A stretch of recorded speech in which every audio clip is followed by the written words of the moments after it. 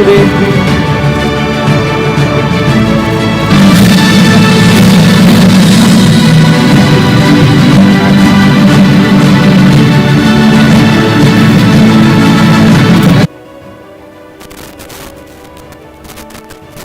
Thank you so much to all the dignitaries who joined us on stage. Request them to take their seats.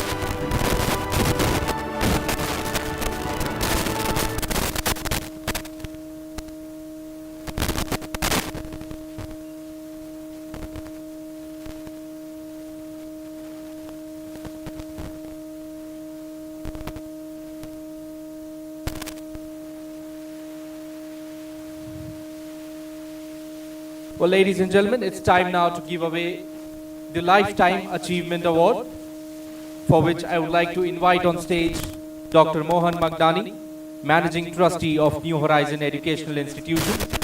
As he joins us on stage, I would like to give a brief introduction about him, though he doesn't need one. Dr. Magdani is an esteemed educational leader and philanthropist. Under his leadership, the Trust is a recipient of the prestigious Kannada Rajyotsava Award for the year 2012, conferred by the Government of Karnataka.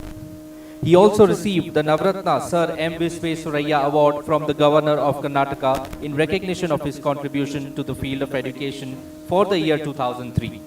A visionary leader, Dr. Magdani's contribution extends beyond education, impacting communities nationwide. Let's hear it, ladies and gentlemen, for Dr. Mohan Magdani, as Mr. Anil Sharma felicitates him with the Lifetime Achievement Award.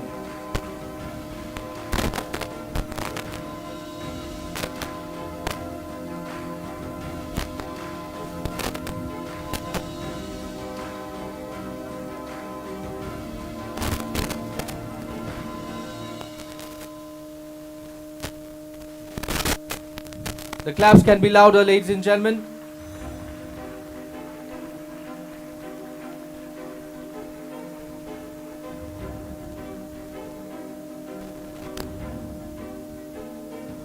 Thank you so much, sir. Thank you so much, Mr. Anil, for giving away the award. It's time now for a short presentation on education today. So your eyes towards the screen, please.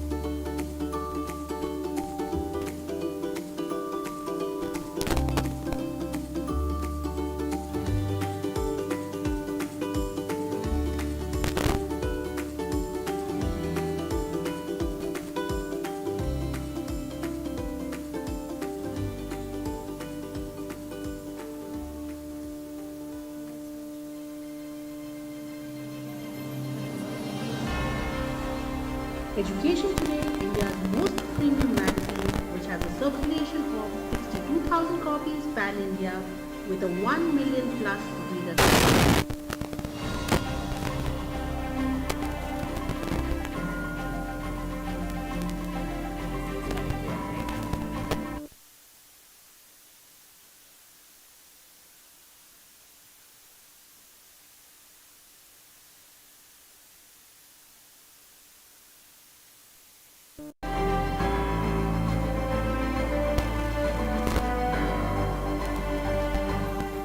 We specialize in creating amazing cover stories and institution profiles.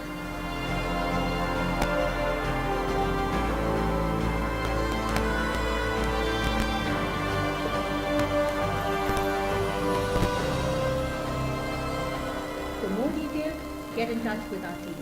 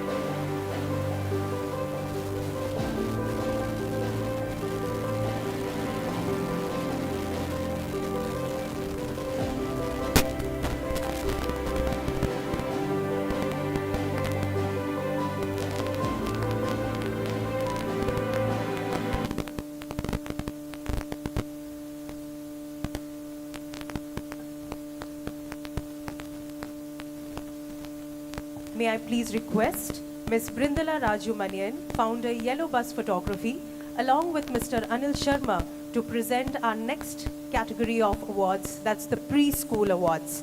Can we have a huge round of applause, ladies and gentlemen?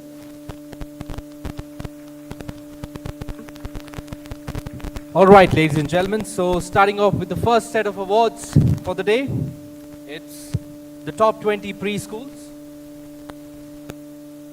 And I would request Meenakshi, Meyer and team from Inventure Academy, Yashwantpur, to please join us on stage.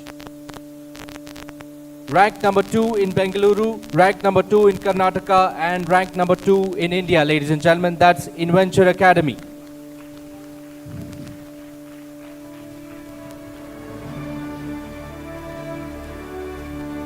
They also walk away with the jury awards. That is the Inventure Academy, Whitefield, Sarjapur campus.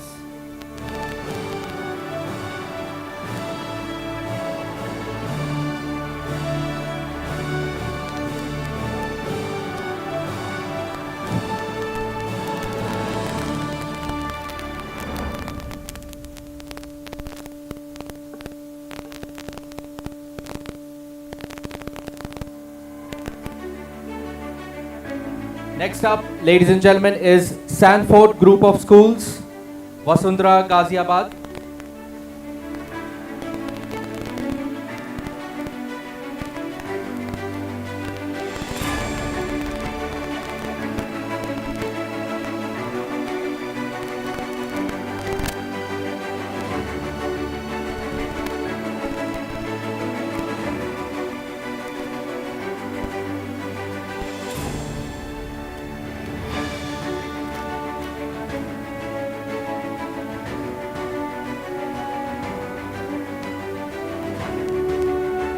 Next up, ladies and gentlemen, is Sanford Group of Schools, Ghaziabad, Uttar Pradesh. Can I request Mr. Abhishek Rathore, the CFO, to please join us on stage? Do we have someone from Sanford? All right. Moving forward, next up is the Global Edge School, Hyderabad, Telangana. Can I request Swati Jayapal Reddy, the Managing Director, to please join us on stage to receive the award?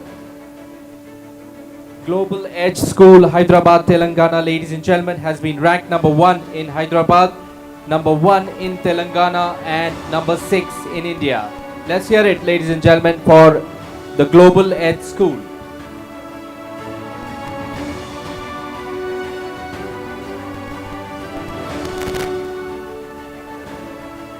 while the Global Edge School walks away with a set of awards this morning, they also walk away with an award in the category CBSE School parameter wise, for which I would request Shri Valli, the headmistress, to please receive the award. They have been ranked number 1 in value for money. The Global Edge School, Hyderabad, Telangana, ladies and gentlemen. They also have been ranked number 1 in future-proof learning infrastructure.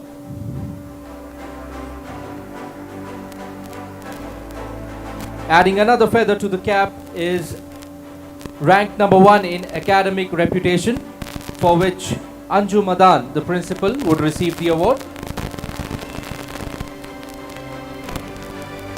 Let the applause continue, ladies and gentlemen. A lot of things they walk away today with. And the Global Edge School also bags an award under the Emerging Preschools category. So Ms. Swati Jayapal Reddy and team would receive the award.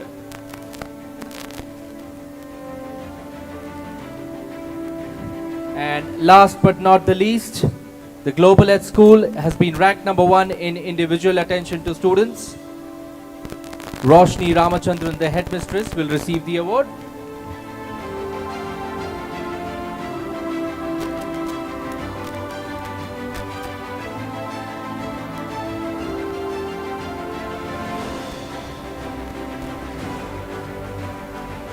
Let the clapping continue for Saint Nursery School. May I request Mr. Ashish Chabra and Ms. Ruchi Chabra to join us on stage. Saint Nursery School, Rajpur Road, Dehradun, Uttarakhand, ranked number 1 in Dehradun, number 1 in Uttarakhand, and number 7 in India.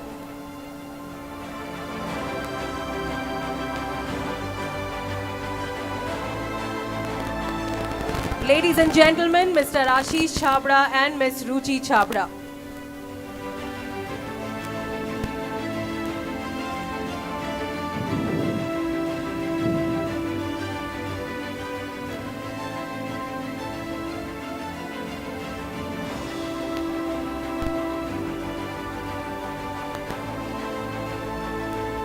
May I now request Ms. Anupama Sethi and Ms. Ekta Batra from New Horizon Public School, Indiranagar, Bengaluru, Karnataka to join us on stage for being ranked number 4 in Bengaluru, number 4 in Karnataka and number 8 in India. New Horizon Public School, Indiranagar, Bengaluru, Karnataka, ladies and gentlemen.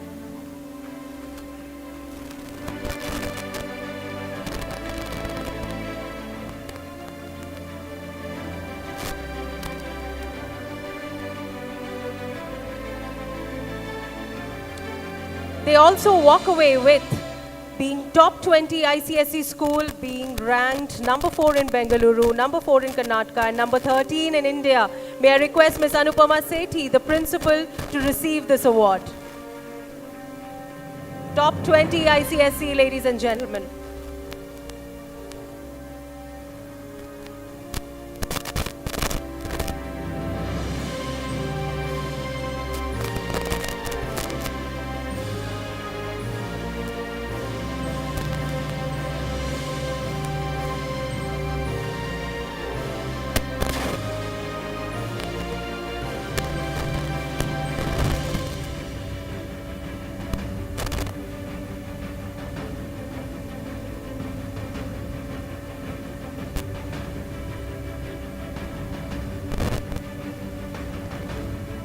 May we now have Ms. Kirti Magnani, Director, New Horizon International School, Bidarahalli, Hennur Gardens, Bengaluru, to join us on stage to collect this prestigious award as a CBSE Emerging School.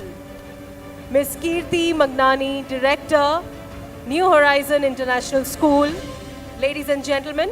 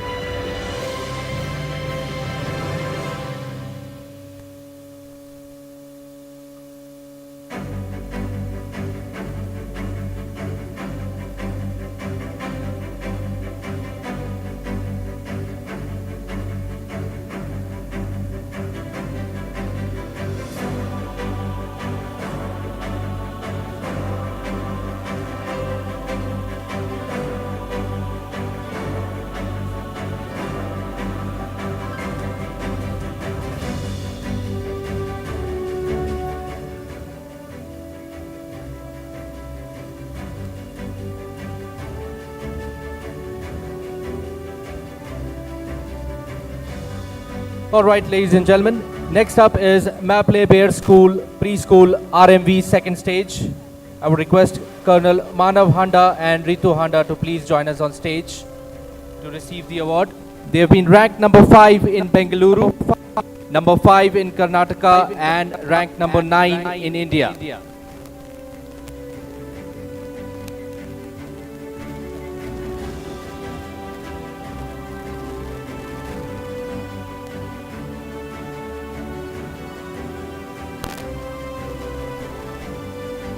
Let's hear it, ladies and gentlemen, for Maple Bear Preschool RMV second stage. Ranked number 5 in Bengaluru, number 5 in Karnataka, and number 9 in India. They have been ranked number 5 in Bengaluru, number 5 in Karnataka. Next up, ladies and gentlemen, is Tulipians Preschool, Kolkata, West Bengal. Can I request Nirmal Verma, founder and director, to please join us on stage? Do we have Mr. Nirmal Verma here with us?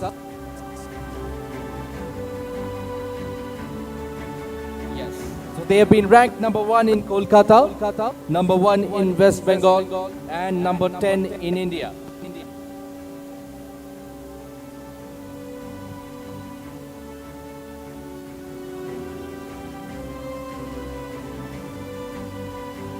I would also request Mr. Nirmal Verma to collect 2 more awards.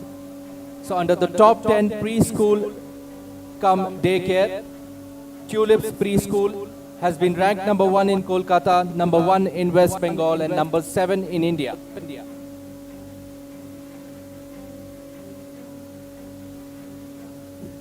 Under the CBSE school parameter-wise, Tulipians Primary School, Kolkata, West Bengal has been ranked number 1 in holistic education. Let's hear it, ladies and gentlemen, for Tulip Fraser Town, number 13 in India, ladies and gentlemen. IV World Play School.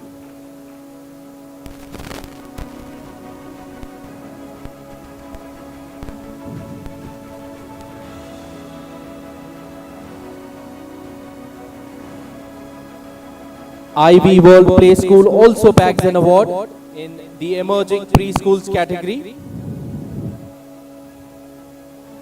Let's hear it, ladies and gentlemen, for IV World Play School.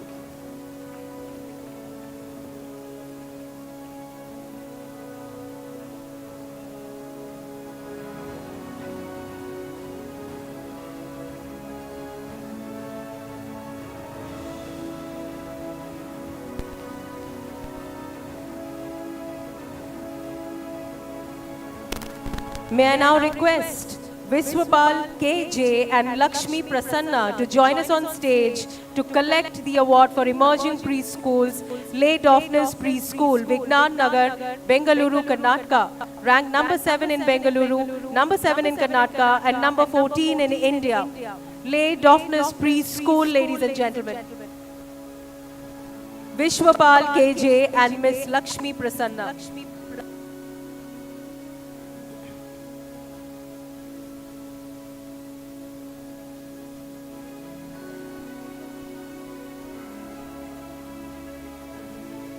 Ladies and gentlemen, please put your hands together for Mondrian House. May I request Mr. H.S. Ratra, Director, Mondrian House, Indiranagar, Dehradun, Uttarakhand, to join us on stage.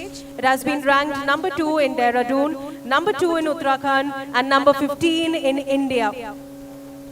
H.S. Ratra, Director, Mondrian House, ladies and gentlemen.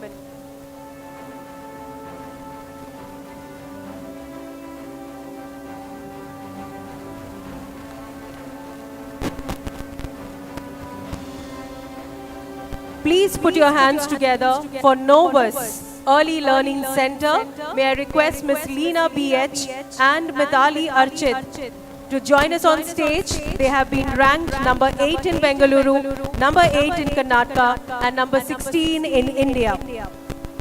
Novus Early Learning Center.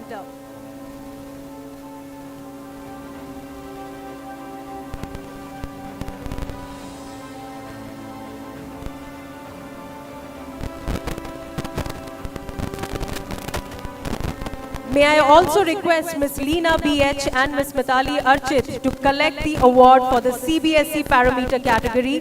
Nagarjuna Vidya Niketan, ladies and gentlemen, Yelahanka, Bengaluru, Karnataka. It has been ranked number 1 in innovative teaching.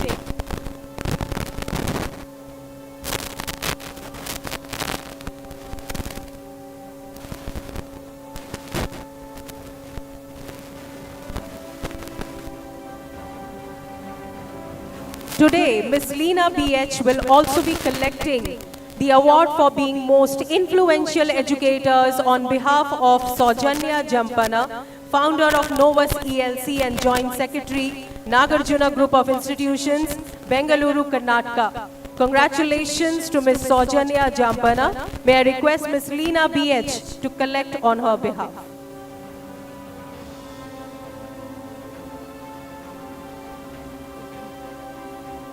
Influential Educators Award.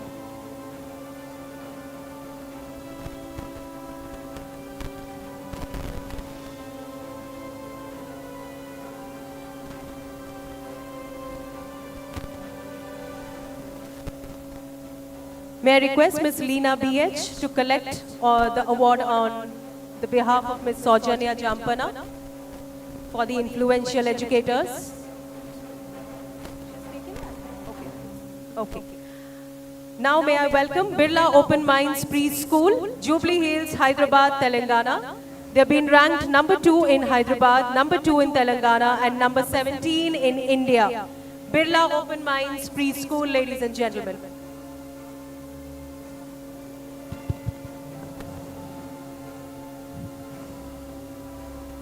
All right, looks like nobody from Birla Open Minds is here. Moving on to our next category, ladies and gentlemen, is top 10 preschool cum daycare.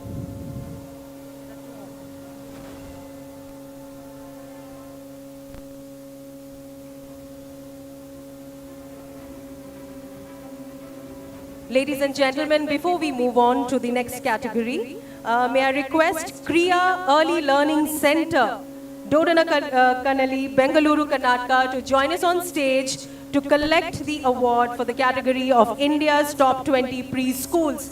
They are ranked number 10 in Bengaluru, number 10 in Karnataka, and number 20 in India. Let's hear it for them, ladies and gentlemen.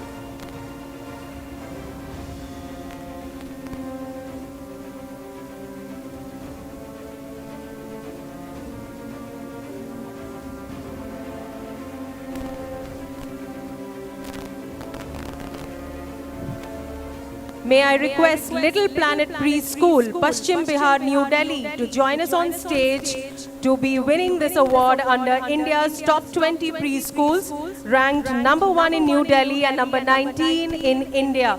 Little Planet Preschool, Paschim Bihar, Delhi.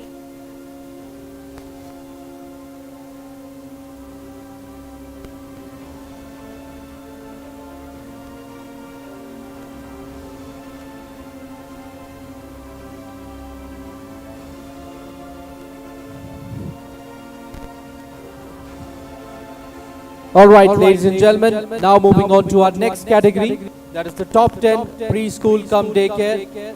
Starting off with Kara for Kids, HSR Layout, Bengaluru. Ranked number 1 in Bengaluru, number 1 in Karnataka, and number 1 in India. Let's hear it, ladies and gentlemen, for Kara for Kids.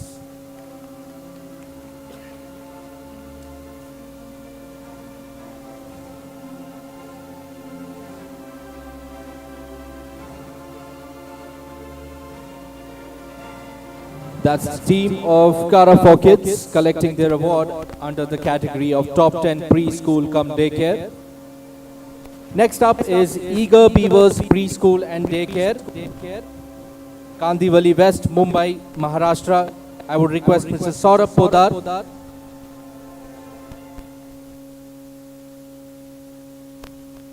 Calling upon Mr. Saurabh Podar, the founder of Eager Beavers Preschool and Daycare. They have been ranked number 1 in Mumbai, number 1 in Maharashtra, and number 2 in India. Let's hear it for Eager Beavers Preschool and Daycare, ladies and gentlemen.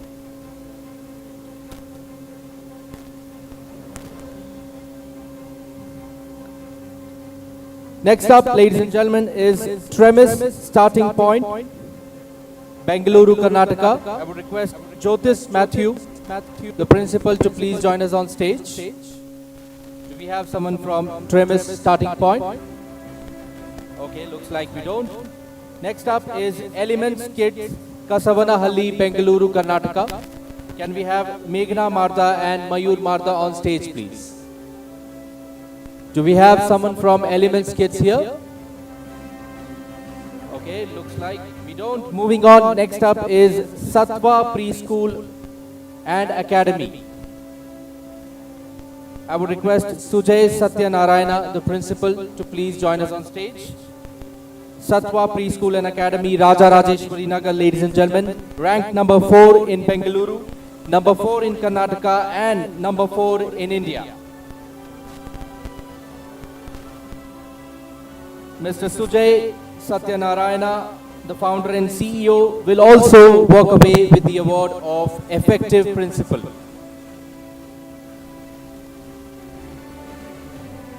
Let's hear it, ladies and gentlemen, for Mr. Sujay and Sattva Preschool and Academy.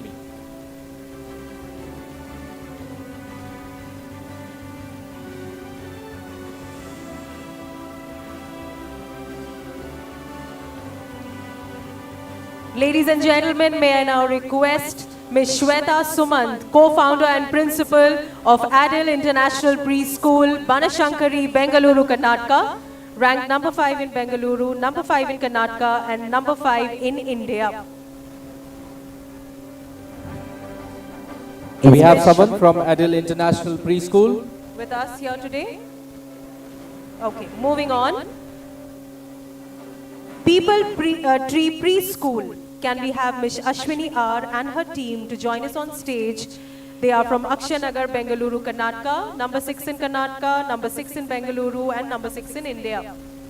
People Tree Preschool.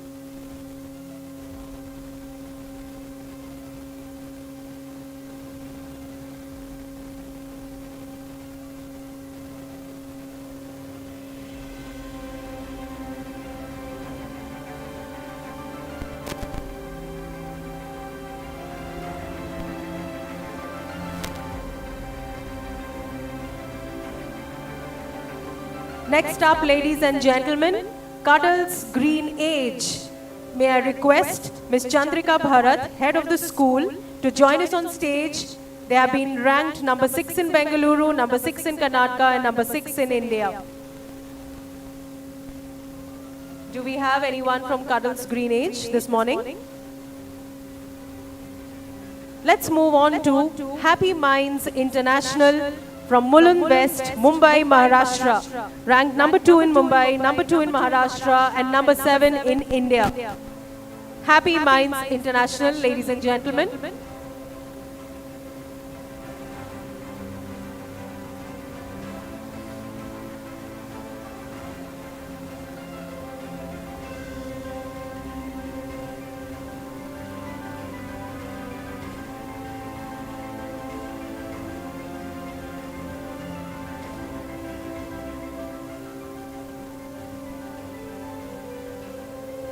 Little Aryans Pre-K.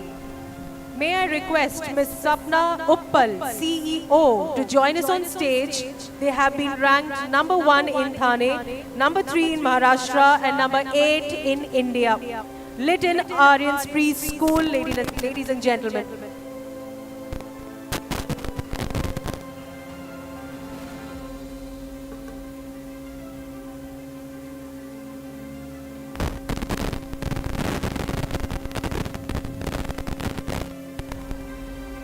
Moving on, ladies and gentlemen, next up is Creative Kids, JP Nagar, Bengaluru. Can I request Aisha Singh to please join us on stage? Do we have Aisha Singh or anyone from the team of Creative Kids? Looks like we don't. Moving forward, next up is Rockwell Preschool, Hyderabad, Telangana. Do we have Naveen G from the management team here? Yes. So Rockwell Preschool, ladies and gentlemen, has been ranked number 1 in Hyderabad, number 1 in Telangana, and number 9 in India. Let's hear it, ladies and gentlemen, for Rockwell Preschool.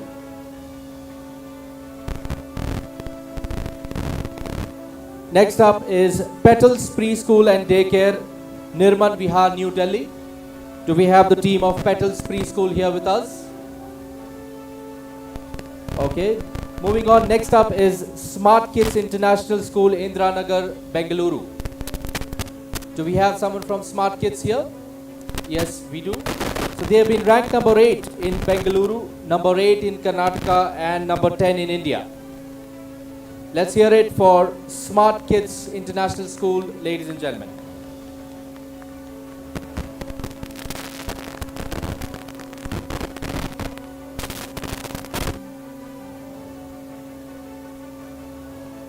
Moving on, ladies and gentlemen, next up is Orange International Preschool, AECS layout, Bengaluru. Can I request Shilpa, Sri Kumar and Shanti, Miss Shanti to please join us on stage. Orange International Preschool, ladies and gentlemen, has been ranked number 9 in Bengaluru, number 9 in Karnataka and number 10 in India.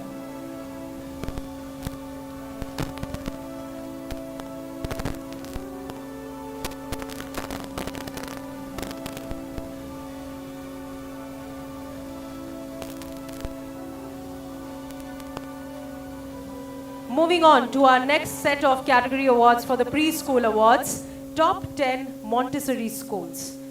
May I request Ms. Preeti Seth and Krishna Udani to join us on stage from Legacy Montessori, Bairathi Village, Bengaluru, Karnataka.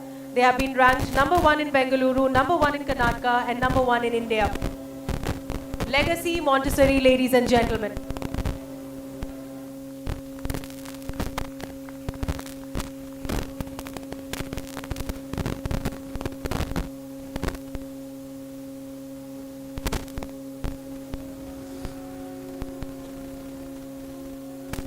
May we have on stage the team of L Pro First Steps, Ms. Aarti Kanwal and Catherine Fernandez, all the way from Pune, Maharashtra. They are here to collect their award, being ranked number 1 in Pune, number 1 in Maharashtra, and number 3 in India.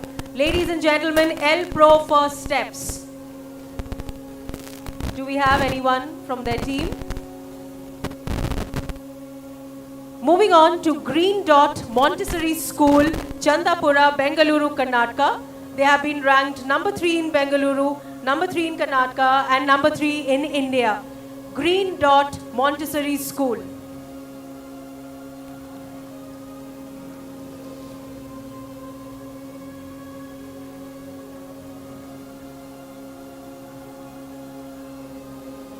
For the CBSE parameter, the Green Dot International School also collects the award for being ranked number 1 in individual attention to students.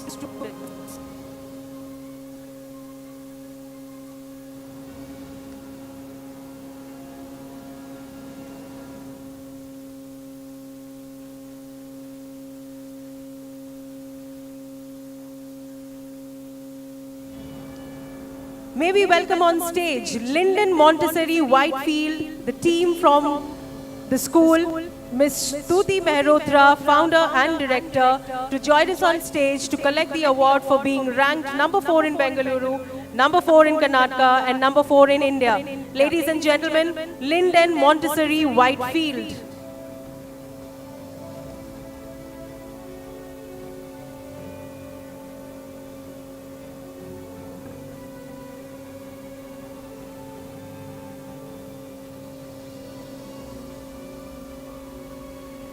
Next we have Penguin Montessori.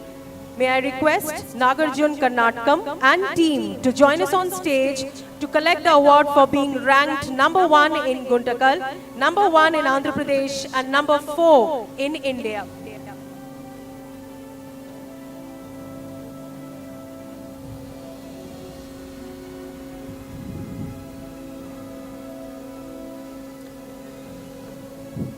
Next up, I would request the team of Petals Montessori School, Marathali, Bengaluru, to please join us on stage. Anybody from Petals Montessori, Marathali? All right, moving forward. Next up is London Montessori School. Can we have Jayashri S., the director, to please join us on stage? London Montessori School, Chennai, Tamil Nadu has been ranked number 1 in Chennai, number 1 in Tamil Nadu, and number 5 in India.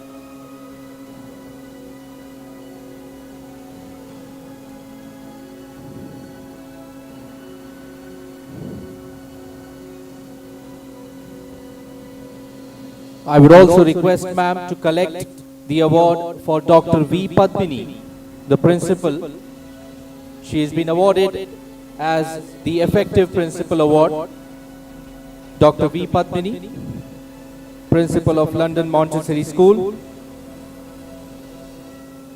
And one more award is under the India's Top Prestigious School Jury Awards, where London Montessori School has been awarded for innovative teaching.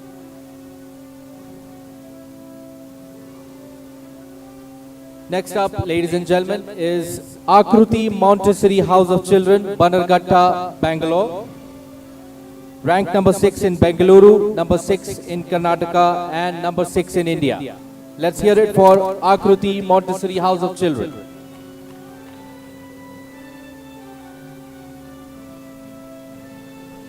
The claps can be louder, ladies and gentlemen. Let us appreciate the award winners. That's Akruti Montessori House of Children. Next up, would request Dr. Muhammad Moin and Yasmin Khanam from Rahi Kids Planet to please join us on stage. So Rahi Kids Planet has been ranked number 1 in Howrah, ranked number 1 in West Bengal, and number 7 in India. Rahi Kids Planet, Howrah, West Bengal, ladies and gentlemen.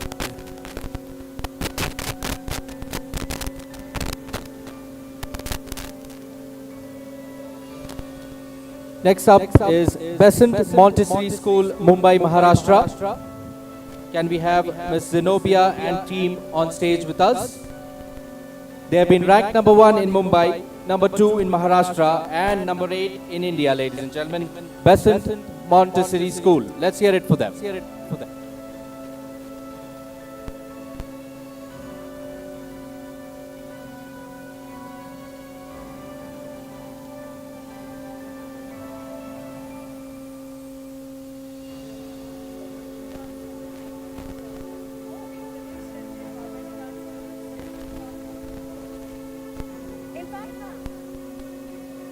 So Besant Montessori School, ladies and gentlemen, has completed 75 years. Let's hear it. That's a big milestone to achieve. And we see them all smiling. And a lot of big names have been associated with this school. It's such a proud moment for the team to be taking this award. I'm sure they must be really feeling proud to see their children excelling in different fields. May I now request Mr. Neeraj Parekh and Ms. Akshita Parekh to join us on stage from Casa Vista Montessori Preschool to collect their award for being ranked number 2 in Mumbai, number 3 in Maharashtra, and number 9 in India. Mr. Neeraj Parekh and Ms. Akshita Parekh, Casa Vista Montessori Preschool.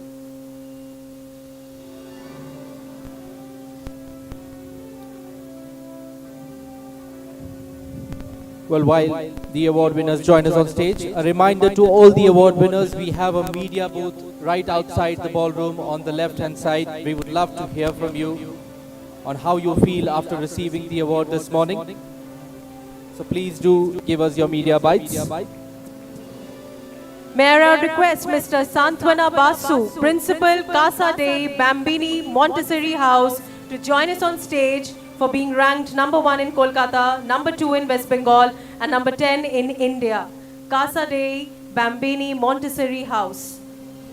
Santwana Basu, the principal of Casa de Bambini Montessori House.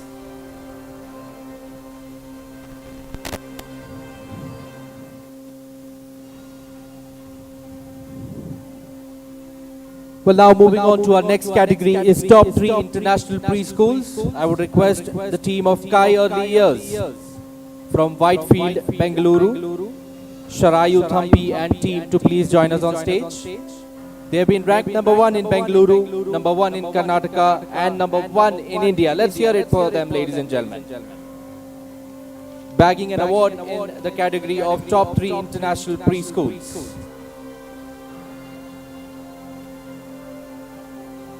Kai Early Years.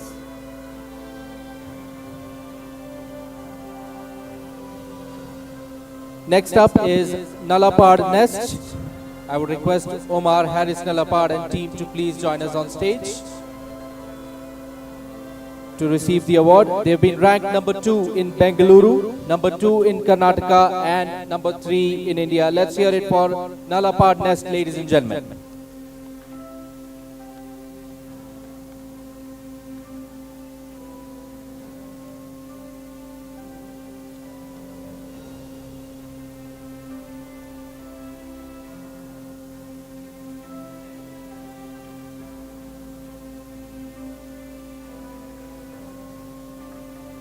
Next up, moving on to the category of emerging preschools. Can we have Seema Gupta and Harpreet Kaur from Navkis Educational Center, Bengaluru, Karnataka, to join us on stage to receive the award under the emerging preschools category. Let's have a round of applause, ladies and gentlemen, for Navkis Educational Center.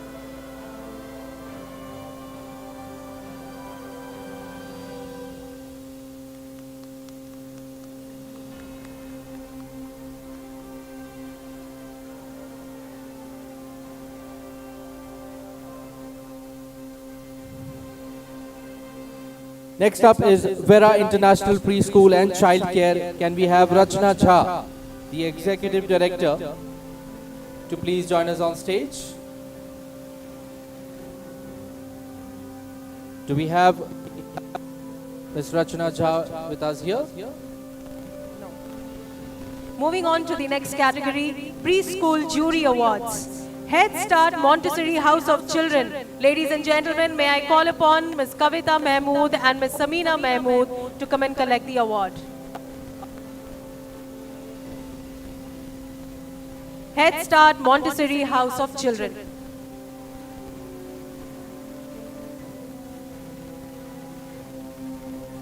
To collect this prestigious award, next we have Neve Early Years Indiranagar. May I request Michelle George and her team to join us on stage. Neve Early Years Indiranagar. Moving on next, may I request the team of Clay to join us on stage to collect this prestigious Preschool Jury Award.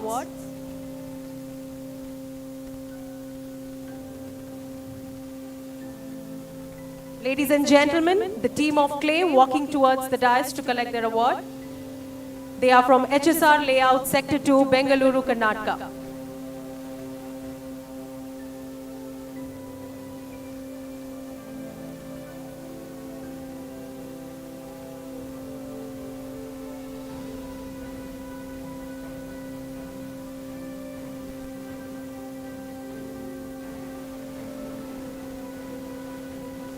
Next we have Jumpstart International Preschool and Learning Center, Koramangala, Bengaluru, Karnataka. May I request the team of Jumpstart International Preschool and Learning Center to join us.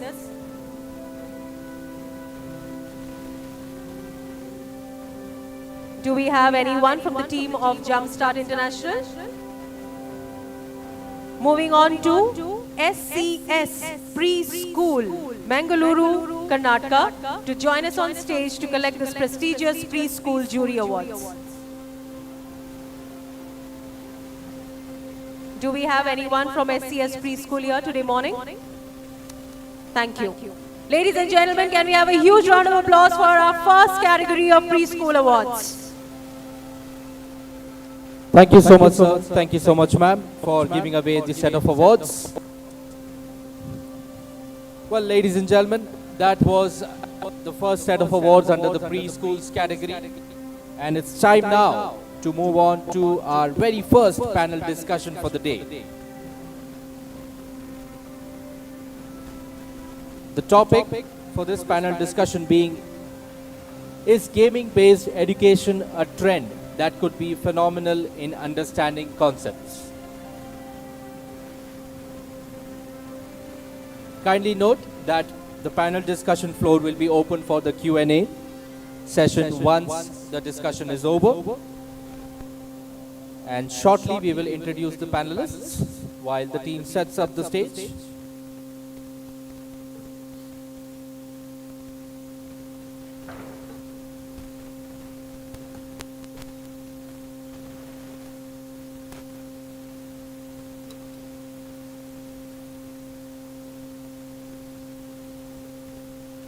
Well, this is the 11th National Conference on K-12 Leadership and India School Merit Awards, hosted by Education Today, powered by Unipro.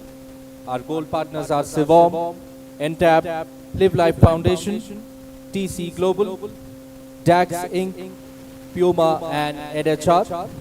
Our associate partners are Ecophon, Yellow Bus Photography, Valid Initiatives, Open Door, Sprouts EduTours, EduSports and School Ventures. And as you all can see, we are now moving into our first panel discussion for the day. And I would now request Manasvi to please introduce the panelists to you. Thank you, Rahul. It would be my immense pleasure to do so. Miss Shanti Menon, Principal, Dean's Academy, Bengaluru. The principal founder of Dean's Academy, she embodies the spirit of this institution with a chain of schools and colleges spread over East Bangalore. Her passion for education and vast teaching experience put her in a unique position to continually steer Deans to the highest echelons of the educational excellence. An able administrator, her zest towards education and her management skills enable Ms. Shanti to steer the school towards new horizons. Even as the academic director of the schools, she has developed an indigenous curriculum for life skills, community engagement, and innovation for students of Dean's Academy. It is an absolute pleasure to welcome you, ma'am, onto the stage.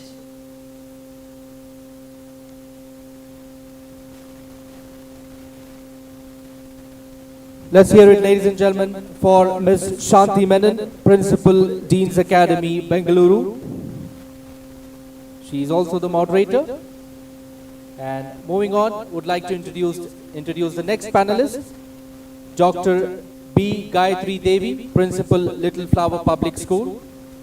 She has over 30 years of academic and administrative experience in India and abroad with reputed schools, colleges and universities.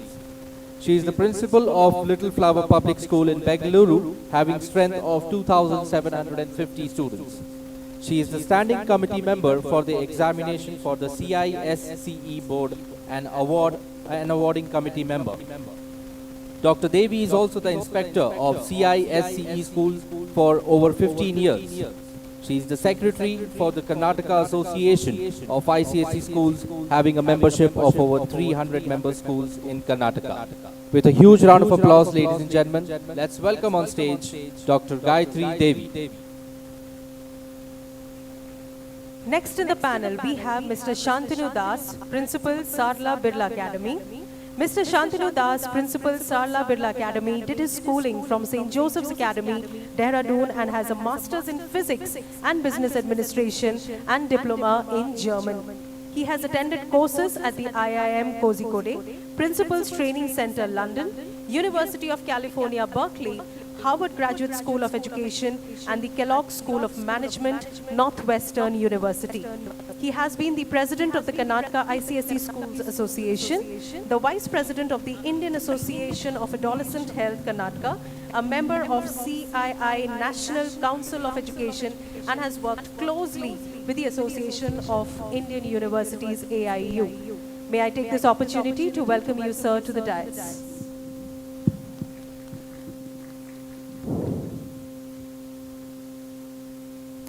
Next up is Mrs. Vandana Arora, Principal, Nahar International School. Vandana Arora is the founder principal of the CAIE affiliated Nahar International School, Powai, Mumbai. An alumni of Lucknow University with over 20 years of teaching and administrative experience, she was the former joint secretary of members of the International Schools Association, which has a membership of 76 top-ranked international schools. Her vision is to make students globally responsible citizens through self-discovery, which is an effort that could be seen in the school's curriculum. A very warm welcome to you, ma'am. Ladies and gentlemen, next we have Dr. Mrs. Lavanya Mithran, Principal Bishop Cotton's Girls' School. She has served as a former member of the Academic Senate of Venkateshwara University. She was the first woman in Andhra Pradesh to acquire a doctorate in the subject of environmental geology. Dr. Mrs. Lavanya Mithran has taken up the mantle of principal at Bishop Cotton's School since January 2015. An educationist and an extremely progressive personality, Dr. Mrs. Mithran endeavors to take Cottons to even greater heights. It's an absolute pleasure, ma'am, for me to welcome you onto the stage. May I call upon Ms. Renita S. Mendonkna, Principal, Tenbroik Academy. As a visionary leader, she uplifts both students and staff, transforming her school into a hub of academic excellence and innovation. Ms. Renita's impact extends beyond academics, nurturing compassionate and confident individuals. Her remarkable career has given wings to countless young minds, empowering them to soar to new heights and leave a lasting impact on the world. Her love for children and passion for teaching have inspired students to the dais.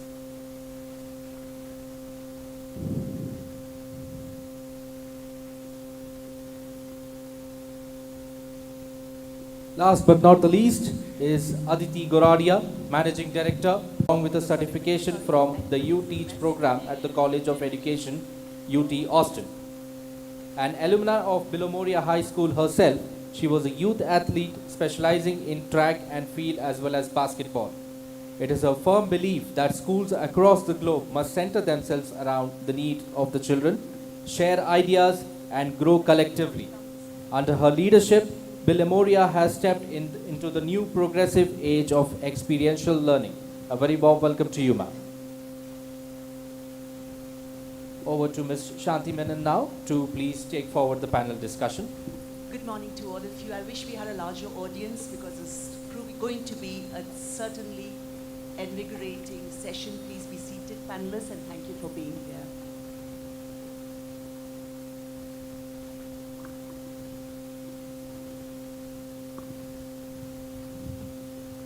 As educators, we are at all times exploring ways and means to up our game, isn't it? And that's why we are always at conferences to pick up some new idea, something that's different to improve experiences of students in our schools. So today, the first panel is perfect. The topic being game-based education, a trend that could be phenomenal in understanding concepts. Then there are a lot of keywords there which we will discuss later. Going on one end we all struggling as educators to keep the attention of our children in the classrooms. So many distractions. It could be the child next door, and the latest, of course, the scapegoat is COVID. But on the other end, this technology making so much advancement leaps and bounds that we educators, smart that we are, thought it best to marry into, and we have been exploring so much in terms of technology inside our classroom. So the kind of experiences that technology is able to provide to us in terms of real life experiential learning is phenomenal. And that's the reason that classrooms become even more fun and exciting for children. Education should learn the positive side of game, reward, accomplishment, and fun, said a computer scientist, entrepreneur, and educator, Sebastian John. Well, the key words being reward, accomplishment, and fun, very crucial to today's generation of students. So the panel today will have a lot of perspectives to share, and I'm sure as all of you would be able to decipher what best action that you would like to take after the whole panel's discussion is over. So without much ado, I'd like to hand over to my group of panelists here. I don't know why I'm making them mine, but of course I'd love to be part of this group. I'm here just to moderate the whole session because we are time limited.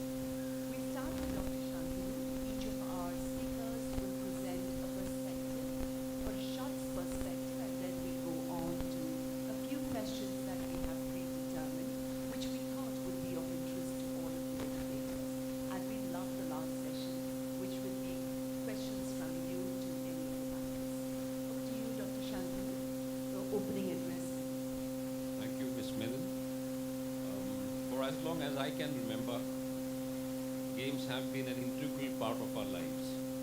While growing up, I seem to remember a lot of reading and hearing war games, perhaps these days even more so. And then on the other side of the spectrum, from scientific animals and even humans play.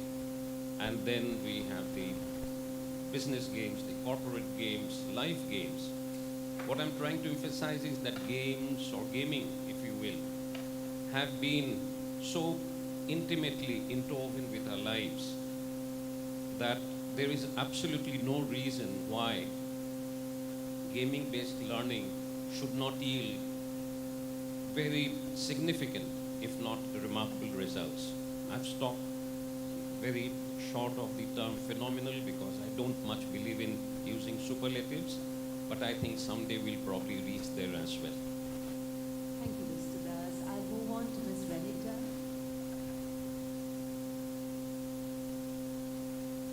Thank you, ma'am.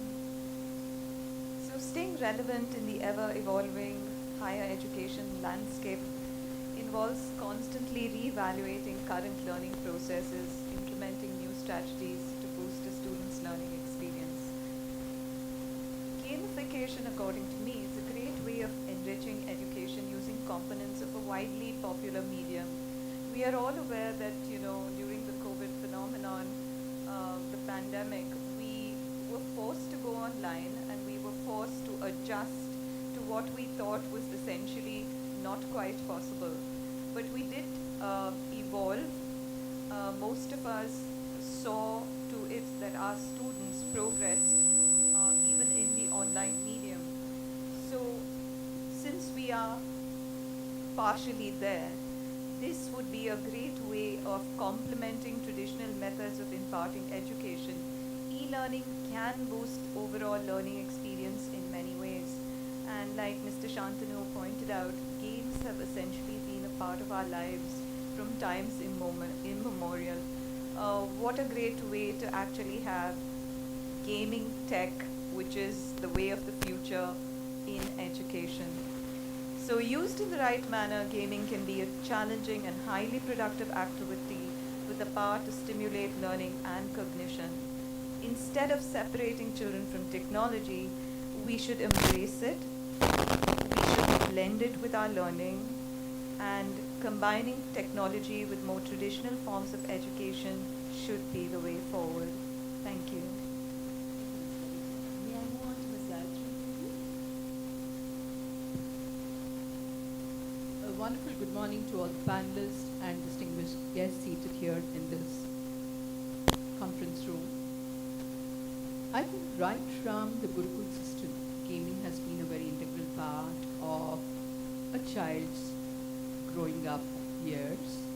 So here when we're talking about gaming, let's understand that it is, or rather in a school, when we use the terminology, the vocabulary gaming, there are multiple facets to it. One, it could be the gaming processes that we have in our school grounds under the physical education curriculum. The other could be the gaming that children use for fun in varied devices, gadgets that they have. And here today what we will be discussing is how do we incorporate gaming in our day-to-day teaching learning practices.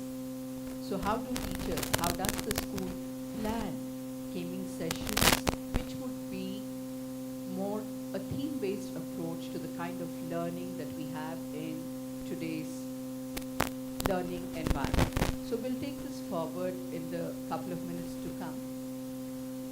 Thank you, Ms. Gayatri. May I move on to Ms. Vandana Roda? Good morning, everyone.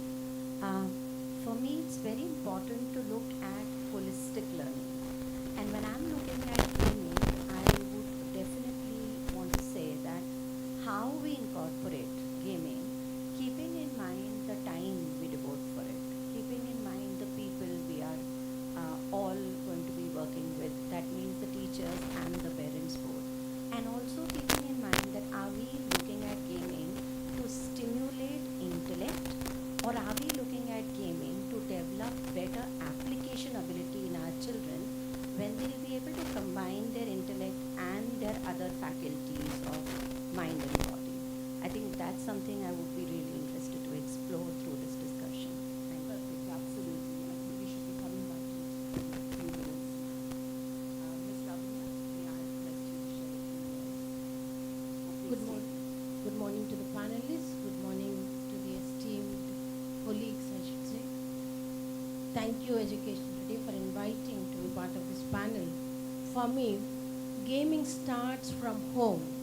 We start gaming at home only. Maybe the physical education, what it starts in preschool, there it starts with the gaming. See, maybe physically we are allowing the children to be a part of games.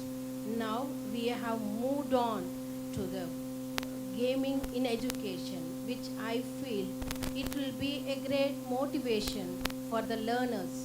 This is what I feel.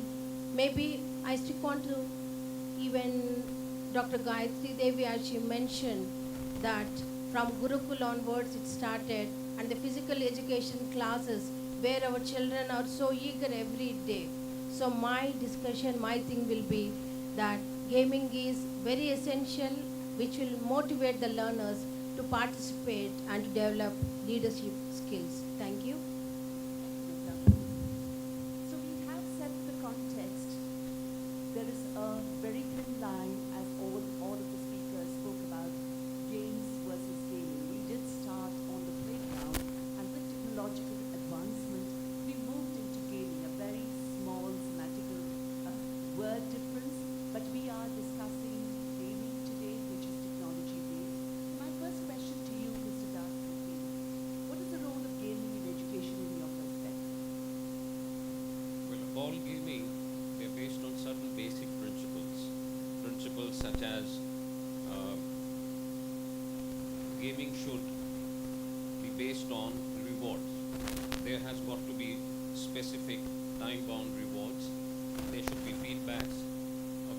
One very important aspect of gaming should be that it should be easy to learn, but not very easy to master, difficult to master.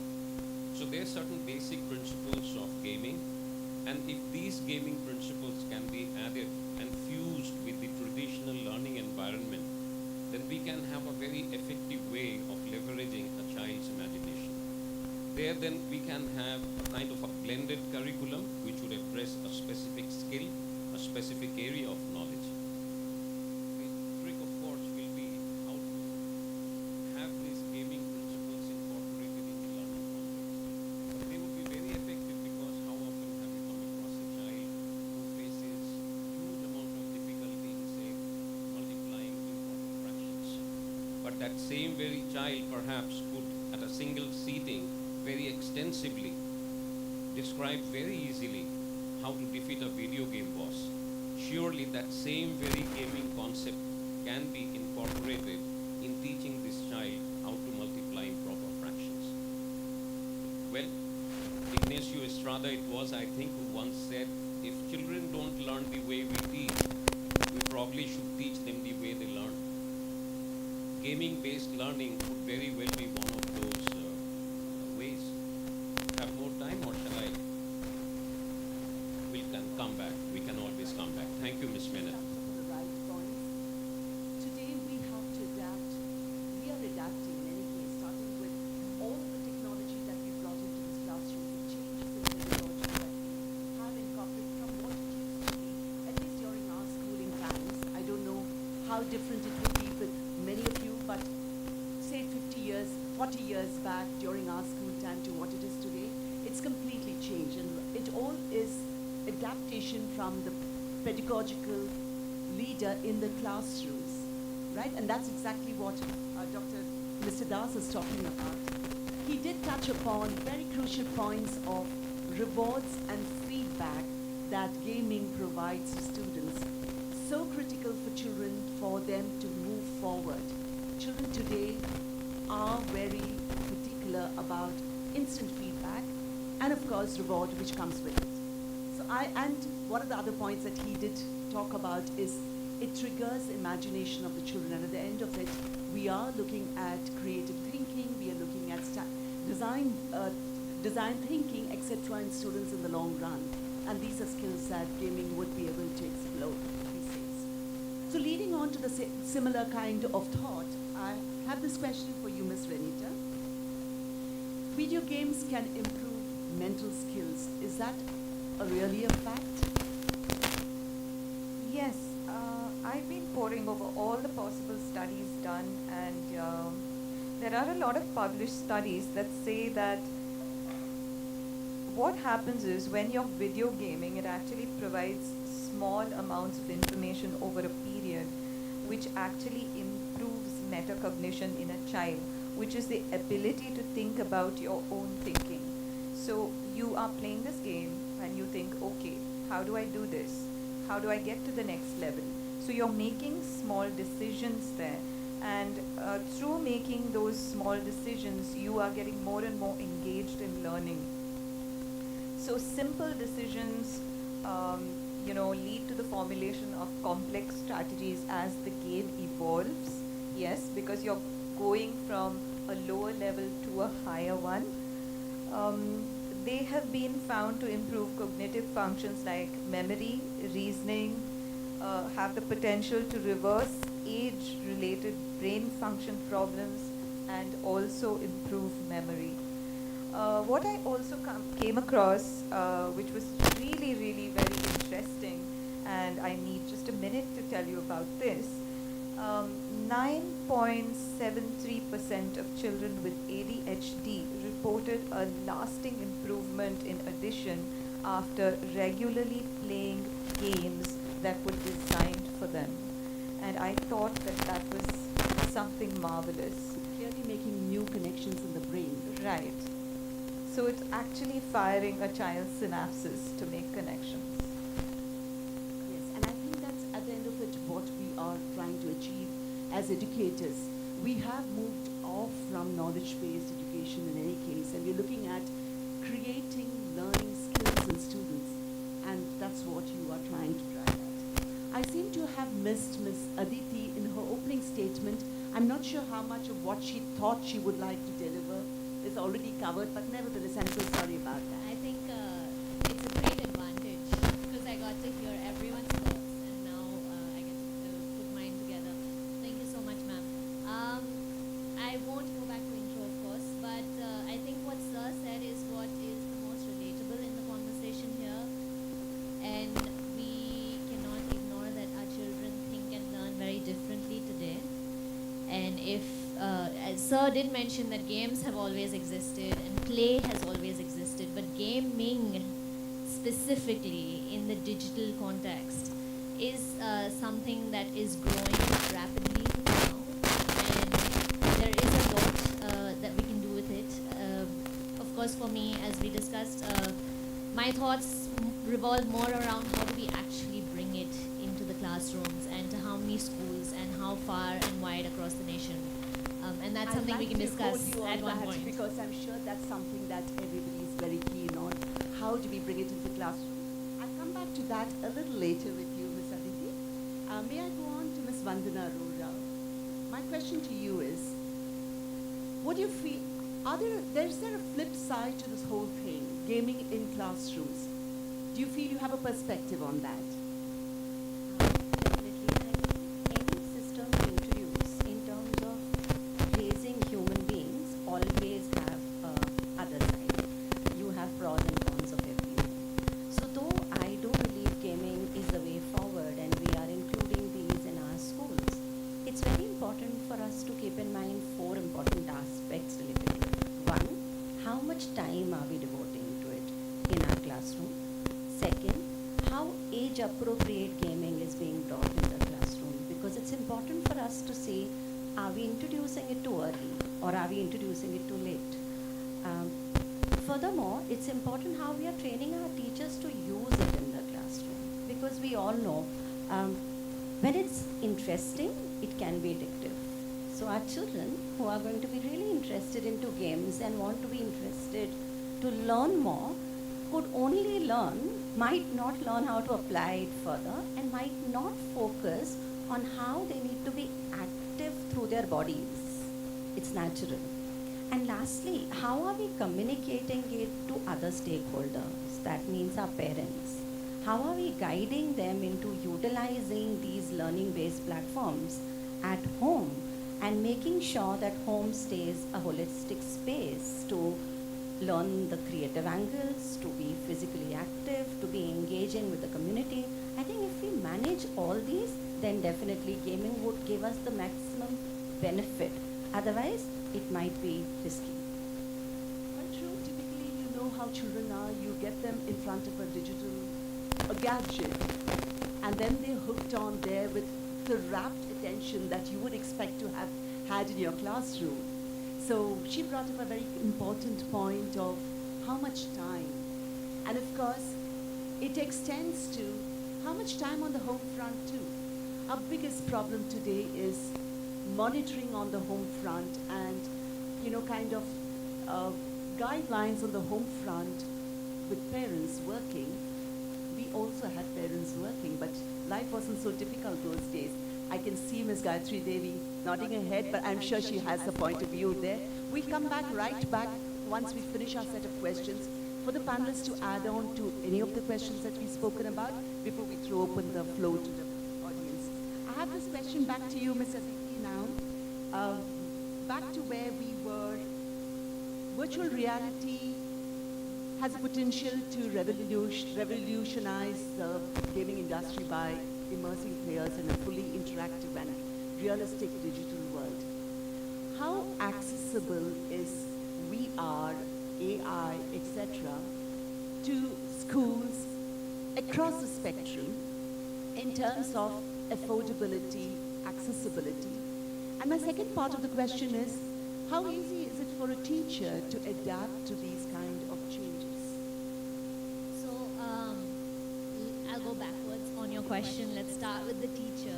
And there's so much for our teachers to do in a classroom. So many targets, so many goals, complete the syllabi, etc.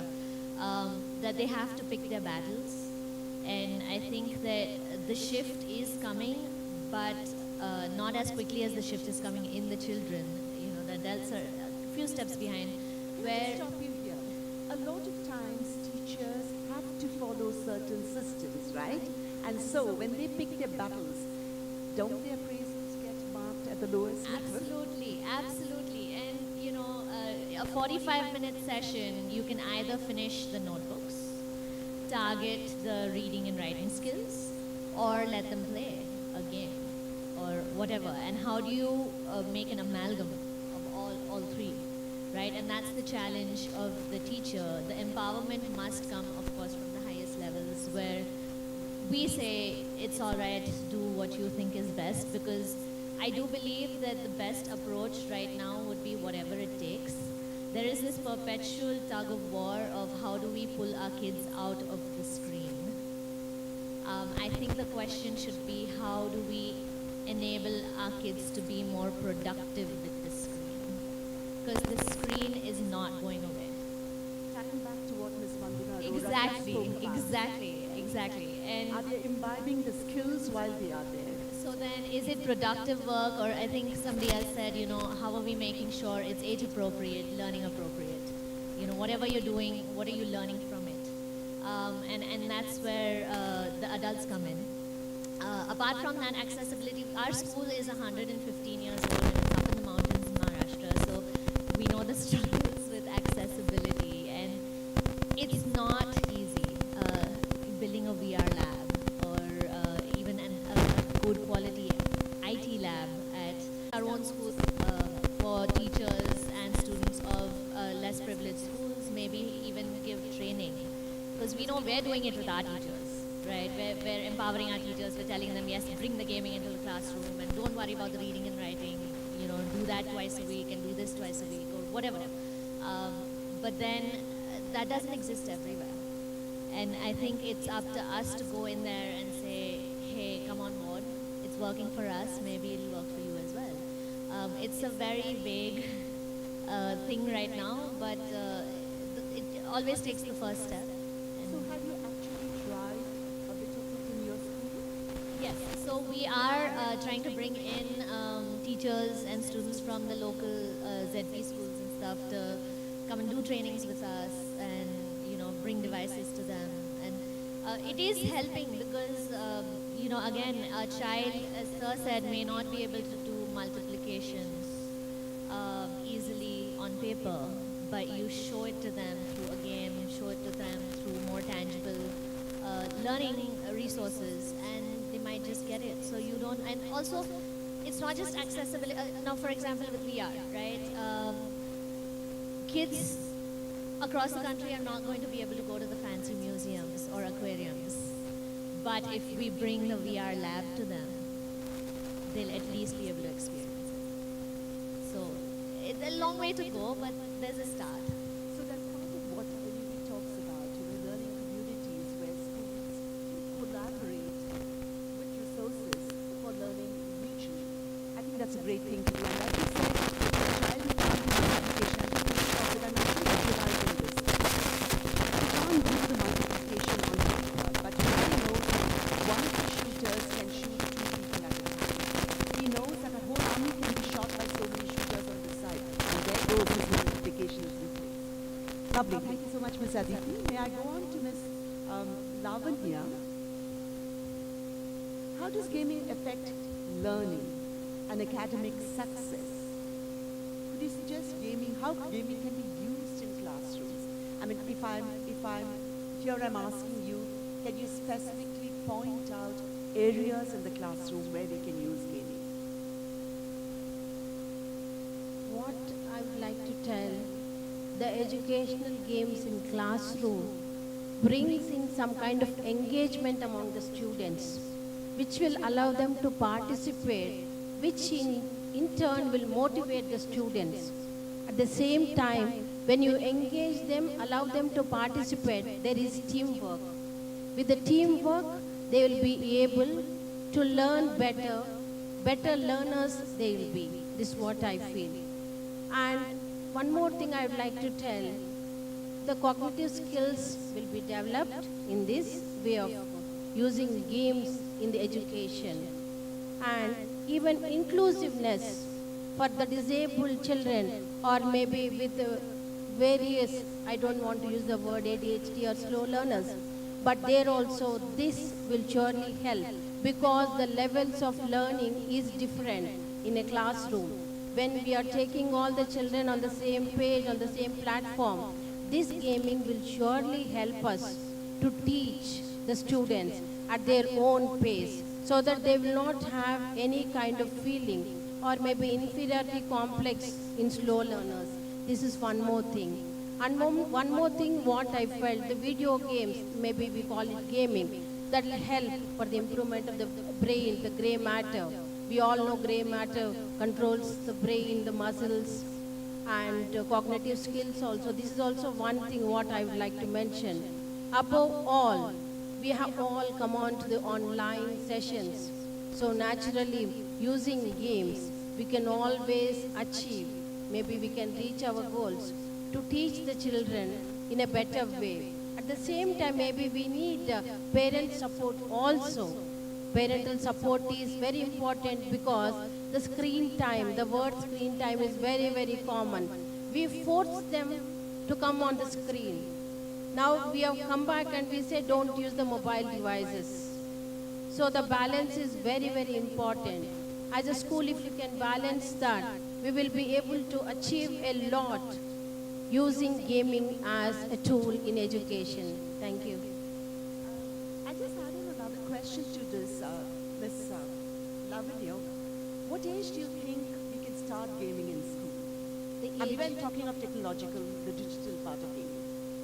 See, I feel like grades 5 above, they will be able to do it, because now when we see the children in preschool also, they are able to use the mobile devices. They know better than us. That is one thing. And maybe to learn math, physics and coding and all that, this gaming will surely help us. I also feel that gaming, she brought in a very important point of inclusiveness. So critical in a classroom when everybody's on the same platform, when they are gaming together. So teamwork, gaming can be a team exercise rather than an individual exercise. So we don't need to have large exotic labs. We can have a few computers, a few display monitors for a small group of children playing together.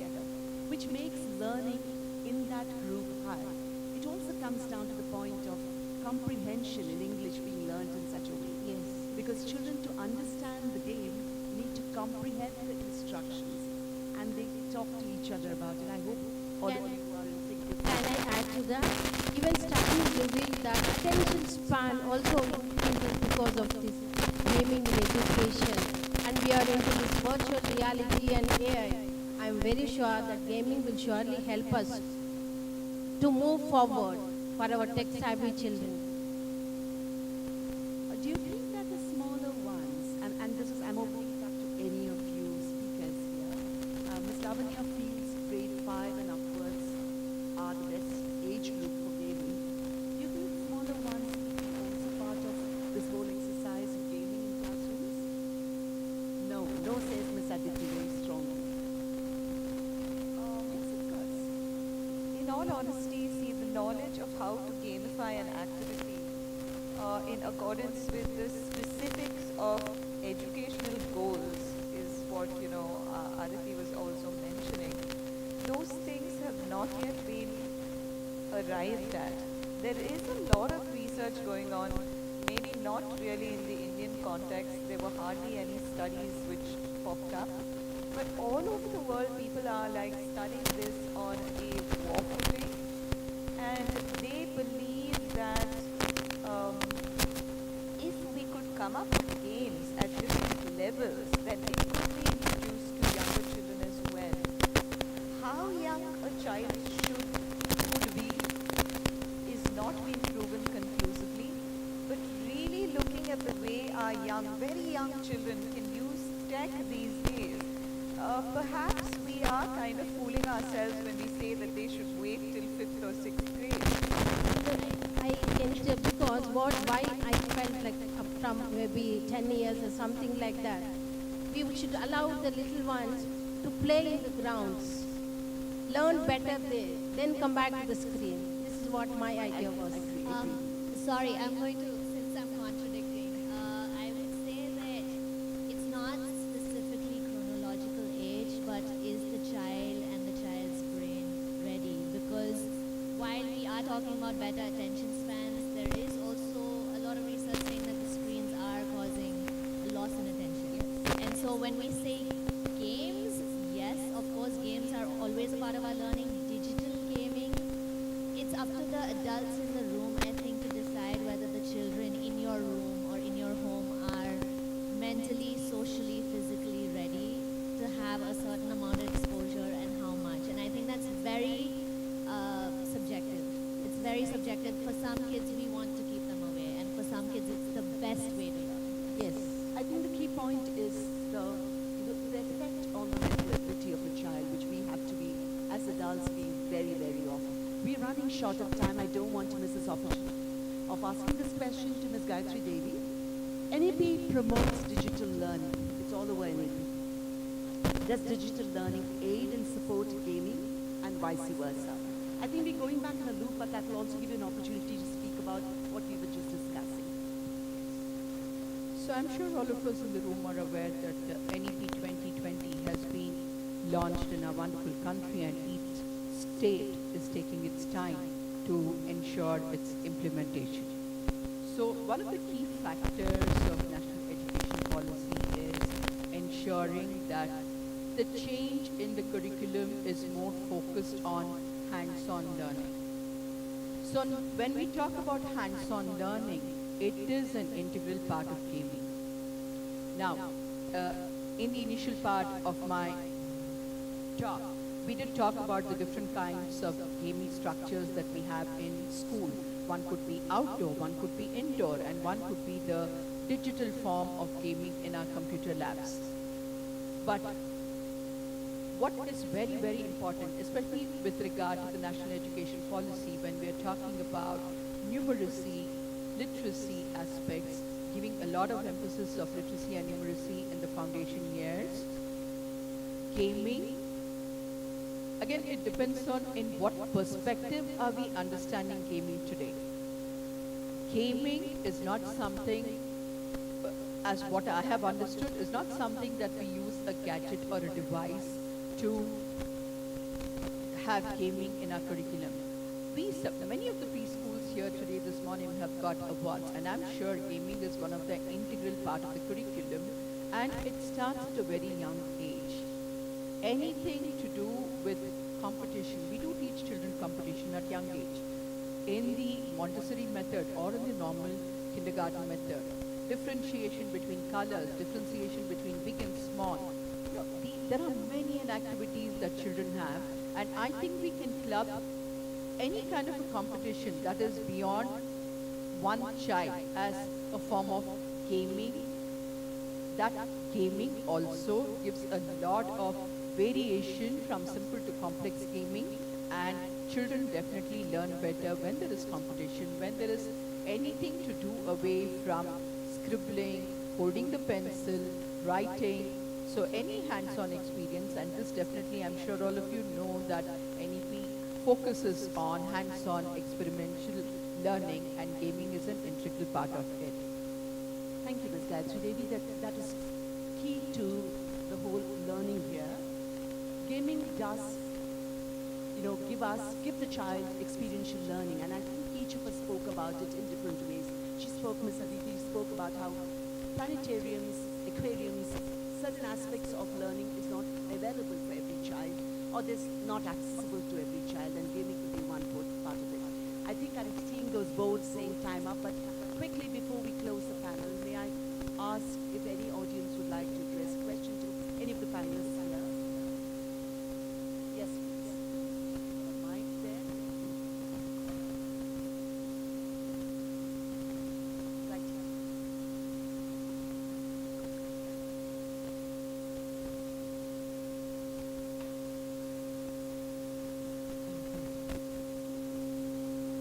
Good morning, all of you. My question may not be able to be digested by all the preschool owners specifically.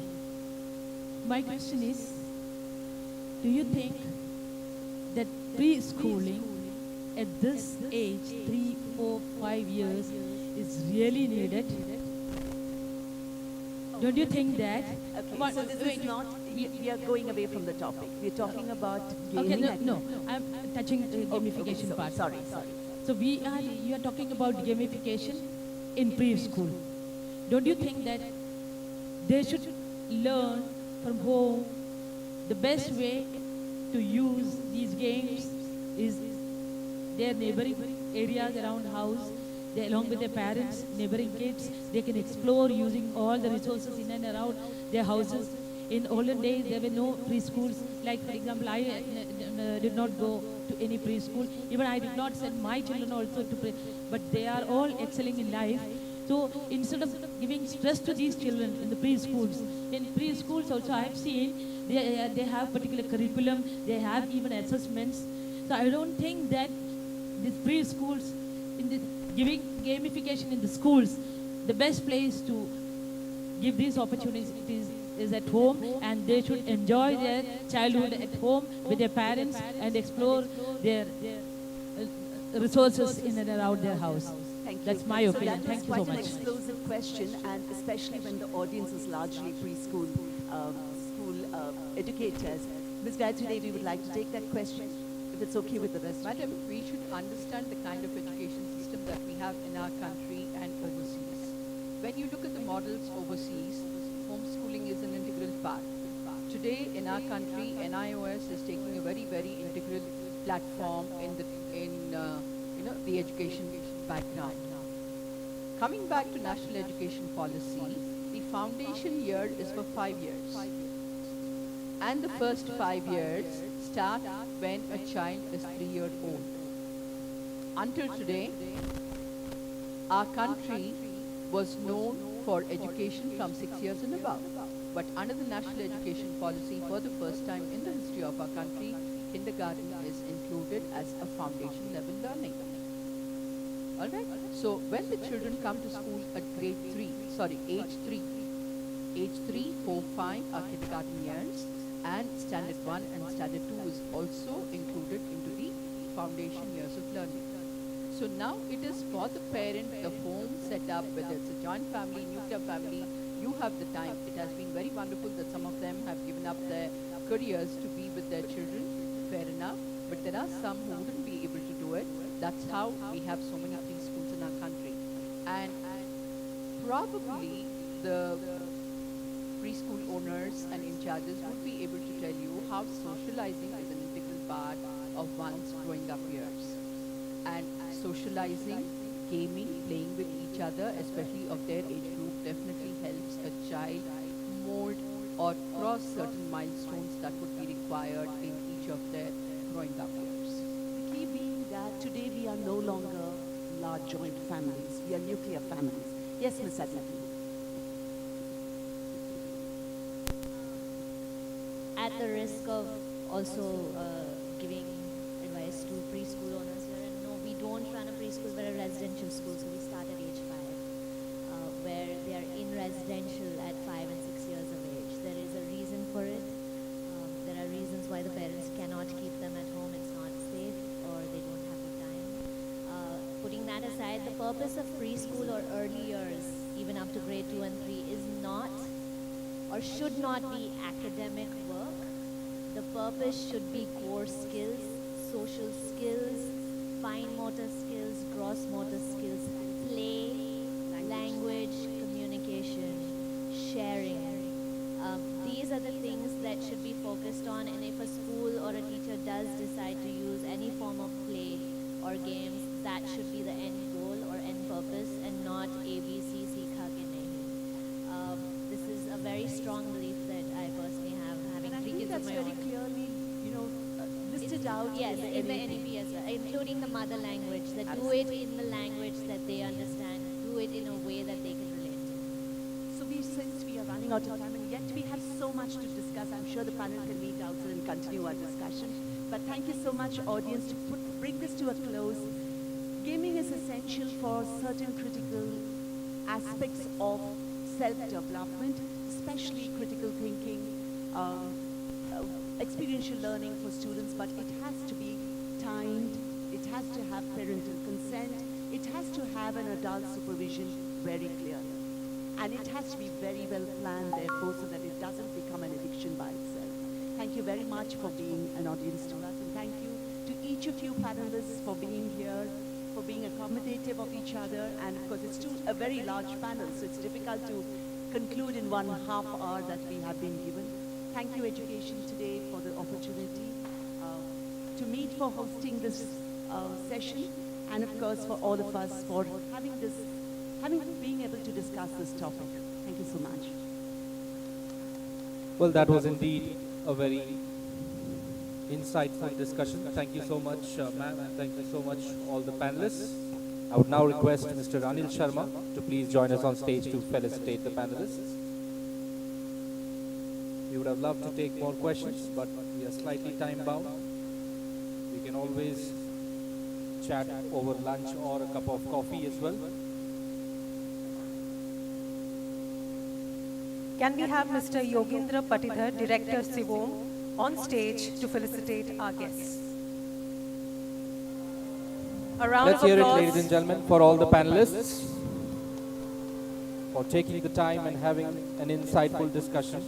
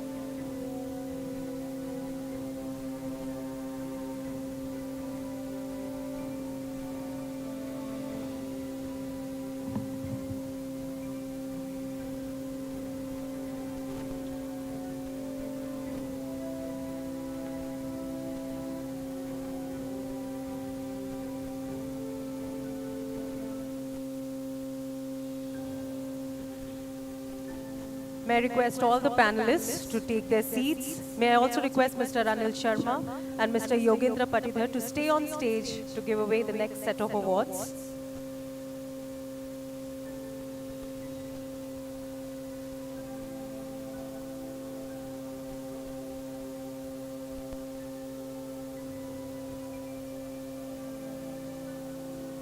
All right, ladies and gentlemen. So this is to inform you that the panelists also have a set of awards which they will be taking away. Starting off in the CBSE parameters category.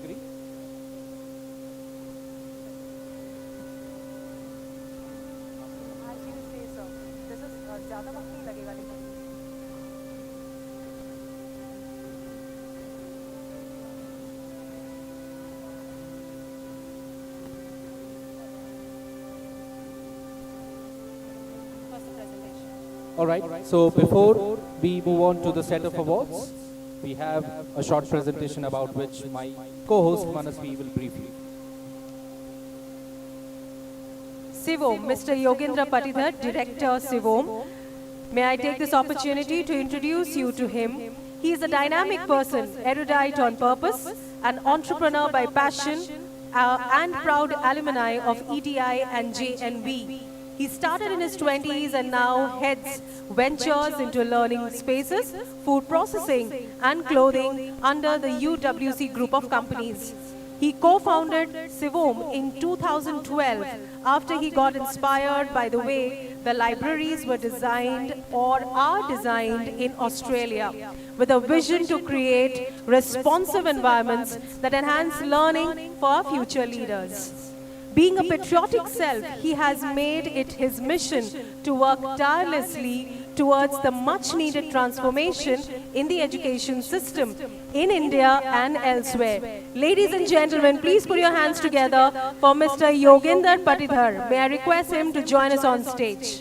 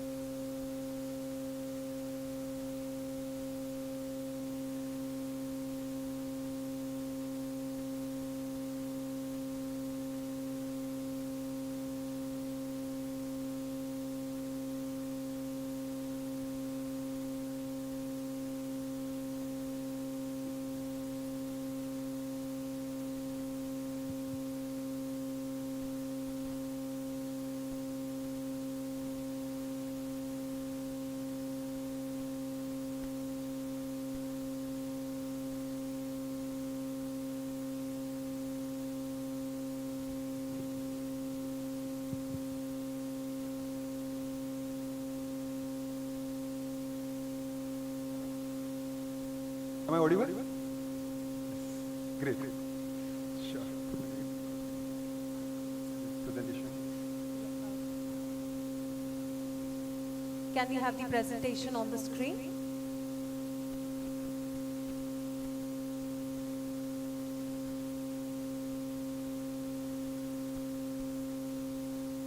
Sorry, we're going to take 2 minutes before we start. So before I start, can I know the profile of people I'm going to interact today? So how many of you are school owners? Okay. Educators, principals? All of us? Teachers? Okay. Anyone apart from them? From education industry? Might not be. Okay. So guys are there. Okay. So we're going to talk about learning spaces today. Okay. I'm going to take a very interactive way of doing it. We'll try to talk about how future of learning spaces looks like, and this segment would be divided into what do we think future is, Okay, can we predict future? Okay, and if we can predict future, what is the importance of education in making a better future? Okay, and then we're going to talk about how learning happens, what is the scenario changing in the learning, okay, and how we can create spaces which can foster learning, which can have behaviors transformed through spaces and products. Okay, can we really do that? So most of us, there's a debate keep going on around. Can physical space also become a, center of doing things? Okay, can we really do environment make as a third teacher? Can it work around? Okay, so we are an organization who do a lot of research work on physiology, pedagogy, and psychology. So we go understanding how psychologically, so let's say amygdala, okay, emotional sensor of brain, used in storytelling, how that can become part of pedagogy, and from that pedagogy, how we can create a physical space. Okay, so I'm going to talk about that. We're just waiting for presentation to start. So before that, by the time presentation comes, so I'll give you my introduction. I'm Yogen. Full name is Yogen Patidar. I'm a proud student of EDI and Navodaya Vidyalaya. I did my schooling from Navodaya Vidyalaya. So belongs to a very small root of farming family. Being a part of a very small place called Bhavani Mandi, close to Rajasthan and MP borders. From there, because of Navodaya Vidyalaya, I could come where I am today. Then I did my master's in EDI, Entrepreneurship Development Institute. When I got into education, I was connected with a brand called Ryco from Australia. And they are amazing people who works on libraries in Australasia, mostly. When they came, they wanted us to do all those libraries in India and importing it from there. But when you seen here, there are two challenges we figured out. One, people are not interested in libraries. Second, the cost of import was not working around. So when we resurveyed, we figured out one thing is that we have to manufacture everything in India. Okay? And then we laid the full operations of manufacturing those in India. Along with this, we did a deeper research on how do people see institutes. Okay, so I would like you to have this orientation by the time presentation starts around. What kind of institutes are we? Okay, so we try to see centricity of an institute. Okay, are we assessment centric? Okay, are we learner centric or learning centric? Are we community centric? Are we skill centric? So when we see an institute, we try to see these four key aspects, where those institutes are. So once we are doing the researches, we figured out people want libraries because of compliance. That was their first thinking. That because CBSE says this many square feet need to be dedicated for libraries or labs, the idea was to have based on compliances rather than connecting. So there are assessment-centric systems and there are learner-centric. So people who are learner-centric, they want to revise or rethink about libraries also. Okay, then there are institutes who are community-centric, who work specifically for certain kind of community and well-being and welfare of that community. And the fourth one is skill-centric. So people who believes in having multi-sensory learning are skill-centric. So there are four categories. So post that research, we start figuring out how we can segregate and what kind of offerings we can help them change those behaviors. Okay? Is that okay? Shall I come help you out? Done?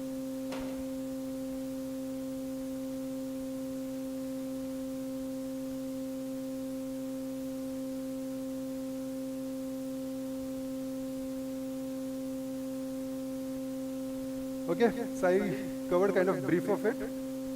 I'll start with this. What is the future? What do you think the future is? Anyone, please contribute. Let's have two-way. What do you think future is? Or how does future look like to you? AI, okay, great. Anyone? Blended learning, okay.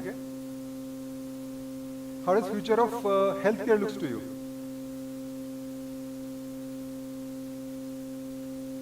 Robotic, okay. AI driven, okay. Data driven. Can we predict future? My question would be that. Can we do that? There's a subject called futurology, okay, which is a scientific way of predicting future. Okay? So I say, this is how it goes. If you see from the degrees, are from a science fiction to knowing the mega trend. It's about predicting future. Okay? So think of imaginative conditions. So I always say, your future is always available in present, maybe in small quantity. 10% of what we are living would be the future. But which 10% is the real question. Okay? This is a process which gives us the idea of how we can really predict the future. So from science fiction to weak signals, like we're saying AI and robotics can be the healthcare future, can be a weak signal. So how future and education is very, very relevant. Amazing guy, Alvin Toffler. I know how many of you read him, but he was a futurist. In 1983, he predicted the world we are living in right now. Okay? He talks about much education spring from some idea of the future, some image of the future. If the image of the future held by society is grossly inaccurate, its education system will betray its youth. Idea of education is based on future. What future we really want to give to nation, to kids. Because they're going to be future generation or working generation post 20 years. So the preparation is here. How do we want to prepare them is the key thinking. Okay? So why do we think education is important? Okay? There are key facts from Economic Times of India. Look at those amazing facts. 59% stopped leisure activities to fund education. Okay? 61 parents wish they started saving for their child's education earlier. Okay? And this is very, deeper conversation which as a parent community we do into the education. Okay? So if we look at this, and I generally ask a lot of people, where you are investing. Okay? This says I am investing in future of my kid. Okay? And that's why the education in future is so important. Okay? And when they say I'm investing in the future of my kids' education, they'll look for an ROI also. Okay? A parent also kind of looks at ROI of investment he's doing into education. So this is the kind of ROI looks like. Okay? This is unemployment rate. Okay? Based on the degrees you have. Okay? More you get educated, lesser you become unemployed. A data from US. Okay? So if you see this, doctoral degree can have a lower unemployment rate, where a high school diploma can have a higher unemployment rate. So when you see these dynamics, one of the goal of education is occupation. And I would really like to look you as, what do you think a future of work looks like to you? Any idea? Future of work. Work from home? Okay. Entrepreneurial, future of work. Any weak signals?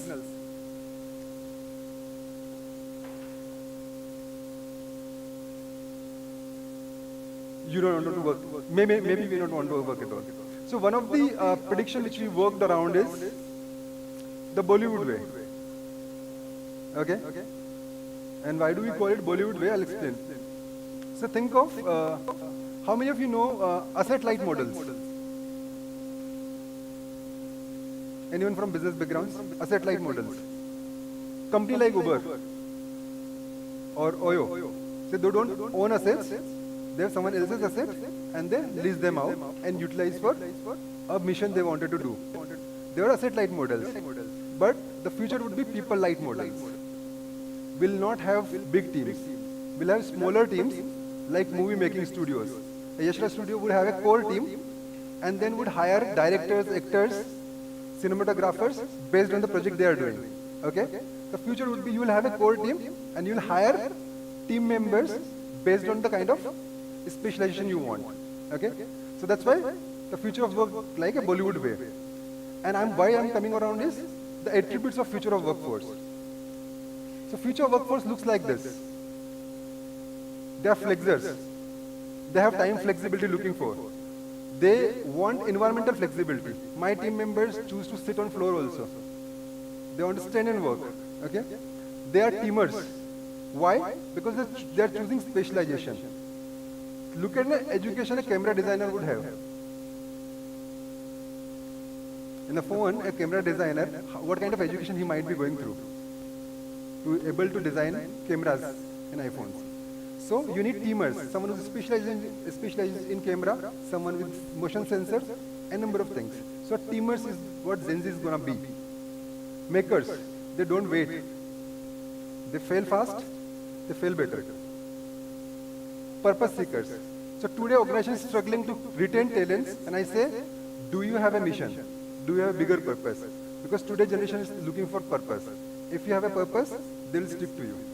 If they don't have it, that's a problem which you're gonna face. So if this is the case, how learning should be designed? So I would like to ask you, what are the factors of learning? If you really ponder upon that.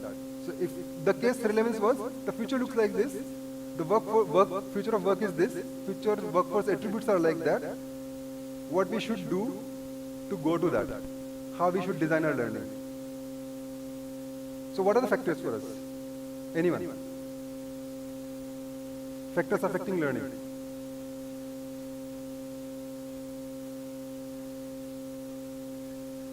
Attention, okay. Aptitude, cognition, okay.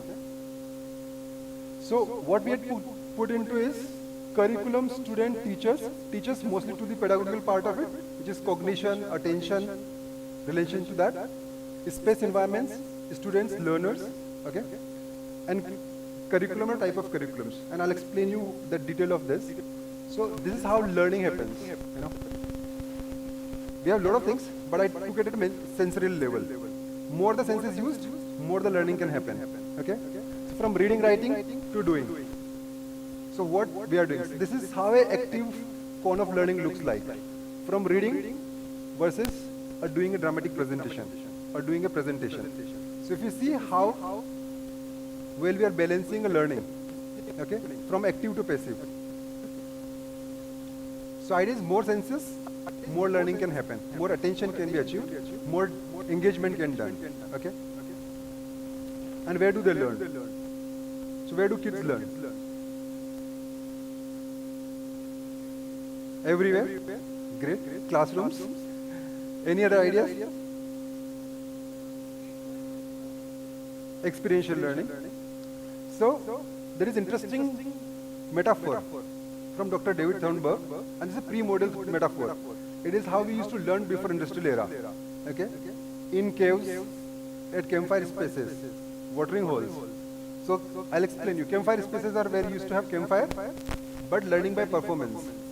Someone is performing and we're learning through that. So, listening and watching. Watering hole. In a watering hole. So look at our villages. They used to have a well where everyone is going to drink water, and they learn by gossiping with each other. Learning by sharing. Okay? Cave spaces for reflective areas, reading, writing, thinking. Life spaces, learning by doing. Putting your heart, your passion into that. So once your passion is there, your learning can be designed around it. And what kind of learner you are, what kind of learners are. So you might have heard of a model called WARC. You can go on this, you can take a test if you want to take it for yourself or for anyone else. It's a free test. So it goes, anyone if you want to have, yes. Okay. So this is our WARC results. So WARC is visual, auditory, reading, writing, and kinesthetics. So as a learner, what type of learner he is. And this is my team who had taken their work, WARC, and Aman, who's more of oral or kinesthetic, Alok, who's visual, kinesthetic, and oral. So, everyone differs that. So when you're choosing, as a teacher or as a designer of school or, learning, you can choose what kind of group you are handling with. And you can devise a strategy to give them that offering. And how future of learning spaces should be. So we have worked out on a model. If you look at this model, this is based on learning by doing, experiential learning. Okay? And we had created a couple of spaces. So look at from quiet to loud, clean to messy. Okay? We have shop, which I'm going to explain. Studio way of learning, clean flex, which is like classroom areas, digital, which is digital connections, and recording, which is experiencing the digital, and then dark rooms for special events. Okay? So this is idea and sketching for model which I talked about as workshop models, you know. So we have created a solution how a workshop model can be very configurable, where you can choose to do instructional plus workshop both. So a product with a messy area. So if you want a water or any kind of wet and messy zones, you can create around. For dry messes, partitions, openings, and extension of this. You know, all that can work around as a provisioning of it. Post that, an ex-post solution, which is based on, again, how do you want to change based on the work, the kind of kids you have, kind of pedagogy you are dealing with. So from presentation collaboration to lecture module to project-based learning. All between the walls, where you can change and reconfigure based on your needs. Okay? So this is how it looks like. So we have a lot of time have broken the ideas of pre-assumption that whiteboard should be in one direction. We had created products where your whiteboard can move also, where your writable surfaces can move. Okay? So based on the kind of strategy you want to opt, you can choose a configuration. Pause this. This is studio model, where there is no corridor at all. Okay? So space is becoming constraint. And why do we want corridors? So I'll tell you, if you look at the corridor-based models, we call that a jail design. Most of the jails similarize the same kind of pattern. You have a corridor and you have cells both the sides. Okay? And most of early education, because it was inspired through mass education, an instructional way or disciplined way of doing it, it has been inspired through that controlled environment. Okay? So it is a corridor-based model where we can smartly use learning commons for multi-age groups to be connected. So I'll show you one of a school which we have done in Bangalore, Legacy. How does it look like? A video of that. So this is how the real classes are going on there. So where they're choosing by their own what they really want to study. There is instruction-led group. There's another instruction-led.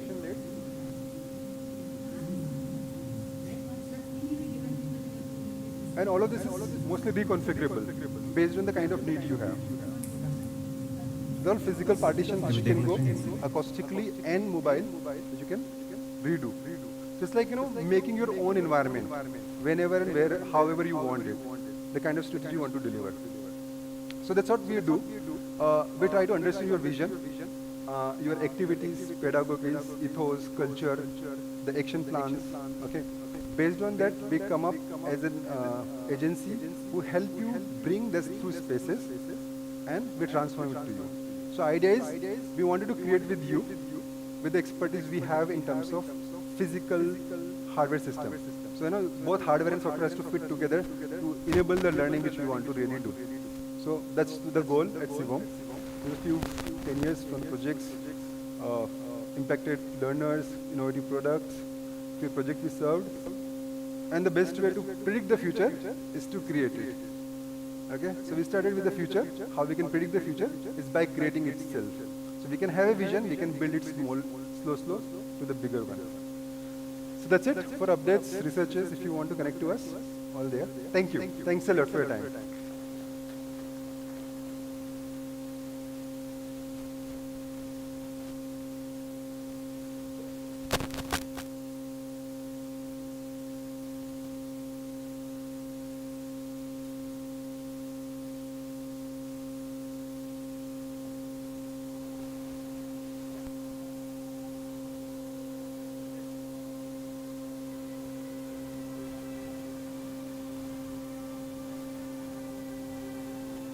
May I request Mr. Anil Sharma to felicitate our speaker?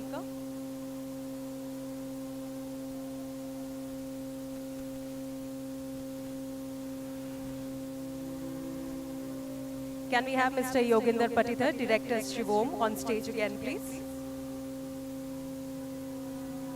Ladies and gentlemen, a big round of applause. And that was indeed a very learned session that we had today with him.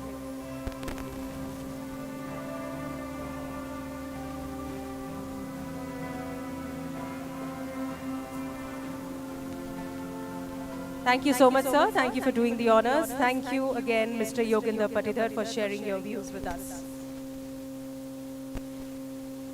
May I request both our guests to stay on stage so that we can proceed with our next set of awards. To start with, the CBSE Parameter Award, may I request Ms. Shanti Menon, Principal, Dean's Academy, to join us on stage. They are here to collect the award for being ranked #1 in innovative teaching. A big round of applause to the Dean's Academy. They also walk away with an award for being ranked #1 in individual attention to students. The Dean's Academy, ladies and gentlemen, Ms. Shanti Menon, the principal, on stage.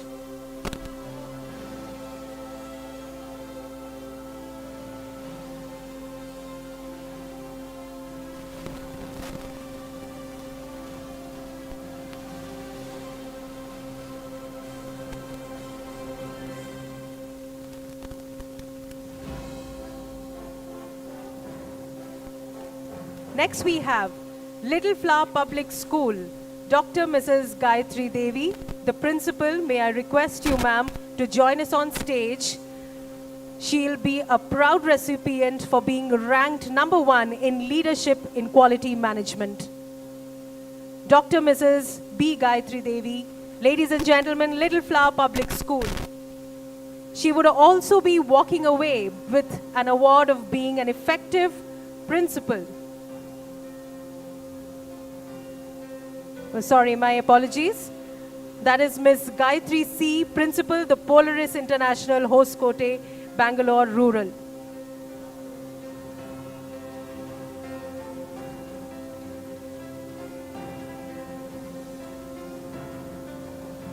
May I call upon Ms. Gayatri C., Principal, Effective Principal, to collect the award for Effective Principal, the Polaris International School, Hoskote, Bangalore Rural. May I now call upon Mr. Shantanu Das, Principal, Sarla Birla Academy, Banarghata, Jigani Road, Bengaluru, Karnataka. He is a proud recipient of the award for being ranked #1 in Bengaluru, #1 in Karnataka, and #2 in India.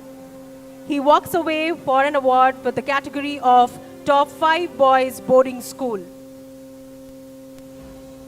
Sarla Birla Academy, ladies and gentlemen. He also walks away with an award of being an effective principal. Ladies and gentlemen, let the applause continue for Mr. Shantanu Das.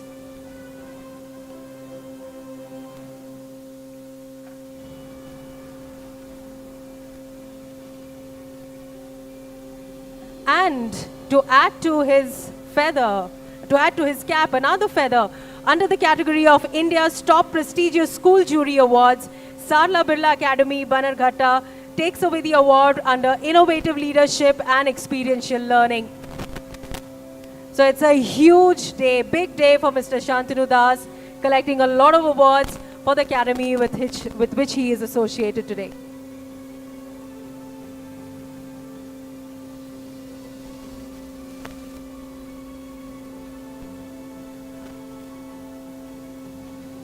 Ladies and gentlemen, please put your hands together for Nahar International School. May I request Ms. Vandana Arora, the principal, to join us on stage. The school has been ranked #5 in Mumbai, #5 in Maharashtra, and #7 in India. They walk away with the award under the top 20 international schools category. Nahar International School.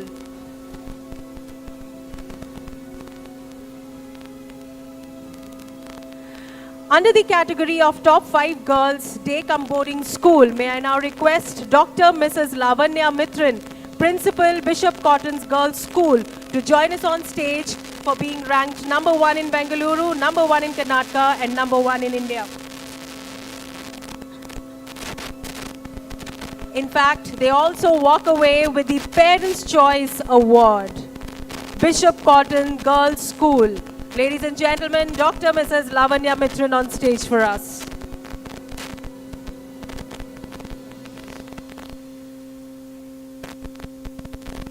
May I now call upon Ms. Renita S. Mendonca, Principal, Ten Broek Academy, to be getting this award under the category of ICSC Emerging School.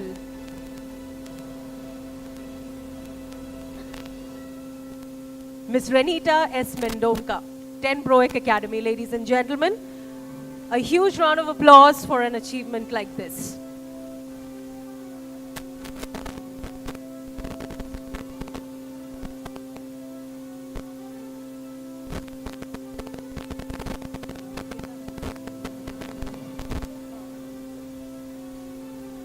We have Ms. Brinda with us, the promoter of the school.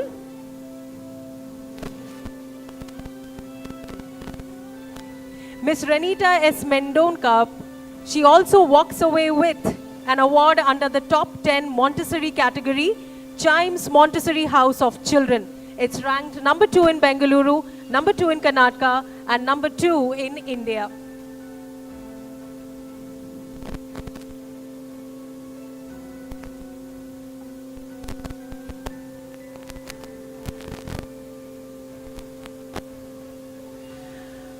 I would like to add that Ms. Brinda is the founder of the 10 Broek Academy as well as the Chimes Montessori House of Children.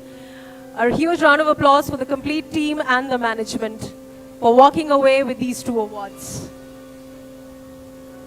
And last but not the least, may I request Ms. Aditi Goradia, Managing Director of Billy Moria High School, to join us on stage to be proud enough to collect the award, to be ranked number 1 in Satara, number 2 in Maharashtra, and number 7 in India.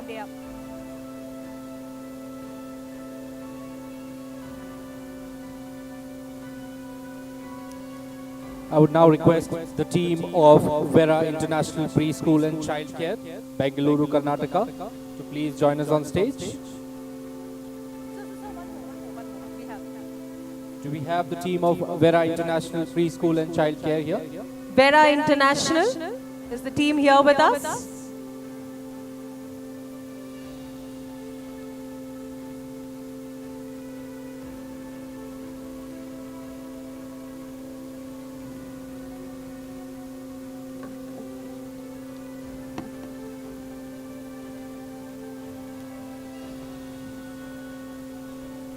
Let's hear it, ladies and gentlemen, for Vera International Preschool. I would now request the team of Cuddles Green Age to please join us on stage. They've been awarded under the category of India's top 10 preschool come daycare. Ladies and gentlemen, Cuddles Green Age. Cuddles Green Age.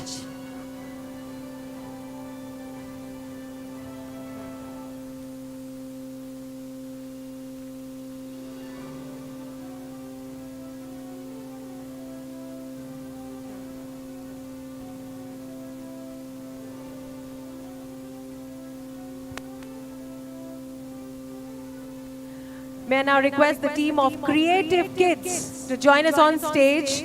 They walk away with an award for being ranked number 7 in Bengaluru, number 7 in Karnataka, and number 8 in India. Creative Kids, ladies and gentlemen.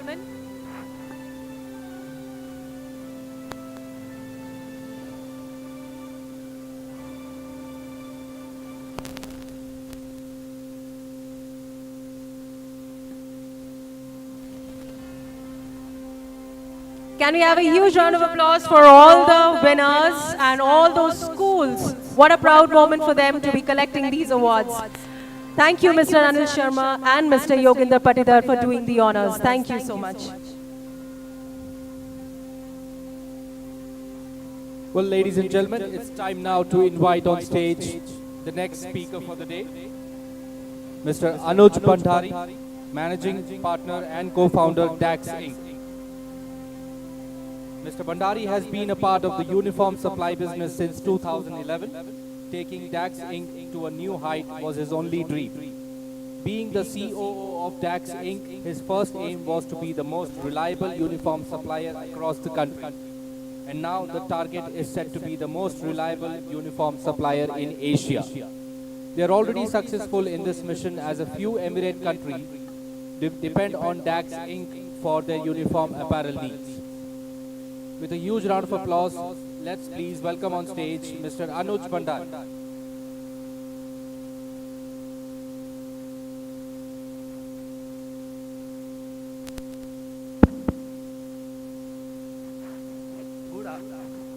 good afternoon, everyone. I'm Anuj Pandari from DAXI. We are based out of Bangalore in this industry from 2011. So just have a small discussion with you all. Why do we have uniforms in schools? If anyone could help me out with few answers, that would be great.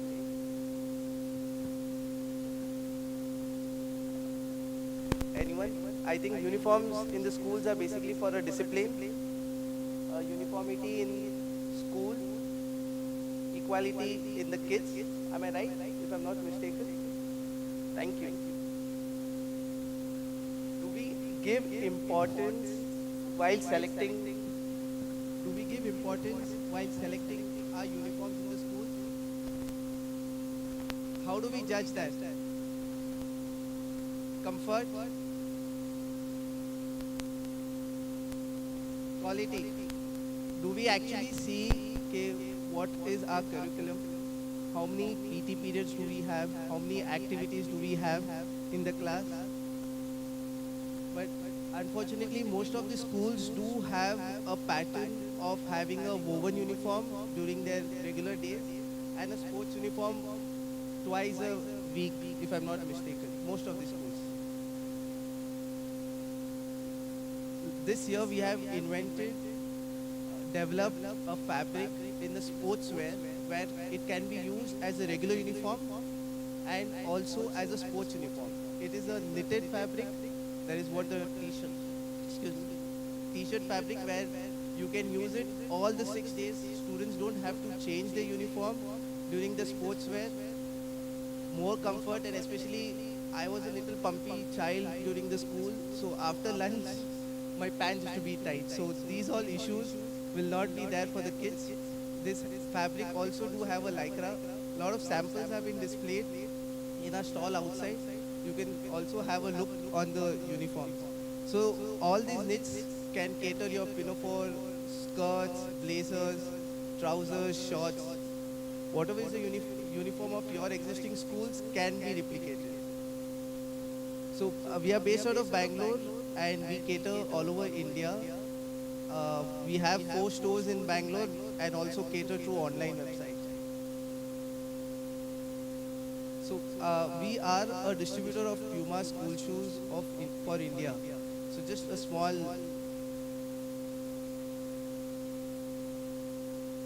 volume, please.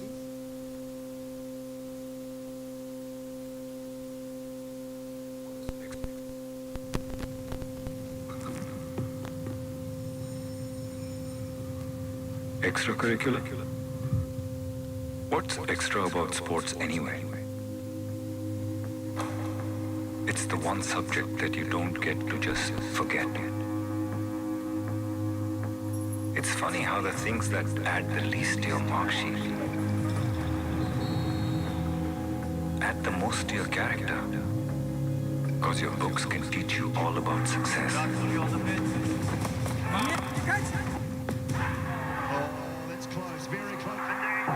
Things are now getting back to worse for him. Performance this season. Now the big question is whether he can make a comeback. But where else can you learn to fail, lose everything, and rise from the ashes all over again?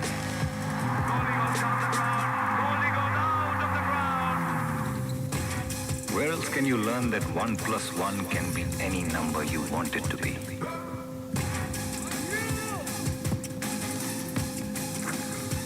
So maybe it's time we call sport for what it is.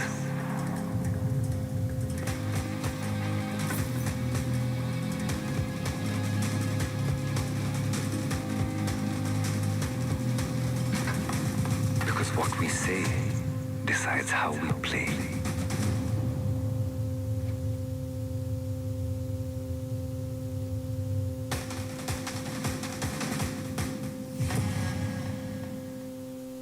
So why sports?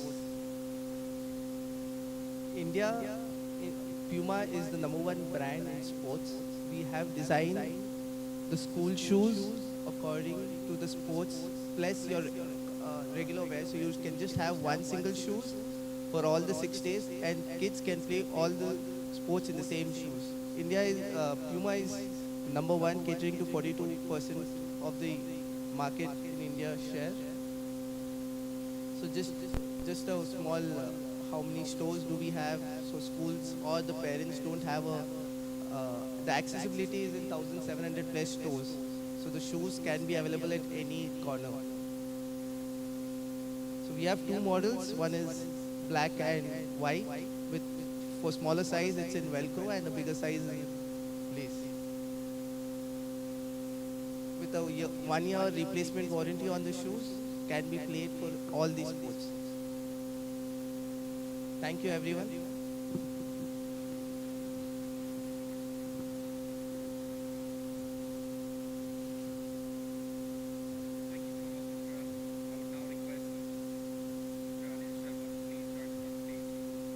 Felicitate Mr. Anuj Bandari. I request Mr. Anil Sharma to please join us on stage.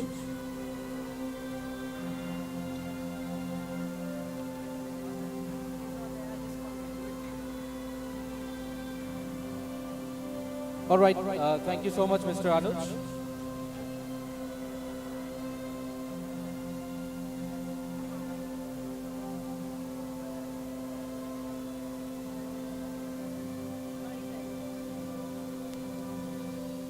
So we have Mr. Anil Sharma joining on stage.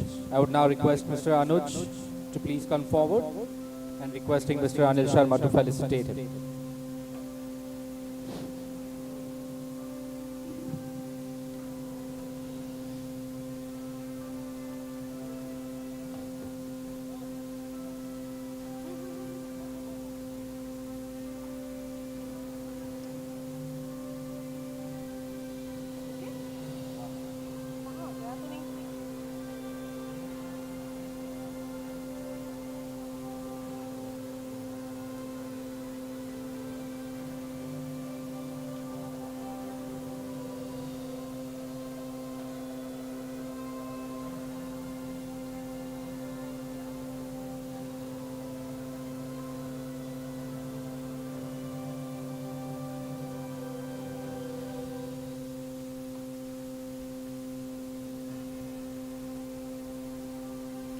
Thank you, Mr. Anil Sharma, for doing the honors.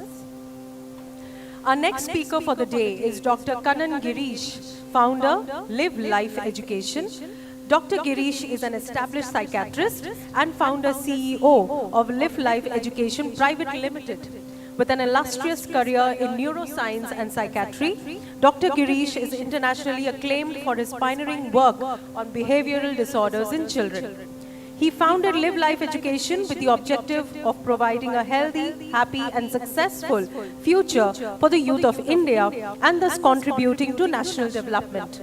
Having started with just one child in his clinic, Dr. Girish has so far helped transform the lives of 57,000 youths across the nation. Dr. Girish currently serves on the advisory board of several nationally reputed universities and closely works with the government in developing innovative models for empowering the country's youth through transformative education. It would be my absolute pleasure to call Dr. Kannan Girish onto the stage. May we have you, sir. Thank you. Thank you.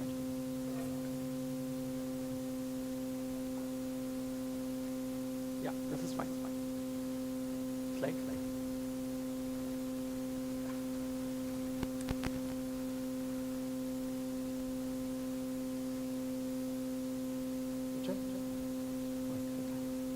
Good afternoon, everyone. I know lunch has not been served, that's why the energy is low. Come on, a little more louder. Good afternoon, everyone. How many of you remember the time when you studied in a school? How many of you remember that time? Come on, some of them have a doubt whether they studied in a school. Everybody remember, right? Yes? How many of you remember that one teacher in your school you used to love so much that you used to wait for a class all the time? Come on. How many of you, by a show of hands? Very well, almost everyone. And how many of you had that one teacher you prayed to all the gods on planet Earth should be absent the next day? Welcome to Indian education. The greatness and the essence of who we are is because of a great teacher who actually inspired us. And what is that? Someone who taught us something about life, affirmed our feelings of our worth and potential. Do you all agree with me on that? Yes or no? And that's where I always say, if there's one thing that we can always thank in our life, is those beautiful memories those teachers created for us. Yes or no? With that, let's give a big round of applause to all those teachers. Some may be alive, some may not. Come on, a bigger round of applause. That they are the reasons why we are who we are today. All of us go through adverse childhood experiences. And if there is one thing that children have a long-lasting impact, is those adverse childhood experiences. It can be a neglect, it can be bullying, it can be something that has happened over a period of time, it can be just feeling lonely. Do you all agree? Sometimes it's a lonely world out there today. Yes or no? I remember a girl coming beautifully and telling me, "Doctor, I have 1,000 friends on Instagram, but not a single friend to share my problem with." I think for many adults also that's a problem. And I think this is the cause for many cognitive disturbances in children, feeling of low self-esteem. I remember a girl coming to me in my clinic. She lifted up her churidar. She had 35 slash injuries. And I asked her why. She said, "Every time I feel angry, I take a blade and cut myself. Seeing the blood, I feel good about myself." That's the kind of trauma sometimes kids go through. And this is a study that is done in 2019. Can you believe this is before the pandemic? 10% of children have a clinically diagnosable depressive mental health condition, and watch at the statistics. 70% of them never experience a mental health professional or someone who actually takes care of them. And these are the ones who go out there in society, end up with divorces, antisocial behaviors, drug abuses, all of this because they was never had an opportunity to come out of that. I always agree, modeling inspires trust. Do you all agree with me on that? Yes or no? Let's say all of you put your left hand out. Come on, put your left hand out, left hand out. Some of them have a doubt what is the left hand. Come on, left hand, up, like this, straight. Eye level, left hand. Right hand up. Right hand, say hi to me, hi. Right hand. I'll say 1, 2, 3, keep it like this. I'll say 1, 2, 3. All of us are going to clap in one sound together. Okay, ready? Ready, go. Ready? 1, 2, only after 3 you have to clap, huh? Ready? 1, 2, 3. Come on, yaar. Come on, one more. One sound. Ready? 1, 2, 3. Come on, last. One sound. Once I say 3, all of us together, one sound. Ready? 1, 2. I never said 3. But you know why all of you did it? Do you know why? Children do what they see and not what they are always told in life. Are you all getting that clear? Yes or no? And that's where I always say, if we have teachers who model trust in children, that's where we create real role models. Do you all agree on that? Yes or no? And creating that role model is what it is all about. And I am Dr. Kannan Girish. I am a psychiatrist, psychotherapist, and counselor. And I am the founder of this organization called Live Life Education, which I started with a lot of passion way back in 2011 for a single reason: I wanted to create an impact in children. And the reason for that was, one of my patients, I was treating with ADHD. I gave a diagnosis, I gave medication, did not come to me. Why? Because the principal gave that boy a TC. The father hit the boy. He ran up to the 4th floor and jumped from the terrace. That death really shook me from within. And that day I made a decision in my life: no child should ever commit suicide in this world. And it was with that interest I started this organization called Live Life Education. And started with one student in my clinic. By grace of God, we have done our programs to more than 4 lakh students across India today. And in 2017, I was honored with the Award of Excellence from the Honorable President of India for my work in the area of adolescent depression. This is how jobs were given many years back. Do you all agree on that? Yes or no? This is the jobs that we are looking for tomorrow. Complete difference.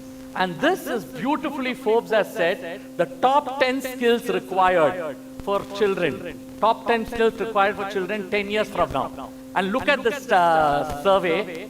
The first 2 only is academics. Rest all is non-academics. Do you all agree with me on that? Yes or no? Let me ask you this. How many of you remember your 8th standard max mark? Show of hands. 8th standard max mark? Ma'am will remember for sure. How many of you remember your 12th standard total marks? That's how Indian education is all about. And how many of you agree that 12th standard marks was just to get you an admission and had nothing to do with success in life? Yes or no? But the way they tensed you up, you felt that was the world for you. Yes or no? And that's where I always say, there is a growing recognition of the need of a social emotional learning curriculum in our school. Do you all agree on that? Yes or no? And that's where I started to go around the world to see where best practices are going on. And this school in the US fascinated me. This is the principal and the directors of the school welcoming to me to that school. Every child in that school was like a leader. They spoke leadership, they talked about leadership, they were actually being leaders themselves. This was the woman who transformed the school. From a place of being shut down, she goes and attends a program of Stephen Covey called The 7 Habits of Highly Effective People. How many of you have heard of that book?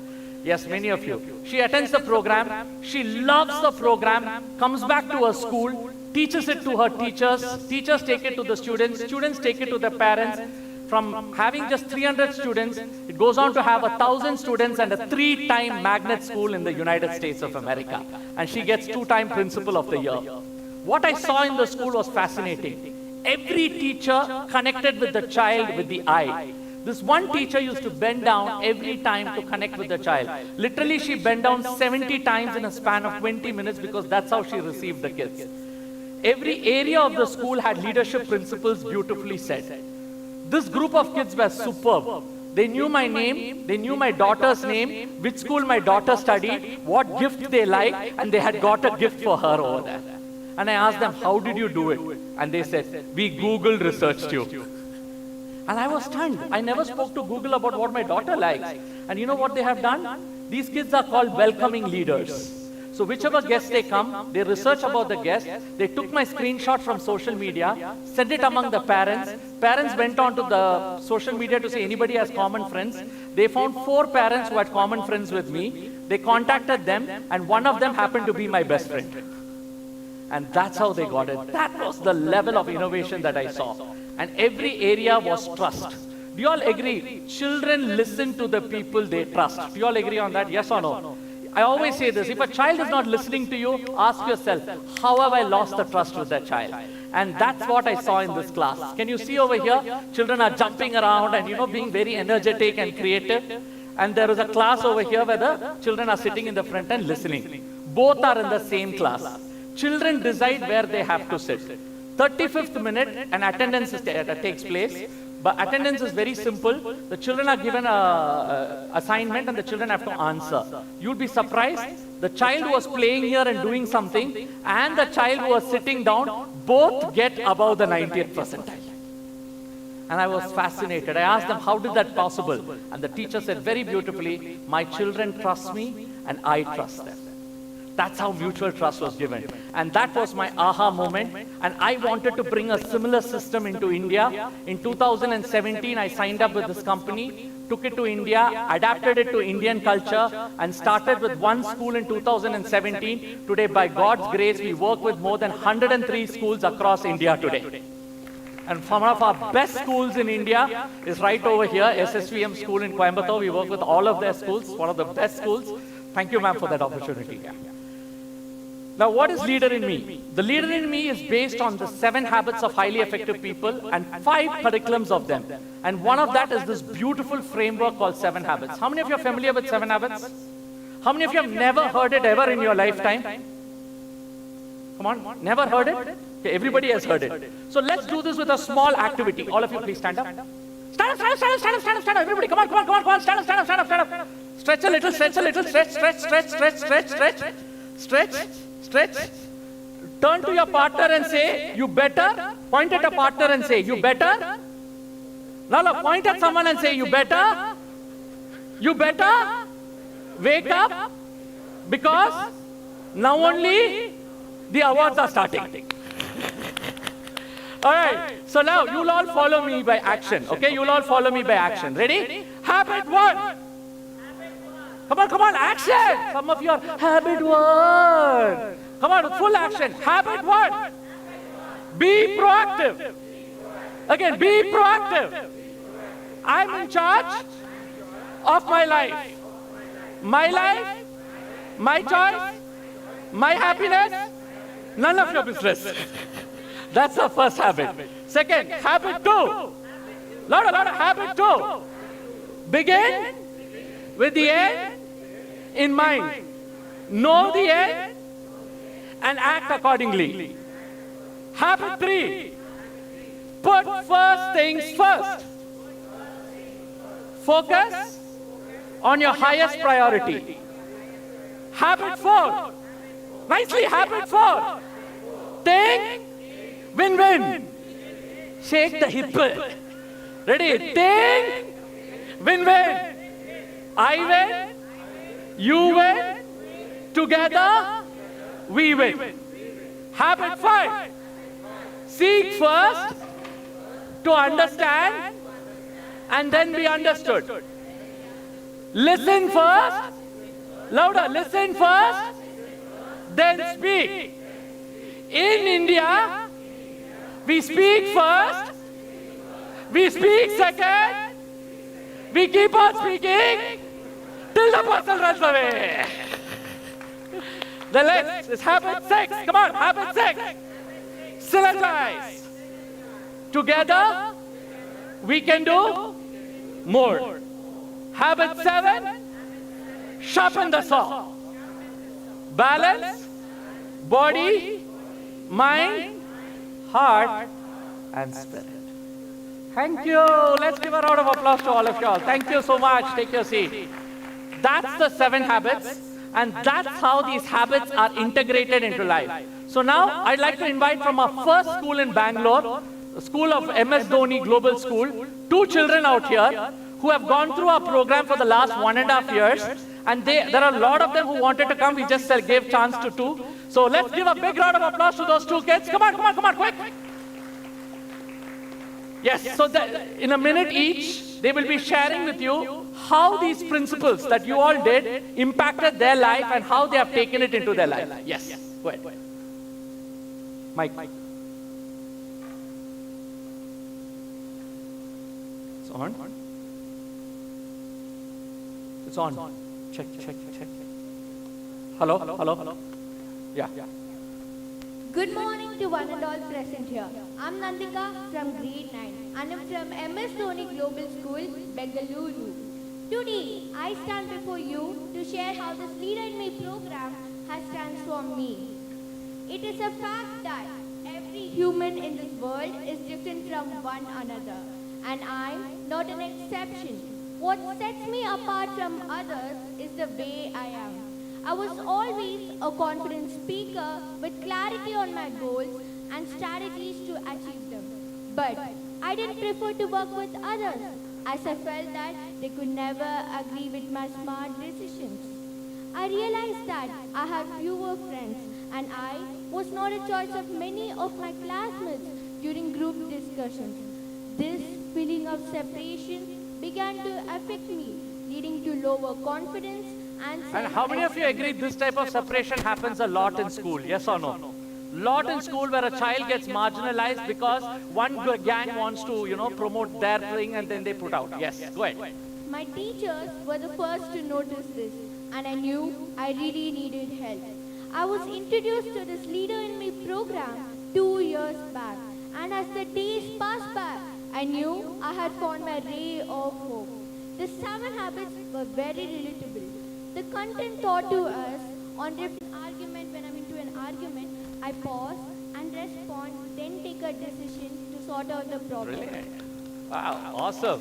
So you should do this even after you get married, huh? Thank you. Yes. Good afternoon, everyone. I am Devika and I am from MS Dhoni Global School. Now, how has these 7 habits changed my life? Embarking on a new chapter of my educational journey in June this year, I found myself navigating the uncharted waters of adolescence as a carefree teenager who took life as it comes. Enclosed within the confines of my own digital universe, characterized by gadgets, friendships, and routine. I belong to the generation that has been inextricably entwined with the internet, cell phones, and video games since birth. in the midst of these technological marvels, I struggle to ascertain the boundaries between my own thoughts and opinions, hampering my ability to effectively communicate my So which habit did you use to handle this? I talked about that I had a problem with speaking and I didn't have enough courage to express my needs. Do you all realize public speaking is one of the biggest challenges, yes or no? And let's give it up to her, in front of 1,000 people, she's standing up here at that age and speaking her heart out, yeah? Awesome, go ahead. So which habit did you use to become a good public speaker? Go.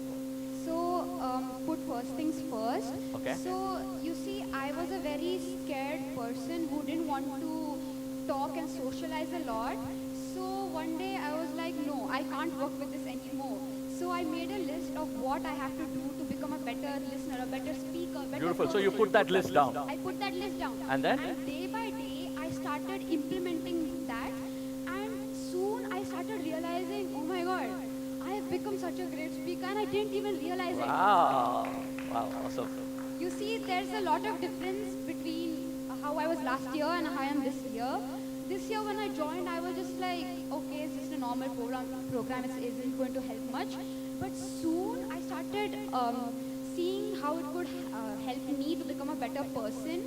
I saw that it can help me to become a better person. And that was the main thing that you did. This is the one that helped me to become a better person. Beautiful. I became the person I wanted to be. I am better at speaking. And this is my passion. I love public speaking, which I could never From being a avoid. non-public speaker, you now become a passionate public speaker. Yes. Yeah? And this is my talent. I love public speaking. Wow, good. Thank you. Just one more. Yeah, thank you. Let's give them a round of applause, yeah? The time is up, yeah? Thank you. Thank you. Because of time up, yeah. So how do we do this? It's very simple. It's very simple. We work with 3 areas: leadership, culture, and academics. We build this as a culture inside of the school. We start with the teachers. Do you all agree? Any transformation has to start with the teachers. Do you all agree on that? Yes or no? That's why all of our transformation starts with our teachers, and ma'am is over here. She also attended along with sir the teacher program. Then once the teachers do it, the teachers start taking it into the students. The students are being taught this with a beautiful set of activities which are globally designed by global educators from across the world. Every subject has an integration of the 7 habits. Very beautifully, a child came and told me, Mahatma Gandhi used the 7 habits. I asked how. When Gandhi was pushed out of the train, instead of being reactive, Gandhi was very proactive. He created an end in mind as freedom for India through non-violence. Then he came back to India and seek first to understand his fellow Indians. He synergized with them with the end in mind for freedom and took that end in mind to the British. British was very reactive. Gandhi was very proactive. Kept putting first things first, always thinking win-win and synergizing with his countrymen, and that's how he got freedom for India. And this was told by a 2nd standard child. And that's how children take it. And then we move to the parents, where the parents start learning these habits from the children, like how beautifully they spoke. Then we start to build a culture in a school. And I always say this, whatever you do in your school, take this one message. Build a strong, robust language culture. A culture of empowerment that comes across the walls, comes across the corridors, comes in your assemblies, comes in different areas in all your class activities, in every single area of your school. And then now we have schools which have taken our program and they are adopting government schools, and they are actually teaching them in government schools. So that's something very beautiful. And finally, in India, at the end of the day, everybody will tell you academics. Do you all agree on that? Yes or no? And that's why we start with the academics by working on the 4 disciplines of execution in a very beautiful fashion, how children can set goals and execute that goals in a step-by-step fashion. Last, I would love to say that we are also working with the Tamil Nadu government and the Odisha government in taking this curriculum to the rural areas, because I truly believe none of this we will carry back to our grave. What we will carry back is sheer empowerment of the grassroots level. Do you all agree on that? Yes or no? And I think that's what each of you as schools should think of. How can I take my work before I leave into the grassroots levels and empower those people? Last, I would like to end with this, that we are a global community. We are a global community of 8,000 schools, so your schools can do global projects together. This was done with India, Indonesia, and Thailand, where children across the world came together, picked a concept, and did it in multiple different countries. And then we also have this where we had in Romania, when the war happened, some of the kids from Romania started a fund to help Ukraine kids. And they are now adopting these Ukraine kids school-wise, and they are actually re-educating these Ukraine kids. This was something done beautifully from our global leader in these schools. Last, I would like to end this with one quote. What is one word to describe what we do? And I say it is hope. Hope is something very, very critical. I always say this. Look at this experiment done from the rat experiment. This is a very beautiful experiment called forced rat syndrome.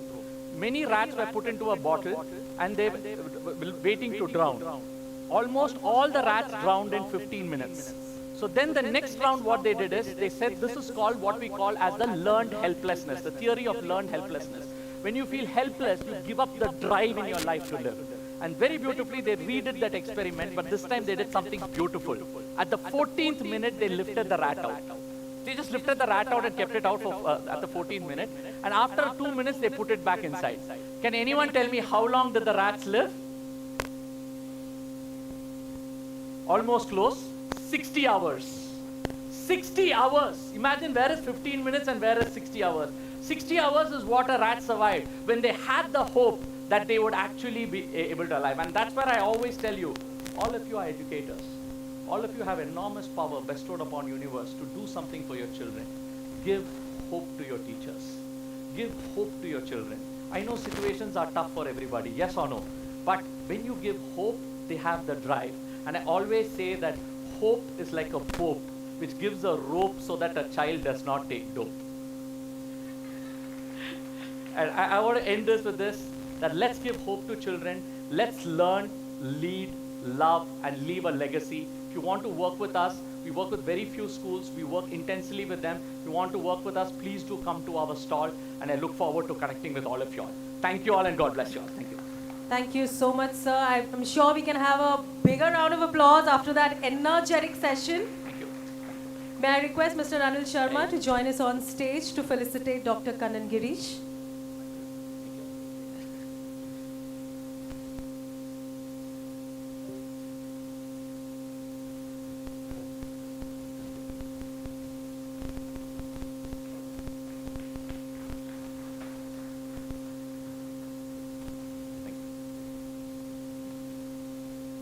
I would request Mr. Anil Sharma to please stay on stage.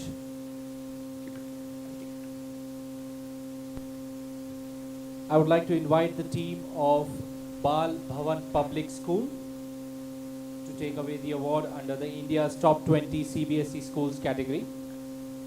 Do we have a representative?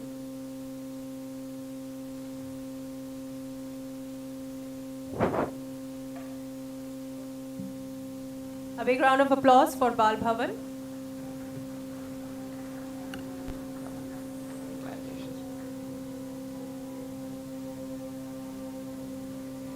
Can we have Adil International Preschool to walk away with an award under India's Top 10 Preschools cum Daycare category, ranked number 5 in Bengaluru, number 5 in Karnataka, and number 5 in India.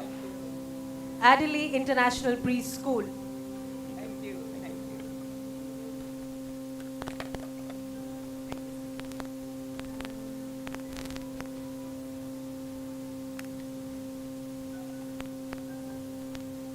May I request Ms. Shweta Sumant to join us on stage to collect the award for the category of 50 Effective Principals 2023. She is the principal of Adili International Preschool, Bengaluru, Karnataka.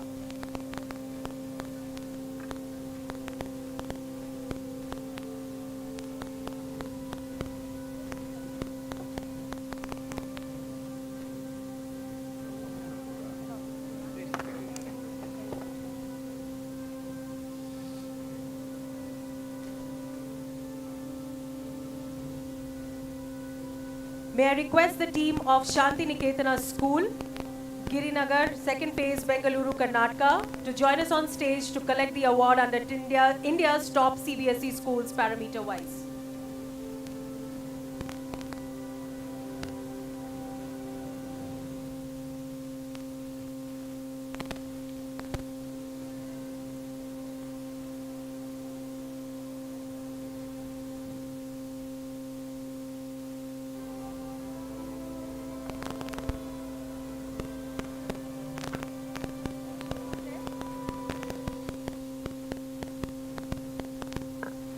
May I request Ms. Shweta Sumant to come up on stage, Principal Adil International Preschool, to collect the award for the category of 50 Effective Principals 2023.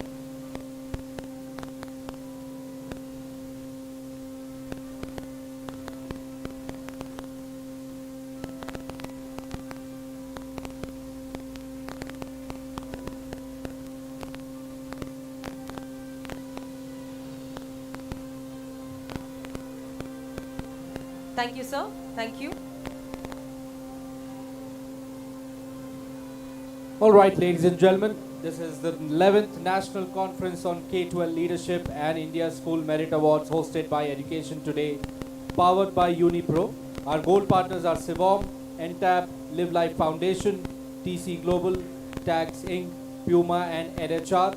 Our associate partners are Ecofon, Yellow Bus Photography, Valid Initiatives, Open Door, Sprouts Edutors, EduSports and School Ventures. Next up, it gives me immense pleasure to introduce our next valuable speaker for the day, Mr. Mayank Solanki, founder of Val Ed Initiatives. Mr. Mayank Solanki is devoted to finding innovative and impactful ways of building stronger character in children, parents and teachers. He works with school management, parents and teachers to understand needs and develops relevant, creative, long-term programs that build character and improve social, relational and academic outcomes. With a huge round of applause, ladies and gentlemen, please welcome on stage Mr. Mayank Solanki.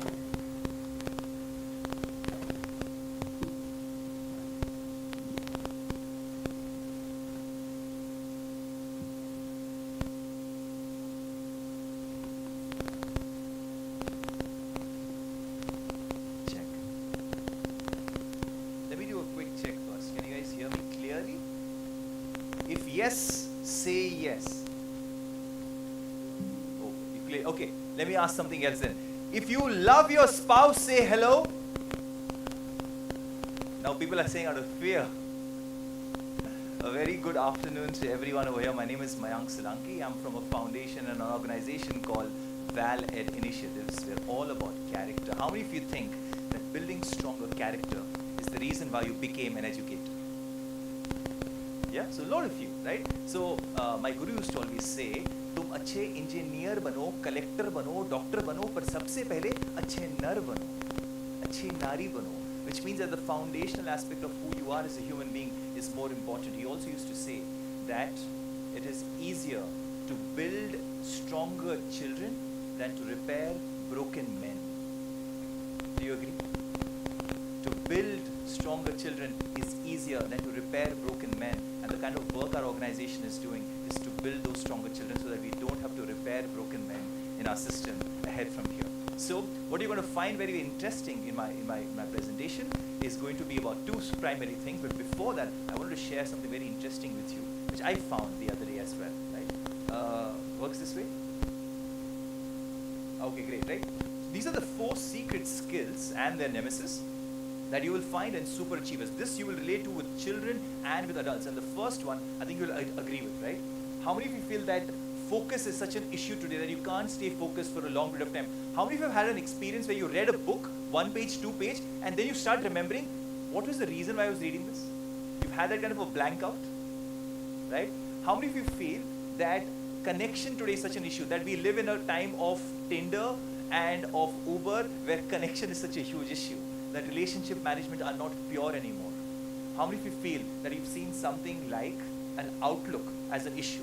That we have self-fulfilling prophecy, that you feel that there's self-negative doubts in a lot of our children which doesn't allow them to take risks enough? And how many of you feel that you're seeing something called a lacking sense of purpose in our children? There is no ikigai, the reason to get up out of bed. So if all of this connects with you, that you feel that yes, these are challenges, then what you will find from here is going to be of huge interest for all of you, right? Okay, so now let's jump into it. How many of you connect with these words? Righteousness, goodness, and empowerment. Something which connects with you? Okay. And I'm going to now show you something very, I don't think this is working. Are you the one operating it?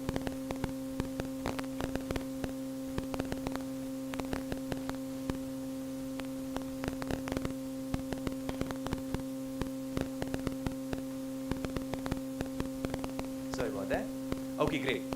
Get ready to see something very, very interesting that a lot of you haven't seen in a school before. If you like what you're seeing, I encourage you, please take a photograph, please connect with us, and we'd love to talk about it, right? Imagine if in your school you could have infrastructure which could talk to children, infrastructure which could influence their thought, their mindset, their process of being, and their kindness levels overall.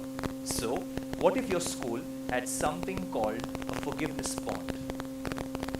One corner of your space which inspires them to de-escalate anger. What if in your school you had a giving area? We always talk about compassion and giving. What if there was an actual place where they could actually give things out on a regular basis? What if your school had a mental health and an art therapy space together called the de-stress corner? What if your school had an appreciation or a gratitude wall where generally names of people on walls is connected to a negative connotation? What if they could actually use that for goodness? What if your school had a self-affirmation area where they began their day with a positive and the right mindset? What if you took values education outside your classroom setups? Now, if I keep expanding this further, right? What if you had restrooms which look like this? Because when a child is upset or sad, they go to the washroom, correct? Because they want that sense of oneness over there. What if even those walls could speak and those mirrors could talk to them? What if I made a tunnel of values for your young ones, that they hopscotched on positive words, they spinned a wheel of goodness, and they saw their face with a smile and their role models also. Before I move ahead, I want to introduce a friend of mine whom I met last year, who saw some of our work, and she had something very interesting to share with the world. And this person, I found out, is a favorite of a lot of educationists. Can I have the video, please? Let me see your reactions when you see her face.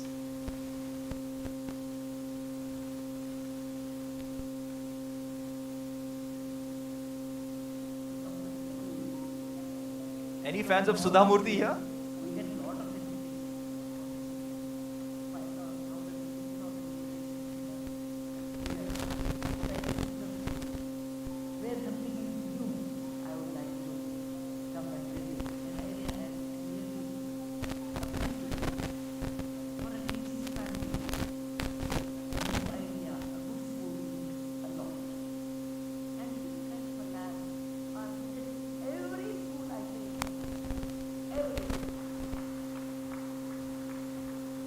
And of course, I will talk about it irrespective of the government. I will talk to the Department of Education. It's a good lab. Come and see this kind of lab, including government. Values are taught by every single teacher over here. Values is taught by every single parent over here. But when there's a dedicated spaces for it, it goes in better. This is not an isolated place to teach values. It's a dedicated place to teach values. It's called the Catalyst Lab. To me, it's very timely. Mental health issues and erosion of values. Both are happening simultaneously. Take advantage of it. Absolutely welcome the concept idea, including growth mindset concepts that not Okay. Go back to the presentation, please. Ladies and gentlemen, all of you have math labs, science labs, English labs, and so on and so forth. Introducing to you for the first time something called as the values lab or the character lab. Right? Imagine having these kind of devoted spaces for self-reflection. I like to use a very term, it might be controversial some places, but what if you had a temple of self-reflection in your school? A place to go inwards, to engineer inner character. That's something which we've built. And these are all beautiful thematic spaces. I mean, imagine this is a storytelling corner, by the way. It looks like a book and actually opens like pages, so the background changes depending on who's in front of them. This is something which, so this is the one which Sudha Murthy ma'am attended, and she's the one who inaugurated this. Look at this beautiful lab. This is based on Edward de Bono's 6 thinking hats philosophy. Imagine a space like that used by multiple age groups. This is based on the India theme. That's where you can see chakras and bells. This is on the Go Green concept. This is on globalization, and so on and so forth. All said and done, I also believe in a very simple thought process. You can have the greatest library in the world, but it won't make a difference if no one wants to go inside. You know what that means? Curiosity is more important than a book. Do you agree? So, we can make all these structures, but if there's no program to utilize it, it makes no difference. I'm going to show you why our program makes a huge difference, and it's a seismic advantage and an advancement over traditional moral science classes. How many of you remember moral science classes which you used to have when you were in school? वो कहानियां याद है पंचतंत्र की, जटका की, and it also, by the way, the principal will know, is also something which gets substituted the most, because if anyone wants to complete the syllabus, that's the first class which goes out of the classroom, right? But ladies and gentlemen, as we've all grown in life, I think one thing we all have realized, if our morality is in ruin, our nationality will be in ruin. Do you agree? And building these values and character is very, very important. And I'll share with you 5 things which makes our program different.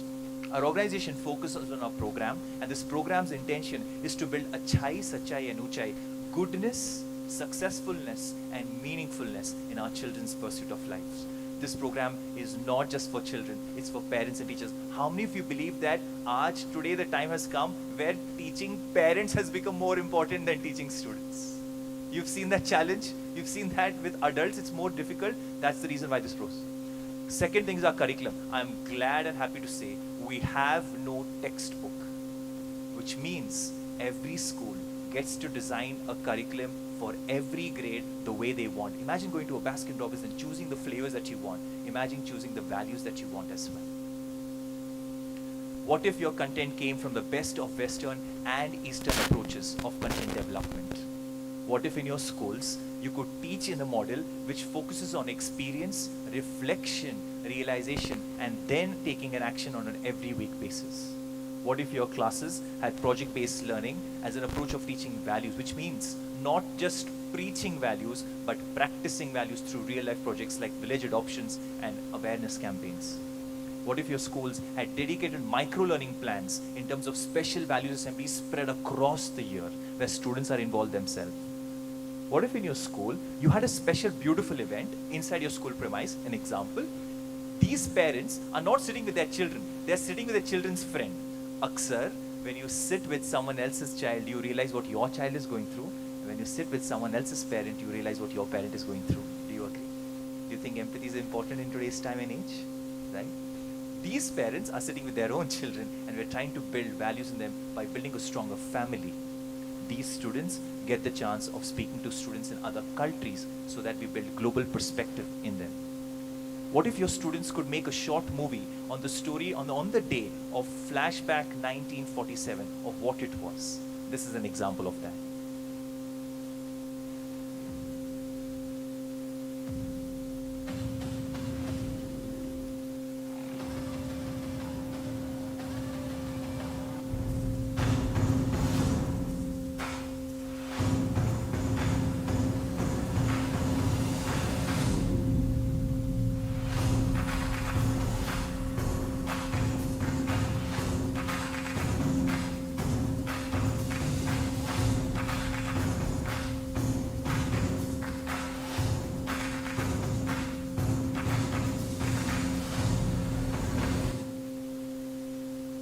What if your students and your families could be part of a Values Olympics? It was done in Bangalore for the first time ever a few months back.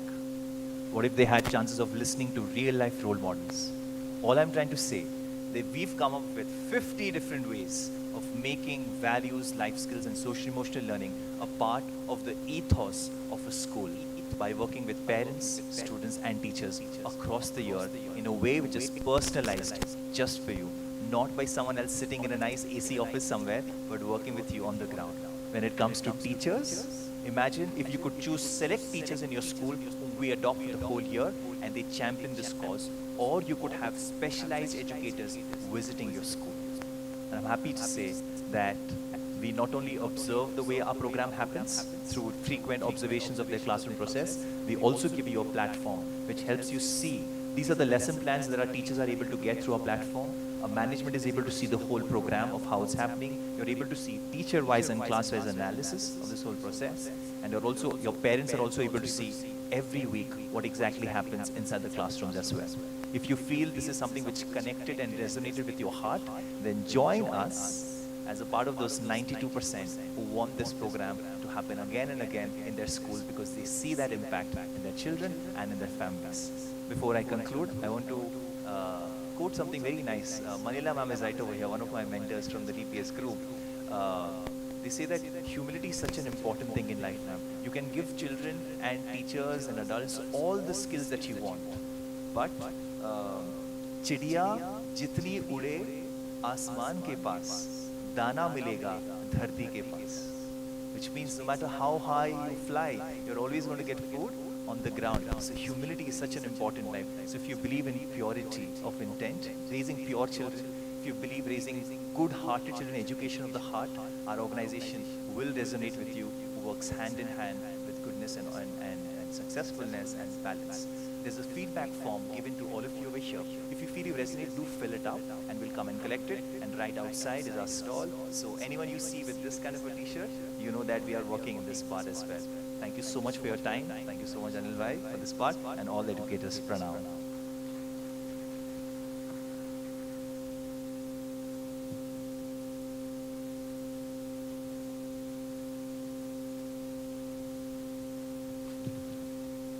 So that was Mr. Mayank Solanki, founder of Ballad Initiative. And I would now request Mr. Anil Sharma to kindly felicitate Mr. Mayank.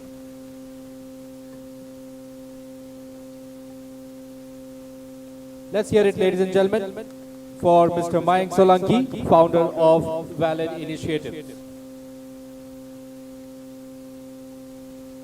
Next in line, we have two speakers from TC Global, a leading global education, learning and investment service organization, inviting Director TC Global Natasha Chopra and Bindu Chopra, Principal Consultant TC Global. Natasha Chopra is Director of TC Global, formerly known as the Chopras.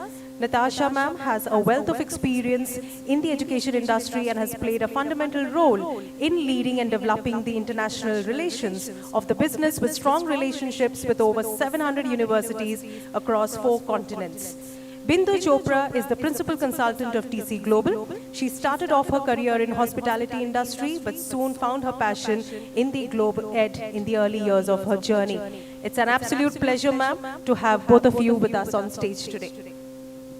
Well, thank you for that wonderful introduction. Thank you for that wonderful introduction indeed. And first of all, I'd like to thank Today, Anilji, for this well-organized function. And our big thanks to all our educators, because you are the people who are changing the face of India. Indian education and the schools that I've seen, the infrastructure that I've seen, I think we're leaving the West behind in many, many ways.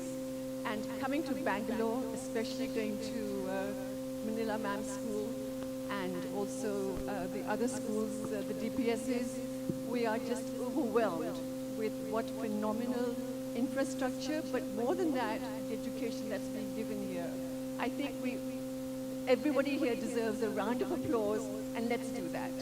Round of applause for everybody, because you are now giving a platform to the new generations that are going to take India forward. In fact, one of the other things is, which resonated, which Mayank just said, that the education is for the kids is yes, but the parents, today's parents need education as well. So I think both schools and us, and people like us who deal and talk to students, let's get the parents involved in this as well. We'd just like to play a little video as an introduction to who we are and what we do. This is our name, TC Global, and we were formerly known as the Chopras. You know how the young generation is, they like to shorten everything. So our son has come into the business, and he shortened it. But we are still known by the Chopras as well, and of course we are TC Global now. No, so the can we video play the doesn't video? play. No, the video is not playing. Oh, it's not playing? No. Oh dear.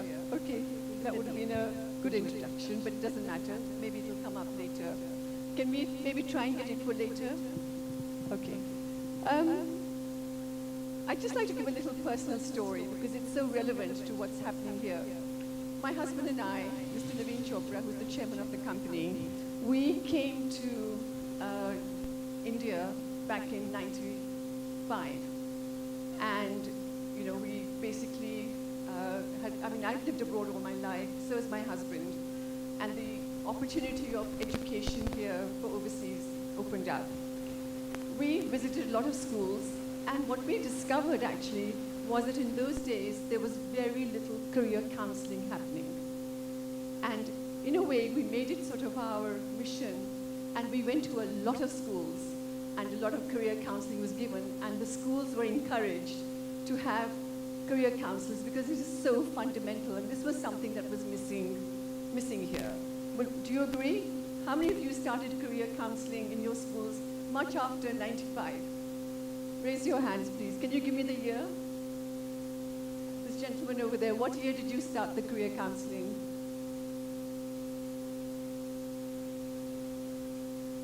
Sorry, I can't hear you. Can somebody give the microphone? Three years ago. Okay. Manila ma'am, when did you start yours? 2010. Yes, so that's what I mean. In those days, so we really spent a lot of time, that's why a lot of the principals know us, because we used to go and do the career counseling. Whether the students went overseas or India was not the issue, but because we feel that the students had to be guided correctly, and if overseas was not correct, that's fine. We were not just focused on that. And from there, the company grew because we banked the goodwill, which is what we think is more important. And so we emerged. We now have a situation where I'm sure all of you have career counseling in your schools. And if you don't, just talk to us. Anyway, so we are here to transform lives. There are, and it's not just about India, internationally, there are more than 6 million people who will study overseas in 2024, maybe even more. India, China, of course, lead that game. There are more than 750,000 students. In fact, more than that will study in 2024. We have yet to see what the policies are, but there are large numbers. And there are more than 1.5 million students from India studying in these colleges. It's now become very apparent that this is a very aspirational thing, not just for the upper middle class, but for the middle class. The access to loans, the access to funding, and so on, it's aspirational. And a lot of parents are making all the efforts to make sure that they can do that. And the schools have adapted. A lot of you are guiding your students. Bindu. Of course, they're all guiding students, and career assessments have become the order of the day. But that's where people like us actually come into the picture. The demographics of people going outside to study, outside the country, has completely changed. When we first started in 1995, it was only the wealthy who could afford to send their kids out. Today, it doesn't matter. A bank clerk will, because it's so aspirational, will take a huge loan, but will want to send his child out. So, is it correct? The biggest question we get asked by parents is that, should I do it? It's a very difficult question to answer, and the answer is quite simple. Our undergraduate system is pretty good in the country, especially engineering and stuff like that. If you're going to scrape the bottom of the barrel and take huge loans, we encourage them. Study here, come back to us in 3 years, and we will send you wherever you want to go. But on the other hand, if it's possible, you have excellent marks, we can get you scholarships, it's a life-changing thing. So what we have found over the years, and the reason why people come to us, is what we started off with, completely ethical. What is good for the student is good for us. There is no question of, and I tell a lot of parents this, that if you don't go, I don't get paid. But that's not the reason for guiding a student. They come in good faith, and we have to be completely student-centric. We do not force anybody to go to a university. That's not the way we function. Thank you. So earlier there was a presentation about ethics and values, and that's what we stand for. We've always focused on ethics and integrity because that is fundamental to the work that we do. Because if we as educators don't follow that, then we're really lost. Now, what I'd like to, can you put the slide, please? Hello, slide. What's that?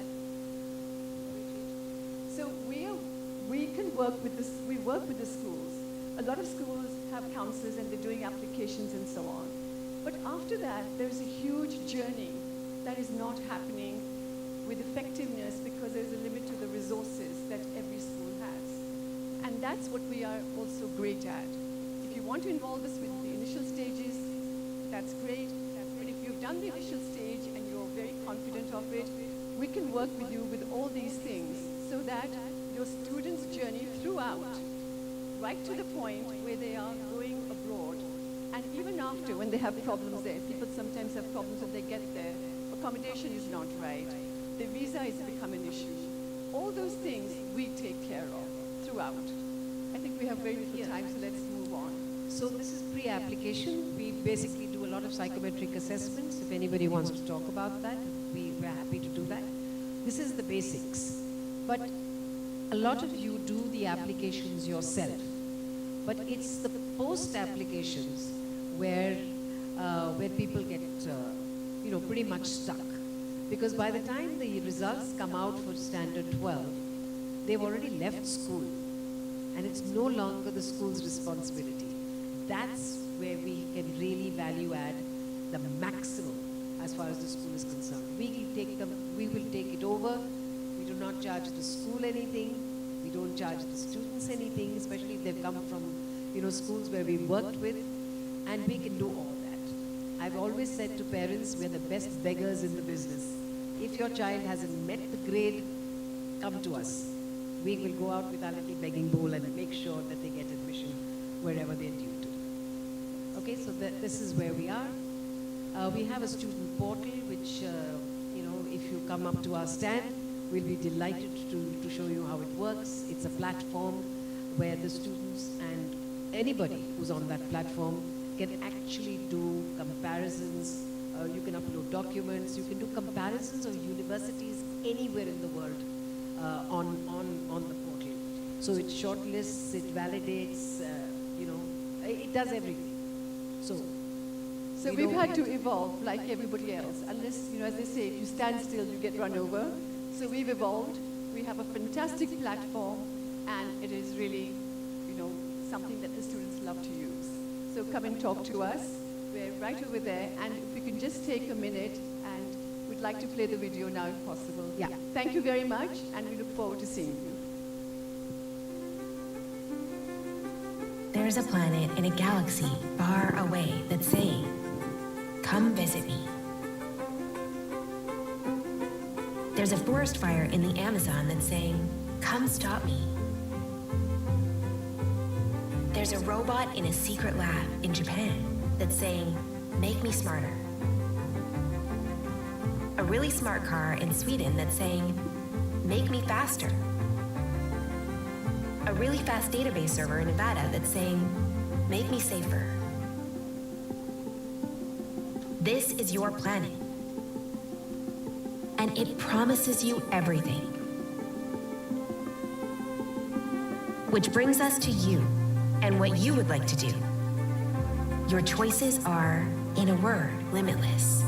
But to tap into the limitless, there's one thing you'll have to be: borderless.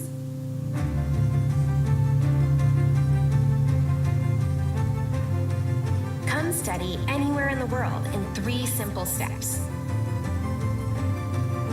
Discover, shortlist, apply. TC Global.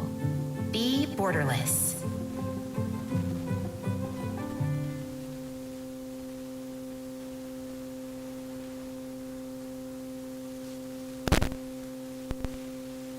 Can we have a huge round of applause for TC Global once again? May I request Mr. Anil Sharma to felicitate Ms. Natasha Chopra and Bindu Chopra. May I request you, ma'am, to join us on stage.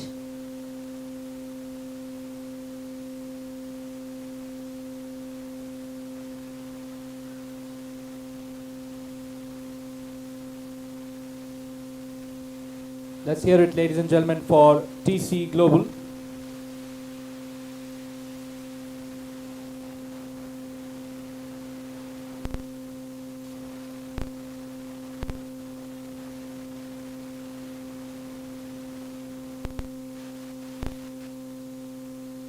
Thank you so much, ma'am. Thank you, sir. Our next speaker for the day is Mr. Rohit Mittal, founder and director of UniPro. Rohit is a distinguished alumnus from CFA Institute, USA, and a rank holder in economics from Hindu College, Delhi University. With a prominent corporate background exceeding 5 years in mergers and acquisitions and strategy advisory, his expertise spans from startups to MNCs, including roles at KPMG and Deloitte. He led the mergers and acquisition team at Nova IVF, a Goldman Sachs invested company. Under his guidance, healthcare IVF units grew from 3 to 10 with a remarkable 2-year time frame, showcasing his strategic prowess and transformative leadership. The group's foundation by the late Gopal Prasad, a luminary in both entrepreneurship and social welfare, as the Vice Chancellor of Magad University, adds a layer of his distinction to the group's ethos. Without further ado, we extend a warm welcome to Mr. Rohit Kumar. Thank you, everyone. So, I would like to give you a building of the institution. So, we have designers from NNIFT who help design uniforms for your school which resonate with your branding. We do school willing to stitch uniforms. Thank you, everyone.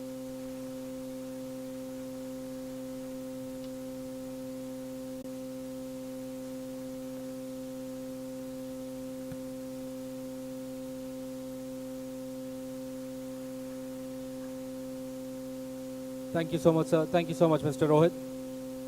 Well, it's time now for the most awaited part of the event, a book launch, a book on parenting, that is Baby Steps to Big Dreams by Dr. Manjula Pooja Shroff. The book contains a diverse range of topics that apply to different age groups.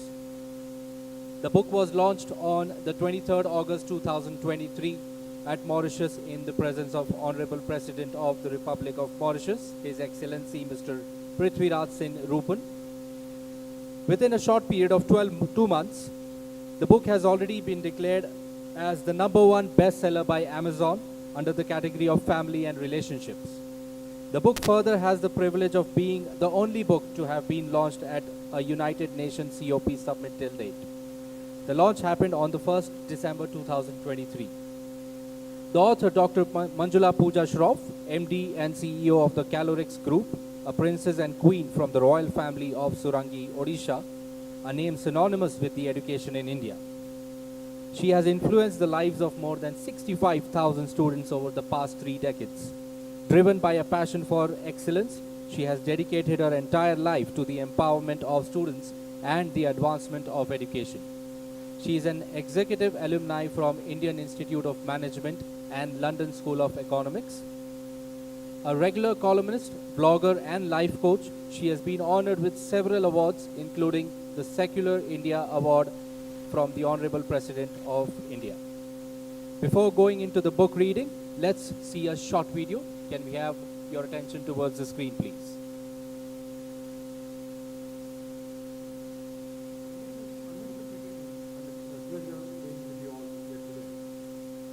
After the warm welcome and success of Dr. Manjula Pooja Shroff's life story titled Success Mantras and Music, a book that was launched over multiple cities in India and abroad, Calvert is now proud to present a book on parenting.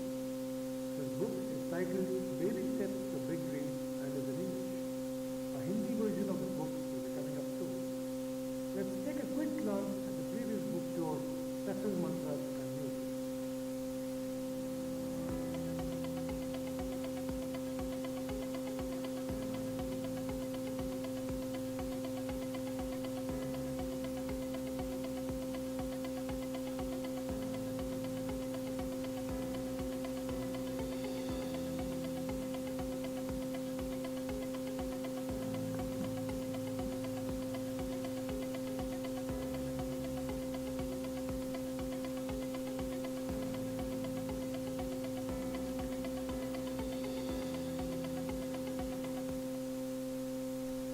की बदलती दुनिया में parenting has started to assume much more significant role than ever before.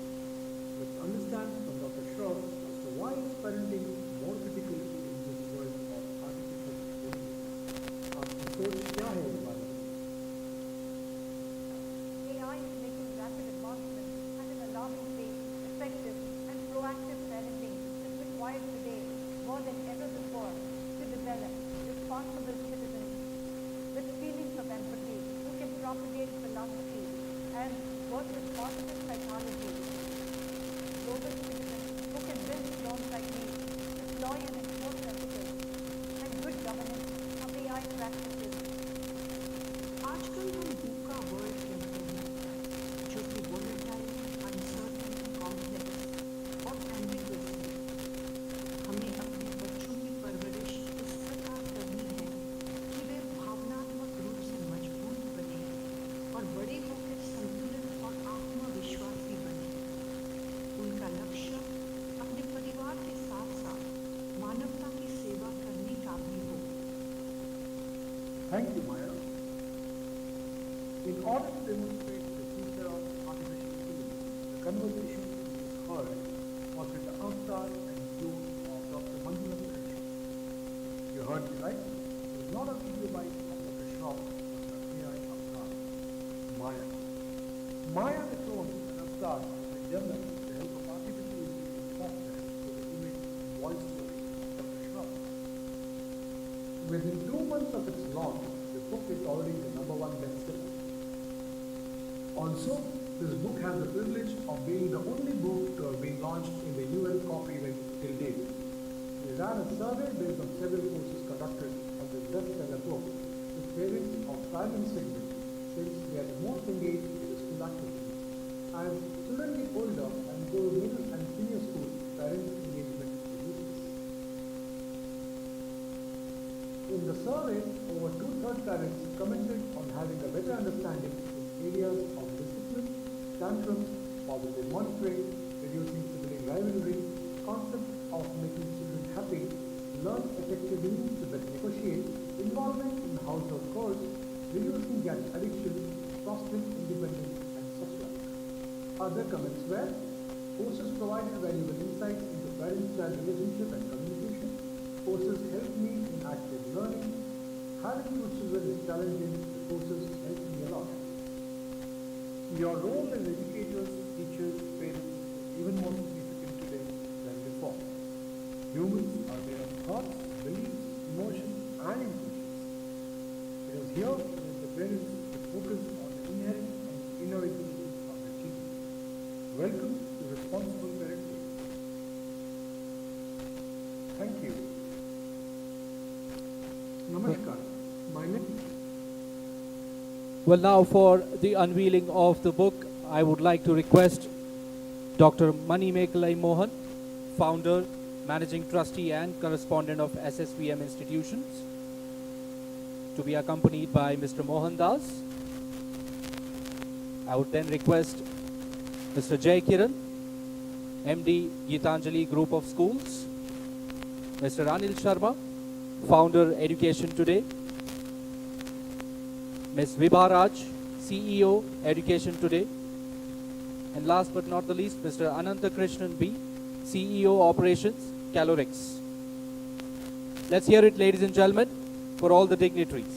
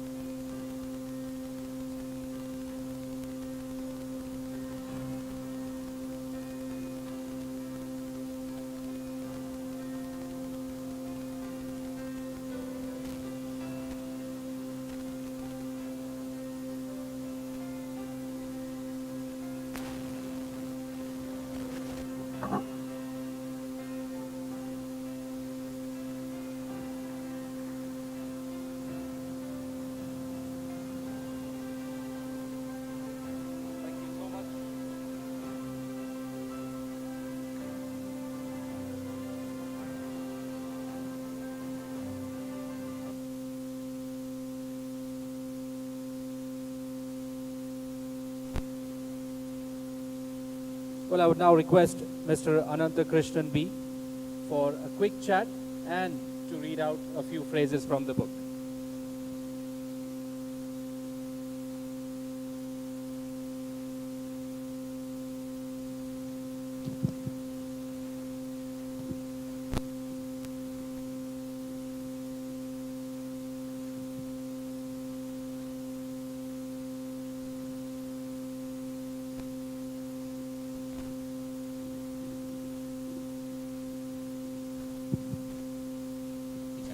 Thank you.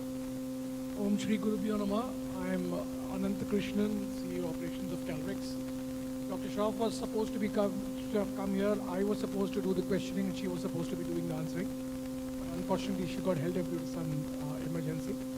So now our friend Rahul is going to do the questions and I'm going to do the answer on behalf of Dr. Shroff. Nevertheless, the value of this book is immense. Just about short 5-7 minutes of talk, and then you'll yourself understand what does this book portray all about. All yours now. Thank you so much, sir. Firstly, congratulations on the launch of the book and on the great success as well. So, my first question to you would be that AI and parenting are two different spectrums, right? So, how has Dr. Shroff, brought them together? If you can throw some light on that. All right, Dr. Shroff is an educationalist and an entrepreneur for more than 27 years. She was one of the early entrepreneurs from Gujarat to have established so many number of schools and reached across to 65,000 students. So technology has been a forefront in her mind and heart always. Now I would take you 1 second, backward to the question that the lady, I think in the first panel asked, as to what is the importance of children playing games, in schools. What is the why I did not play games? My children did not play games. So, today's world of artificial intelligence, your child or the child that you are teaching now, right, is going to compete with robots. You're going to compete with computer at all angles, all ends, all fronts. What chance do you have when you compete with the computer? Have you ever played chess with the computer? How many times of a chess game have you won with a computer? So, in the times to come, we have to be really geared up in terms of what skills that we need to imbibe in the children so that the next 15-20 years, they are ready for the future. This Maya, the clone or the real fake, as the deep fake as we call it, right? The AI clone of Dr. Shroff. Maya has already compiled her next book. What it takes for about, say, 5 content writers and 10 teachers to be working on, let's say, 6 months of work, AI does in 2 weeks. So that's the power of AI. And if that has to be harnessed in the classroom and at homes by the students, then we have to tell the students to pick up AI and not fear it, but to fight it. I hope that answers the question. Absolutely, rightly said. Also, what I know is that the book deals with a lot of fears at a foundation level. So, can you elaborate a little on that? Yeah, so this book basically covers a child's life from the time that the child comes to the mother's womb till the time the child turns out to be 21, right? So different, about 13 different categories and stages which the child passes through in the childhood, and how the development process happens across these phases. So if you all see, even today in our own lives, each and every one of us will have a fear of our own. I mean, there's no shame to talk about it. I have a fear of lizards. So if I see a lizard here, I'll not sit on this table, or I'll not sit here on the platform. Whatever may be the reason, I'll just jump away from this place. You give me 10 crore of rupees, I don't want it, I'll not jump away. That is because that fear of mine was never addressed in my childhood. So children have multiple fears, like for example, fear of wardrobe, fear of darkness. Tell me amongst us, how many of us still fear darkness, right? So these are small things which have to be addressed, which have to be spoken to. So there are about 13 different aspects of a child's career. And fear is a very, very big thing in a child's fear of unknown, fear of death, fear of strangers, fear of failure, fear of friends, right? Dr. Girish Kannan, right, so in the earlier session was speaking about a child having cut her hand 35 times. Why? Because she said she was feeling lonely. fear of social, what do you call, people, getting to the society, interacting with the society, fear of that. So we as educators, we as parents have to address these things through conversations, and that's what this book talks all about. Well, that's something which every parent would look forward to. So, myself being a son, and most of the parents out here would agree that pre-teens, is a phase which is a challenging time for every parent, where somewhere, the child disconnects or distances himself. The parent feels that, they've lost the child, they're going away from them. So what do you have to say about this? All right. So I'll first take a step forward, go to the teens, and then come back to the preteens. So teen is a difficult time period for everybody, right? We ourselves had our own set of issues while that we were teenagers, and we have seen our children also having different kind of issues while in the teenage category. But today, whatever issues were seen in the teenage is now going to the preteens. So preteen is primarily about 10, 12 years of age. Now, with the biological advancements, the body is getting accustomed to certain biological changes well before time. Whatever used to happen in 13, 14 is now happening in 10 and 12. Now understand, let me be very honest and frank in this discussion. Please try to get me the way I'm trying to present it. A child, a girl child, I'm a father of a girl child, right? So I understand the traumas that a girl child goes through today, right? In the current scenarios. So a child at the age of 10, right? Menstruation starts at 10 today, right? With kind of menstruation, there are different problems associated with the biological the mental The moment the child is into the growing adolescent stage, there is the different bonds of body start up. But is the child ready to take up or in terms of understanding at that middle age? And do we as parents talk to our children? Do we as educators talk to our children? So it is important that you communicate with the child, make the child aware and understand of the various biological changes that the body goes through, the various mental framework that the body goes through, and how to adapt and cope with these requirements, right?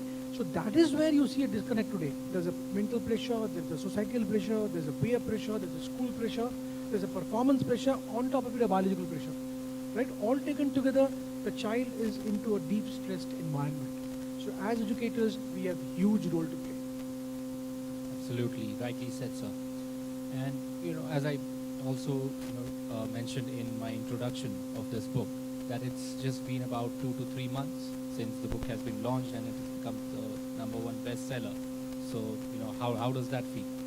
Well, this book, first of all, is not a book. Let me first tell you, it is a compilation of Dr. Stoff's and Calvex's efforts of 27 years in the industry, right? So this is called real-time case studies across various age groups. Name changed, of course, for the benefit of the students who have been a part of the journey. It is a book to cherish and to be kept with you all your life. Like, I should say, an Oxford dictionary, which I cherish even today. This book, I have kept one copy in my cupboard to be used when my daughter becomes a parent. That's the kind of commitment that we have to this book, and you'll also love this book the moment you start reading this book, right? Having said that, people who have gone through the book have seen a lot of value to it. A lot of schools are inviting us to do a complimentary sessions for their parents in terms of why is parenting important in today's context, what kind of conversations should the parent be doing with the students, and how are the schools to enroll the parents to doing such conversations. So people who see a value have started picking up the book from the market. The book has got its own destiny, it's got its own karma. The book in 2 months of time has now become the bestseller. This is probably the only book to have been launched at a United Nations COP event, which has happened last month. And this book got launched on the 28th of COP last month, right? It was in Dubai, and it's doing pretty well. A couple of things more. In today's session, Dr. Shah couldn't be here, but then she's wanting to distribute a few of these books complimentary to all the lovely people here. So I think a colleague of mine is here, Donald. He's carrying about 25 odd books. So he would be distributing those books to you all, right? Whoever wants to take it, please feel free, take a copy of it. And in case you're not able to lay your hands on this book today here, so there is a QR code scanner which is kept onto your table, right?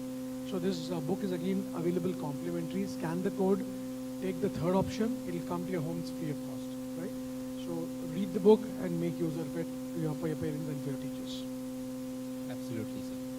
And lastly, a lot of topics in this book emphasize on safe digital usage. So if you can just quickly share a few words on that. All right. So I'll just take 2 minutes before we go to the end of the session. We have a session called Huddle, wherein all our leadership team interacts with our stakeholders. And about 6 months back, we were interacting with the 11th and 12th of our school, right? A student interaction with all the stakeholders. So one child, I will not name the child. She is 11th, I think 11th going to 12th student. She wants to pursue a career in IPM, Integrated Program in Management. That is why, because her parent have insisted her to do that. This child wanted to take up humanities as a subject, but then due to parental pressure, she couldn't take up humanities. She is also very fond of computer games, right? So what she told us is, after coming back from her classes, after coming back from the tuitions, after dinner, she starts playing games till 6 in the morning. So please understand, it was a startling kind of information for us also. A child coming back from school, going for her classes, coming back from her classes, doing her homework, retiring for the night, instead of sleeping, she is playing computer games. The next morning, 6 o'clock, she wakes, 7:40 is the school, she has to get ready for the school, she's up to the school. And the school at 11th is not an easy thing to do, right? What happens to the psychology of this child? 1. 2, throughout the night while the child is playing games, who is watching her do what she's doing? PUBGs of the world, we all know what kind of addiction it brings to. We all know what kind of challenges that it brings to. Who is the guy who's on the other side playing with his girl?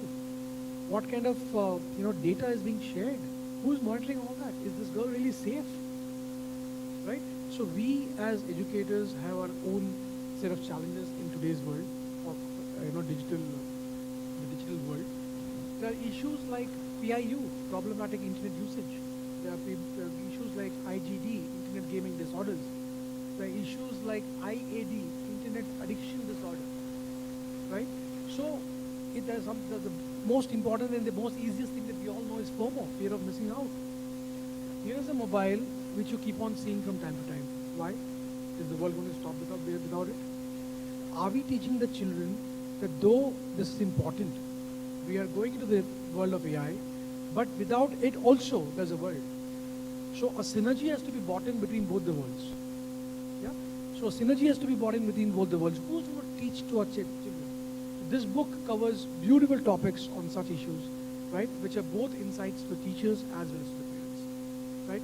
My earnest request to all the educators here is just pick a complimentary copy, read it, give it to your parents, make them read it. It will make a better life for our own students. Thank you for this beautiful opportunity. In case you have any questions, I'm happy to take your questions later. He's already shown me the card of time's up, so I think we should now stop between lunch and the beautiful audience here.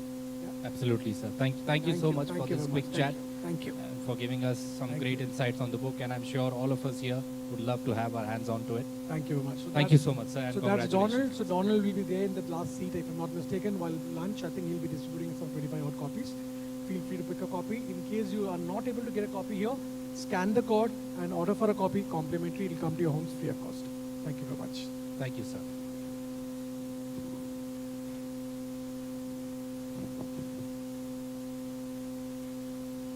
Let's hear it for Mr. Ananthakrishnan B.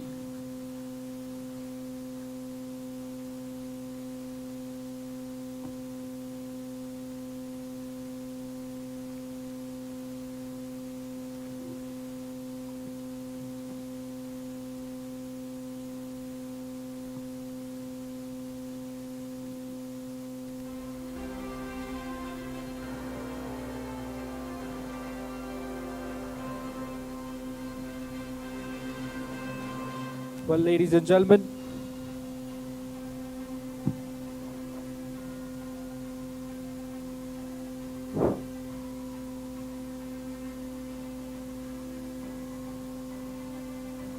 May we have Mr. Mayank Solanki on stage?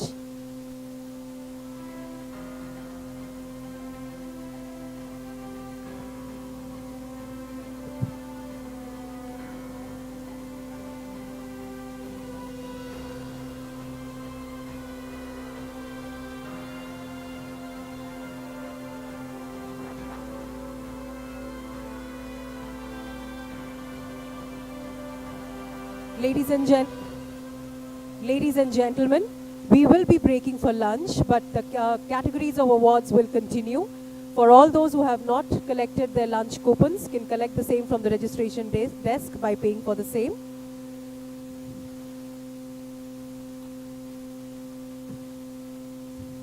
Well, to start off with the category of top 20 CBSE school, would request Dr. Mani Mekalai Mohan and team to please join us on stage to receive the award for SSVM group of institutions. So SSVM World School, Coimbatore, Tamil Nadu wins an award under the top 20 CBSE school category. Ranked number 1 in Coimbatore, number 1 in Tamil Nadu, and number 1 in India. Let's hear it, ladies and gentlemen, for SSVM World School, Tamil Nadu.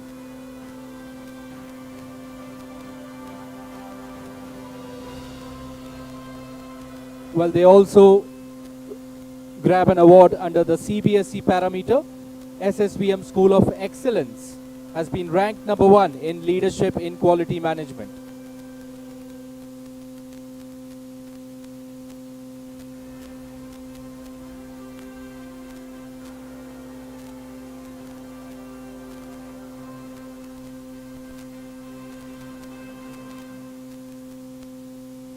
Well, next up is Reed's World School. Reed's World School, Coimbatore, Tamil Nadu, ranked number 1 in integrated learning.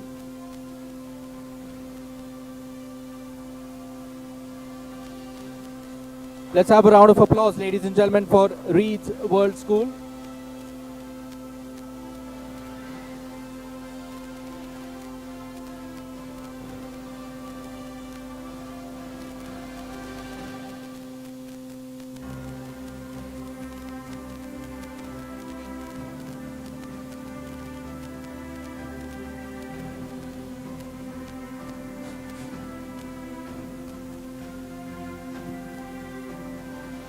Next up, would like to call upon, under the top 20 day-come boarding, Shri Saraswati Vidya Mandir School, Coimbatore, Tamil Nadu.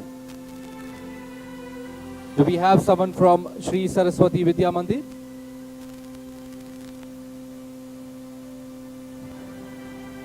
All right. Under the state parameter-wise, SSVM Vidhan Matriculation Higher Secondary School.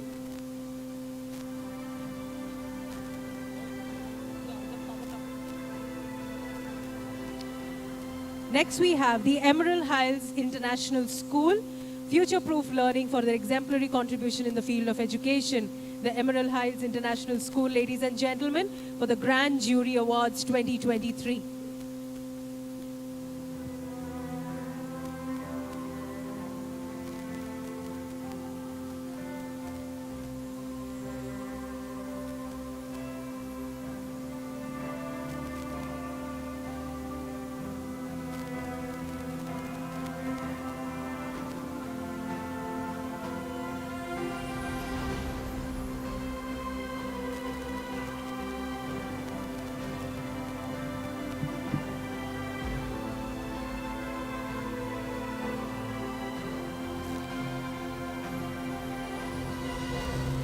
Well, ladies and gentlemen, it's time now for the city-wise category of awards.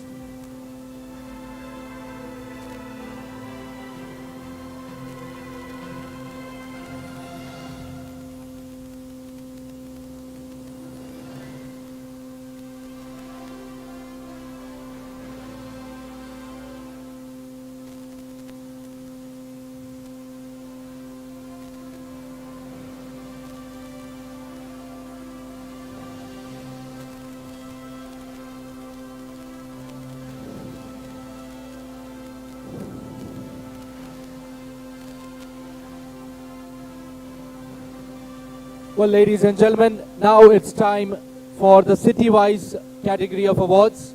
Starting off with CBSE schools city-wise, can we have Satyanarayana Sri Alaya, Principal of Adani World School, Nellore, Andhra Pradesh. They have been ranked number 1 in Nellore. Let's hear it, ladies and gentlemen, for Adani World School.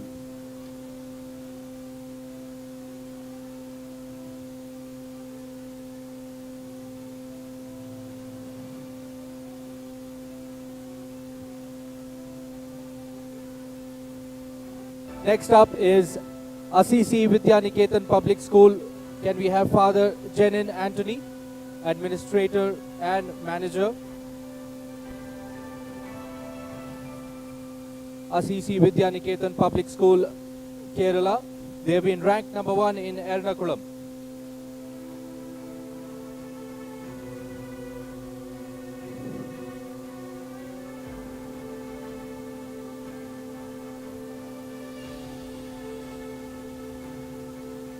Next up, ladies and gentlemen, is Bal Bharti School, Madhya Pradesh. Can we have Dr. S.K. Mishra, the director, here with us on stage? They have been ranked number 1 in Rewa. Bal Bharti School, Rewa, Madhya Pradesh. Let's hear it for them, ladies and gentlemen.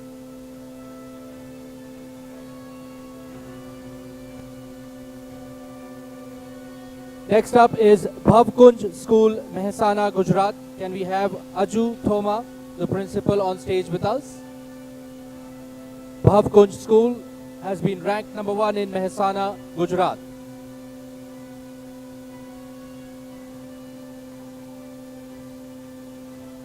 Let's hear it, ladies and gentlemen, for Bhavkunj School.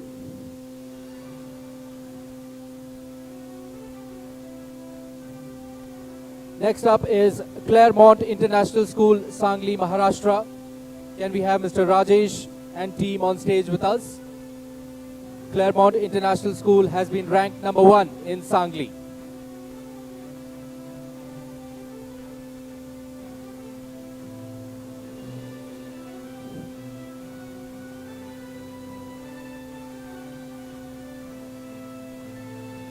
Next up is the PN Foundation School, Uttar Pradesh.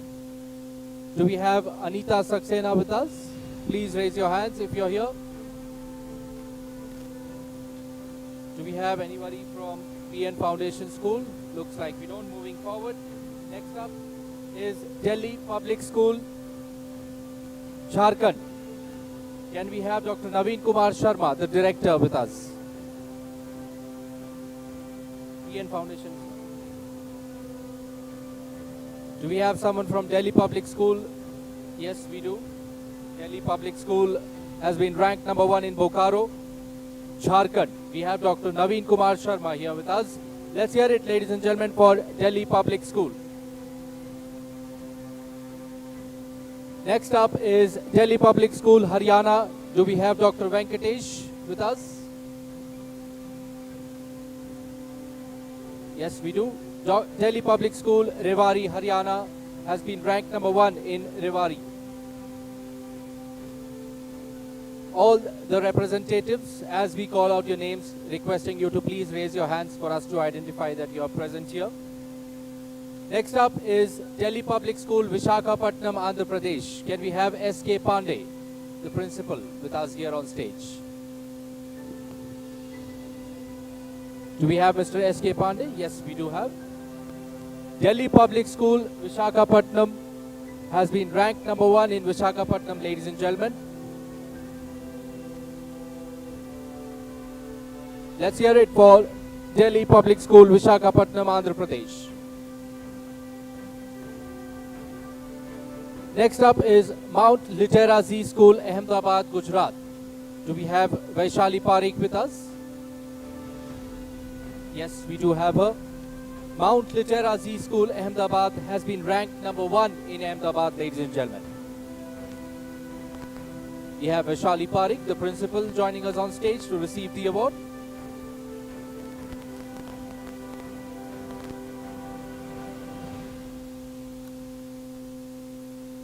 Next up is School of Scholars, Yavatmal, Maharashtra. Do we have the team of School of Scholars or any representative with us here? I don't see any hands going up. Okay. School of Scholars not present. Next up is SN Vidya Bhavan Senior Secondary School. Can we have Unni Krishnan? Mr. Unni Krishnan, the president. SN Vidya Bhavan Senior Secondary School has been ranked number 1 in Thrissur, Kerala. Let's hear it for them, ladies and gentlemen. Next up is Chinmaya Vidyalaya, Palghar, Maharashtra. Can we have Dr. Anil Kumar P, the principal? Okay, we have a representative from Chinmaya Vidyalaya joining us on stage. Okay, we have sir with us here. Chinmaya Vidyalaya has been ranked number 1 in Palghar. Next up is Delhi Public School, Jamnagar, Gujarat. Can we have Ruma Mazumdar, the Vice Principal? Yes, we do have her here. Delhi Public School, Jamnagar, Gujarat has been ranked number 1 in Jamnagar, ladies and gentlemen. Let's hear it for Delhi Public School, Jamnagar, Gujarat. May we request Litera Valley and Kurukshetra to be ready? Next up is Litera Valley School, Patna, Bihar. Can we have Mr. Desmond Demonte, the principal? Litera Valley School, Patna, Bihar has been ranked number 1 in Patna, ladies and gentlemen.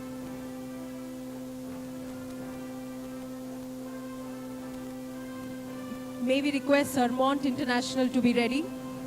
Next up is Kurukshetra Public School, Kanchipuram, Tamil Nadu. Can we have Saravana Prasad, the CEO, to please join us on stage? They have been ranked number 1 in Kanchipuram.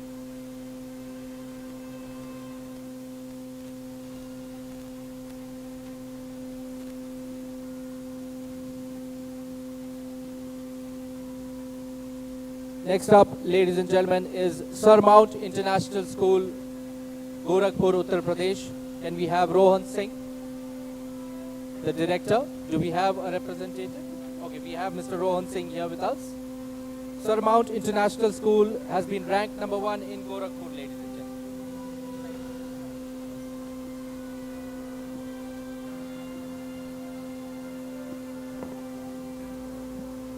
Next up, I would request the team of Reliance Foundation School, Vadodara, Gujarat, to please join us on stage.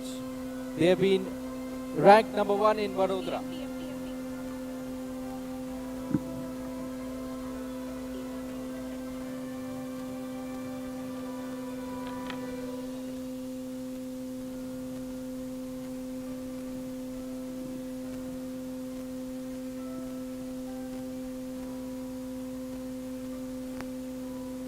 May we request the team of Little Kingdom School to be ready?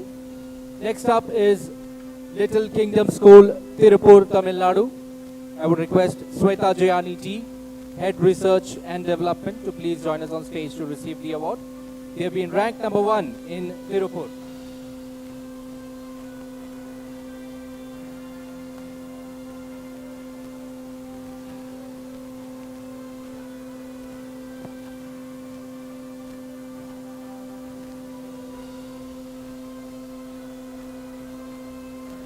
I would also request Ms. Sweta to collect the award for Dr. Hema Devarajan under the Influential Educators category. She is the founder and senior principal of Little Kingdom Senior Secondary School.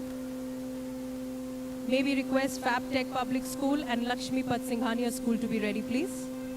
Next up is FabTech Public School and Junior College. I would request Mr. Sanjay Adate, the campus director. They have been ranked number 1 in Solapur.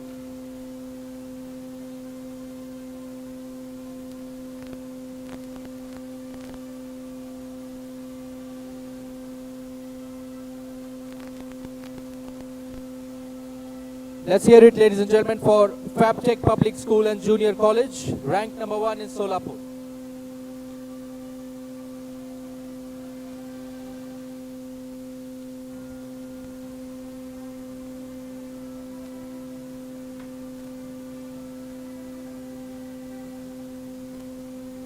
Thank you so much, and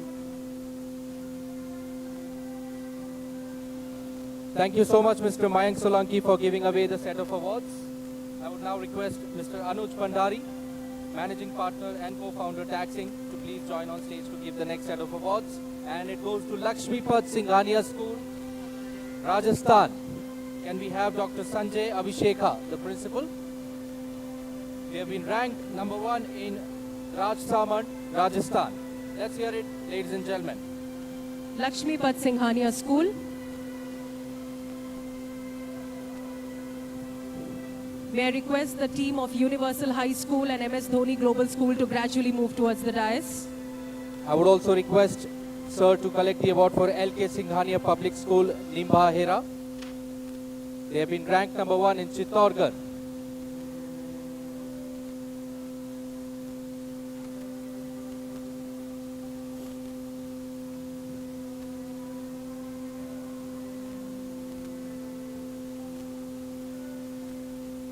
Next up is Universal High School, Aurangabad. Can we have Vinita Anil, the principal, on stage with us? Universal High School, Aurangabad. They have been ranked number 1 in Aurangabad, ladies and gentlemen.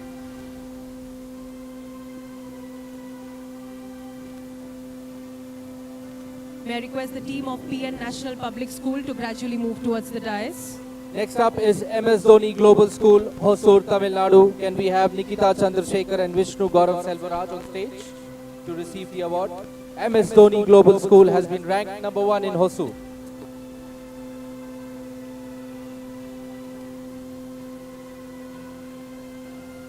Next up is PN National Public School, Gorakhpur, Uttar Pradesh. Can we have Rohini Singh, the Vice Principal, to join us on stage? PN National Public School has been ranked number 1 in Gorakhpur, ladies and gentlemen. May I request the team of Doon Valley Public School and DPS Ajmer to gradually move towards the dais. Next up is Doon Valley Public School, Nalagarh, Himachal Pradesh. Can we have Rajiv Sharma, the Managing Director? Doon Valley Public School has been ranked number 1 in Solar. Let's hear it, ladies and gentlemen, for Doon Valley Public School.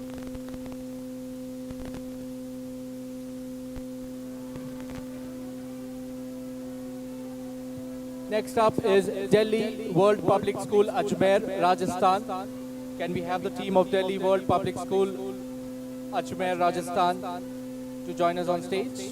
Do we have someone? If yes, please raise your hands. May I request the team of MD International School and Scholars Home to gradually proceed to the dais. Do we have someone from Delhi World Public School?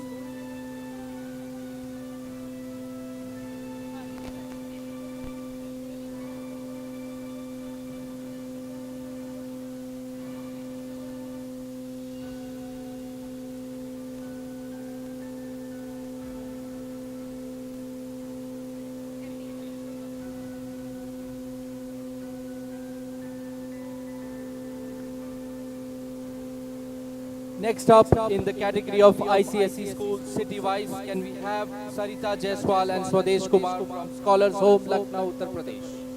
They have been ranked number 1 in Lucknow. Scholars Home, Lucknow, Uttar Pradesh. We have Sarita Jaiswal and Swadesh Kumar joining us on stage. May I request Billabong High International School to proceed towards the dais.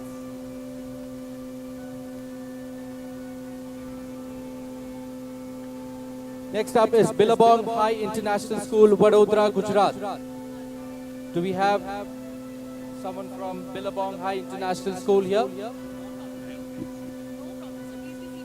Billabong High International, no. Next up is State Board School City-wise, SSKV Matriculation Higher Senior Secondary School. Can we have R. Vijay Lakshmi and team on stage? SSKV Matriculation Higher Senior Secondary School, Kanchipuram, Tamil Nadu, has been ranked number 1 in Kanchipuram.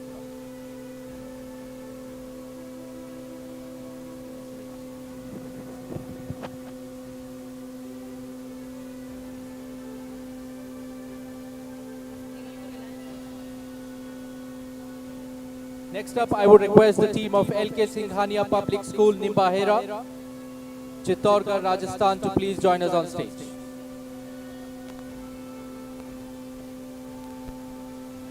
May I request the team of Reliance Foundation and Alpha Plus to proceed towards the dais. Team of LK Singhania. May we have LK Singhania on the AV? May we have the team of LK Singhania join us on the stage?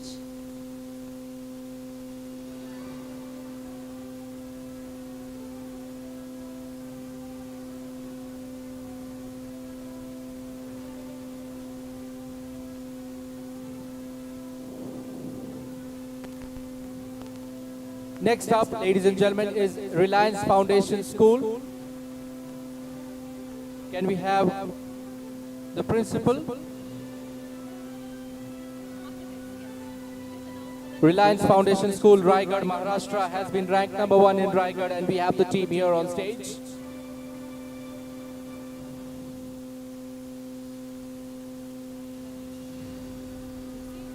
Next up is Alpha Plus Matriculation Higher Secondary School.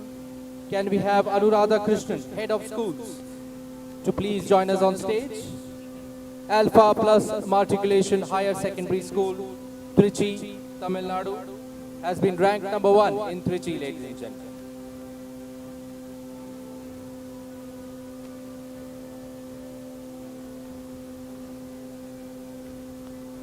Next up is under the day cum boarding school city-wise, Shri Siddhi Vinayaka Residential School. Can we have Ms. Sujata Sadaram, the headmistress, join us on stage?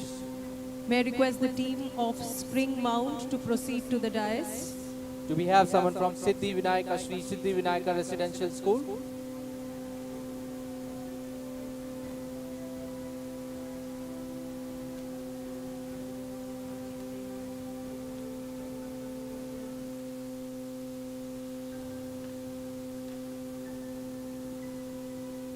Next up is Spring Mount Public School, Tirupur, Tamil Nadu. Can we have Dr. Nalini, Prabhu Shankar and team to join us on stage?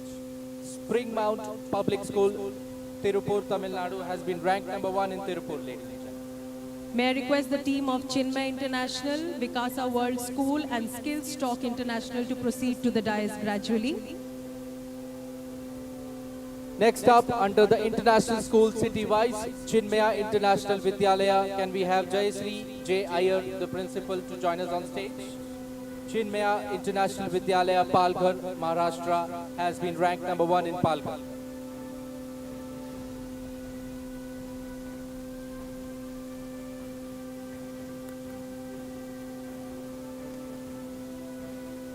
Next up, ladies and gentlemen, is Vikasa World School. I would request Mr. Murli NP, the principal, to please join us on stage. Vikasa World School, Madurai, Tamil Nadu, has been ranked number 1 in Madurai.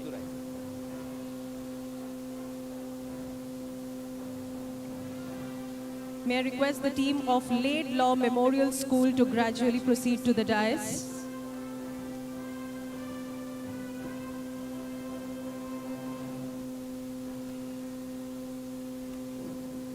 Next up is the Skill Stock International School, Warangal, Telangana. Can we have Anoop Erabelli and team? Skill Stock International School has been ranked number 1 in Warangal.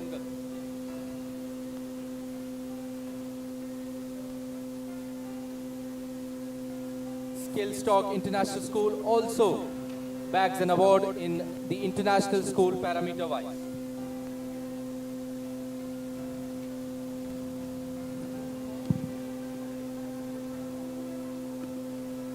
Next up is under the boarding school city-wise, the Laidlaw Memorial School and Junior College. Can we have Gary Dominic Everett, principal, join us on stage? Do we have someone from the Laidlaw Memorial School and Junior College? All right, thank you. Moving forward, the next category is ICSE schools parameter. Euro School, Airoli, can we have Geeta Agarwal, the principal, on stage with us? Euro School, Airoli, Navi Mumbai, Maharashtra, ranked number 1 in co-curricular education. Let's hear it for Euro School, Airoli, ladies and gentlemen. May I request St. Paul's, Divine English and Pawar Public School to be ready? Next up is St. Paul's English School, Bengaluru, Karnataka. Can we have Mr. Jay Prakash, the CEO? St. Paul's English School has been ranked number 1 in digital learning advancement. Do we have someone from St. Paul's?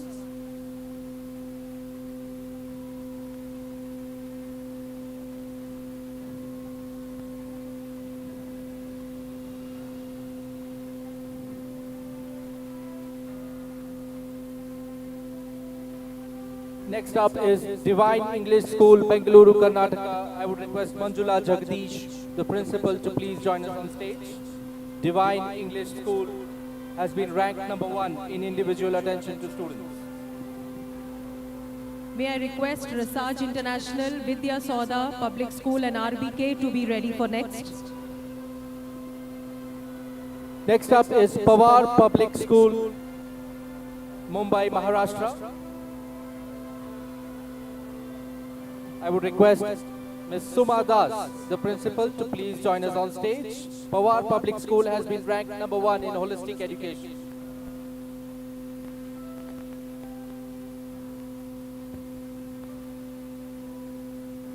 Next up is Rasas International School, Thane, Maharashtra.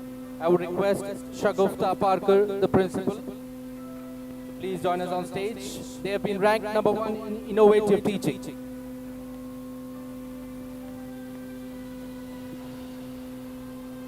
Next up is Vidya Sauda Public School, Bengaluru, Karnataka, requesting Padma Shri M, the principal, to please join us on stage to receive the award. Vidya Sauda Public School has been ranked #1 in co-curricular education. May I request Gopal Sharma International, St. Peter's School and the Bishop's Poet School to be ready next. That's Vidya Sauda Public School. Next up, requesting RBK School. Can I request Ms. Nalini Shetty, the principal? RBK School, Thane, Maharashtra has been ranked #1 in holistic education.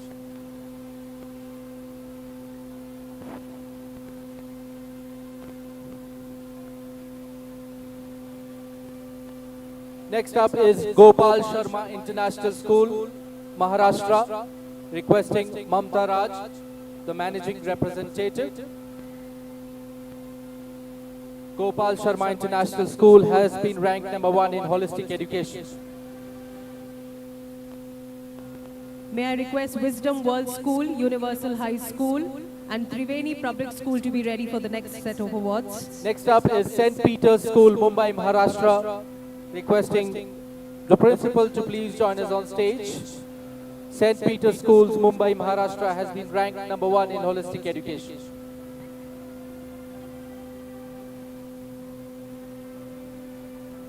Let's hear it for St. Peter's School, ladies and gentlemen. Next up is the Bishop's Co-ed School, Pune, Maharashtra. Can we have Julian Luke, the principal, to please join us on stage? The Bishop's Co-ed School has been ranked #1 in student advancement and mentoring.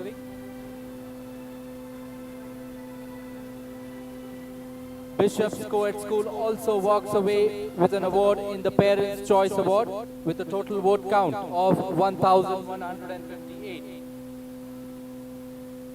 May I request the team of Shri Chandulal Nanavati Vinay Mandir to be ready?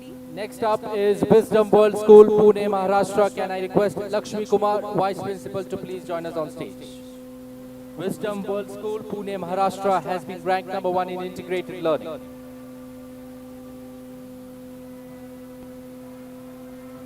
Next up, requesting the team of Universal High School, Mumbai, Maharashtra, to please join us on stage. Anuradha Krishnan, Head of Schools, to receive the award. Universal High School has been ranked #1 in holistic education.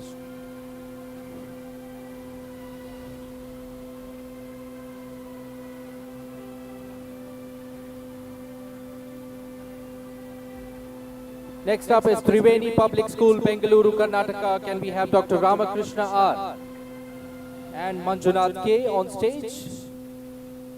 Triveni Public School has been ranked #1 in co-curricular education. May I request the team of GD Somani Memorial School, Silver Oak Universal and Sherwood High School to be ready and gradually proceed to the dais. Next up is Shri Chandulal Nanavati Vinay Mandir, Mumbai, Maharashtra. Can we have Ms. Neelam Mulchandani, the principal, on stage with us? Shri Chandulal Nanavati with Vinay Mandir has been ranked number 1 in co-curricular education. Next up is G.D. Somani Memorial School, Mumbai, Maharashtra.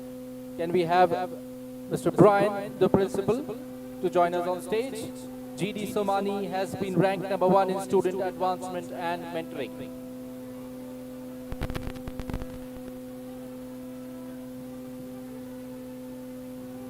Next up is Silver Oak Universal School, Nashik, Maharashtra. Can we have Mr. Harish, the director, to join us on stage? Can we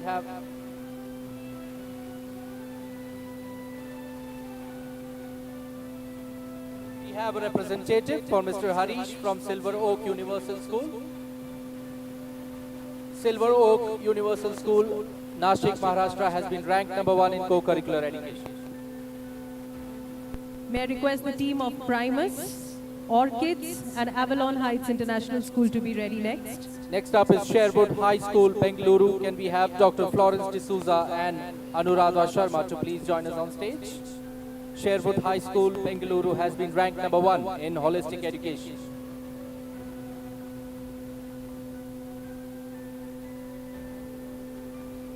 Next up is Primus Public School, Bengaluru, Karnataka. Can we have Vinita Anil, the principal, join us on stage?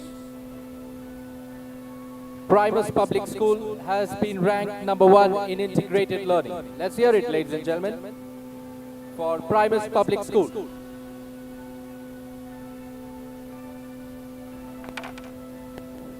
Next up is the Orchids, the International School, Vivekananda, Bengaluru, Karnataka.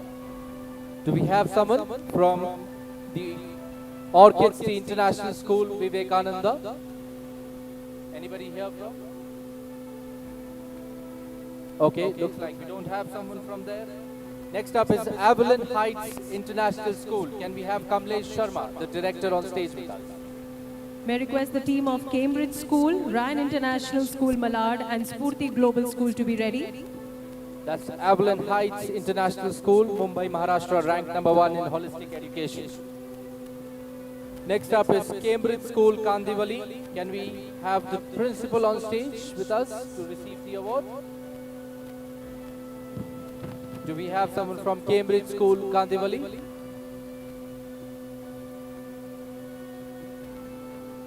They have been ranked number 1 in holistic education.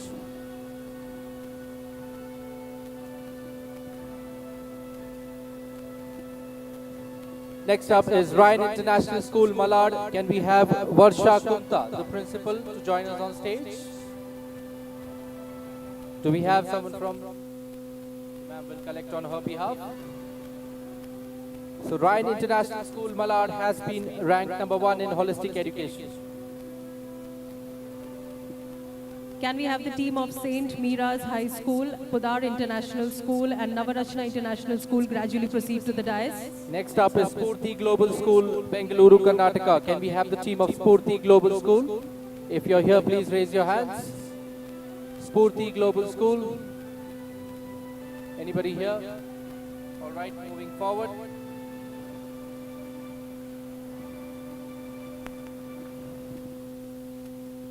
Next up is St. Mira's High School. Can we have Mr. Mohammad Niaz Rashid, the chairman?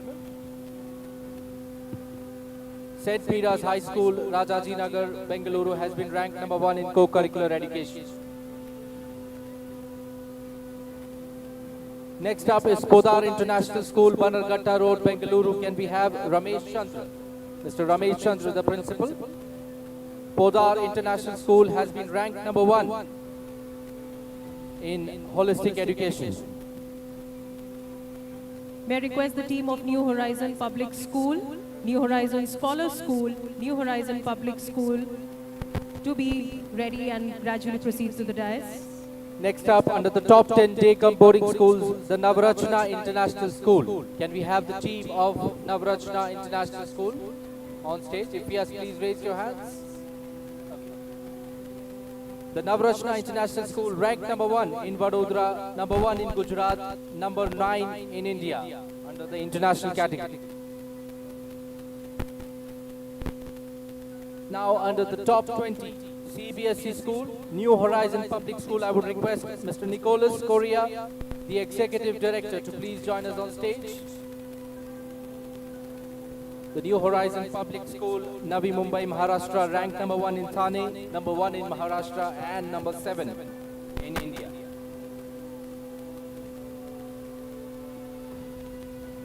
May I request the team of the Millennium School to gradually proceed to the dais. I would also request Sir to please collect the award for the New Horizon Scholar School. They have a set of awards. New Horizon Scholar School, Vasant Lawns, has been ranked number 1 in integrated learning. The New Horizon Public School, Panvel. The New Horizon Public School, Panvel, has been ranked number 1 in innovative teaching. And also adding another feather to the cap is the New Horizon Scholar School, Thane, Maharashtra, ranked number 1 in innovative teaching. Let's hear it, ladies and gentlemen. The New Horizon group walks away with 4 awards this afternoon.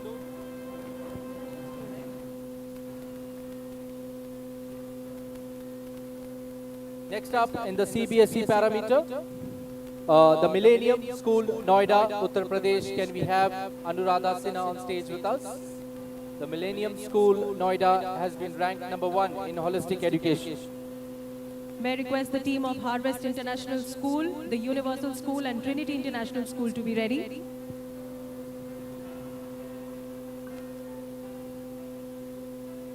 Next up, under the International Schools parameter, Harvest International School, can I request Colonel Kanjilal, the Director, retired Colonel Kanjilal, to please join us on stage. Harvest International School, Ludhiana, Punjab, ranked number 1 in co-curricular education.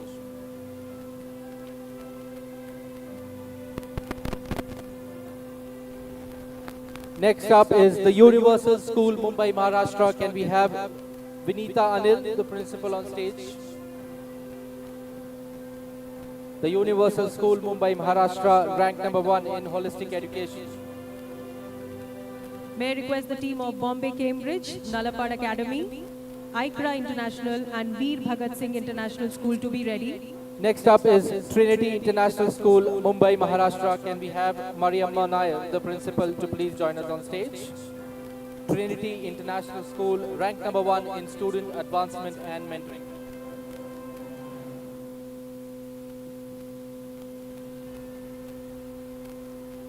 Next up is Bombay Cambridge International School. I would request Ms. Poonam Arora, the principal, to please join us on stage. Bombay Cambridge International School has been ranked number 1 in innovative teaching.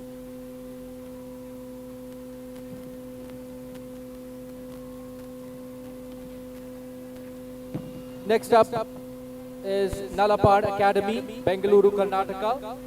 I would request Ms. Nidhi and Ms. Anuradha to please join us on stage. I would like to correct myself, Ms. Aruna and Ms. Nidhi joining us on stage to collect 2 awards for Nalapad Academy, ranked number 1 in future-proof learning infrastructure and innovative teaching.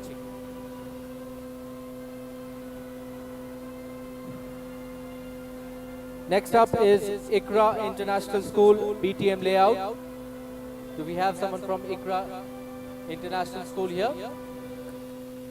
Looks like we don't. Okay, moving forward. Next up is Veer Bhagat International School. Do we have someone from ICRA International?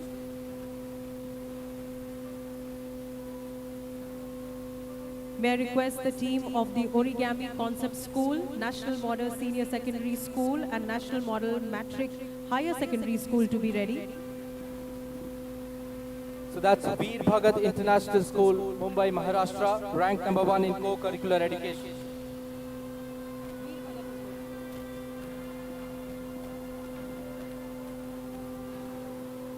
Next up is under the influential educator. I would request P. Mohan Chandan, the chairman of National Model Group of Schools, Coimbatore, Tamil Nadu, to please join us on stage to collect the award under the category of Influential Educator P. Mohan Chandan, the chairman of National Model Group of Schools.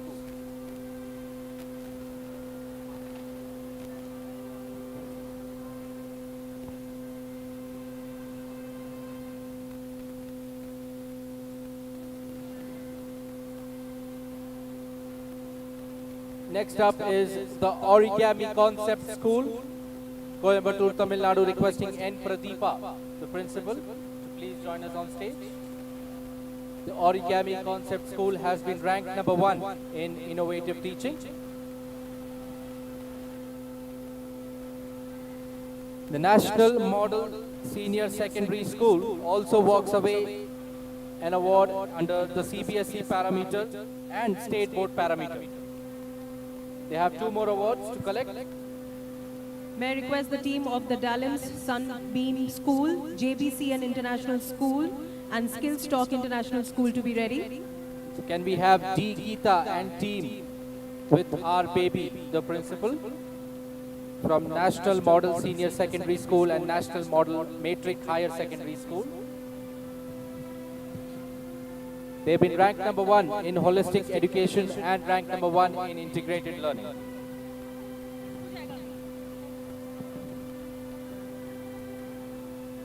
Next up is Dallas Sunbeam School, Varanasi, Uttar Pradesh. Can we have the team of Dallas Sunbeam School with us? Do we have someone from Dallas here? All right, moving forward. Next up is JBCN International School, Oshiwara.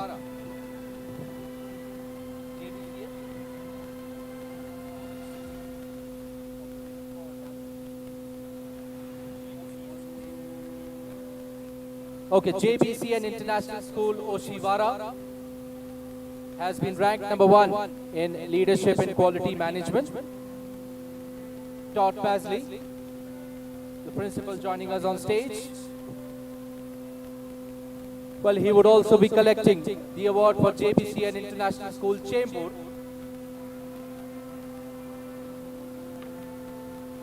Can I request the team of Trio World Academy, GD Goenka, to be ready next?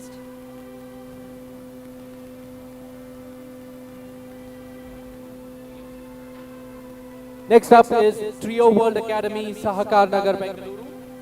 Do we have someone from Trio World Academy? If yes, please raise your hands.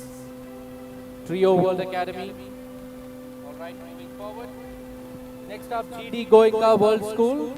Can we have Dr. Manish Mehta? Do we have someone from GD Goenka? All right, looks like we don't. Moving forward to the State Board parameter. PDEA's English Medium Secondary School and Junior College. Can we have Ms. Preeti, the principal, on stage with us? Do we have someone from PDEA's English Medium? All right, moving forward. Next up is Bharat English High School and Junior College. Can we have Moses Michael Daniel, the principal, on stage? Anybody here from Bharat English? Okay, yes, we do have Bharat English High School and Junior College, ranked #1 in co-curricular education in Thane, Maharashtra. May I request Nisarga Vidyaniketan, Global Icon School, Platinum Jubilee High School, and the Aga Khan School to be ready. Next up is Nisarga Vidyaniketana. Can we have Can we have U Dhanush Kumar and team join us on stage? Nisarga Vidyaniketana. They have been ranked #1 in innovative teaching at Bengaluru, Karnataka.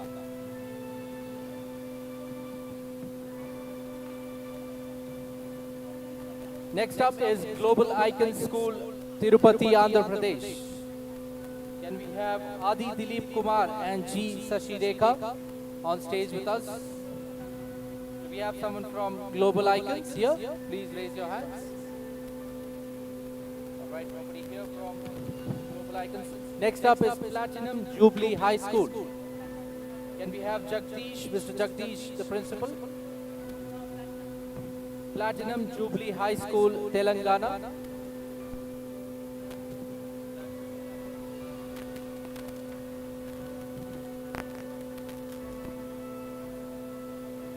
can we have the team of Sneha Shikshakana, the Elizabeth Gauba School, and the Gnana Sagar Vidya team to be ready? I would also request sir to collect the award for the Aga Khan School, Kutch, Gujarat. The Aga Khan School, Kutch, Gujarat, ranked number 1 in co-curricular education. Next up is Sneha Shikshana Samsthe Sulya. Can we have Dr. Chandrasekhara Damle, the president, to please join us on stage. They have been ranked number 1 in co-curricular education. Can we have the team of St. Aloysius High School and Sri Narayana Guru English Medium School team to be ready? Next up is the Elizabeth Gauba School, New Delhi. Can we have Monica Ahuja Rao on stage with us to receive the award? The principal joining us.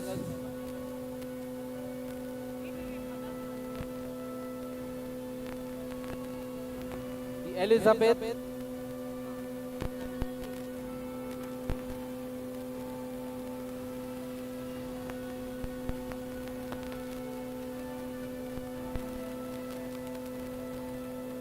Let's hear it for the Elizabeth Gauba School, Monica Ahuja Rao, the principal joining us. Okay, we have the team from Sneha Shikshana Samsthe. I'm sorry.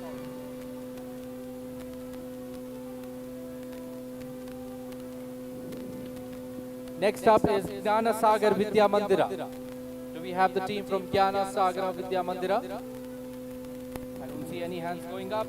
St. Aloysius High School, Nala Sopara East. Can we have Sheila Manore, the principal, and her team join us on stage? Can we have the teams of Dehradun Hills Academy, Tremis World School, Ram Ratna Vidya Mandir, DPS Azad Nagar, and Kalvi International Public School to be ready?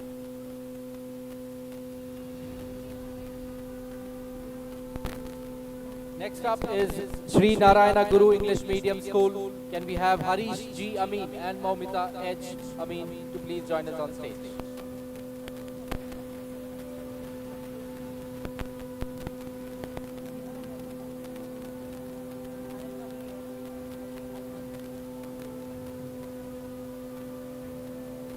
Next up, under the Day-Cum boarding schools parameters, can we have the team of Dehradun Hills Academy, Dehradun Uttarakhand? Can we have Yudhishthir Puran Singh, the managing director, to please join us on stage to receive the award?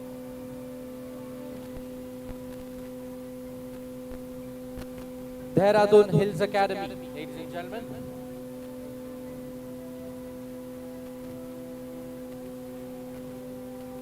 Next up is the Tremis World School, Bengaluru, Karnataka. Can we have Jyotis Matthew, the principal, to please join us on stage? Tremis World School. Anybody here from Tremis World School? Tremis World School, Bengaluru, I repeat. All right. Next up, Ram Ratna Vidya Mandir. Can we have the team of Ram Ratna Vidya Mandir? They have been ranked number 1 in innovative teaching in Thane, Maharashtra, Ram Ratna Vidya Mandir. Next up is Delhi Public School, Azad Nagar. Can we have Deva Vrata Misra and Bandana Misra to please join us on stage? Delhi Public School, Azad Nagar, Kanpur, Uttar Pradesh, has been ranked number 1 in leadership in quality management.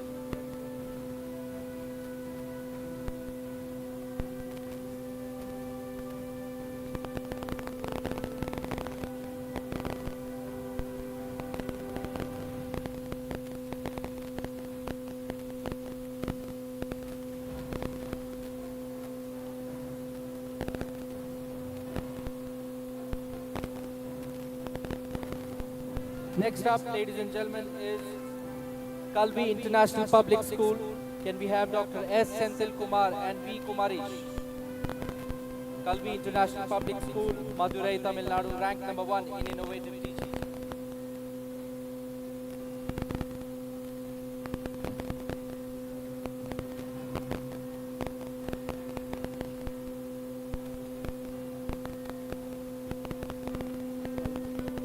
Thank you so much, Mr. Anil. Thank you so much, Mr. Anuj, and congratulations to all the award winners.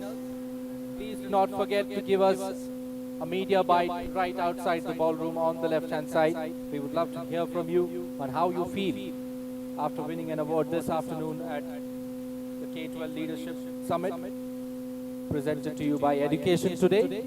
So those were the set of awards, and we would now move on to our panel discussion number 2 for the day, requesting the team to kindly set up the stage for the same.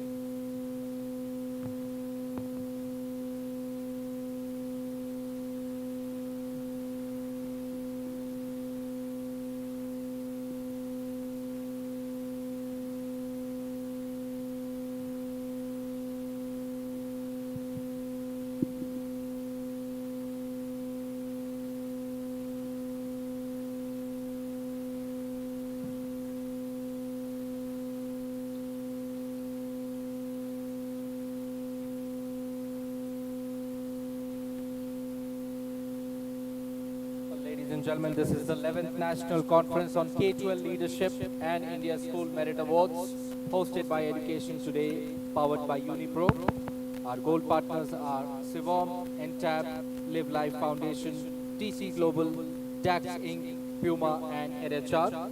Our associate partners are Ecophone, Yellow Bus Photography, Valet Initiatives, Open Door, Sprouts Edutors, EduSports, and School Ventures.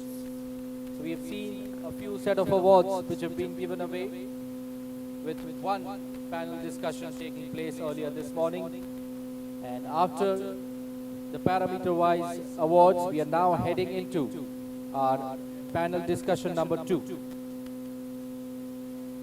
But while the stage is being set for the discussion, I would request the team of Shirek International School, Hyderabad, Telangana, to please join us on stage to collect the awards under the Grand Jury Awards category.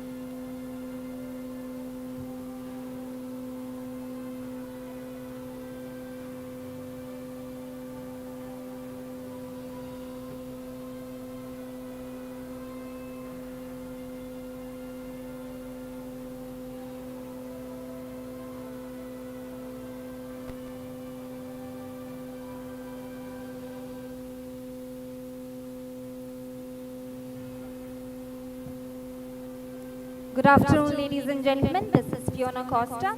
Let us now begin with the next panel discussion of the day. The topic of discussion is building a future-oriented education system. Are our curricula and policies on the right track? Kindly note that the panel discussion flow will be open for the question and answer session later.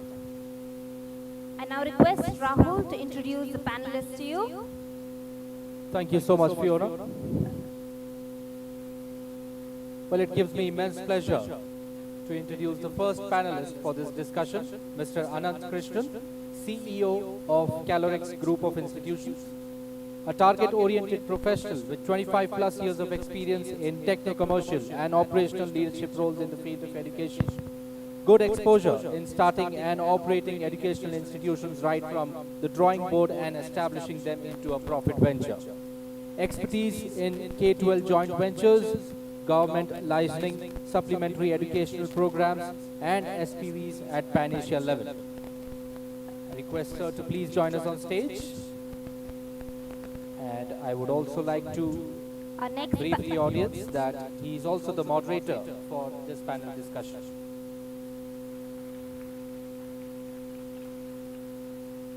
Our next panelist, Mr. Manas Mehrotra, holds a bachelor's degree in Law and Commerce along with an MBA in Entrepreneurship from the USA. He is the trustee of Greenwood High International School, the managing director of Nesta Vera Group of Companies, and the chief mentor of Kara Kids. Mr. Manas believes that the best way to create an impact in society is by educating the youth of our country and enlightening their path with knowledge. He is a charismatic person who has inspired many with his effective words and exemplary efforts in the education industry. His advice to students is to work with focus and a balanced approach. Welcome, sir.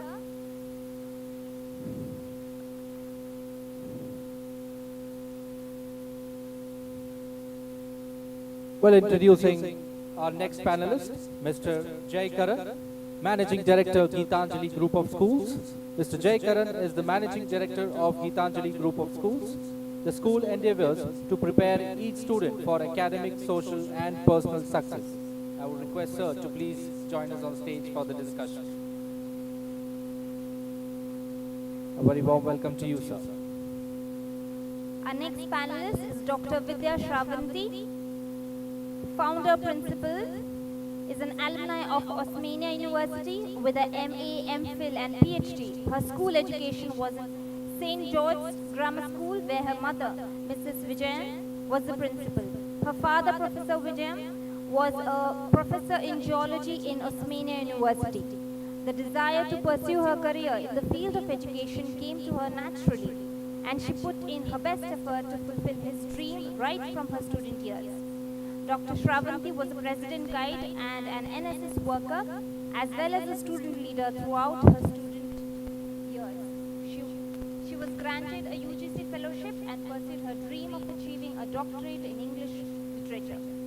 Could we please have you, ma'am, on stage? A very warm welcome to you, ma'am. Our next panelist for this discussion is Mr. Tanveer Ahmed, CEO of Little Flower Public School and Mitra Academy. Tanveer Ahmed is a great visionary, an accomplished academician, an intellectual mentor, and an inspiring leader.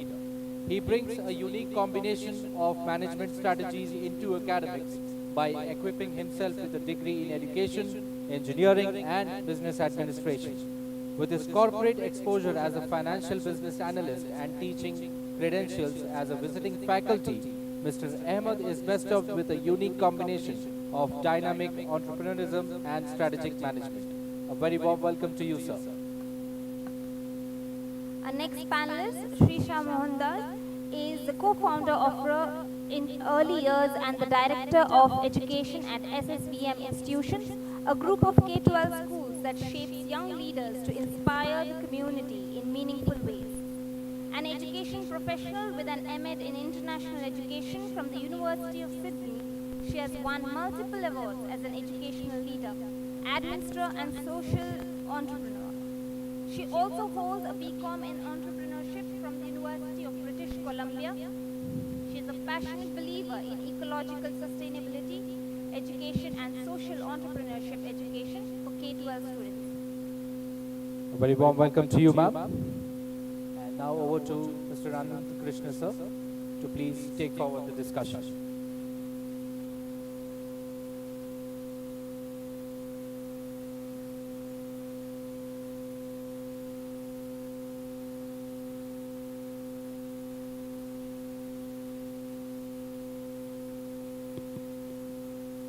Thank you. Om Shri Guru Bhyo Namaha. Bangalore is such a great pleasure coming back. So, your first love, your first girlfriend, and the first place of work, you can never forget, right? So this happens to be my first place of work. Kormangla, नीचे घर क्या था क्या song ना ऊपर पान की दुकान नीचे पान की दुकान ऊपर गोरी का मकान. So mine was something similar. So I had an office in the ground floor, guest house in the first floor. So 3 years of Kormangla life. So I just can't forget that life. So it's a pleasure coming to this place again and again. Thank you all, respected members here. Thank you, academicians. A beautiful day, a beautiful lunch that we all had to have. And now we're starting with this beautiful panel on building a future-oriented education system. Are our curriculum and policies on the right track?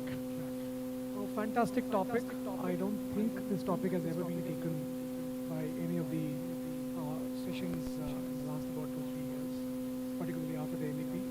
The relevance is all the more so because NEP has brought in a lot of changes, whether good, bad, or ugly, that we'll discuss in the next 1 hour. And I hope this discussion will turn out to be very fruitful for all of us. An investment in knowledge pays the best return.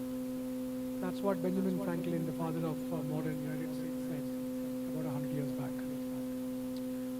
An economy which is based on knowledge flourishes.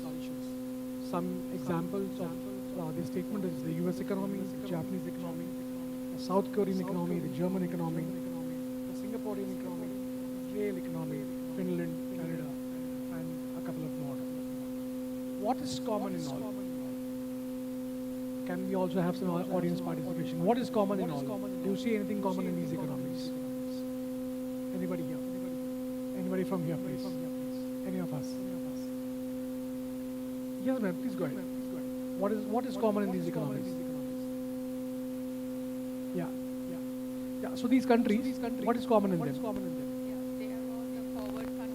They are all the forward countries. Well-established countries. And they have the best education policies. So what makes them very different to the other countries are the policies that they have been following and implementing across the last 30-40 years. India in the last about 20 years has come out to be a knowledge economy. Yeah, IT, ITES, software education, development, research, fintech, e-commerce, healthcare, tech and edtech is what is the focus of the country today. Now, India also boasts of having the youngest median manpower age, which is at about 28.2, in comparison to any of the Western countries, which is more than 40 to 45 at this point in time. While India is poised to be a superpower by 2047, which is the vision of not only our leader Narendra Modi ji, but also each and every one of us have this in our heart. But there are some hardcore facts which we can't close our eyes to. The UN Development Report Index has stated India to be at 131 out of the 181 countries which is participating in it. And if you see some other indexes, we are somewhere a bit on the lower side. Global Innovation Index, we are at 142. The World Happiness Report, 126. The World Economic Program for Environment is 180. The Human Development Index is 132. A couple of indexes where we are on the higher side is the Global Digital Skill Development Index, where we are number 1, and the Times Higher Education Impact Ranking, where we are number 4. We have seen 3 NEPs till now, right? Across various stages since the time that we have got our independence. 1968, then 1986, and then 2020, the last NEP, right? All 3 of these NEPs have their own pluses, their own minuses, their benefits, their drawbacks, and learnings for each and every one of us here. So, without going much into detail, let's straight away go into the questions where this esteemed panel here can be of some guide to all of us. I take the first question to you, Mrs. Mohandas. You run the SSVM group of schools, right? A very famous chain of schools down south, right? The first national education policy came in 1960s. The concept of that was primarily compulsory education for children up to the age group of 14, right? This is the time when the 3-language formula was also adopted, right? I have my own experiences of the 3-language formula, which I'll be talking about probably later sometimes. But you being from the south and you having, so many institutions from the south would have seen a different kind of a 3-language formula in comparison to what we saw in the north, right? What has been your experiences with the 3-language formula?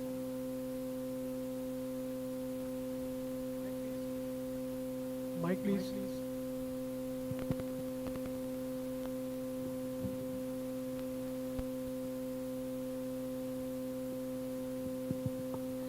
Hello. A very good afternoon, everyone, and thank you, Mr. Anand, and our esteemed panelists. It's a pleasure meeting all of you today at this on this stage and sharing insights amongst besides all of you here. And thanks for that question, by the way. And in terms of the language policy, what we see is that I got to know that back in 1968, when the three-language formula was introduced, Tamil Nadu was not very receptive of it, and we were in fact wanting to go towards the direction of only Tamil and English. While when we had the national curriculum schools being introduced more in the state, we saw that Hindi was another additional language that was brought in, and a lot of students who wanted to have Hindi as their second language choice moved to taking Tamil as their third language. So what we see, at least in the recent years, is that international languages have also come into play, and they take that as their third language and all of that as well. While currently our situation is to bring in Tamil language as a mandate in the state, to retain the ancient language and the script, and for Tamilians to be basically stay rooted to their culture and the language.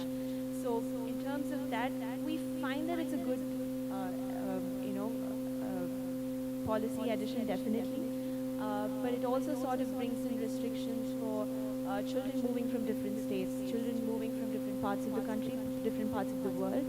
So I think it's all about how we interpret the policy that's being implemented and how we as a school can actually take that forward. So what we did is bring in Tamil, although if being a mandatory language, we sort of identified and assessed children who are at their beginner levels, intermediate levels, and advanced levels, so that they don't feel pressurized about the language being introduced. Rather, they have experiences across different age groups and have the ability. The whole purpose of the language should be, brought in terms of communication and professional, fluency, if that's the direction they're going towards.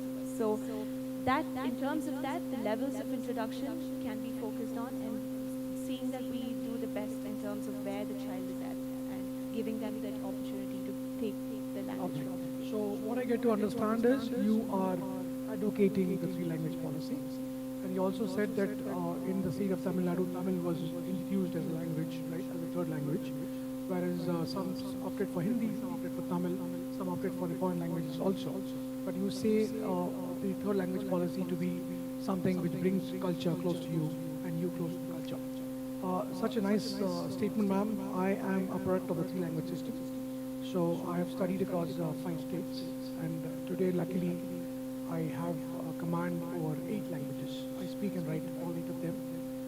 That probably has given me an edge when it comes to operating schools across the country. So I really thank the government for this kind of initiative. Though I understand that if I say the same stuff in Tamil Nadu, I may not be liked for it.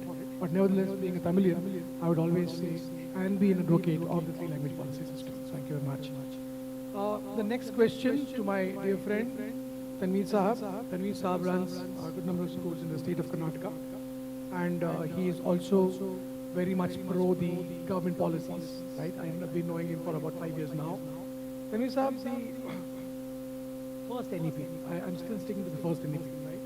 It concentrated on the sciences and the maths, right? So that was the outcome of the Kothari Commission's report, right? So they said that we want to make engineers rather than to make literature graduates, right? That was the statement which was given in the Kothari Commission report. Today, after 75 years of independence, right, the country still struggles with English as a language, right? If I talk about some facts, we would have about 17% of the total population of students studying in English. The rest is into some other language, either Hindi or any vernacular language. So 2 questions. One is, was the policy really right in terms of concentrating on sciences and mathematics only? And was, again, the concept of leaving behind the social sciences and English also right? So what is your comment on it, please? Well, thank you. Good afternoon, everybody. Well, personally, I come from an engineering background. So I have that affinity towards the science subjects. But if you ask me, I would say that at least now in NEP 2020, they have given more emphasis on foundation numeracy and literacy. So I think it is very important. I would advocate that the language arts should be given more importance than getting into. Of course, without that base, I don't think science and math would be understood. So I think language arts must be given of a lot of importance in my opinion. Simply have summed it saying that languages are equally important. Without languages, understanding science and maths would have been a challenge. So It goes without saying. got that. So any specific agenda ticket that you follow in your schools when it comes to languages and the social sciences? Yeah, so it is, of course, we are driven by the ICSE curriculum, so which by default we have, they lay a lot of importance on the English language and the social sciences as well. So we do a lot of, workshops and things like focusing more on the language. See, when I come to math, basically, why children do not have the affection towards maths is because they do not understand the problem, the sum. So to understand that, you definitely have to have a good inclination towards the language. So you always say that for that matter, any subject, when you have something that you have to interpret, it's not just solving something. For interpreting something, you really need to be strong in the language. So when it comes to word problems, you often feel that children find it difficult. But if you just give them a straight addition, they do it. But when you have to interpret that, but I think so, your foundation literacy should be very strong. So that is the base for getting better grades or progressing well in, of course, mathematics and sciences. So foundation literacy, interpretation, and the use of mental ability, if I can put it that way, right? Perfect. Is what is required while that you also propagate science and maths, is what Mr. Tanvir says. Very beautifully put in. I take my next set of questions to Ms. Vidya Shravanti. Vidya ma'am runs a group of schools under the name of St. Paul's School and also Fort International School. She's also kind of launching a university of late in Hyderabad. So thank you for this beautiful session here, ma'am, and thank you for having accepted our invitation to come here. You are more so into academics, so I'll take you straight away to an academic question. In the second half of the second education policy, the NEP that happened by the Rajiv Gandhi government, CCE was introduced sometimes in 2009, right? The huge hue and cry about CCE. CCE this way, that way, so many number of trainings, mandatory trainings, non-mandatory trainings, a lot of things happened. Right? It took about 10 years to understand that we still were not ready for CCE. Right? What were the reasons behind CCE not being able to, as a country, we not being able to implement it to the core? And what could we have done better? Because CCE as a concept was a beautiful concept, but somehow we couldn't take it up. So what went wrong? Yeah, I think, this is one of the most strategic, interventions that was made into the learning processes for our students all over the country. Basically because it talks about continuous evaluation. Well, I think nowadays schools have adopted continuous evaluation without even saying it. But then there was a process which was introduced way back so many years ago, decades ago. And then recently, in about 10 years ago, CBSE also made it mandatory to see that CC is a part of, even assessment as well as grading when it comes to grading of students and how we can measure their learning. But then now we are doing CC without mentioning it. Even the report card that was designed by the CBSE board in the recent academic year does include kind of a continuous assessment. Also the state boards, they in fact use the terminology of CCs. In Telangana we use CCs because we do have state board schools as well. And it is mandatory that all the schools adopt the CC. Well, coming to student evaluation, what happens is when a child enters into a classroom, it's for the teacher to engage the students. Until and unless the teachers are professionally trained to do it well, they cannot do it as an ongoing process. So in their mind, if they are still of the old concept, wherein they conduct a test, a class test, or a written examination, or an oral examination, and only then take marks, so the teacher gets accustomed to that. Largely, it could also be because, firstly, she's not trained. Secondly, because she has large classrooms to deal with, more number of students. Like we did see the example wherein, abroad, it is so much more simplified because the classroom strength is around 15 to 20 or 25. At the most, 25 is a very big number. 18 could be the maximum. Whereas in our country, 25 is the minimum in most of the schools. Well, nowadays, most international schools have 22 to 25 students. That's the norm. But all said and done, I think students are continuously being evaluated, but when it goes to the rural areas, where majority of our students actually need to be educated, there is far behind. We are lagging far behind. So there is no concept of continuous evaluation there. Perhaps there isn't any kind of intervention even. So teachers are not even trained to understand. If they are trained, because our B.Ed, we do have a B.Ed college. So I do understand, and I've done my B.Ed and M.Ed, and I've also done research there. So I understand that we are not implementing to train our teachers to do this kind of continuous evaluation, wherein the learning becomes even more, better for a student. A student always learns better because what is happening when you are evaluated is whatever your learnings are, you're going back to reassess and think whether you learnt it or not, for a little child too, without even the knowledge of a student. So that can become really very helpful. It's not exactly a failure, but it's not being structurally implemented as CC is. So not a failure, but not being structurally implemented is what you rightly said. I also liked what you said is training to the teachers is very important. Though we have somewhere, each and every one of us, right, collectively, we give a lot of time on training, right? The government has also launched a lot of initiatives, right? A lot of bodies have been formed to take care of the training aspects and needs. But even then, somewhere the end result is not to what was desired, right? That's why probably CC had to be dropped off. But while I say dropped off, there are schools like yours which are in some form following CC directly or indirectly. That is one thing that you said was very, very nicely said now. Second, what you also said is, there's a good saying in Hindi. It says, कोस में बदले पानी, चार कोस में बदले वाणी, right?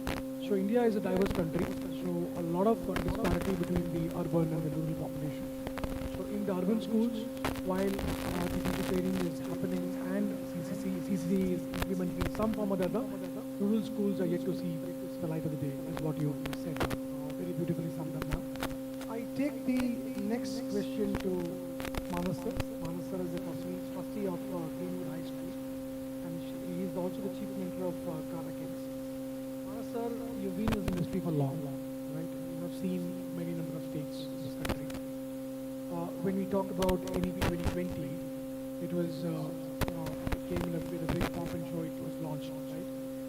It took about 3 years of time to understand what it was. Some have adapted it, some are still understanding it, right? There are states like Tamil Nadu, Karnataka and Kerala which have opposed it completely, right? And if I'm not mistaken, Karnataka is coming up with its own policy for the state, right? Then there are states like Gujarat which have gone full throttle in implementing it. And then there are states like AP, Delhi, even after it being in the hands of the opposition party, Rajasthan, Chhattisgarh, Himachal Pradesh, they all have adopted it well. Some have, some haven't, some are struggling. Where are we heading as a country?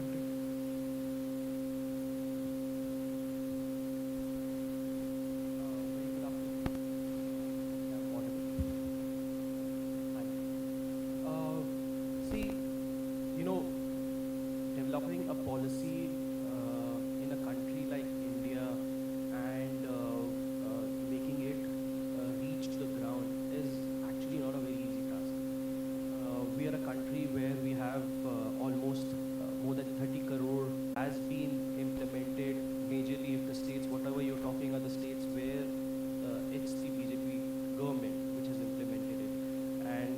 soon as the government changes, the rules are being unframed and new policies are being framed as per the requirement of the new government coming in. That's something which is not in the right direction, because things like education policy should not be part of the politics, but we live in that system.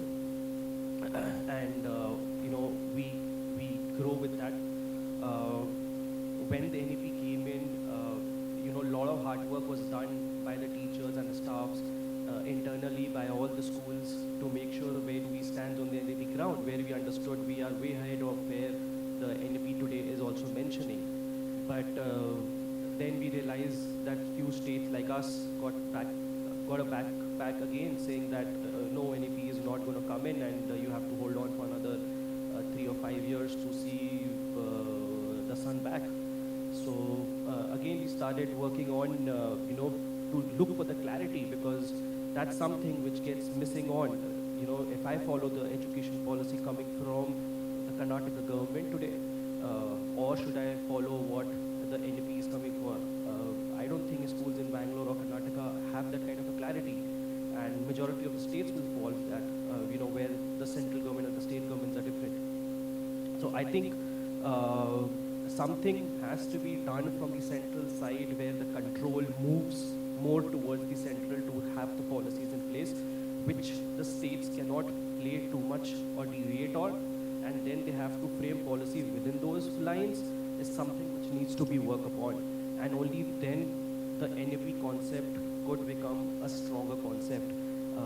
I would like to add something, which actually the government has done very beautifully in last 5 years. If you see, this Anganwadis, these schools were pretty much not there 5-7 years before. Now there is more than 14 lakh schools, serving almost 8 crore kids today. And they have systems on which they can even do special kids needs of kids have been, identified, whether they are doing their assessment, their screening, all those things are being possible only because the government is working towards them as one goal and trying to, achieve this. And I think that kind of a system will be needed if we are looking something from an NEP to come and be participating in all the states properly. Very nice, very, very nice, sir. So what sir said was there has to be some level of, I should say, control. If not control, there has to be some guidelines which the center has to give, which the states have to pick up, and from there probably some level of flexibility for the states to incorporate their requirements in, right? But then there has to be an individual singular policy is what sir said. Also, he gave the example of the Anganwadis coming under regulation, if that's the right word. Yeah?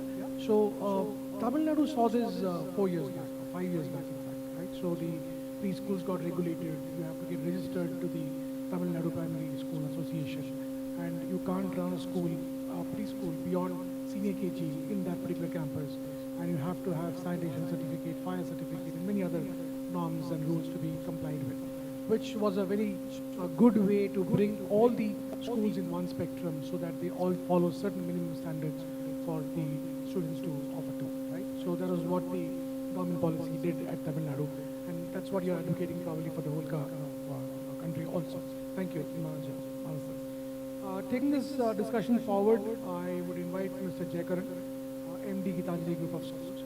Sir, you are also operating schools here in Karnataka. My next question is on FRC, right? Sorry, my bad. You're from Hyderabad, right? So, talking about FRC, the Fee Regulatory Committee, right? Not a new word to many of us, right? Rajasthan 2013, Gujarat 2017, Maharashtra as old as 2011, Tamil Nadu even older 2009, Karnataka 2017, Delhi quite some time now, right? The fact is, there is a lot of enrollment increase in the private sector schools, right? 6.5% is the increase, right? While there's a decline in the government schools, 1.3% is the decline in the government schools. But even then, there is an FRC, fee is regulatory. You want to do something, you have to go to the government, seek their permission, seek their understanding, and then do it. To what level is it justified, and to what level do you see is should we go ahead with this kind of a policy in this country?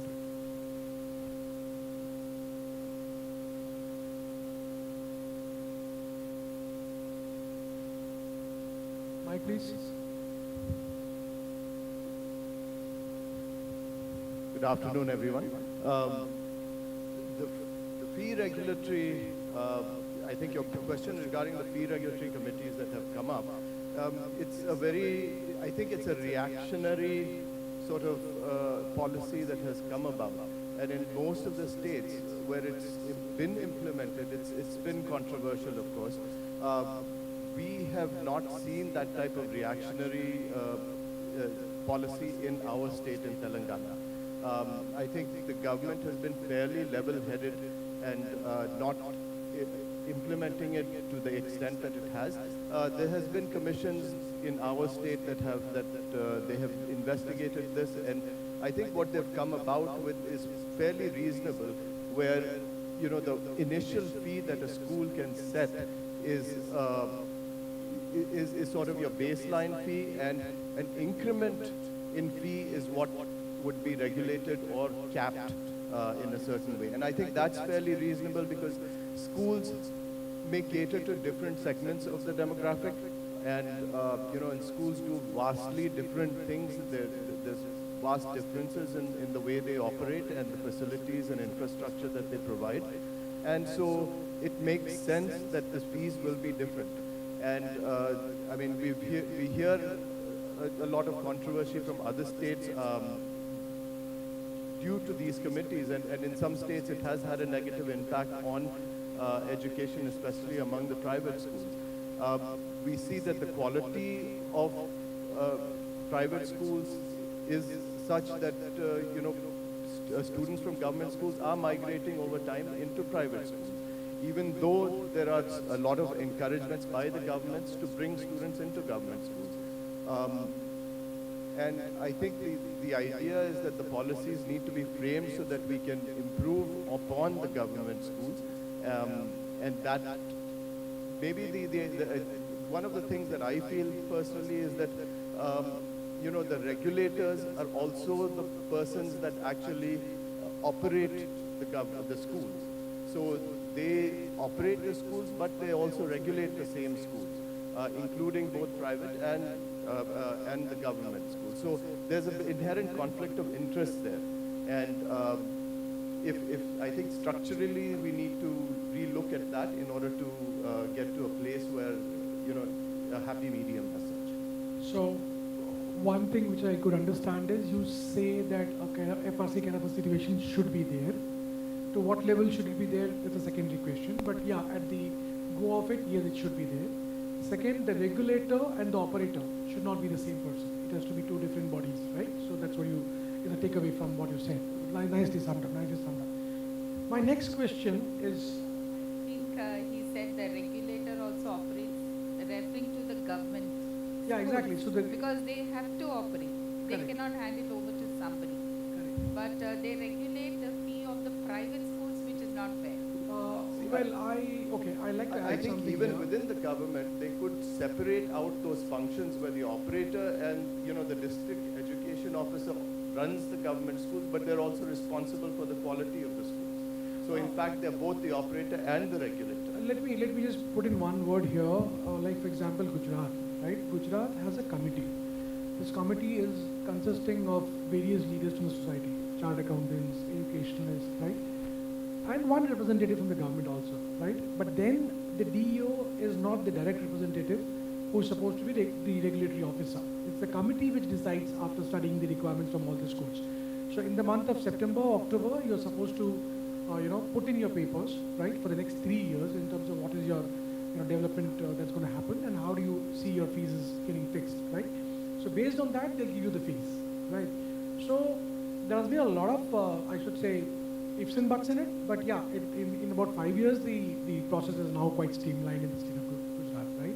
Likewise in Tamil Nadu also, if I'm not mistaken. But the question is it correct to put a fee cap? Is it really wise to put a fee cap, right? If you ask IB kind of a school to come and operate in a lakh or 1.25 lakh of rupees, is it really justified? That's the question. So I don't believe a fee cap is correct in that sense, because each school offers a different level of infrastructure, facilities, the way they operate, the training of their teachers. And I know IB has a huge mandate on training of teachers, and which can be fairly expensive. So schools will have to choose sort of their baseline fee. I think what's fair is that parents know that they the fees will not change drastically over the tenure of the child's education. I think that seems fair to me. Got that. Thank you very much. My next question is on the literacy rate in the country. While that we got independence, India was at 12% literacy rate. Today, we are at 77.5% literacy rate. What credit will you give to these policies towards achieving this literacy rate? Anyone can take this question, please. Yeah, please take it. Yeah. It's very interesting to note that we still are wondering about the literacy rate when the world is thinking about changing the entire strategies of education. Well, it is very important for our country because we see that in the rural and backward areas, there are also those states which are really in a very, they are called the staggering states, like be it Bihar or Chhattisgarh or Orissa. That's because there is so much of illiteracy and uneducation there, and so much underdeveloped, status. But then what really matters now is, because literacy, if you can literally translate it, it is read and write. Now I think everyone, be it a vendor or even to say, the least earning person can read his cell phone. So what is literacy now? Because it's not just the letters that they need to read, but they can understand. What they basically need is how to survive. Yes, but definitely we want children to read, write and learn. But when it goes into the village dynamics, how good are our teachers there? How well are they trained? That's the basic question we need to ask ourselves, because how many city teachers are willing to go there? Because there are graduating students but unwilling to go to the village or rural areas. There are migrants going abroad. Even I can say drivers' children, my two drivers' children are studying in the US. Not that the driver earns a very big pay, but then they want to go there, but they don't want to go back to roots at any point in time. So we can see that there are literacy rates, improving, but not according to the expectation of the growth of the country, where the country is really growing and developing so well, even financially, economically. India is going to be one of the, it's already on, surging high up, but there is so much of variance and there is a difference, and we need to cater to that. But then what are we as educationists doing? How much is the government doing to? There are Anganwadis. Anganwadis have been existing for more than 4 decades. But then how efficient are those Anganwadis? How, the basic point, like one of our speakers spoke today, is about teacher training, which is so much lacking, and they do not know how to make learning, teaching learning more engaging. Because even those children are addicted to their cell phones. Whatever videos, maybe they can't read much, but they like to watch videos.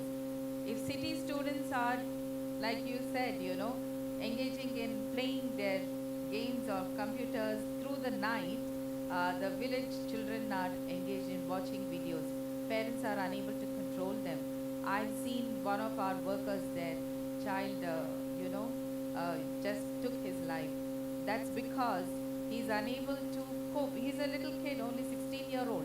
And because he's unable to cope with studies as well as in the night, he's addicted to the cell phone. Mornings, he doesn't want to wake up. So what's the solution to it?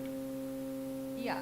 So education and lot of, insights need to be given to students. We also have the interdisciplinary learning, engaging students more into interesting activities, because our even we are supposed to be talking about future. So the future would be more on how well you can engage because it's going to be more of project based. It's going to be more of personalized learning. Even today we see that students don't want to sit in the classroom for a long time. They want to learn on their own. They want to go back home and read over the computer, over the online system. So it's a totally, the scenario is going to change by 2048. So we are going to see that the learning dynamics would be, so AI is going to be the standard method of learning. Because today, my son studies in US, and he tells me that if he has to complete his assignment, he has to check what the AI is going to prompt him, because it's going to prompt him in so many ways. He can reorder his assignment. So there are so many avenues for a city learned student, I should say, because they're technologically much more advanced. I think a little child is more advanced than a 20-year-old. So, and a teenager is more advanced than many of us in how well they can use AI. Got that. Thank you very much. So, what is the answer? Finally, I come back to the question again. What is the answer?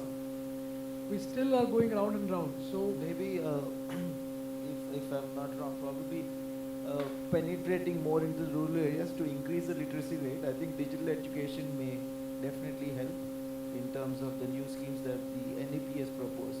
Because rightly said, getting good teachers or teachers in the rural areas may be difficult. So through digital education, we would be able to make children more literate. Probably that's one of the solutions. So digital education is one of the solutions, right? So second, teacher training is one of the solutions, right? Following a national policy is one of the solutions. So there are multiple things. Each and every one would have our own takeaways from these kind of sessions, right?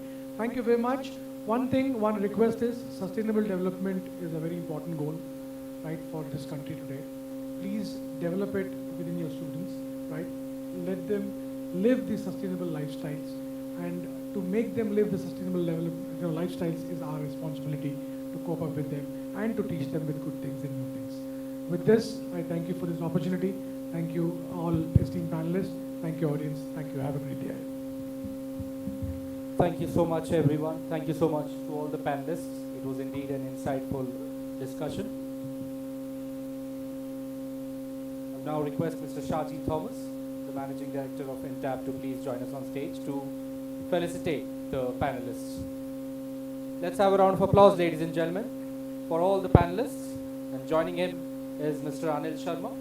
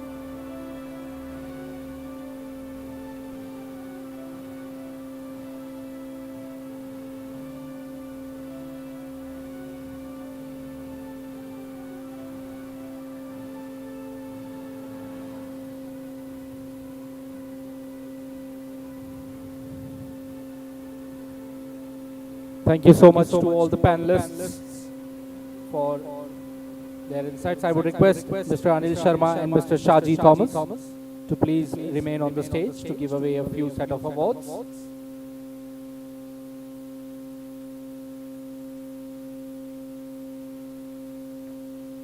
Well, as we do have the panelists gathered here, we would like to give away their set of awards. Starting off with the CBSE school parameter-wise, Calorex Future School. I would request P. Ananta Krishnan, CEO Operations, to please join us on stage. They have been ranked number 1 in individual attention to students. And Calorex Future School, Kutch, Gujarat also receives an award under this category as being ranked number 1 in innovative teaching.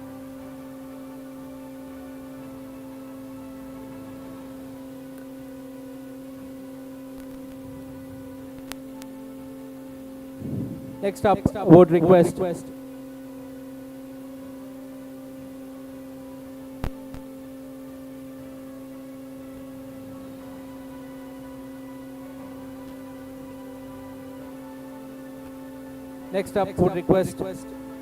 Mr. Jay Karan to please join us on stage to receive a set of awards,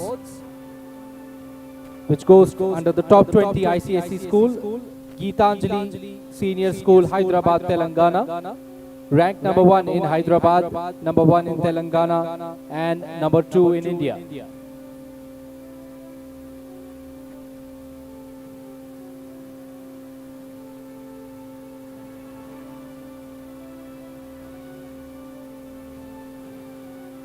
Geetanjali Senior School also walks away with an award under the top 20 international schools as ranked number 1 in Hyderabad, ranked number 1 in Telangana, and ranked number 8 in India.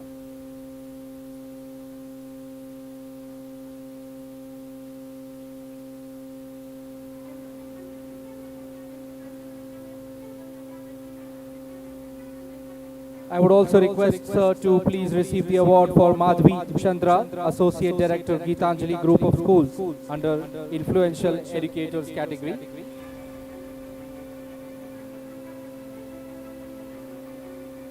I would now request Dr. Vidya Sravanti, Principal of Reckleford International School, to please join us on stage. Reckleford International School, under the top 10 day-come boarding schools category. They have been ranked number 1 in Hyderabad, ranked number 1 in Telangana, and ranked number 5 in India.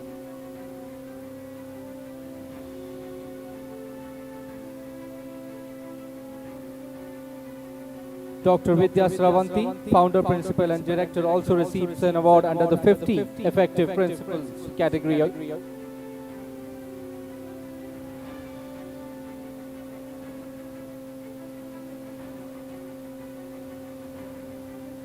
I would now request Ms. Srisha Mohandas, Director of Education.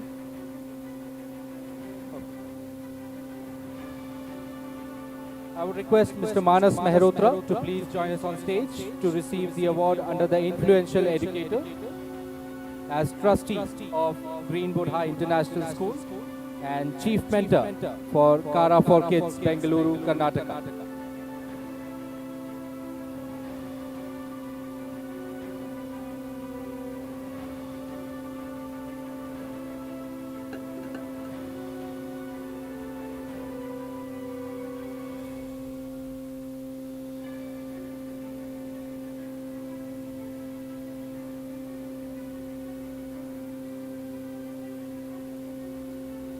Thank you so much, sir. Thank you so much, Mr. Anil, and thank you so much, Mr. Shaji Thomas, for giving away the set of awards.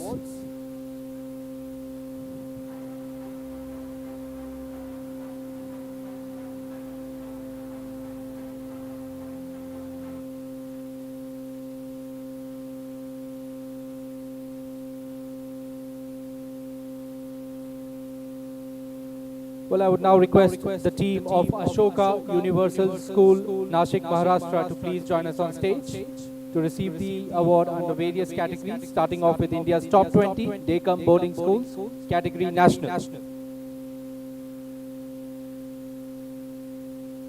Let's hear it, ladies and gentlemen.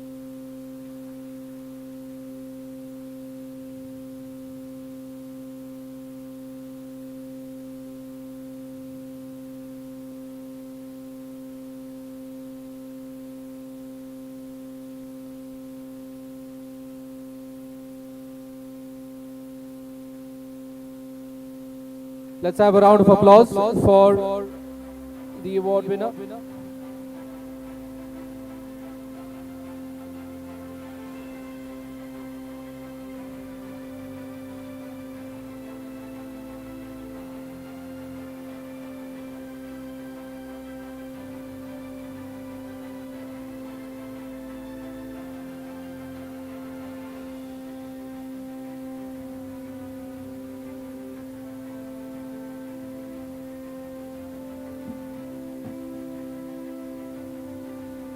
I would request the team of, I would request Ms. Srisha Mohandas to please join us on stage to receive the award for the RU Continuum School, Tamil Nadu, and RU Early Years, Coimbatore, Tamil Nadu, India's top international schools parameter-wise, and India's top 3 preschools international curriculum.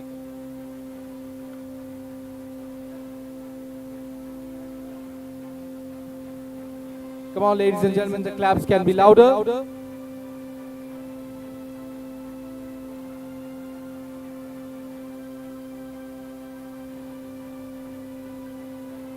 Thank you so much, ma'am. Thank you so much, Mr. Anil, for giving away the set of awards. Moving on now, I would request our next speaker, Mr. Anish Bangia, co-founder for Open Door, to please come on stage. And as he walks on stage, I would like to give a brief introduction. Anish Bangia is the co-founder of Open Door, an initiative of Think First Education Private Limited, an edtech company headquartered in Bengaluru. Open Door's prime goal is to make children think, question, and do. Over to you, sir.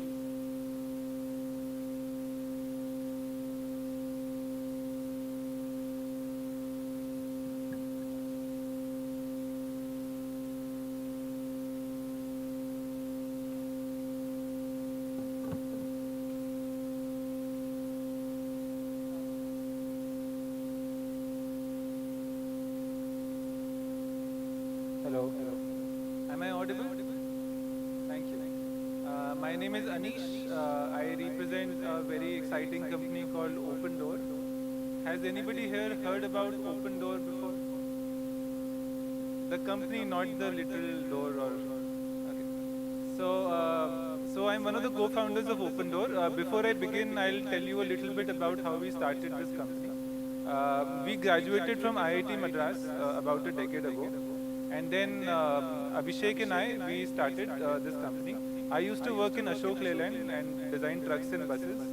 One day my manager made a mistake while testing of a truck door.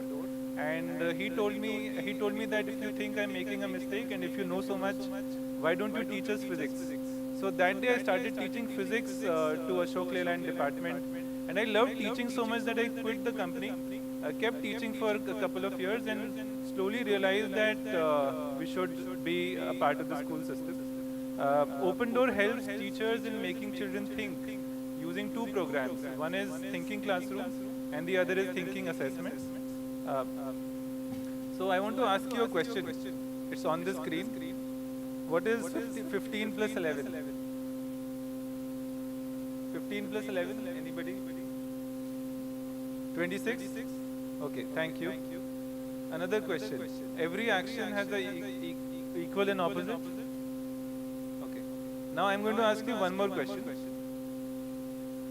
This question is about a kid called Tony, and Tony wants to eat nutrients. He's very hungry, he's determined to eat nutrients. What should he eat? He has three options. One is chocolate, then he has some fresh fruits, and then some burger from McDonald's.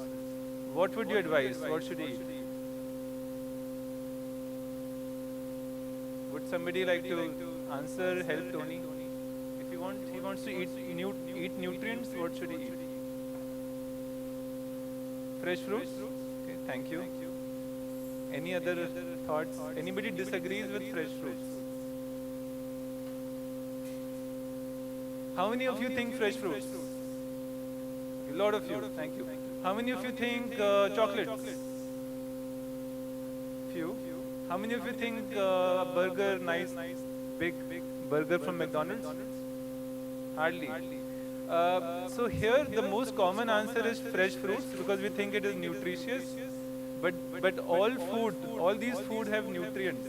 So when nutrients is taught in science, then typically when Open Door designs these questions, many children tend to choose fresh fruits. They feel carbohydrates is not nutrients, but it is also. Let me ask you another question. This is about a girl. This is a girl who is standing between two gardens. This is the question for all of you. And she has on one hand a hot rose garden, and on the other hand she has a cold jasmine garden. What do you think she will smell? If both the gardens are very large in size, what is this girl going to smell?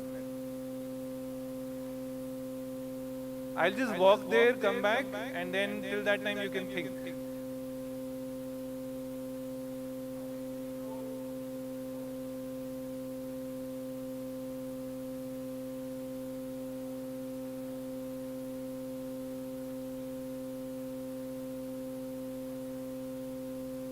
So, one of the gardens, rose garden, is hot. The garden itself, the flowers, the petals, the stems, everything is quite hot. The jasmine garden, however, it's cold for some reason. This girl does not have a cold today, no blocked nose. What will she smell? Rose, jasmine. Jasmine, anybody? Few of you. Rose? Few more. Both together? Okay. Let me answer. This is a very interesting question from the topic of heat. And the answer is that the hot rose garden, it heats up the air above it. And that air, once heated up, becomes light and rises up. Upar gai. And as soon as it rises up, it leaves behind it a space of low pressure, absence of air. On the other hand, the cold jasmine air is heavy, it's dense, and it settles down. And that is the area of high pressure. As soon as the pressure changes, the air starts to move from the place of high pressure and moves towards the rose garden.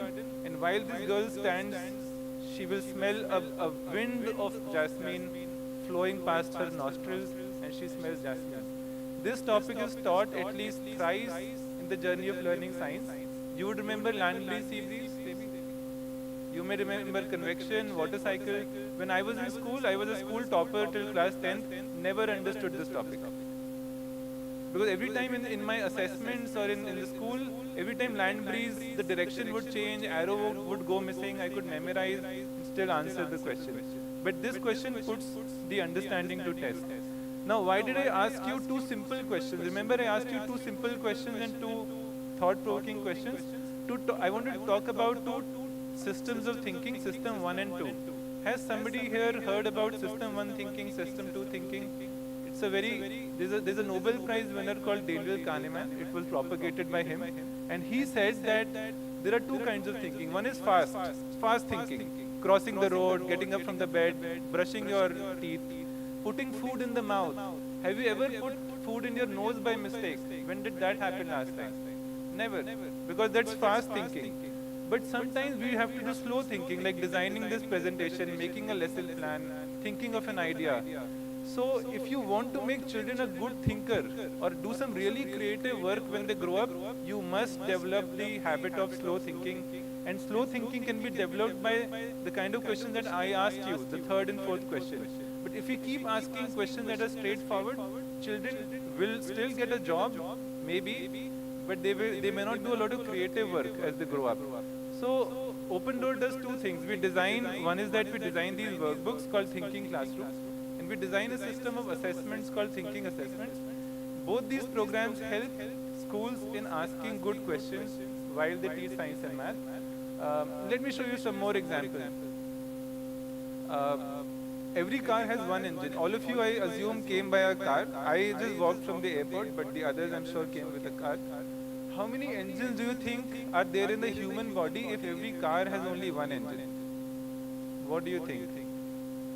If every car has one engine that took you here to this venue, how many engines are there in your human body?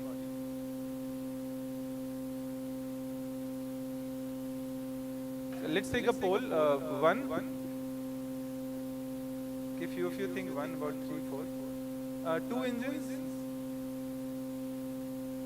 Okay, a few of you. 4 engines. More than 4? Many think more than 4. One of the common answers I see here is that many people feel that our organs and every part of our body is an engine. But actually what is an engine is that we don't have just a little more than 4, we have 37.2 trillion cells, and in every cell there is something called a mitochondria. And that mitochondria is actually where the burning of food happens, and that is what an engine is. So our body is really fascinating, and this topic is taught as respiration in science. So when teachers teach respiration, heat, or such topics, Open Door designs thought-provoking questions in its assessments and workbooks to help teachers in making children think. Some couple of quick questions. So one of the questions we designed was, if you have minus 10 rupees with you, what does it really mean? And then children write down their possible explanations for this. Is it possible to have minus 10 with you, or minus 100 with you? Does anybody here have minus 100 with them? Do you have minus 100 rupees or minus 10 rupees with you here? Anybody? A lot of people outside the world, people who take loans, people who have not really they've borrowed money, they may still have minus rupees with them. So these are the kind of questions we designed. Thinking Classroom, the book I was talking about, is designed for CBSE, can be added to any book list. But we have a program called Thinking Assessment that is also used by a lot of good ICSE schools. Some schools in and around Bangalore who use Open Door and who are improving how science and math are taught are these. I think some of the schools are here, some of you know these schools. Open Door stall is right outside. I and my colleague Angna are there to meet you, and if you like this, if you like these questions, then we'll talk about more. So thank you so much. Thank you.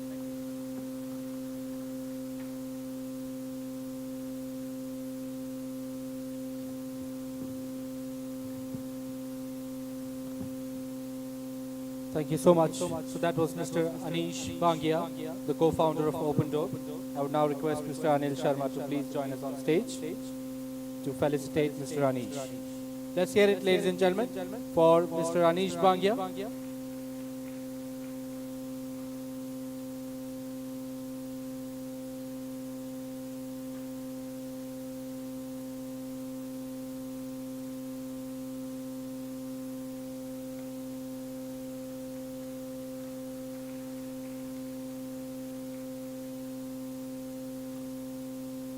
Thank you so much, Mr. Anish. Thank you so much, Mr. Anil, for felicitating.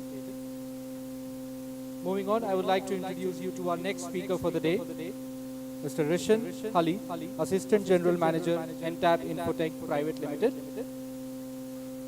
Rishan Ali is a software engineer who is currently working as Assistant General Manager in NTAP Infotech Private Limited. His refreshing approach has made him achieve this milestone in a shorter span of time.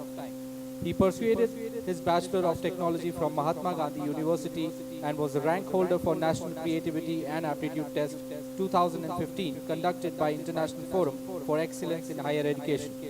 He was the CEO of Adi Shankara Boot Camp, which was funded by Kerala Startup Mission and has strongly correlated with many startups and helped in guiding young entrepreneurs. With a huge round of applause, ladies and gentlemen, let's welcome on stage Mr. Rishan Ali.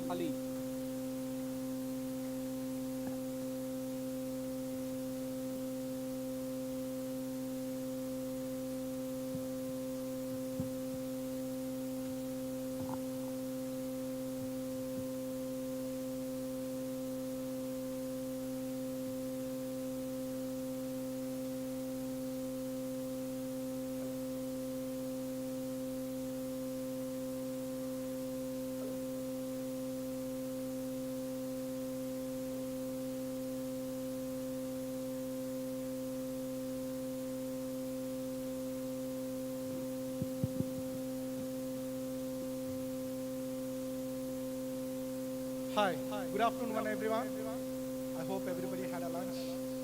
So myself, I am Rishan Khalid, currently working as Assistant General Manager for NTAB Infotech Private Limited. I'll just quickly brief you about NTAB Infotech.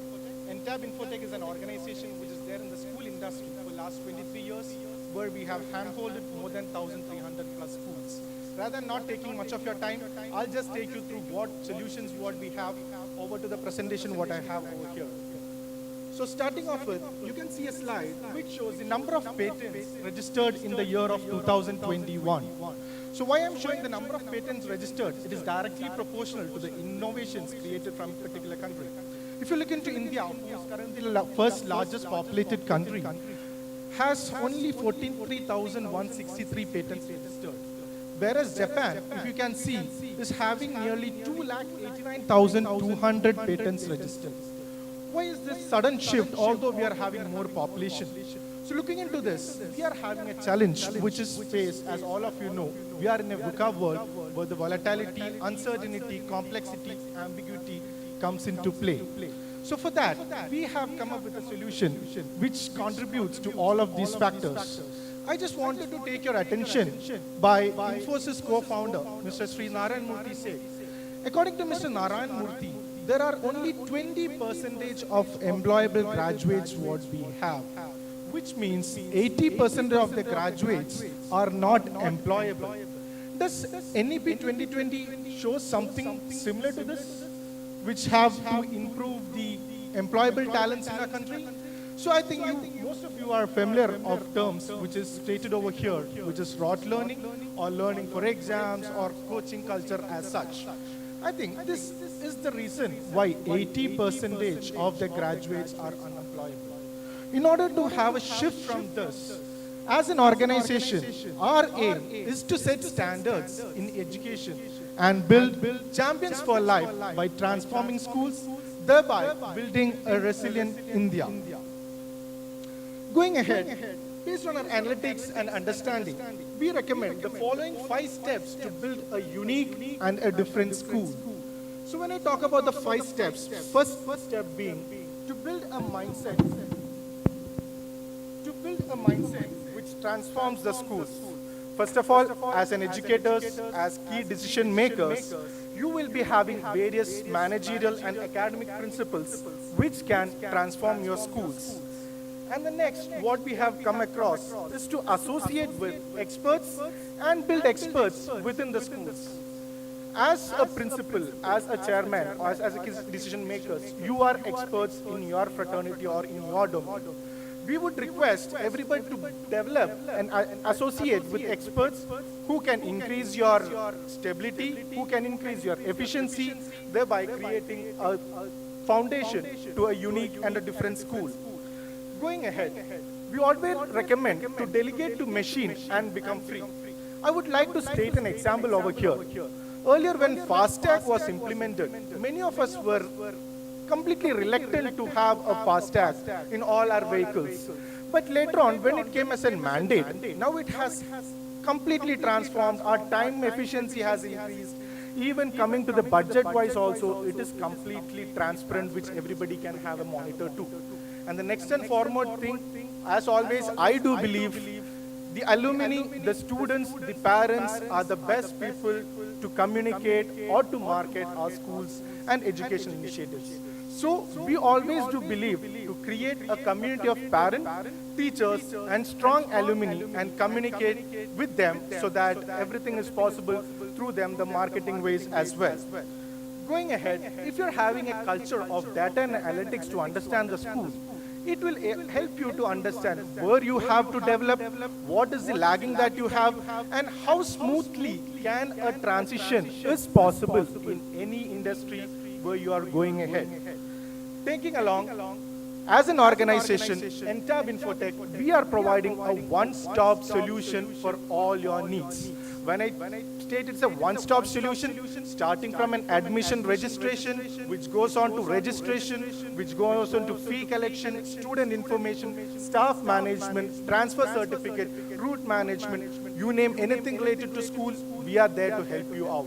Going ahead, we are having Another vertical of AR-based interactive assets and tools for experiential learning. All of us sitting over here are quite well known about NEP 2020, which emphasizes more on experiential learning. When I talk about AR-based interactive tools, we have assets and explanatory modules pertaining to it. We are having hands-on activities. We are having a real-life connect experiences given to you. Also, the lab experiments are provided live by the teachers. Why I am emphasizing on lab experiments more is because so that indirectly it helps you to cut short the expenses what you are incurring due to the lab procurements, maybe the assets, the other utilities, whereas you can guide them from the class itself. Just need to show once in the laboratory. That's it. Going ahead, this is one of the examples how we are providing this AR-based interactive tool to the schools. As you will be very well aware, it is completely 3D. We have taken Unity software into our software and have made this completely transparent for students to make them learn in a 3D analytical manner.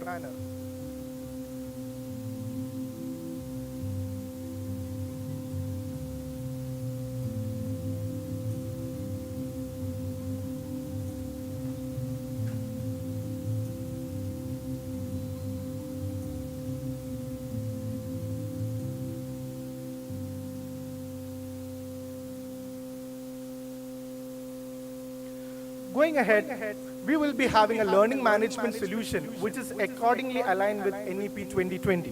When I talk about learning management solution, this is not a normal learning LMS which we are providing. We are providing an experiential learning management solution, whereas you will be having a cross-curricular linkage, real-life connect, everything provided, and which is further aligned to the digital contents or the interactive tools which you are going to use.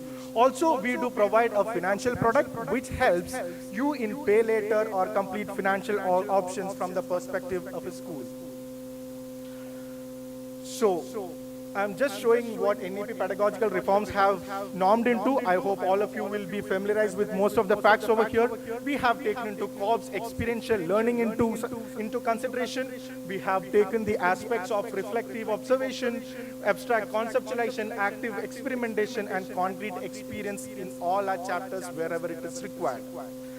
So, by doing all these things, as NEP guidelines is mentioning, we are trying to emphasize on learning by doing, learning through action, learning through experience, discovery and exploration, and hands-on participation, which is very well essential for the students right now.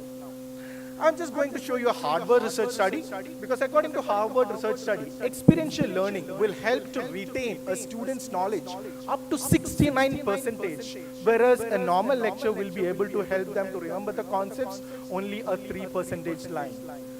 Going ahead, how we are integrated NEP or NCF integration and how it can be used to teachers' efficiency. These are a couple of the snapshots which we have integrated from a product.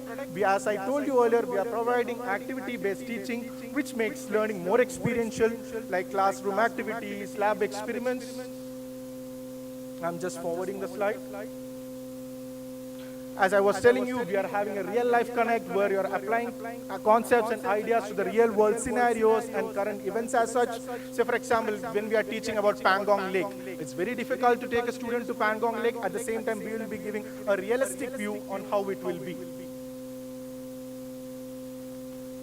The next and foremost point which I have to showcase you is that regarding the interdisciplinary approach and integration what we provide. We have taken care of art integration, sport integration, music integration, and real-life connect along with knowledge of our nation, which is very much essential and which you can see on the slides provided above. So as I was requesting, or as we do recommend, we request you to join hands for a transform school so that our future will be bright, so that we can build a strong and resilient India. Thank you so much.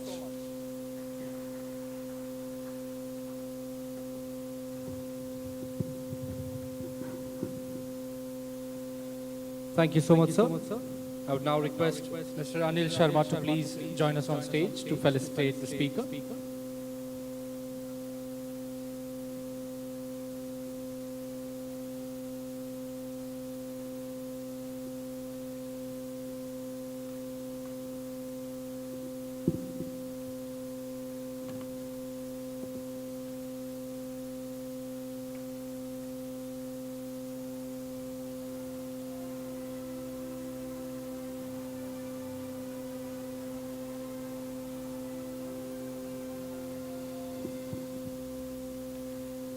All right, ladies and gentlemen, so that was Intab Infotech Private Limited. Moving on to our next speaker for the day, I request Mr. Harsh Kolwankar, Concept Development Manager of Ecophon India, to come on stage. And while he comes, I'd like to give a brief introduction. Mr. Kolwankar is on a mission to de-stress the distressed students, teachers, and other stakeholders in the education universe by spreading awareness of room acoustic comfort. Ecophon is a leading global supplier of sound-absorbing systems. Ecophon offers solutions that create good sound environments in places where people work and communicate. Over to you, sir. Hello. Good evening. Hello. Am I audible? Yes. So, good evening, everyone, and thank you so much for being there and listening to what we are going to present over here. So, I just walked into a canteen of a class, of a school rather, and just wanted to show you what something that we experienced. So, can we have the video, please?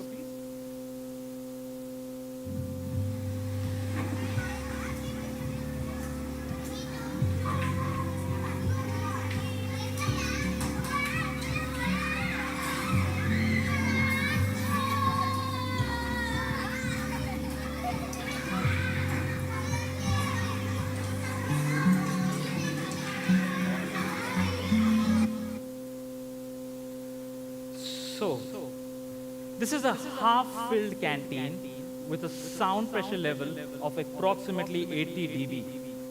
So, children are having their lunch with so much of noise. Teacher is sitting there having her lunch again with, finishing all her sessions. The stress levels and the noise is too much, right? And the students are exposed to this noise in various rooms, be it classroom, corridors, auditoriums, multi-purpose halls, and this is what the problem area is. So I am not going to talk much about the products today. I'm going to talk about a serious problem that we have, a silent problem of noise. And what does it lead to? It leads to this. So for the students, difficult to concentrate, difficult to communicate with each other. Hearing impact, if you are constantly exposed to sound pressure level of 80, 90 dB, down the years, you would experience some sort of a hearing, compromise possible. Grades, at the end of the day, if the grades of the students are getting impacted, we really need to think about the infrastructure of our schools, whether it is acoustically sound, because you may have the best design, you may have the best look, but if it does not have good acoustics, I don't know what it will surely lead to. For the teachers, I know many of you all are teachers over here. Also, so voice-related issues. Imagine shouting in the class, session after session. It really, impacts your voice, fatigue, high stress levels. I've been a teacher myself, so I can properly relate to this. This is the problem which no one is talking about. We're talking about everything else, but the problem, a silent problem that we all need to cater to. So here we are with a solution also. So we are Saint-Gobain Ecophone. We are a part of the Saint-Gobain group, the Fortune 500 Saint-Gobain group. And this is something about our group. It's a 350-year-old company set up in Paris. And we have approximately 800 factories overall globally. And this is all about the legacy that we are having with us. And we are Saint-Gobain Ecophone that deals into acoustic solutions for various rooms of your education institutions. You name it, your music room, auditorium, classrooms, corridors, staff rooms, canteens, everything we have an acoustic solution to. So, of course, we are amongst the top global suppliers of acoustic solutions. So an interesting study of teachers, it was done in the University of Bremen, from morning 7:50 right up to 11:10. I'll tell you why it's interesting. So we measured the sound pressure level in that, classroom. It was 72 dB, it went down, came up, right up to 100 dB also through throughout the classroom, right? And then we measured the teacher's heart rate to see if is there a correlation between, noise and heart rate. To my surprise, or rather not to my surprise, we found out that it had a near correlation, which means as the noise or the sound pressure level went high, so did the teacher's heartbeat. And as the classroom was much more silent, calm, the teacher was, having a good sort of sound environment also. Which means the stress levels is directly related to the sound pressure level or the noise in the rooms. So now we talked about teachers. Let us understand about students for that matter. Impact of noise on students. So for example, where would you like your child to sit? Taking this as a classroom, when the teacher is speaking, the first bencher is able to absorb 85% of the information. Any guess what would the last bencher be able to absorb? Any guesses? Any? 20, 30, 70? 70. Okay. The last bencher is able to absorb 50% of the information. Which means this is not in terms of the intellectual capability, this is just in terms of the hearing comfort. The one sitting below or right next to the air condition or some sort of a compromised hearing, then the first benchers. This is where one of the problem also is. And of course he's unhappy and the students are also unhappy. So a teacher-centered teaching would be something like this. So when the teacher speaks, noise goes in sort of all directions. So the problem area first, and then there is reflection of sound, which is the problem again, leaving the users of the space unhappy. So we recommend, if you install a 0.9 NRCO or a good sound absorption ceiling for your classrooms, then when the teacher will speak, noise going upwards will be absorbed. And is it all? Yeah, is everything good? No, there's another red line, I guess, making the teachers and the students unhappy. So if you install like a wall panel just opposite the teacher dais, it will really help them in terms of reducing the noise levels, enhancing the speech clarity overall. So this is one of our focus areas as well. So imagine having our classes over here, where all the students are sitting in a nice serene environment, natural sounds that you're hearing, there are no reflections of sound. Is this possible? Well, of course it's possible in a way. I'll tell you how. So we strongly believe in getting the outdoors indoors. Now we're not getting all your, sort of environmental factors, but what we intend is outside there are no reflection of sound. Can we replicate it in the classrooms? Yes. By our sound, by the tiles that we have or by the solutions that we have, we deal in 90% sound absorption, which means any sound energy that hits our surface, 90% of it is absorbed, 10% again thrown back to the room, vis-a-vis classrooms that are now, which have 100% reflective surface. A majority of classrooms, I'm not saying all of them, but a majority of them. So this is where we come into play as well. So I'm just going to play a short video.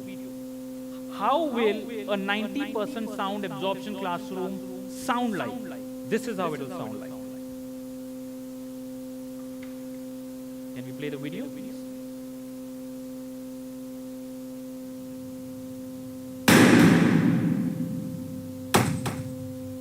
Plain simple. Just the bigger classroom, we've added a modular ceiling of 0.9 NRC, and you yourself could see the difference that you were able to bring. So again, I'll just maybe wait once more.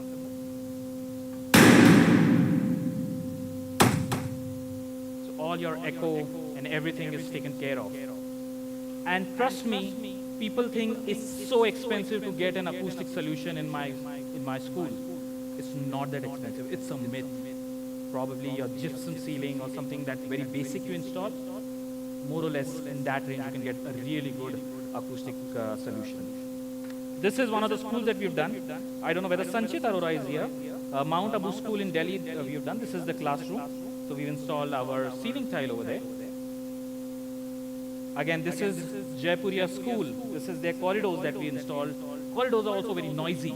This is where we install our solution in the ceiling. Again, the play area, the library, we've installed some sort of a solution. We have black option as well. This is one of the classes, IAS coaching classes, where we've installed these solo panels, so where you don't have a grid or something like that. So some of the options are of course over here. And the wall panel which I briefly showed you about. Now there is a task. We have hid some feedback forms on your desk, on your table rather. So if you can locate that, if you can just fill these 7 questions, we are not going to ask you about which product or anything. We just want to understand acoustics and its implication in your life, right? In your institution rather, or overall what do you feel about it? This will help us to better put the case forward, maybe to the government, maybe to other agencies, where we overall, head towards an environment which is acoustically good for our teachers, for our students, and overall, for everyone's well-being. So these are my initials, and you can always get back to us. We have a booth over here. You can come there. We can have a talk about how we can have some sort of a solution, personalized, customized one for your school as well. And looking forward to interact with everyone. Thank you so much. Well, thank you so much, Mr. Harshal. I would now request Mr. Anil Sharma to please join us on stage and felicitate Mr. Harshal.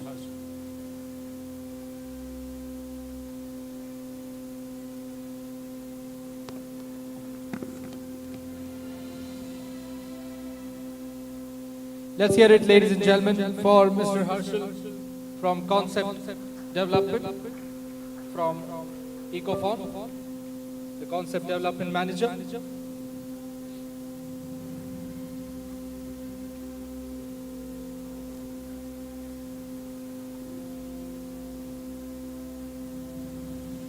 Thank you so much, sir. Thank you so much, Mr. Anil. Now quickly moving on to our next speaker, Mr. Sushil Rai, founder and CEO of Sprouts Edutors, to come on stage. Sprouts Edutor is one of the leading educational travel companies in India with a clientele of over 100 academic institutions and a record of over 200 plus successful tours. With a round of applause, ladies and gentlemen, please welcome on stage Mr. Sushil Rai.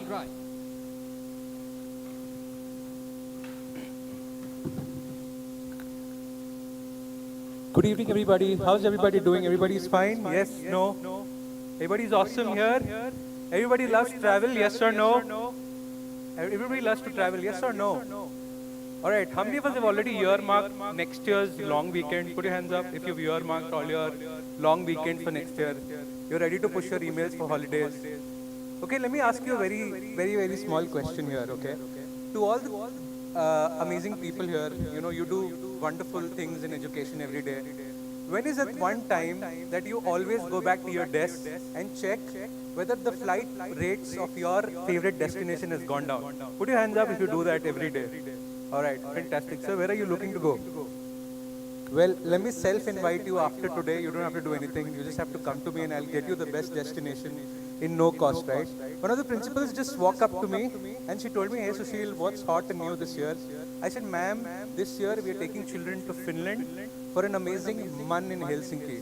All right? I said, yeah, show me some pictures. She's like, show me some pictures, Sushil. You know what she did? She clicked pictures. She sent it to her husband and she's like, cancel your Bali and Vietnam plans. We are going to Finland this time. All right. Well, jokes apart, guys, I'll just take 2 minutes to quickly show a presentation on what Sprouts Editors is doing today. Building and making a lot of impact on everyday learning. One of my friends just recently told me that, when he was showing that, hey, we cannot really just go to Ladakh or probably Sanggu Lake. I'm here to take you there. A quick video on what Sprouts Editors is really doing every day. We've touched 100 plus institutions today. We're absolutely taking thousands of children every year, every season to multiple destinations across. If we can just play this video for a minute, please.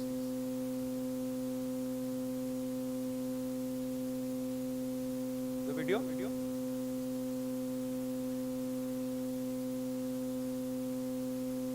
Sprouts EduTools, India's fastest growing educational travel company, is on a mission to revolutionize education by transcending classrooms and textbooks. Our focus is to make learning fun and engaging through activities that leave lasting memories. Established in 2017, Sprouts has been dedicated to delivering unforgettable experiences to our students. From luxurious hotels to highly proficient tour managers, detailed planning to flexible food options, our tours are designed to be comfortable, highly educational, and filled with adventure. With over 100 schools, 15,000 plus children, and destinations spanning across 10 plus countries worldwide, Sprouts has made a lasting impact and maintains regional offices in Singapore, Paris, the US, and Dubai. Our esteemed clientele includes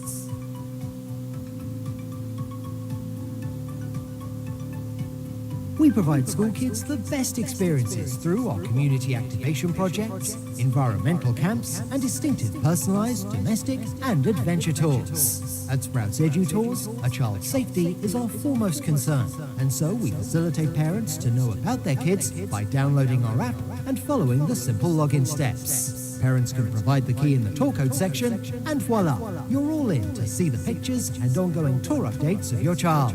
We're on a mission to help them explore the world outside the classroom. Come join us today in bringing the wonders of the real world to our kids, preparing them for tomorrow's adventures through travel. Thank you for watching that video. Well, a crucial aspect of conducting tours, principals and my dear educators, is how do we engage these students on a tour, right? I mean, everybody can possibly just take you to Red Fort, show the monuments, right? What do we really do there? For example, do a treasure hunt on that place, come back to the hotel, do possibly a presentation, then do a quiz competition, right? All of these engaging aspects leave a lasting impact on a child, and that's what we make sure on every tour. One such very interesting activity that we do is a quiz. Now, do you see a handout on your table that we've just given you, a quiz? Alright, you just have to probably open your phone camera and hit on the scan button, and we're just going to be playing a quick quiz for 1 minute, and you're going to be winning Amazon vouchers if you just hit the right answer very quickly, right? So just a minute before we go for your tea break, and you're going to be winning some prizes, right? So just go to that particular scan code. Can you see that? If you can just see on your tables. Just open up your phones, everybody. Just scan the code, and we'll just possibly come to the quiz. Can you just show the quiz here?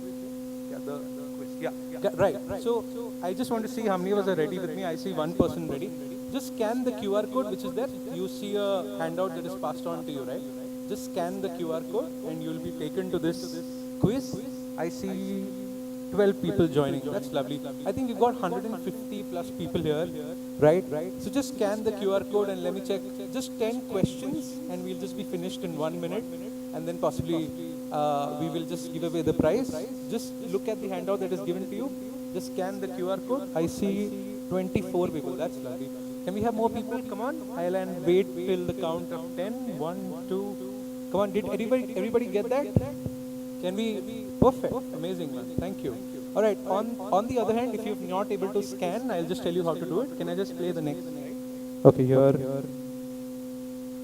So you just have to go on your browser to menti.com, and you have to enter this code 29981105. If in case you were not able to scan, I see how many people here.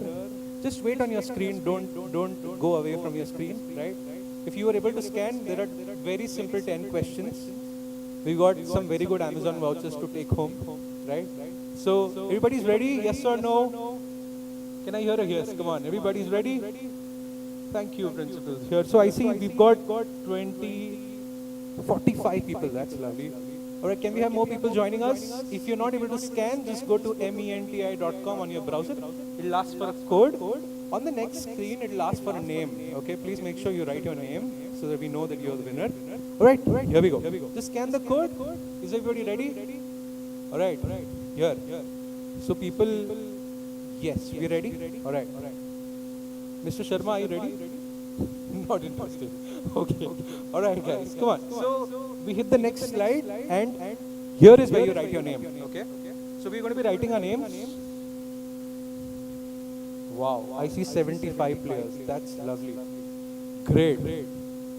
All right. great. All right, the first question appears on your screen. Now listen to me, okay? It's very simple. You have to answer very, very quickly, okay? The first question is here. And the question says, okay, so sorry, I'll just go back to question 1. Okay, I'm hitting the next. Just wait. Yeah. All right. Yeah. The next slide. Yeah. So you need to answer fast to get more points, right? So Finland is famously known as the land of 1,000 lakes. If you can guess how many lakes it has got, but it's a very simple answer: 10,000, 18,000, or 1,88,000. Come on, everybody's answered. Okay, 3, 2. Wow, 72 people have answered. Lovely. Okay. All right. The right answer is 1,88,000 lakes. That's the reason it's called as the land of lakes. Well, it's one of the most beautiful terrains you can ever go to, right? Can we have the next slide, please? Okay, here. So we got question 2. I got 82 players ready. Wow, lovely. Okay, here we go. The next question, please. The next slide. Yeah. All right. So guys, you need to answer correctly, correct? So the question is, which city would you find the famous landmark, the Acropolis? I'm sure everybody knows this answer. Like, Manila ma'am is already given the answer. She's like, okay, very simple question. All right, great. So it's Rome, Athens, or Istanbul. Okay, here. So 3, 2, and 1. The answer is here. It's wow. Maximum of us have given the right answer. We hit the next question, please. Here. The next question is even more simpler this time. So we've got 83 players ready. Wow, that's the number here. Okay, great. The next question, please. Okay. So remember, you need to answer fast, not even correct. You need to answer fast. What is the currency of Japan? I'm sure 100% people know the answer, right? Very simple question. It's yen, won, yuan, or ringgit. Come on. You've answered? Wow, 75 people have already answered. 6, 5, 4, 3, 2, and 1. And we are done. The answer is here. Wow. The 9 people here hitting the yarn. Okay. Hi, how are you guys? Are you here? All right. Well, yeah. So the next question, please. Yeah. The next question. Okay. Here we go. On your screens, everybody. On your screens, the next question. Question 4. We just 6 questions away to finish this. And then here. What national wonder straddles the border between the United States and Canada? Very simple question. Here. So it's Niagara. Yeah. Okay. About 61 people have answered. That's very quick. Wow. Right, so guys, I hope you understand how interesting it is for children when they answer, right? They literally pounce on each other on a trip when they're actually experiencing this live with us, correct? So, it's Niagara Falls, right? That 4 people for Angel Falls. All right, here we go. Next question, please. All right. Right, it's question 5. We've got 85 players ready, and the question is here. We're going to be answering correctly to remind you. All right. Which European city is known as a city of 1,000 bridges? Very simple question. How many of us have been to Europe here? Your hands up? Okay. Wow. We've got a well-traveled crowd here. Great. So, Venice, Amsterdam, Prague, or Paris? Great. It's Venice. Can we have the next question, please? Great. So, the leaderboard is here. Let me check who's leading here. And, okay. Wow. It's like close. We got Mr. Homer. Where are you? The quickest. Mr. Homer? Anybody's put the name as Homer? Rakhi ma'am is here. All right. Hi, Rakhi ma'am. Hi. So the next, please, the next slide. And we're just going to be ending this quickly with the question number 6. Here. The question number 6 is here. The question 6. All right. Which desert would you be in when you are in the famous archaeological site Petra? A tricky one, but yeah, so it's a simple one also, if in case you are very well. Everybody's enjoying answering? Yeah? Can we quickly answer? Wow, 80 people have answered. Great, 3, 2, and 1, done. So it's Sahara. All right, it's the Wadi Rum Desert. Very intelligent people here. Okay, the next one. Great, the next question. Right, the next one. Yeah, we're going to be answering fast. The last one. What is the iconic hotel with a ship-like structure on the Marina Bay in Singapore? We are done? All right. It's a very simple question to go with. And all right, here we go. So the question number 8, yeah. Can we show the question? Yeah. Great. Just one more question and we are good. What is the official language of Malaysia? Very simple question. And here we go. Mandarin, Tamil, all right. Okay. Yeah, can we show the answer? Great. So we're going to be moving to question number 9. And here we are. Yeah, can we show the question, please? Yeah. All right, the simplest question here, principals. I'm sure about 90 of us are answering here, and it has to be the right answer. Correct? Thank you. The last question for the day. The last question. Here we go. The last question. Can we hit the next slide? Yeah. All right. Thank you. So we've got the leaderboard here and Mr. Maverick. Who's Mr. Maverick here? Anybody by the name of Mr. Maverick? All right. So we've got one winner, Miss Rajshri ma'am. Rajshri ma'am, where are you? Rajshri ma'am. Hi. Congratulations, ma'am. We're just going to be handing over the vouchers to you. Thank you so much, everybody, for participating. It was lovely having you here. Thank you so much, Education Today, for this platform. Just wanted to quickly show you what we really do unto us. Thank you so much for your time, everybody. It was lovely having you here. Thank you.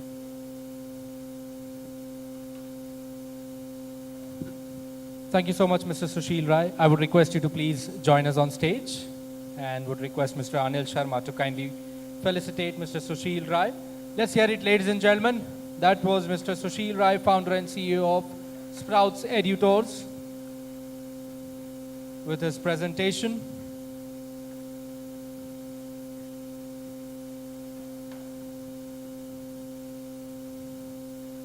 Thank you so much, sir. Moving on, I would now like to introduce our next speaker, Ms. Brindala Raju Manian, founder, Yellow Bus Photography, to come on stage.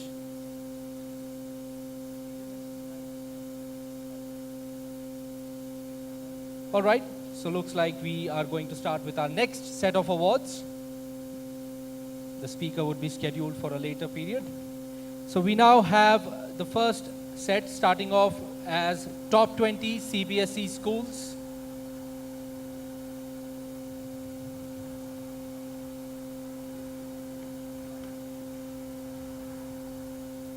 For which I would request Mr. Anil Sharma to please join us on stage, and to accompany him is Dr. Kanan Girish to give away the next set of awards, which is for the top 20 CBSE schools.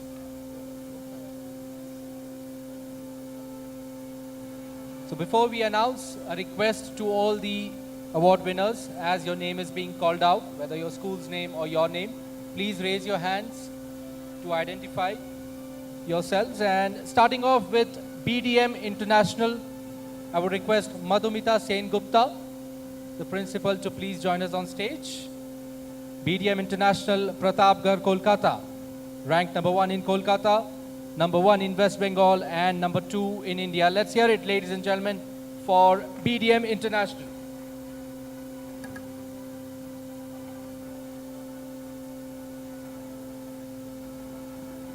They also win an award in the parents.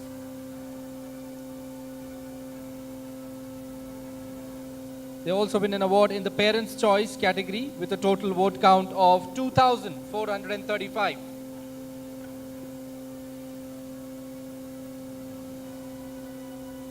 Next up, ladies and gentlemen, is Presidency School, Bangalore South. I would request J. Bhuvaneswari, the principal, to please join us on stage. So Presidency School, Bangalore South, Bilekahalli, ranked number 1 in Bengaluru, number 1 in Karnataka, and number 4 in India.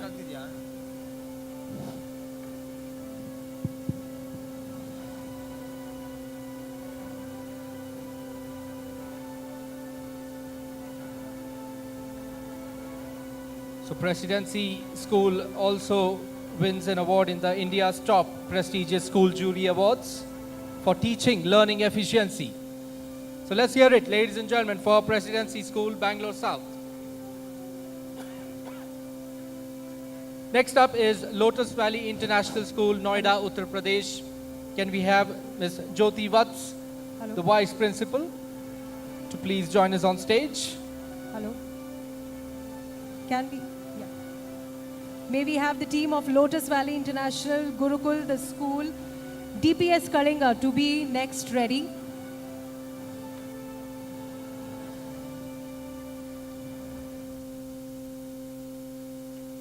Next up is Gurukul, the school, Ghaziabad, Uttar Pradesh. Do we have the team from Gurukul, the school? Anybody here? Okay, looks like we don't. Moving forward. Next up is Delhi Public School, Kalinga, Cuttack, Odisha. Do we have the team of Delhi Public School, Odisha here with us? Moving forward. Next up is BK Birla Public School, Kalyan. Can we have Ranjana Jangra and Ruchita Chauhan with us here on stage? Yes, we do have them here. BK Birla Public School, Kalyan, West, Thane, Maharashtra. Ranked number 2 in Thane, number 2 in Maharashtra, and number 8 in India, ladies and gentlemen. Let's hear it for BK Birla Public School, Kalyan. May I request the team of Bal Bhavan, Keat World School, Delhi, and Bal Bharti Public School to be ready next. Next up is Bal Bhavan Public School, Mayur Vihar, New Delhi. Can we have Kavita Mehrotra, the headmistress, to please join us on stage? Bal Bhavan Public School, Mayur Vihar, ranked number 1 in New Delhi and number 9 in India.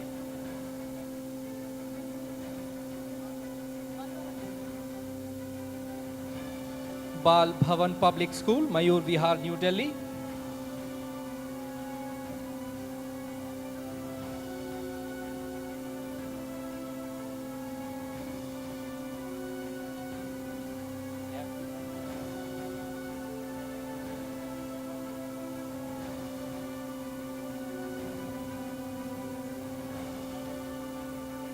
Well, they also bag an award in the Parents' Choice category with a vote count of 2,340. Next up is KIIT World School, Delhi, Pitampura. Can we have Dr. Sangeeta Bhatia, the principal? KIIT World School, Delhi, ranked number 2 in New Delhi, ranked number 10 in India. Let's hear it, ladies and gentlemen, for KIIT World School.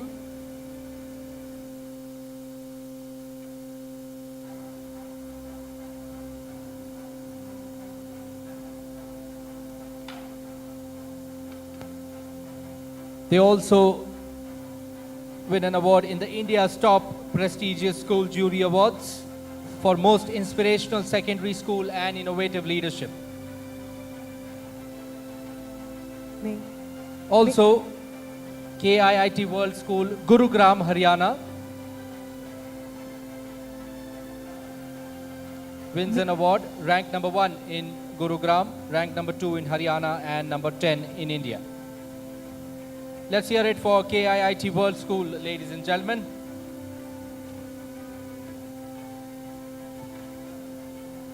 May I ask the team of El Pro International School and Alpha School to be ready?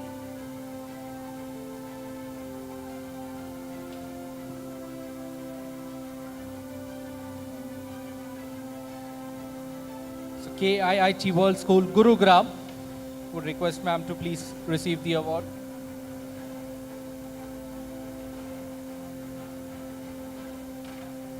Next up is El Pro International School, Pune, Maharashtra. Can I request Aarti Kanbal and Catherine Fernandez to please join us on stage? Do we have someone from El Pro International? Looks like we don't. Moving forward. Next up is Chinmaya Vidyalaya. Can we have Sanjay Rai Saxena? Anybody here from Chinmaya Vidyalaya? Please raise your hands. No, we don't. Moving forward. Next up is Bal Bharti Public School, Rajendra Nagar, New Delhi. Can we have Manish Singh on stage? Ranked number 5 in New Delhi and number 14 in India. That's Bal Bharti Public School, Rajendra Nagar, New Delhi. Now requesting Alpha School, Chennai, Tamil Nadu. Can we have Suja George and Reena Alfred to please join us on stage? Ranked number 1 in Chennai, ranked number 2 in Tamil Nadu, and number 15 in India, Alpha School, Chennai, ladies and gentlemen. Next up is Delhi Public School, Jammu. Do we have someone from Delhi Public School, Jammu with us here? I don't see any hands raising. Next up is Jubilee Hills Public School. Do we have a representative from Jubilee Hills Public School, Hyderabad? No hands raising. Moving forward, BCM Arya Model Senior Secondary School, Ludhiana, Punjab. Do we have someone from BCM Arya Model Senior Secondary School? No, we don't. Moving forward, Delhi Public School, Electronic City, Bangalore. Can we have Anupama Ramachandra please join us on stage? Delhi Public School, Electronic City.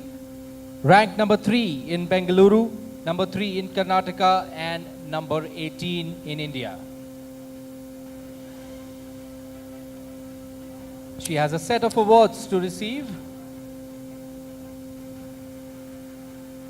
Requesting Ms. Anupama Chandra to also receive the award as the effective principal for Delhi Public School, Electronic City. Let's hear it for Anupama Ramachandra, ladies and gentlemen.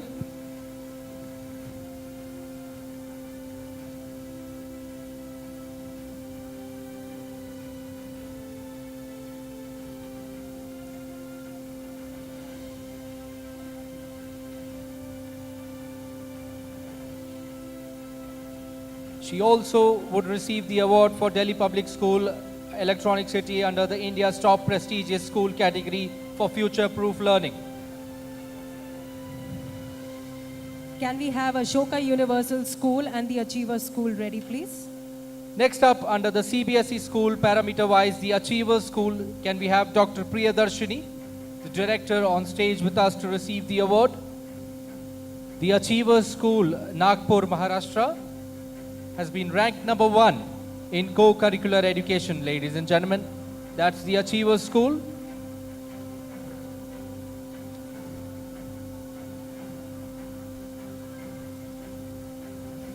Well, now moving on to our next set of awards, that is for the top 20 ICSE school. Can we have Saraswati Rao from Johnson Grammar School, ICSE and ISC, Hyderabad?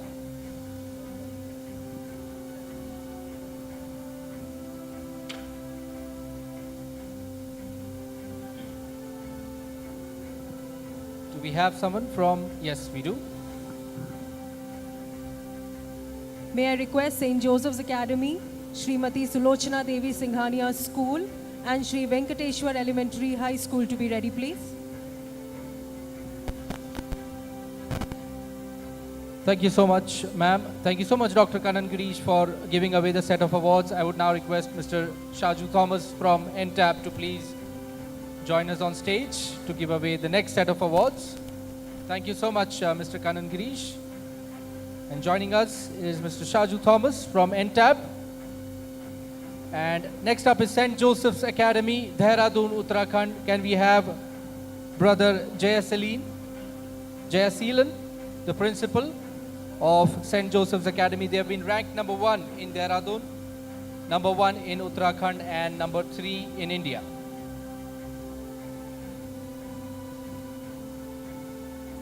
Moving on, next up is Srimati Sulochana Devi Singhania School. Can we have Dr. Revati Srinivasan, the principal, or any representative from Srimati Sulochana Devi here with us? No hands raising. Next up is Sri Venkateswara Elementary and High School, Tirupati, Andhra Pradesh. Do we have a representative? All right, moving forward. Next up is NL Dalmia High School. Do we have someone from NL Dalmia High School, Thane, Maharashtra? I see no hands raising up.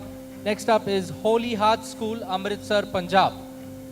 Yes, I see a hand raising up. Can we have Vikram Seth, the principal from Holy Heart School, Amritsar, Punjab? They've been ranked number 1 in Amritsar, number 1 in Punjab, and number 5 in India.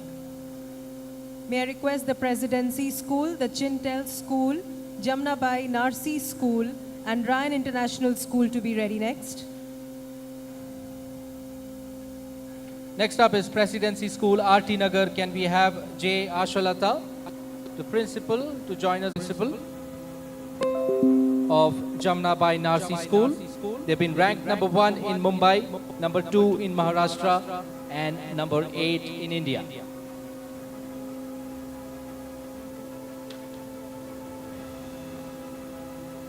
May I request Hira Nandani Foundation School, Parle Tilak Vidyalaya, Presidency School and BGS World School to be ready. Jamnabai Narsi also wins an award in the top 20 international schools, international curriculum. Next up is Ryan International School, Kharghar, Maharashtra. Can we have Alice Vaz, the principal? They've been ranked number 2 in Thane, ranked number 3 in Maharashtra, and number 9 in India. Ryan International School, Kharghar.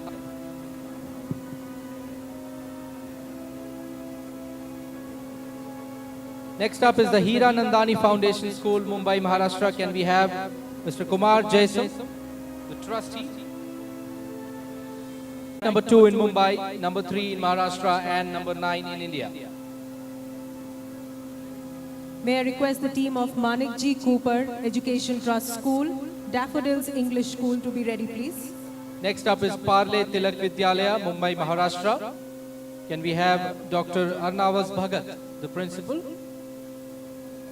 They've been ranked number 4 in Mumbai, number 5 in Maharashtra, and number 11 in India. Let's hear it for Parle Tilak Vidyalaya, Mumbai, ladies and gentlemen. Next up is Presidency School, Nandini Layout, Bengaluru. Can we have Dr. Indira, the principal, to please join us on stage? Presidency School, Nandini Layout has been ranked number 3 in Bengaluru, number 3 in Karnataka, and number 12 in India. Let's hear it, ladies and gentlemen, for Presidency School, Nandini Layout, Bangalore, Karnataka. Next up is BGS World School, Chikbalapur, Karnataka. Do we have anybody from BGS School, Chikbalapur? No hands raising up. Moving on. Next up is Manik G. Cooper Education Trust, Mumbai, Maharashtra. Can we have Aban Kamath and Sabi Ham Ahmed to please join us on stage? They have been ranked number 5 in Mumbai, number 6 in Maharashtra, and number 15 in India. May I request Sheshadripuram Public School, Vishwa Vidyapeeth School, Mount St. Patrick Academy, Educon International School, and Kerala Samajam Model School to be ready. Next up is Daffodils English School, Bengaluru, Karnataka. Can we have Dr. Aparna Ramasheshaya and Rajshri Ashok to please join us on stage? Ladies and gentlemen, Daffodils English School has been ranked number 5 in Bengaluru, number 6 in Karnataka, and number 16 in India.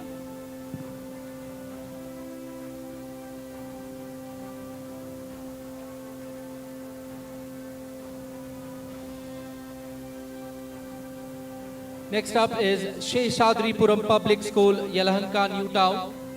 I would request Nadoja, Dr. Vude P. Krishna and Parimala to please join us on stage. They have been ranked number 6 in Bengaluru, number 7 in Karnataka, and number 17 in India.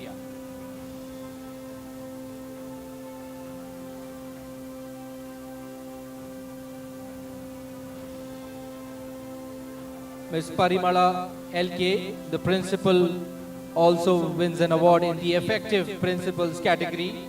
Let's hear it for Parimala LK, ladies and gentlemen. Next up is Vishwa Vidyapeeth School, Yelahanka, Bengaluru. Can we have Susila Santosh, the director? Anybody representing Vishwa Vidyapeeth School? Okay, moving on. Next up is Mount St. Patrick Academy, Pune, Maharashtra. Can we have Brother Gubendiran M, the principal, to please join us on stage? They've been ranked number 1 in Pune, number 7 in Maharashtra, and number 18 in India.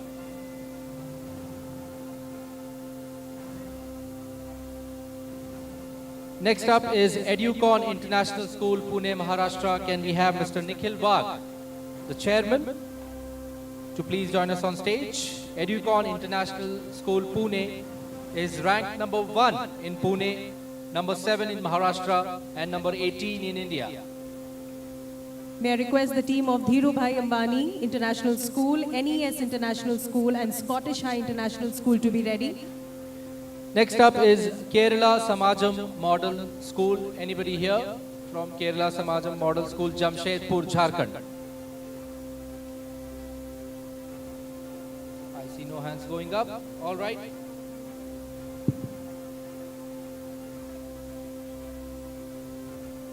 We now move on to our next set of awards, that is for the top 20 international schools in international curriculum. Starting off with Dhirubhai Ambani International School, Mumbai, Maharashtra. Can we have Mr. Anthony to please join us on stage?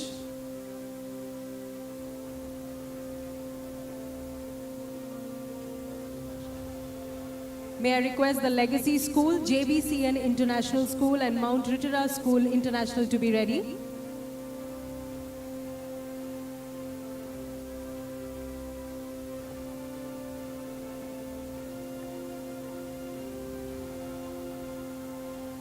Next up is NES International School, Mumbai, Maharashtra. Can we have Dr. R. Varadarajan, Founder Principal?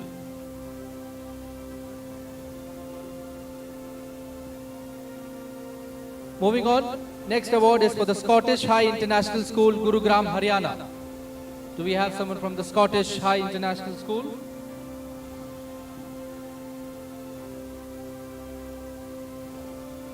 Thank you so much, Mr. Shaju Thomas, for giving away the set of awards. I would now request Ms. Natasha and Ms. Bindu from TC Global to please join us on stage to give away the next set of awards.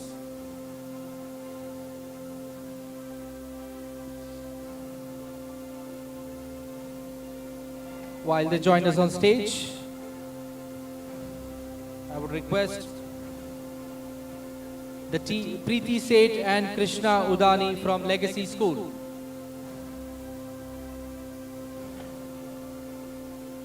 Bengaluru, Karnataka.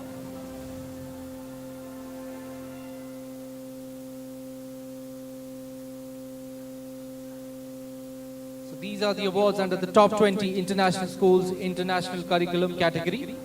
And the next award is for Legacy School. We have Preeti Seth and Krishna Udani from Bengaluru.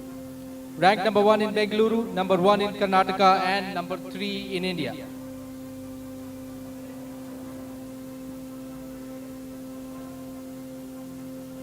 Next up is JBCN International School, Mumbai, Maharashtra. Do we have someone from JBCN School, Maharashtra?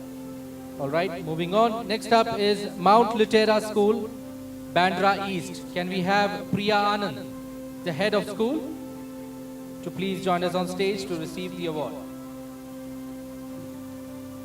May I request Pravashi International Academy, Pink and Blue Paradise, and the Universal School to be ready, please.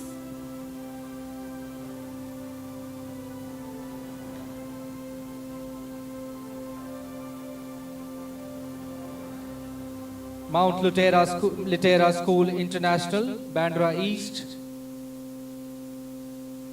Mount Litera School International also wins an award in the rank number 1 in student advancement and mentoring. Next up is Pravashi International Academy, Nashik, Maharashtra. Can we have Akanksha Kapoor from the academics team?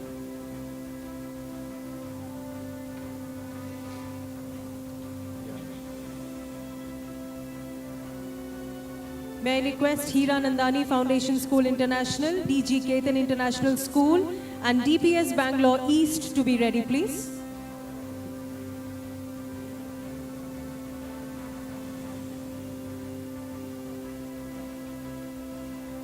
Well, Pravashi International Academy, Nashik, Maharashtra, ranked number 1 in Nashik, number 4 in Maharashtra, and number 6 in India.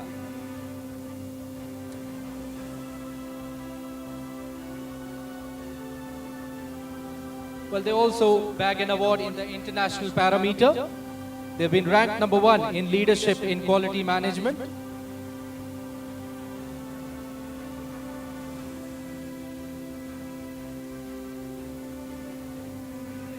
Also winning an award in top 20 preschools. Ranked number 1 in Nashik, number 1 in Maharashtra, and number 10 in India. Requesting Ms. Akanksha Kapoor to also receive the award for Pink and Blue Paradise. Nashik, Maharashtra.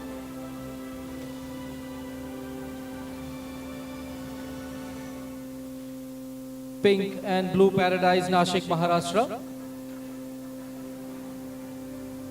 Next up, ladies and gentlemen, is the Universal School, Ghatkopar East, Mumbai. Can we have Vinita Anil, the principal, to please join us on stage?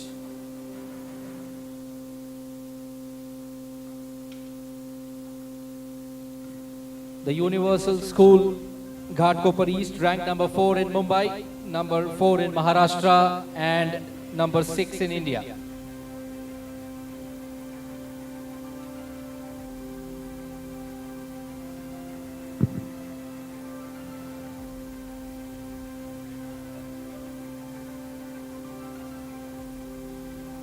Next up is the Hira Nandani Foundation School International. Can we have Mr. Kumar Jaisum? Hira Nandani, Powai, Mumbai. Do we have someone from Hira Nandani Foundation? All right, moving forward. DG Khetan International School, Malad West, Mumbai. Anybody from DG Khetan International, Malad? All right. Delhi Public School, Bangalore East, Sarjapur. Ranked number 2 in Bengaluru, number 2 in Karnataka, and number 9 in India. Delhi Public School, Bangalore East, Sarjapur, ladies and gentlemen. May I request the team of Alpha International School, MET Rishikul Vidyalaya, and Don Bosco International School to be ready.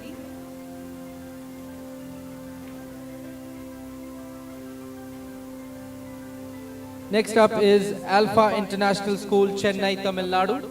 Can we have Sumati Ashok Kumar, the principal? They have been ranked number 1 in Chennai, number 1 in Tamil Nadu, and number 9 in India.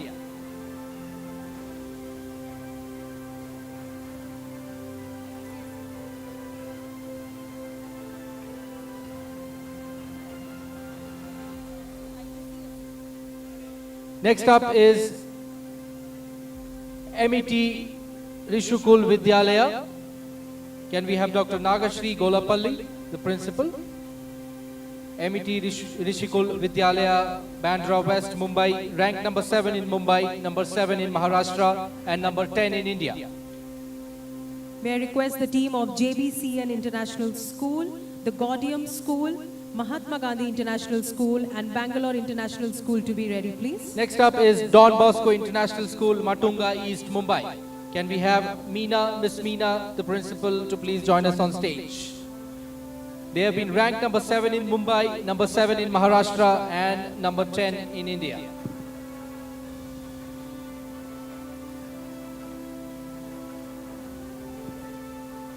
They also bag an award in the international parameter, ranked number 1 in holistic education.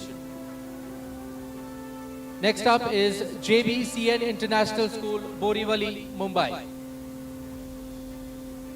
Do we have someone from JBCN International School, Borivali? Next up is the Gaudium School, Hyderabad, Telangana. Can we have Sudeshna Chatterjee and Anjalika Sharma? The Gaudium School, Hyderabad. Ranked number 2 in Hyderabad, number 2 in Telangana, and number 14 in India. Let's hear it for the Gaudium School, ladies and gentlemen.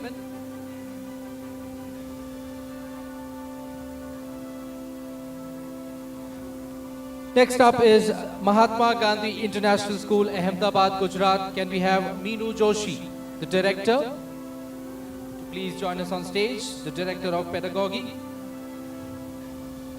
Mahatma Gandhi International School has been ranked number 2 in Ahmedabad, number 2 in Gujarat, and number 15 in India. May I request the team of Manchester International School, Calcutta International School, and Prometheus School to be ready, please. Next up is Bangalore International School, Bengaluru. Can we have Naomi and team, Miss Naomi and team, to please join us on stage? They have been ranked number 3 in Bengaluru, number 3 in Karnataka, and number 16 in India.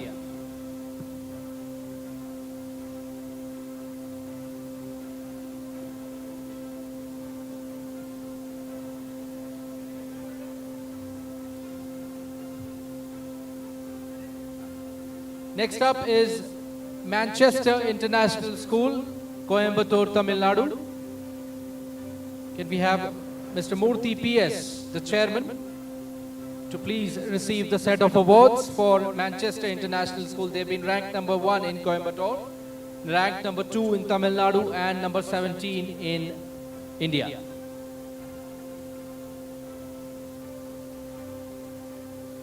They also win an award in the top 20 Daycom boarding schools. Next up is Calcutta International School, Kolkata, West Bengal. Can we have Sharmila Majumdar, the section head of primary, to please join us on stage? They have been ranked number 1 in Kolkata, number 1 in West Bengal, and number 18 in India. May I request the team of Dr. S. Radhakrishnan International School, Bombay Cambridge International School, Kothari International School to be ready, please. Next up is the Prometheus School, Noida, Uttar Pradesh. Can we have the team of the Prometheus School, Noida, Uttar Pradesh to please join us if they are here? Looks like they're not. Moving on. Next up is the category of top 10 international schools, IGCSE. Starting off is Dr. S. Radhakrishnan International School. Can we have Rakhi Nair, the Vice Principal, to please join us on stage? Radhakrishnan International School, Malad West, ranked number 1 in Mumbai, number 1 in Maharashtra, and number 2 in India.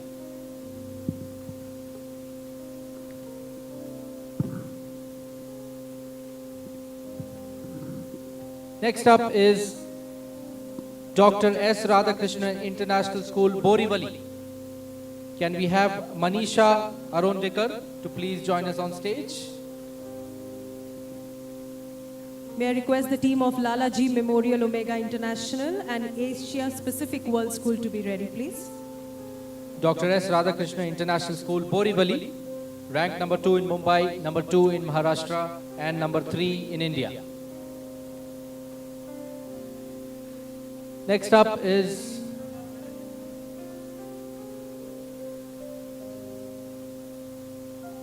Kothari International School, Noida. Can we have Manish Saxena, the Vice Principal, to please join us on stage?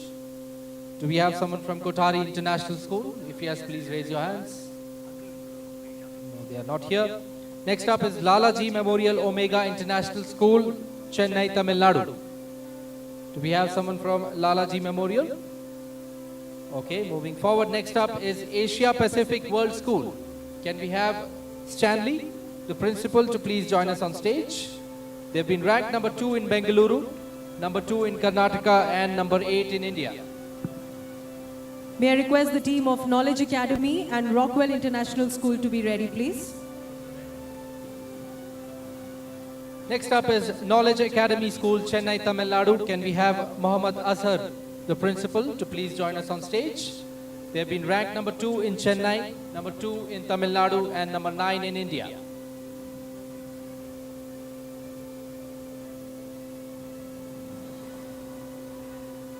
Next up is Rockwell International School, Hyderabad. Can we have Mr. Jagannath S. and Padmaja Ramakrishnan on stage with us? Rockwell International School has been ranked number 1 in Hyderabad, number 1 in Telangana, and number 10 in India.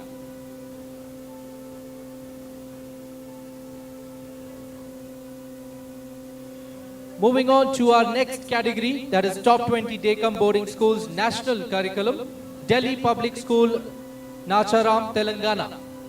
Can we have Sunita S. Rao with us here on stage? Do we have anybody from Delhi Public School, Telangana? Looks like we don't. Moving forward, LK Singhania Education Center, Nagaur, Rajasthan. Can we have PR Kumar and RK Mahapatra? to please join us on stage. They have been ranked number 1 in Nagaur, number 1 in Rajasthan, and number 3 in India. LK Singhania Education Center, ladies and gentlemen. Let's hear it for the award winners. The claps can keep going on. May I request the team of Sanjay Godhavat International School, Sudhiti Global Academy and New Baldwin International to be ready, please. Next up is Sanjay Godhavat International School. Can we have Sasmita Mohanty, the director, to please join us on stage? Sanjay Godhavat International School, Kolhapur. Ranked number 1 in Kolhapur, number 1 in Maharashtra, and number 4 in India.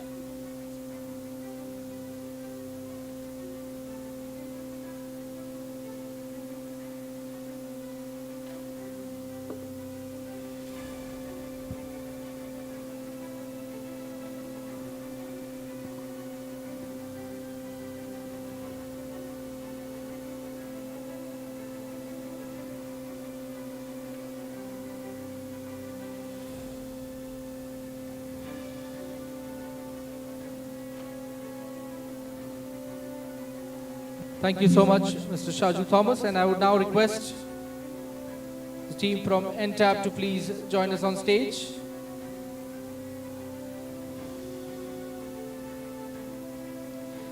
Next up is Bombay Cambridge International School, Andheri, East Mumbai. Do we have a representative? Yes, we do. They have been ranked number 3 in Mumbai, number 3 in Maharashtra, and number 4 in India.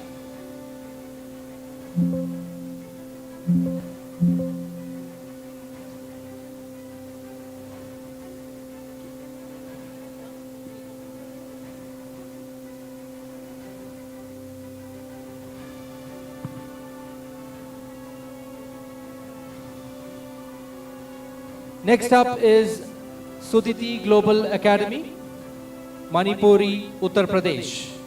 Do we have someone from Sudhiti Global Academy here with us? Looks like we don't. Moving forward, New Baldwin International Residential School, Bengaluru. Can we have Dr. Hamsa K. Venugopal and Kirti Maharaj to please join us on stage? Anybody representing New Baldwins? All right, moving forward. Olivia Enlightened English School, Siliguri, West Bengal. Can we have Tapan Ghosh and Sutapa Nandi on stage with us, please? They have been ranked number 1 in Siliguri, number 1 in West Bengal, number 7 in India. May I request the team of Dr. Amrit Lal Ishrat Memorial Sunbeam School, the Asian School Vasant Vihar, Sai Grace Academy International to be ready, please.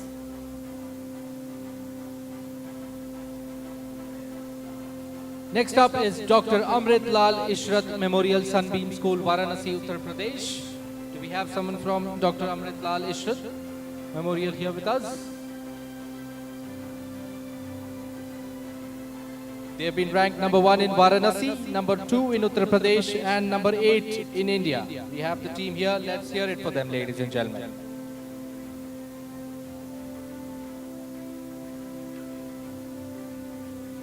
Next up is the Asian School Vasant Vihar, Dehradun. Do we have the team from the Asian School Dehradun here with us? All right, moving forward.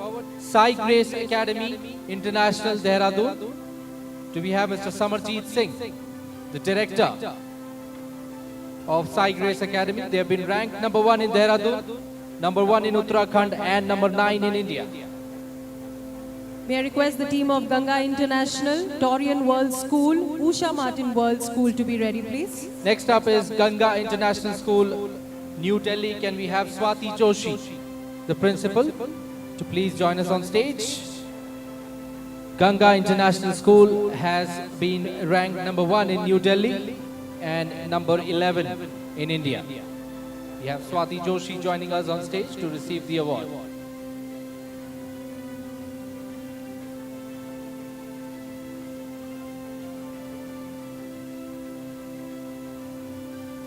Ganga International School.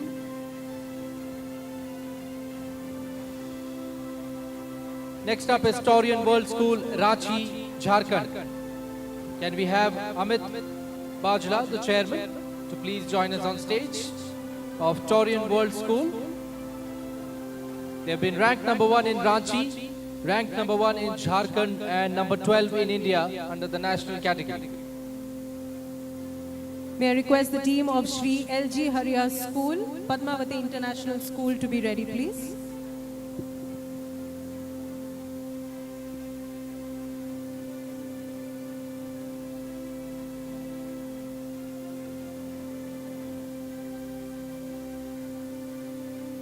Next up is Usha Martin World School, Patna, Bihar.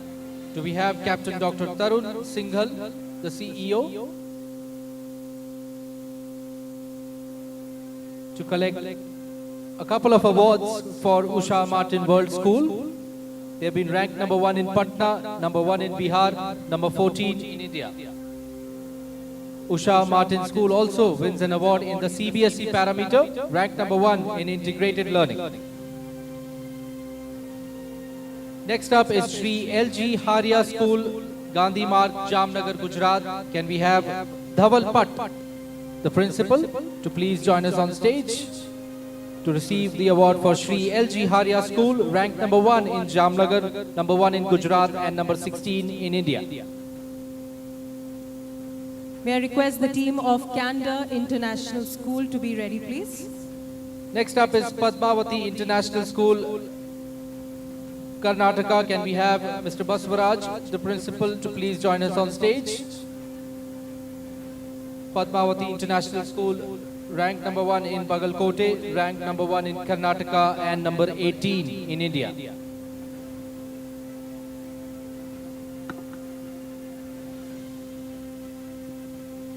May I request the team of Sharanya Narayani International School, Trivandrum International School, Sadbhavna World School, Red Bridge International Academy, and DRS International School to be ready, please. Next up in the top 10 Dekam boarding schools international curriculum, Candor International School. Can we have Sridhar C and Dr. Aninda Chatterjee to please join us on stage? They have been ranked number 2 in Bengaluru, number 2 in Karnataka, number 3 in India.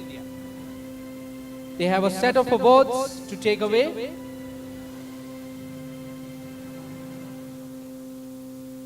The first is under the international category.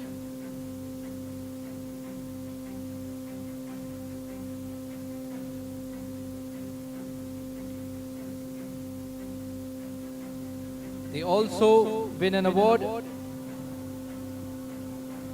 in the Parents' Choice Award category with a total vote count of 1,078.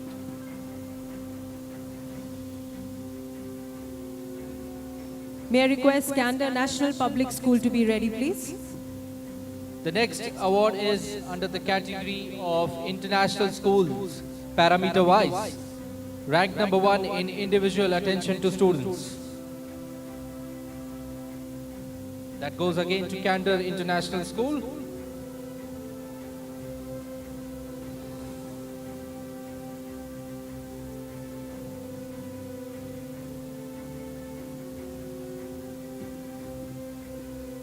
Also under the CBSE schools, city-wise,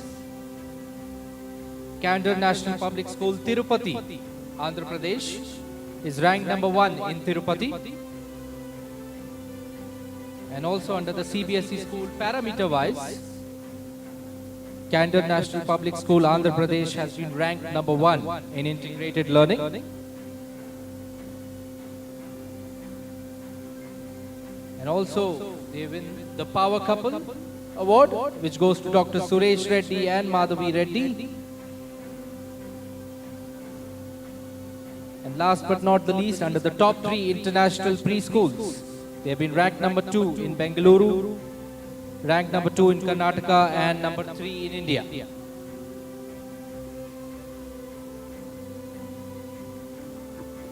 Next up is Sharanya Narayani International School, Bengaluru. Do we have someone from Sharanya? Yes, we do have them. They will shortly join us on stage. Sharanya Narayani International School has been ranked number 3 in Bengaluru, number 3 in Karnataka, and number 4 in India. Let's hear it for Sharanya Narayani International School, ladies and gentlemen.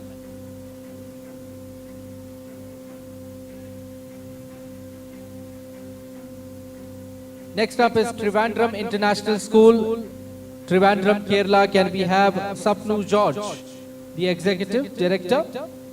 They have been ranked number 1 in Trivandrum, number 1 in Kerala, and number 6 in India.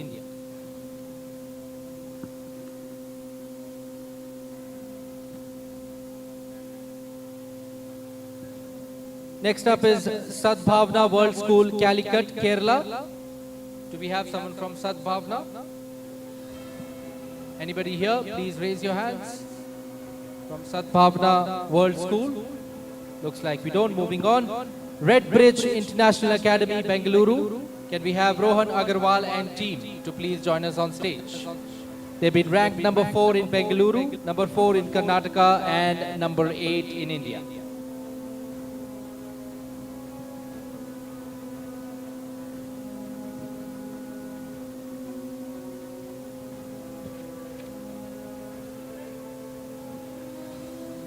Next up is DRS International School, Hyderabad, Telangana. Do we have someone from DRS International School? If yes, please raise your hands. All right, looks like we don't.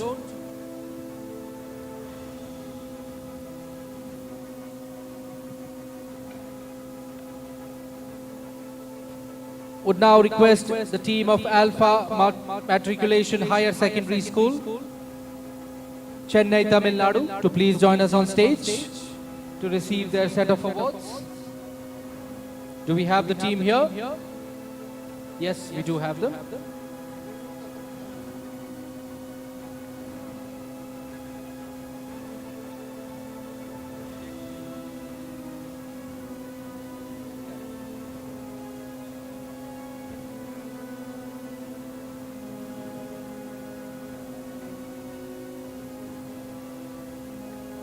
Next up, would request the team of ICRA International School, Bengaluru, Karnataka, to please join us on stage to receive their award. ICRA International School.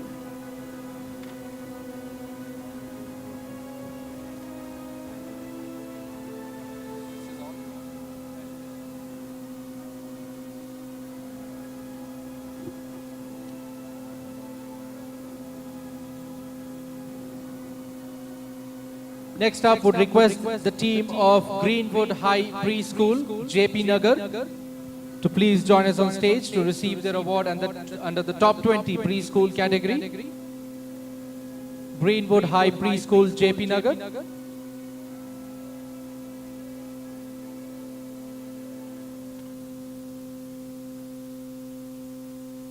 The Greenwood High Preschool also wins an award under the top 20 preschool parameter-wise category, ranked number 1 in leadership and quality management.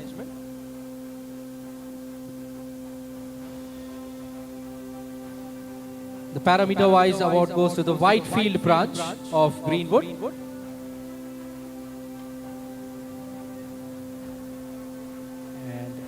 Greenwood High Preschool Electronic City wins an award in the Emerging Preschools category. Greenwood High Preschool Electronic City, Emerging Preschools.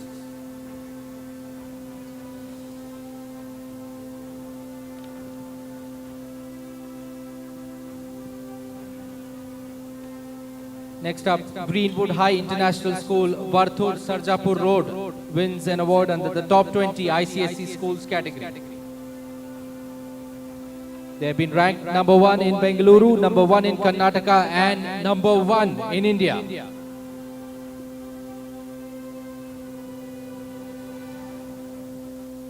And the Greenwood High School, Banarghatta Road branch also wins an award in the top 20 ICSE school. They have been ranked number 2 in Bengaluru, number 2 in Karnataka, and number 6 in India. Greenwood High School, Banarghatta Road.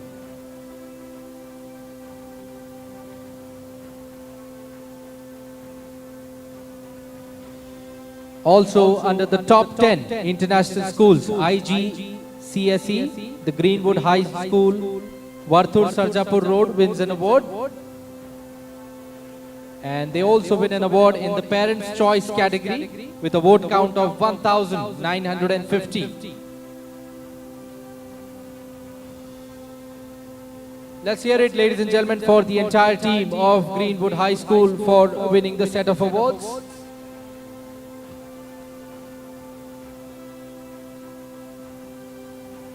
Thank you so much, Mr. Anil Sharma. Thank you so much, Mr. Shaju Thomas from NTAB. Thank you so much, sir, for gracing the stage with your presence. And now it's over to my co-anchor Manasvi to take the proceedings further. Thank you, Rahul.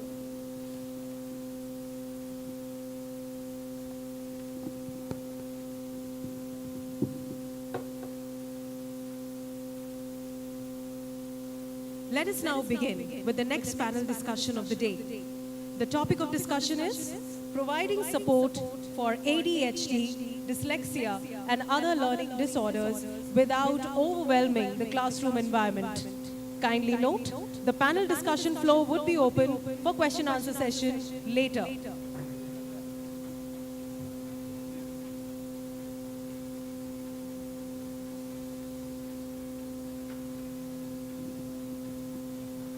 May I take this opportunity to introduce the panelists to you. Dr. Manila Carvalho, Founder Principal, Delhi Public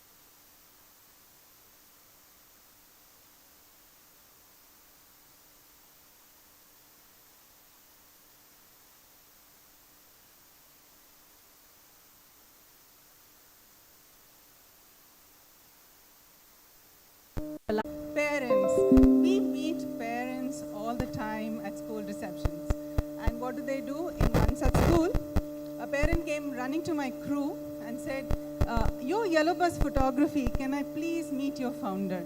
I was sitting by her side and I said, here I am, guilty as charged. She said, you made pictures of my children 5 years ago when they were in kindergarten. And those photographs bring joy to us every time we see it. Now, I said, thank you so much. She went moist in her eyes and she said, I'm so happy my children went to Akriti Montessori. Now, this is the profound connect that every parent has when they get a picture from Yellow Bus Photography. I welcome you all today to join us on the Yellow Bus ride. Please play the video.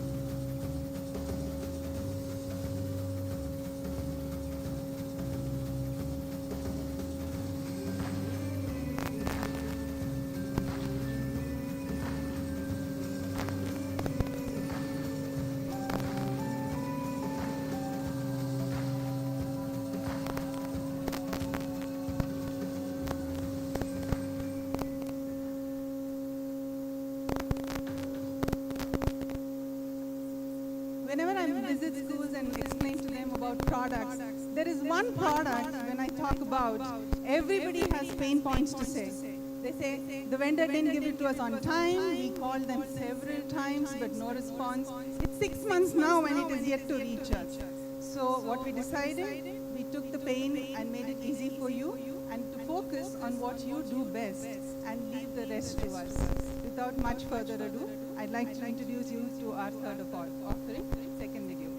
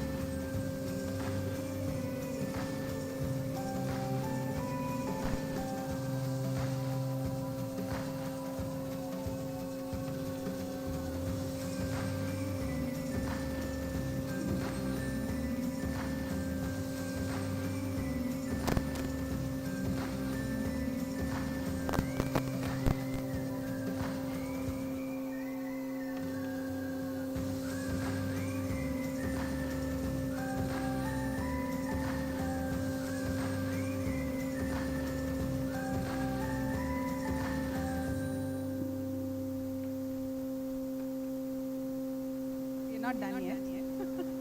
So, great achievements like ours come with great support from great stalwarts and education industries. So, this is a dedication to everyone who've given us the privilege to work with them and to help them elevate their brands to international levels of school photography. This is a dedication to everyone that we've worked with till date and who've made a difference in our work. The third and the final video, please. Hi, third video, please.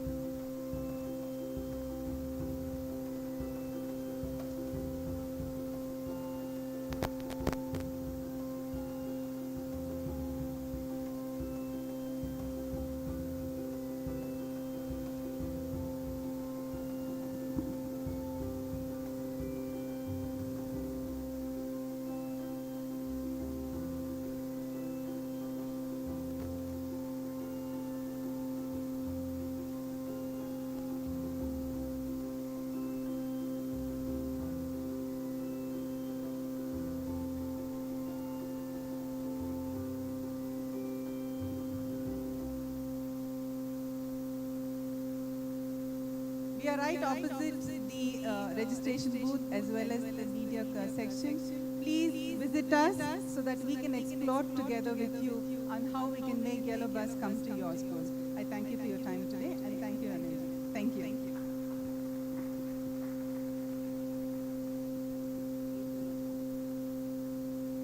Thank you so much, ma'am.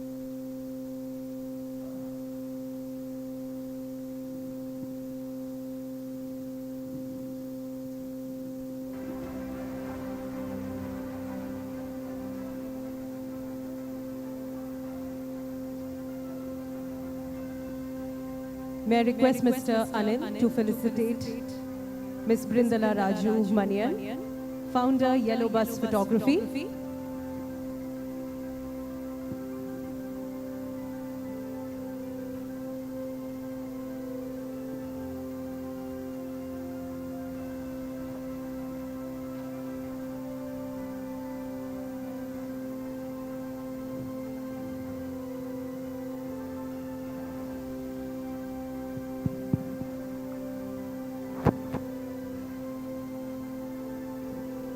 All right, ladies and gentlemen, before we move into the next set of awards, we have a short video from Unipro. So please, all your eyes towards the screen. Can we have the Unipro video, please?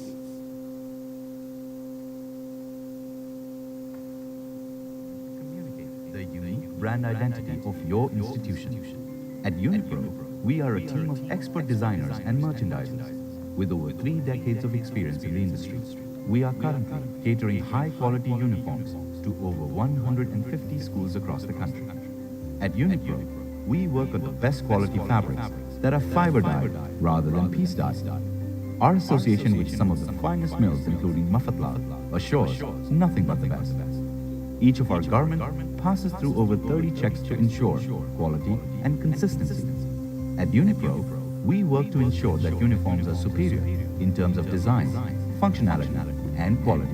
Unipro also provides new age fabrics that are antibacterial and dries out quickly.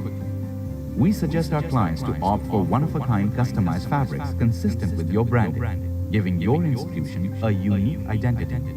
On the basis of the parent's profile and geographical aspects, our in-house designers offer suitable and unique patterns for your institution. Unipro provides you with a quality certificate as well as fabric swatches so that delivered products can be matched with samples shown at time of order placement.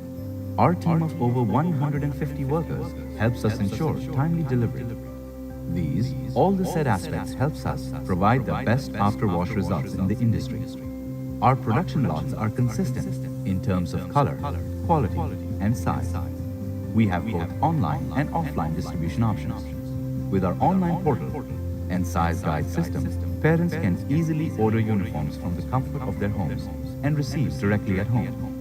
Our well-defined offline process enables us to distribute uniform kits to over 1,500 students per day within your school, thereby reducing distribution and waiting time.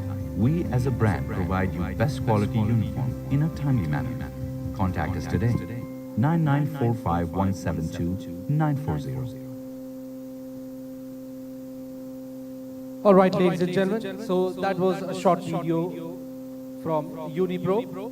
We now move on to the last leg of the event and also the last set of awards, for which we already have Mr. Anil Sharma on stage.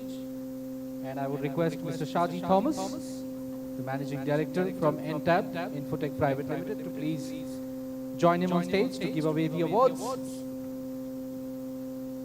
All right. So we now... May we request the Indian Public School and the Philomena's Public School to be ready, please? All right, so starting off with the India's Top Prestigious School Jury Awards, I would like to request the Indian Public School Hyderabad, Telangana, to please join us on stage as they win an award in the India's Top Prestigious School Jury Awards as Emerging High Potential School. Let's hear it for the Indian Public School Hyderabad, ladies and gentlemen.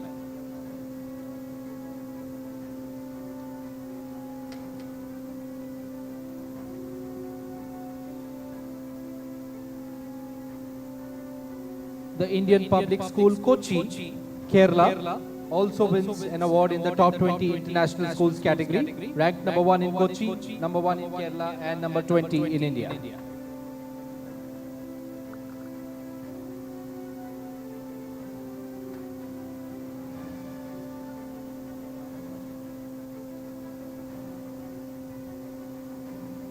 It's time now for the Lifetime Achievement Award, for which I would like to invite on stage Mr. Iqbal Ahmed, the chairperson of Little Flower Public School and chairman and managing trustee of Mitra Academy, for his exemplary contribution in the field of education.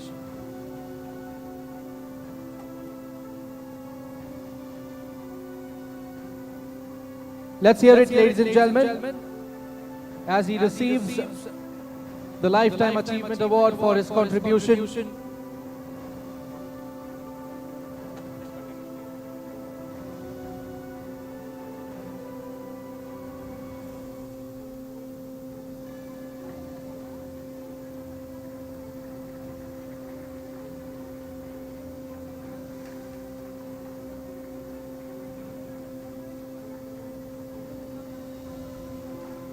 Can you all please rise up and give a standing ovation? Let's appreciate the contribution of Sir in the field of education.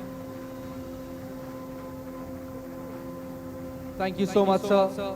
Moving on with the next award, it goes to St. Philomena's Public School, CBSE, Bengaluru. Can I request TV Srinivas Murthy to please join us on stage for promising. May I request the team of Presidency Group of Institutions, the Polaris International School, to be ready, please. TV Srinivas Murthy, please allow us a couple of minutes.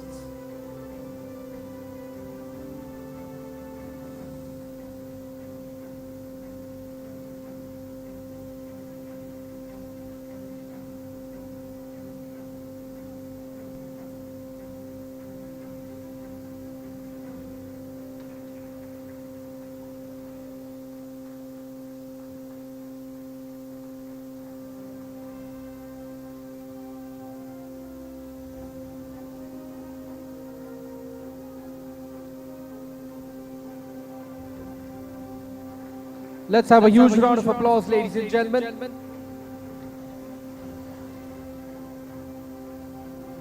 Would now request TV Srinivas Murthy from St. Philomena's Public School CBSE Bailakere, Bengaluru, winning an award for promising academics. Let's have a huge round of applause, ladies and gentlemen, for the winner.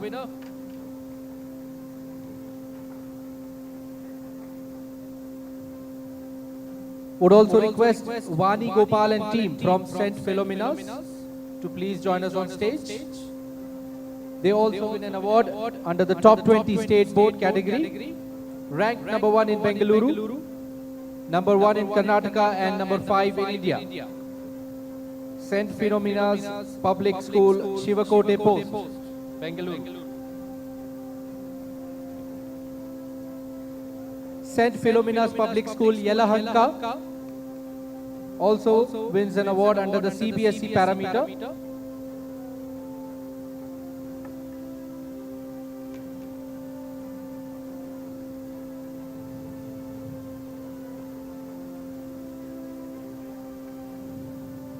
Next up, would request Nafisa Ahmed and Tanveer Ahmed to please join us on stage.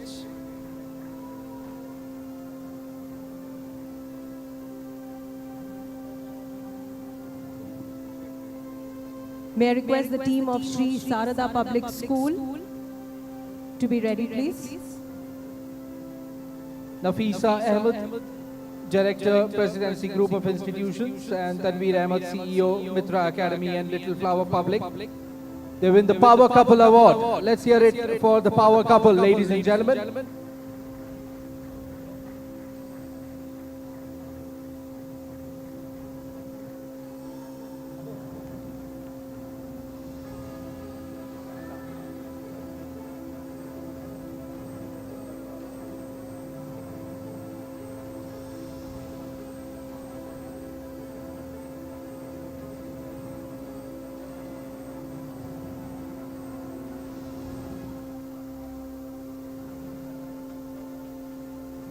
Next up, this is for Presidency School, Bangalore North, under India's top CBSE school parameter-wise, ranked number 1 in holistic education.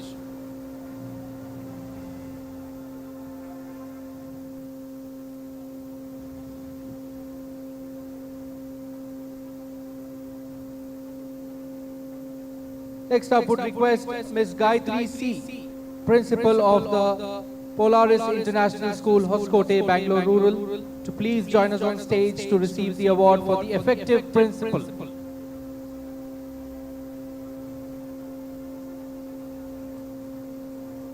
Let's hear it for Gayatri C, ladies and gentlemen, Principal of the Polaris International School, Hoskote, Bangalore Rural. I would also request Ms. Gayatri C to receive the award for Polaris School, Polaris International School as the dynamic school.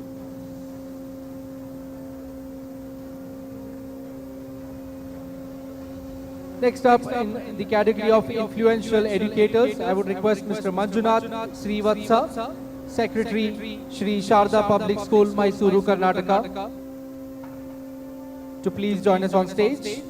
Mr. Manjunath Srivatsa, Secretary. Let's hear it, ladies and gentlemen, for Mr. Manjunath Srivatsa, as he wins an award for an influential educator. May I request the team of New Age World School and Ivy Global School to be ready, please. I would also request Sir to receive a couple of more awards for Shri Sharda Public School under the India's Top Prestigious School Jury Awards as promising academics for the Power Couple.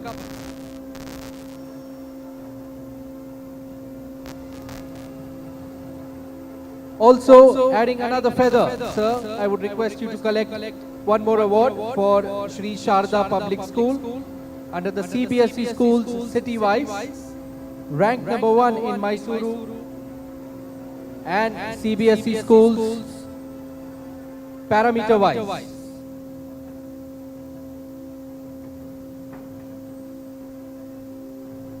They have been ranked number 1 in leadership in quality management.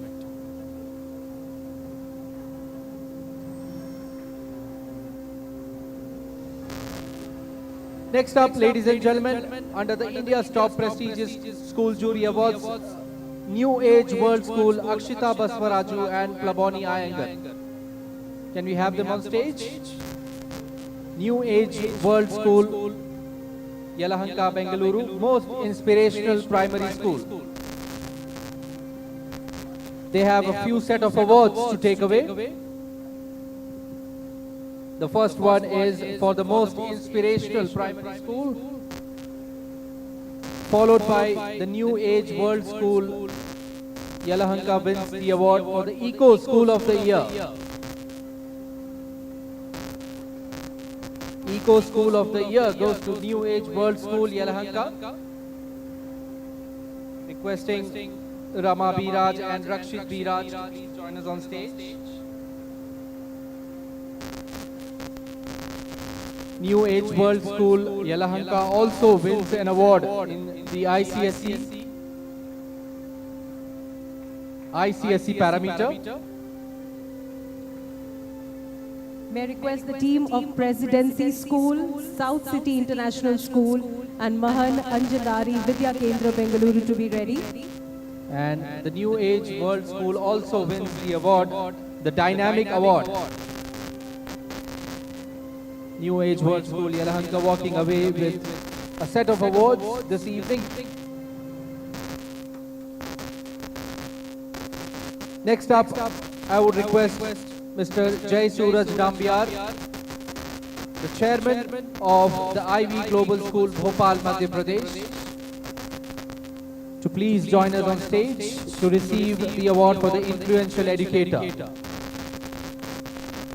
Let's hear it for Jai Suraj Nambiar, ladies and gentlemen, chairman of the Ivy Global School, Bhopal, Madhya Pradesh.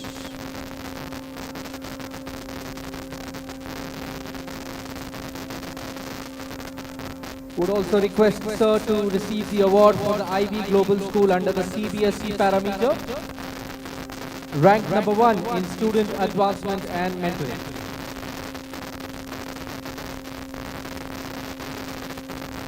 Moving on, next up under the ICSE Emerging School goes to Presidency School, Banashankari. Do we have the team of Presidency School, Banashankari? Yes. We do have them. They have a couple of awards to take away. The first one being the ICSE Emerging School Award.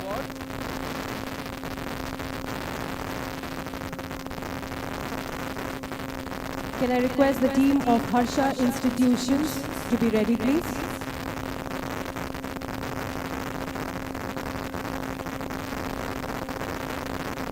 Harsha Institutions and Veda Public School to be ready. Presidency School, Banashankari also wins the India's top prestigious school jury award for promising academics.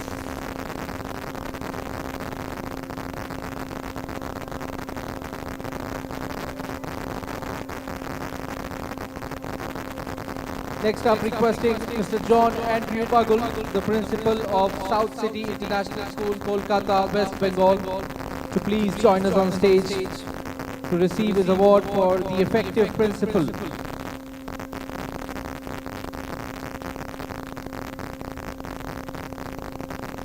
Let's hear it for Mr. John Andrew, ladies and gentlemen, as he walks onto the stage to receive his award for the effective principal of South City International School, Kolkata, West Bengal.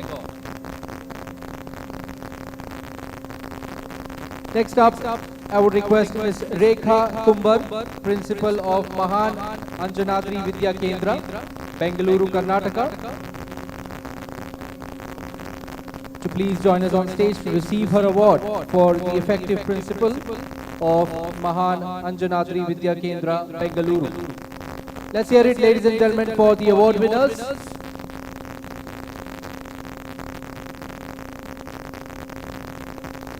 Next up, would request S. Shivakumar, the chairman of Harsha Institutions, Nelamangala, Bengaluru Rural, Karnataka.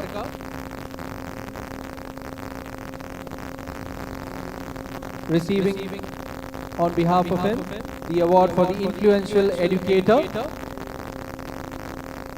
And also, Harsha International Public School walks away with one more award under the CBSE parameter, ranked number 1 in digital learning advancement, for which we would request Bindu Sharma, the principal, to please join us on stage.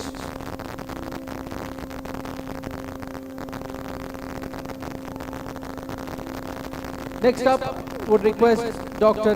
Ravi S. Malashetty, Chairman of Veda Public School, Kalaburgi, Karnataka, to please join us on stage to receive his award for influential educators. May I request the team of Jain International, Winberg Allen School to be ready, please.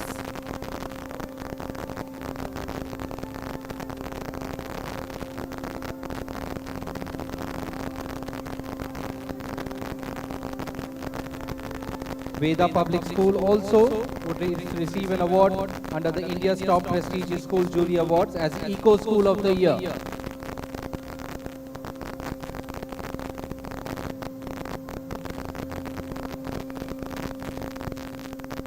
Also bagging an award under the CBSE parameter, Veda Public School has been ranked number 1 in individual attention to students.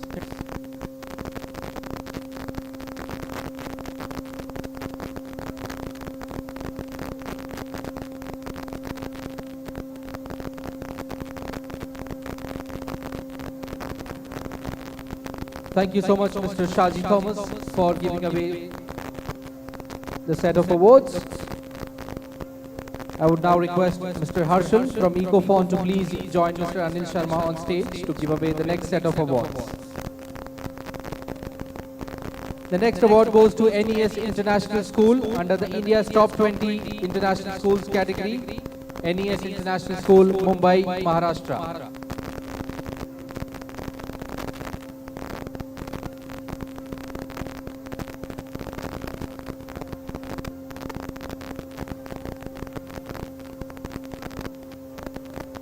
Let's have a round of applause, ladies and gentlemen.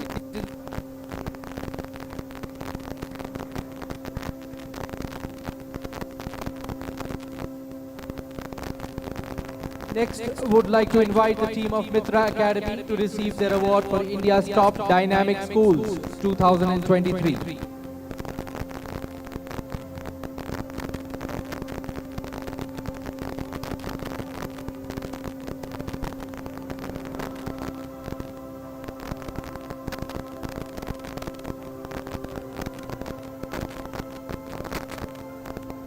Mitra Academy to please join us on stage. Team Mitra Academy to receive the award for the Dynamic School 2023. Let's hear it for them, ladies and gentlemen.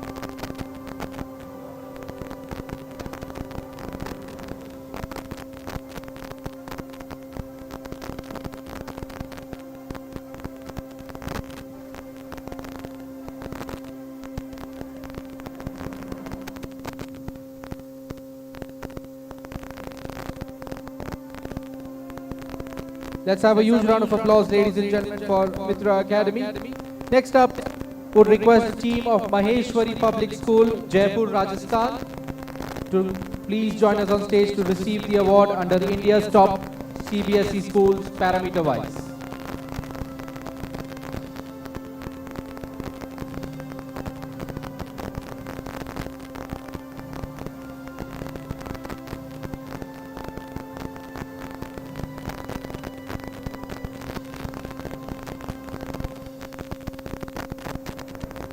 Next up, would request the team of Vardhaman International School, Jaipur, Rajasthan, to please join us on stage to receive the award under India's Top CBSE Schools parameter-wise.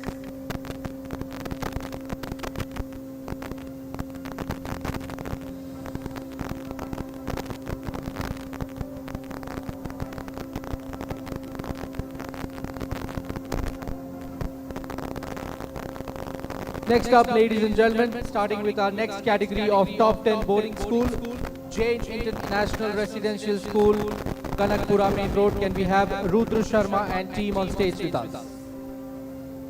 They've been ranked number 1 in Bengaluru, number 1 in Karnataka, and number 1 in India.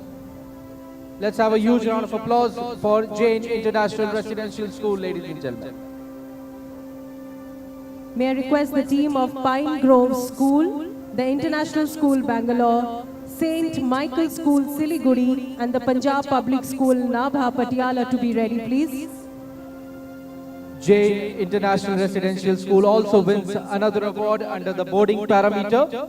Ranked number 1 in individual attention to students, number 1 in sports education, and number 1 in innovative teaching.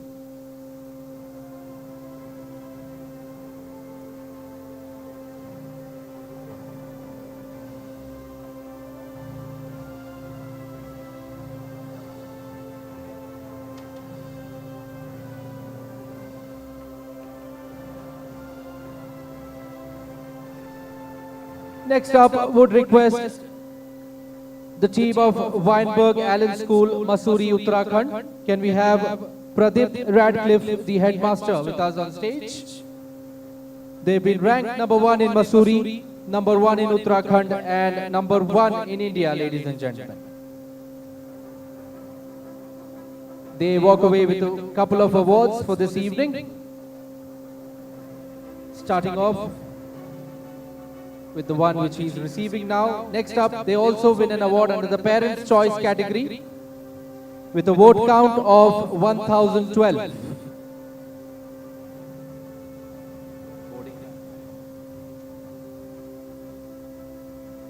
Next up, under the boarding parameter, they've been ranked number 1 in psychological well-being of students.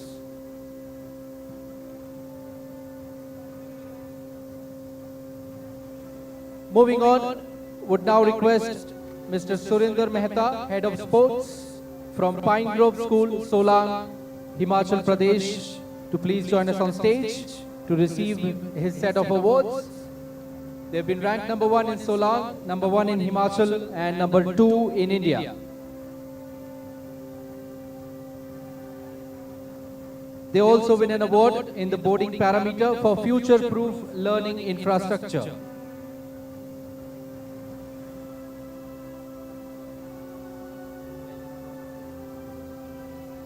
They also win an award under the boarding parameter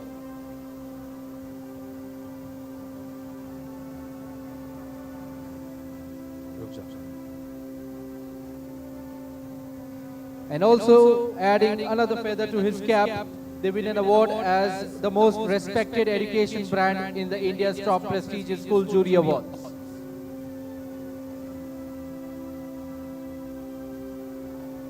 Moving on, next up, would request Carolyn Pascoe, the principal of the International School Bangalore, Whitefield, Sarjapur, to please join us on stage. They have been ranked number 2 in Bengaluru, number 2 in Karnataka, and number 2 in India.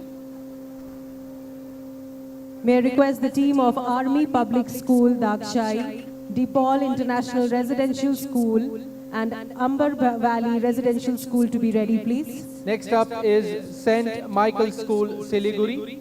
Can we have Abhijit Ghosh, the coordinator, to please join us on stage? They have been ranked number 1 in Siliguri, number 1 in West Bengal, and number 3 in India.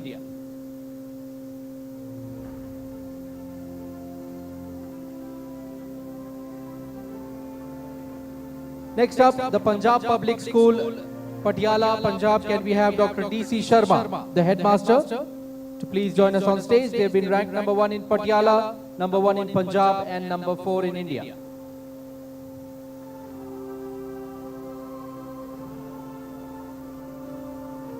Next up, Army Public School, Solan, Himachal Pradesh. Can we have Ritambara Ghai to please join us on stage, the principal? They've been ranked number 2 in Solan, number 2 in Himachal, and number 5 in India. The Army Public School, ladies and gentlemen. Let's have a huge round of applause for the winners. Next up is Dr. Paul International Residential School, Mysuru. Can we have friend Biju Scaria, the principal, to please join us on stage? They have been ranked number 1 in Mysuru, number 3 in Karnataka, and number 5 in India.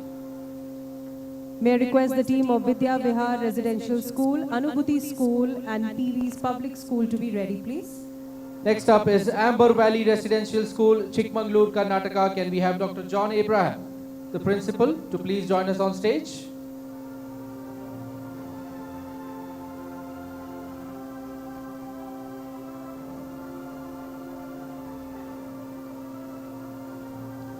Do we have someone from Amber Valley Residential? All right. Thank you so much, Mr. Harshal, for giving away the set of awards.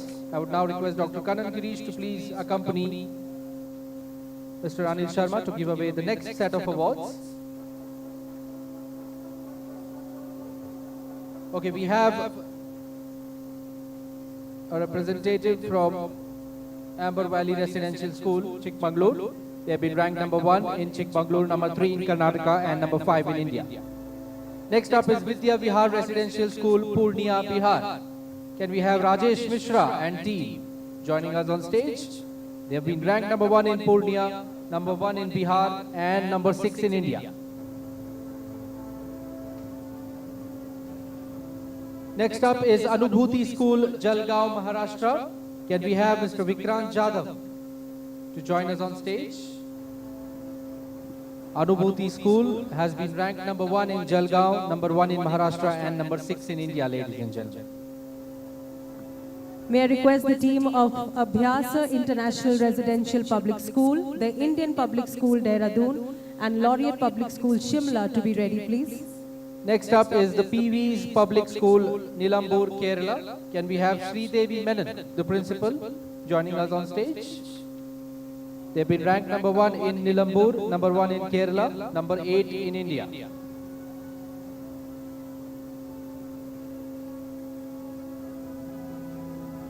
Next up is Abhyasa International Residential Public School. Can we have Vinayaka, the CEO and founder director, join us on stage?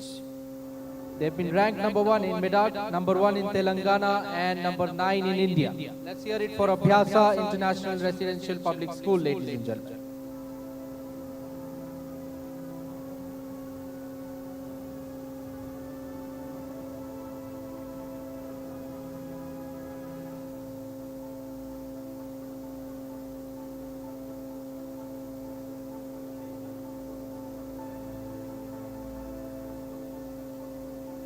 Next up is the Indian Public Schools. They have Mani CV, the principal, joining us on stage.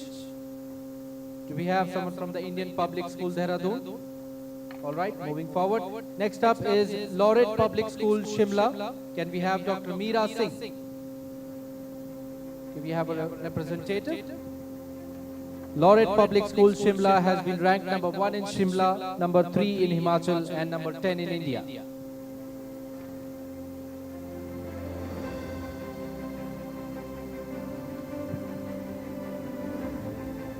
The next category is top 5 boys boarding school, which goes to St. George's College, Mussoorie, Uttarakhand. Can we have Brother Ramesh Amalanathan, the principal, join us on stage?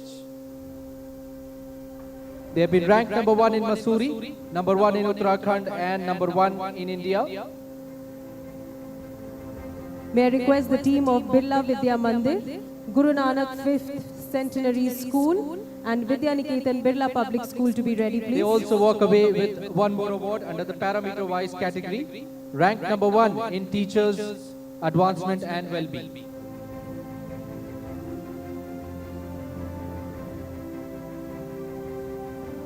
Sir, I would request you to please join us again on stage to receive your award under the parameter-wise category.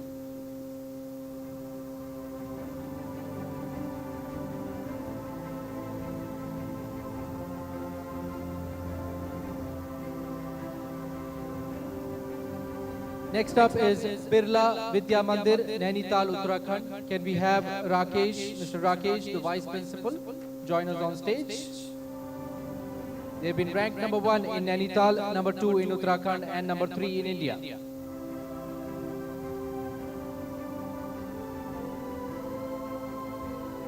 May I request the team of Bishop Cotton Boys School, St. Joseph's College, Nainital, and Baldwin Boys High School to be ready, please. Next up is Guru Nanak 5th Centenary School, Mussoorie, Uttarakhand. Can we have Kuldeep Singh Tyagi, the headmaster, join us to receive the award? They have been ranked number 2 in Mussoorie, number 3 in Uttarakhand, and number 4 in India.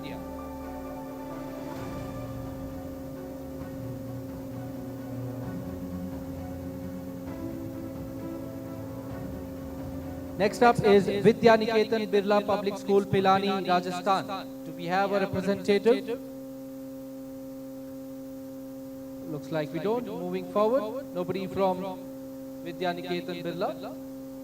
Next up, under the category of top 3 boys day come boarding, Bishop Cotton Boys School, Residency Road, Bengaluru. Can we have Alistair R.A. Fries, the principal, or a representative from Bishop Cotton to please join us on stage? They've been ranked number 1 in Bengaluru, number 1 in Karnataka, and number 1 in India.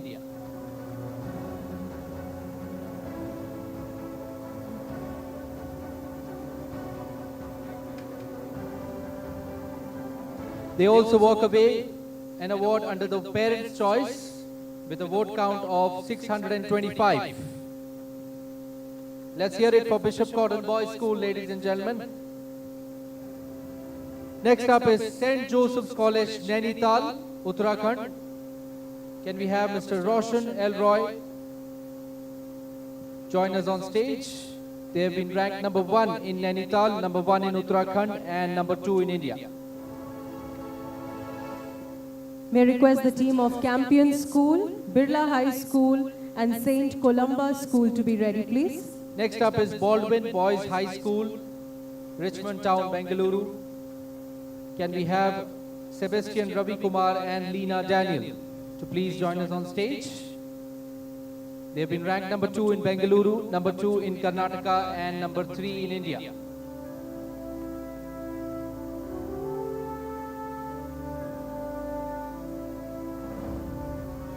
Next up is top 3 boys day school, Campion School, Mumbai, Maharashtra. Can we have Cyril D'Souza, the vice principal, join us on stage? They have been ranked number 1 in Mumbai, number 1 in Maharashtra, and number 1 in India.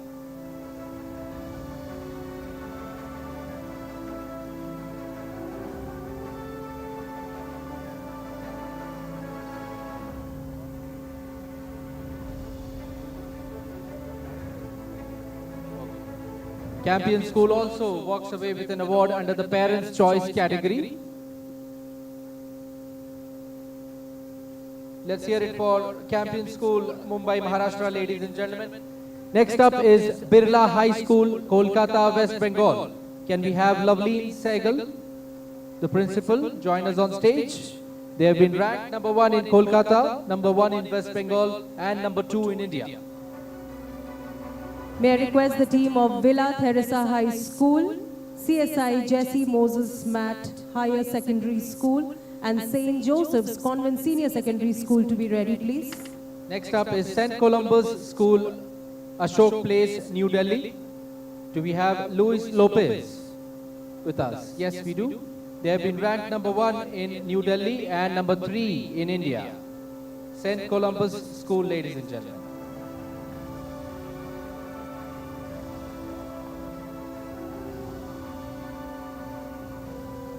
Next up is top 5 girls day school. The first goes to Villa Teresa High School, Deshmukh Marg, Mumbai. Can we have Sister Babita Abraham, the principal, to please join us on stage? They have been ranked number 1 in Mumbai, number 1 in Maharashtra, and number 1 in India.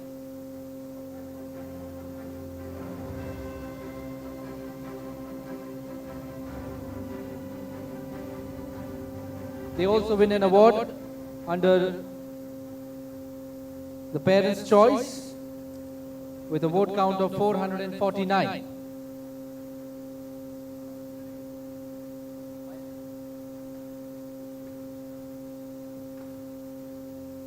Thank you so much, ma'am. Thank you so much, Dr. Kanan Girish, for joining us on stage. I would now request Mr. Mayank Solanki from Valid Initiatives to please join Mr. Anil Sharma on stage. And the next one goes to CSI Jesse Moses Matt Higher Senior Secondary School. Can we have Vimala Angelina D, the principal? They have been ranked number 1 in Chennai, number 1 in Tamil Nadu, and number 4 in India. May I request the team of Masuri International School, Birla Balika Vidyapeeth Pilani and Guru Nanak 5th Centenary School to be ready, please. Next up is St. Joseph's Convent Senior Secondary School. Can we have Sister Lily Cherian, the principal?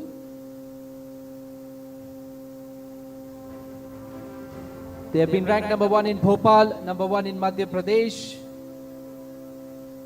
and number 5 in India.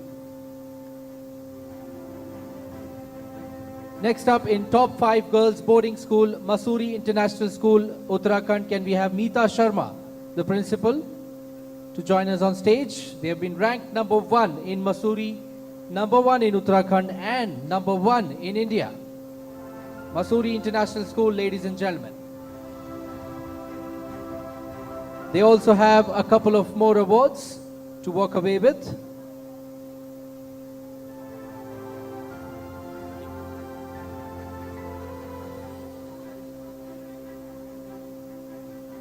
They also walk away with the Parameter Award as ranked number 1 in innovative teaching. And also an award in the Parents' Choice category with a vote count of 519.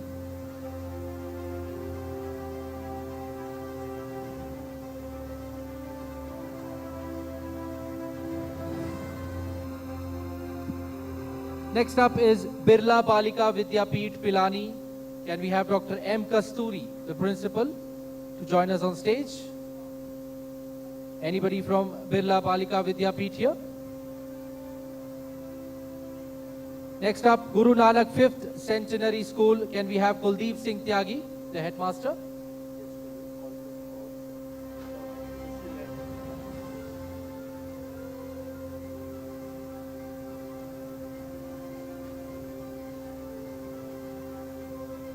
May I request the team of Raj Mata Krishna Kumari Girls Public School, La Martineri Girls College, Baldwin Girls High School and Queen's College to be ready, please.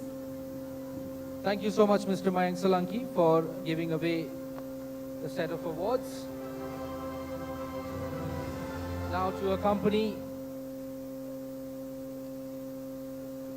Mr. Anil Sharma, I would request Mr. Sushil Rai, founder and CEO, Sprouts Edutors, to please join him on stage to give away the next set of awards.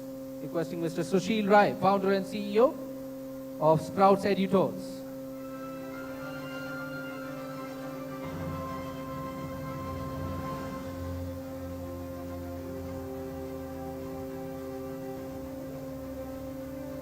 Mr. Sushil Rai, founder and CEO of Sprouts Edutors, please join us on stage and accompany Mr. Anil Sharma to give away the next set of awards. Looks like he's not around. I would request Mr. Shaji Thomas from NTAP to please grace the stage again to give away the awards. And it's under the top 5 girls day-come boarding. It's Rajmata Krishna Kumari Girls Public School. Can we have Indra Shaktawat, Dean of Activities? They have been ranked number 1 in Jodhpur, number 1 in Rajasthan, and number 1 in India. Let's hear it for Rajmata Krishna Kumari Girls Public School, ladies and gentlemen. Next up is La Martineries Girls College, Lucknow, Uttar Pradesh. Do we have a representative? Yes, we do have. They have been ranked number 1 in Lucknow, ranked number 1 in Uttar Pradesh, and number 2 in India. May I request the team of Little Flower Matriculation Higher Secondary School, Amala Pavam Higher Secondary School, and Alpha Matriculation Higher Secondary School to be ready, please. Next up is Baldwin Girls High School, Richmond Town, Bengaluru. Can we have Febe Sheila Rani and Asha M. Das join us on stage to receive the award? They have been ranked number 2 in Bengaluru, number 2 in Karnataka, and number 3 in India.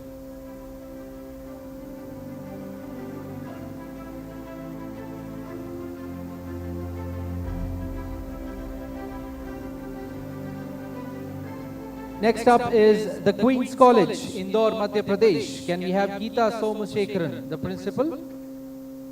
to please join us on stage. They have been ranked number 1 in Indore, number 1 in Madhya Pradesh, and number 5 in India.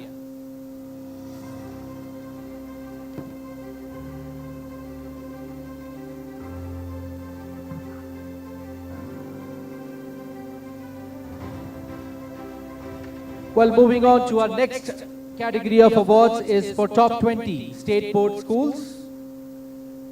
Little Flower Matriculation Higher Secondary School, can we have John Xavier Tangaraj S, the chairman, to join us on stage. They have been ranked number 1 in Chennai, number 1 in Tamil Nadu, and number 1 in India. Also requesting him to receive the award for Amalur Pavam Higher Secondary School, Puducherry, ranked number 1 in Puducherry and number 2 in India. May I request the team of Cholan Matriculation Higher Secondary School and Vidya Matriculation Higher Secondary School to be ready, please. Amalur Pavam Higher Secondary School.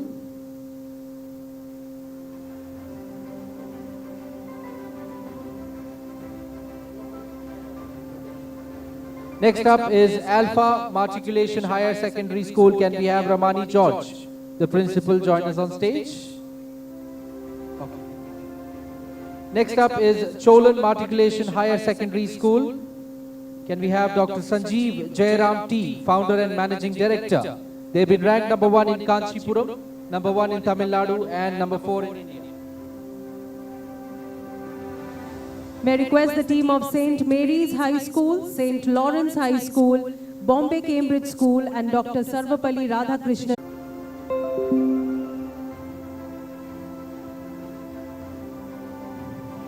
Next up is St. Lawrence High School, Borivali, Mumbai. Can we have Ms. Veena Almeida, the principal?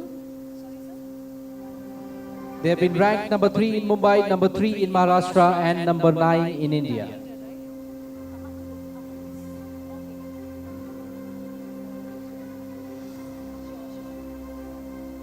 Next up is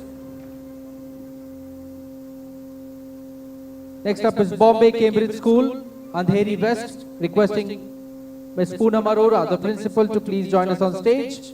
They have been ranked number 4 in Mumbai, number 4 in Maharashtra, and number 10 in India. Bombay Cambridge School, ladies and gentlemen. Next up is Dr. Sarvapalli Radhakrishnan Vidyalaya, Borivali. Can we have Manisha Arondekar, the principal, join us on stage? They have been ranked number 5 in Mumbai, number 5 in Maharashtra, and number 11 in India. May I request the team of Acharya Gurukula Vidya Kendra, KPC English High School, Isaac Newton English High School, and Sharday Atten School to be ready, please. Next up is Acharya Gurukula Vidya Kendra. Can we have Harish V and team join us on stage?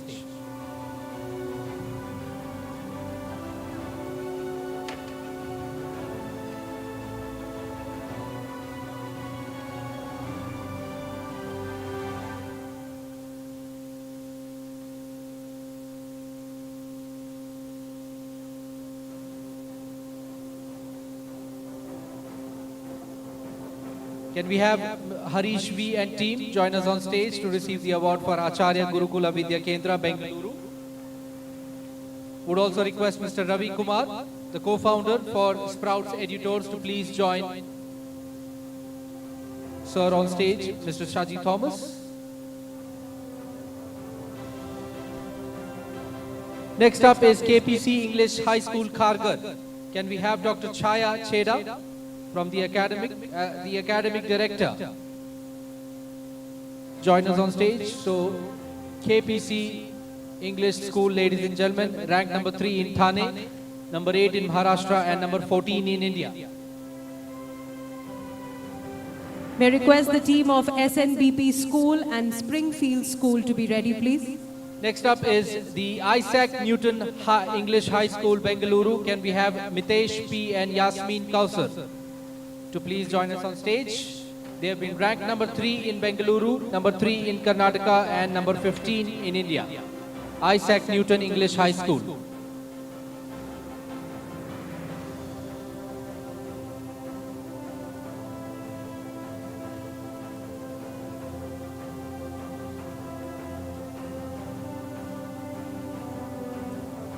Next up, ladies and gentlemen, is the Shardayatan School, Surat, Gujarat. Can we have Shailesh Sutaria, the principal? Do we have someone from the Shardayatan School? Yes, we do have them. They have been ranked number 1 in Surat, number 1 in Gujarat, and number 16 in India.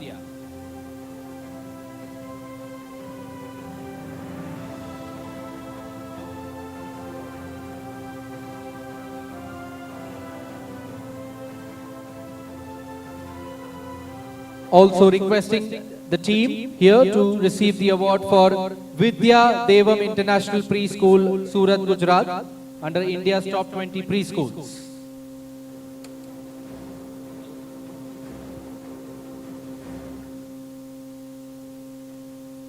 Would request sir to please receive the award for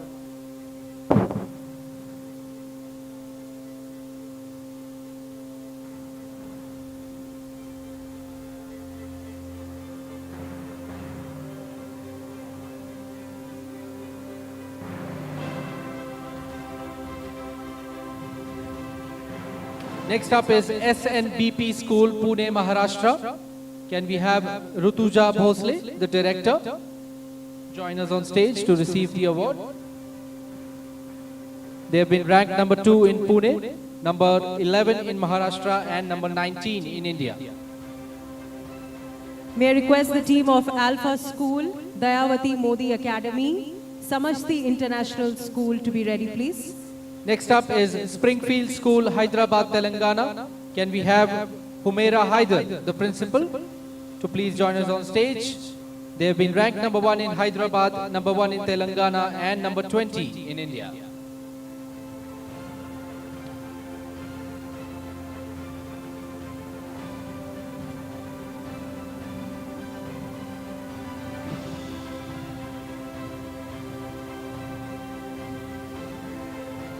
Next up, under the CBSE school parameter-wise, Alpha School, can we have Shainu John, the principal, join us on stage? Do we have someone from Alpha School? All right, moving on. Next up is Dayavati Modi Academy, Meerut, Uttar Pradesh. Can we have Dr. Ritu Devan, the principal, to collect a couple of awards for Dayavati Modi Academy, Meerut? They've been ranked number 1 in holistic education, and they also walk away with an award under the top 20 CBSE school category. Ranked number 1 in Meerut, number 3 in Uttar Pradesh, and number 19 in India. May I request the Ivy World School, Cambridge International School, and GEMS Cambridge International School to be ready, please. Next up is Samashti International School, Hyderabad, Telangana. Can we have Sasi S, the Vice Principal, join us on stage to receive a couple of awards? They've been ranked number 1 in leadership and quality management. Samashti International School, Hyderabad. They also walk away with an award in the CBSE Emerging School category.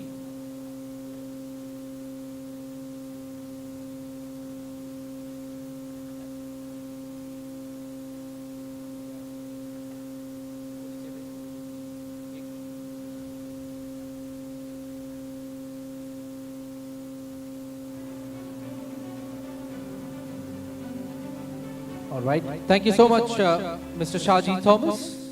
You may please take your seat, sir. I would request Mr. Anil Sharma to please accompany Mr. Ravi on stage to give away the next set of awards, which is to Ivy World School. Can we have Aditi Vasal and Sanjeev Chauhan here?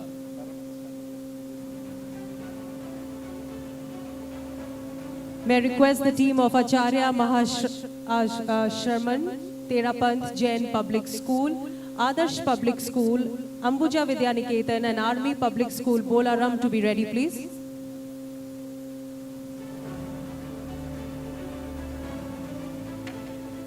I would also request ma'am to receive the award for Cambridge International School, Hoshiarpur, Punjab.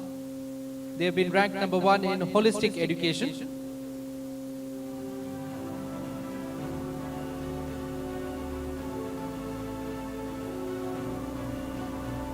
Also walking away with one more award for GEMS Cambridge International School, Hoshiarpur.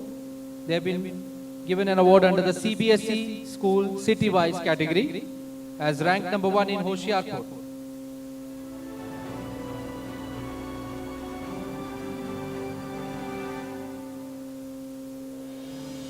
Next up is Acharya.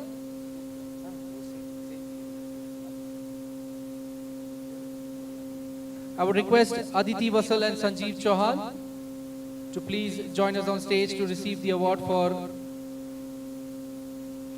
GEMS Cambridge International School under the CBSE School City-wise category.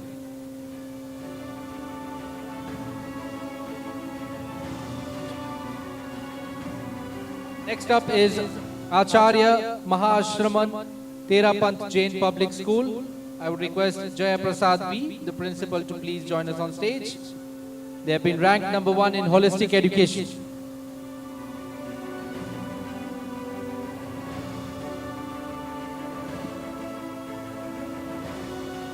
Next up is Adarsh Public School, Vikas Puri, New Delhi. Can we have Pooja Malhotra, the principal, to please join us on stage? Do we have someone from Adarsh Public School, New Delhi? Looks like we don't. Moving forward, can we have next up Ambuja Vidya Niketan, Gujarat? Can we have the principal Gopal Kaushik and Doris Rao and team to please join us on stage to receive the award? They have been ranked number 1 in co-curricular education. Ambuja Vidya Niketan, ladies and gentlemen.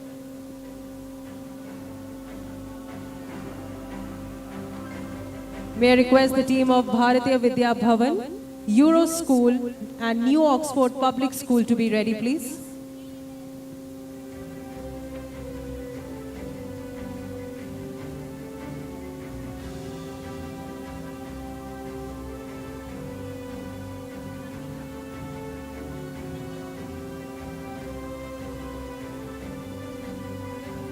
Next up is Army Public School, Bolarum, Secunderabad, Telangana. Can we have Ritambra Ghai, the principal, to please join us on stage to receive the award for Army Public School, Secunderabad, Telangana. They have been ranked number 1 in co-curricular education.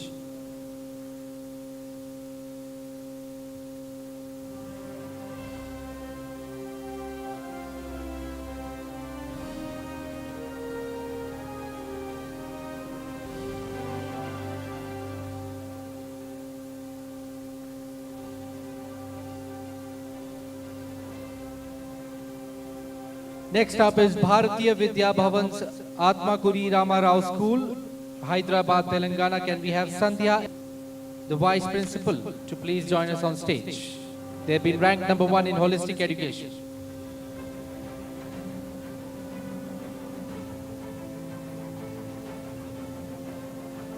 Next up is Euro School, Whitefield, Bengaluru. Can we have Shruti Yalamali Arun, the director, to please join us on stage? They have been ranked number 1 in holistic education.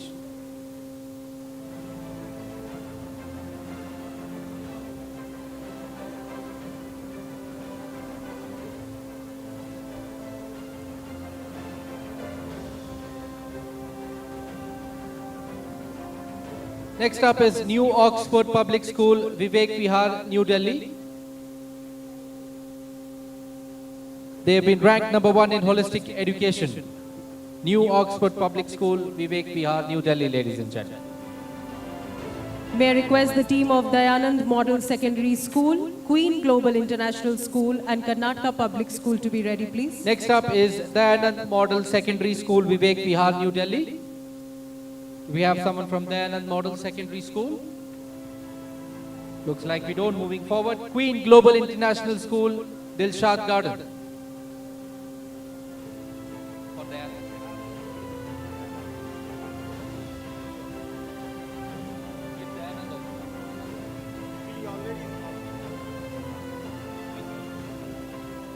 So sir will be collecting the award for Dayanand Model Secondary School as well as Queen Global International School.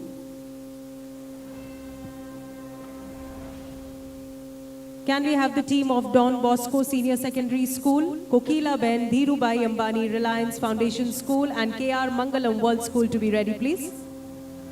Next up is Karnataka Public School, Bengaluru. Can we have Sebi, Satish and Madhuri join us on stage? They have been ranked number 1 in co-curricular education. Karnataka Public School, Chokanahalli, Bengaluru.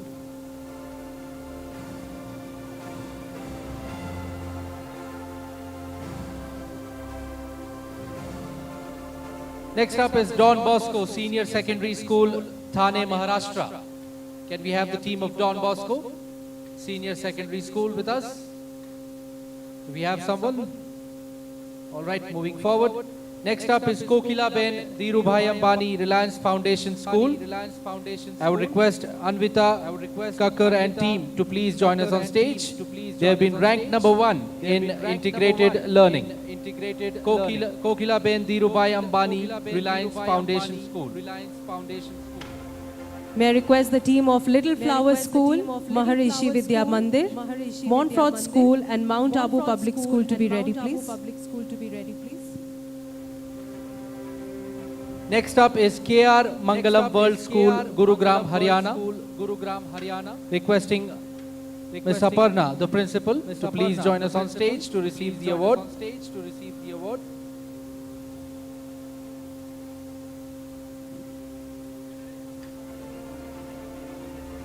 Next up is Little Flower School, Hyderabad, Telangana. Can we have Brother Joja Papi, the principal, join us on stage?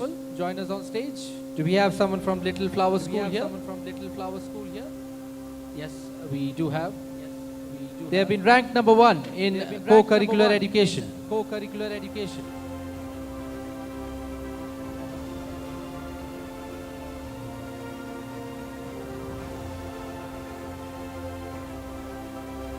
Next up is Maharishi Vidya Mandir Senior Secondary School. Can we have D. Yoga Lakshmi, the principal, join us on stage? They have been ranked number 1 in individual attention to students. Maharishi Vidya Mandir, Chennai, Tamil Nadu.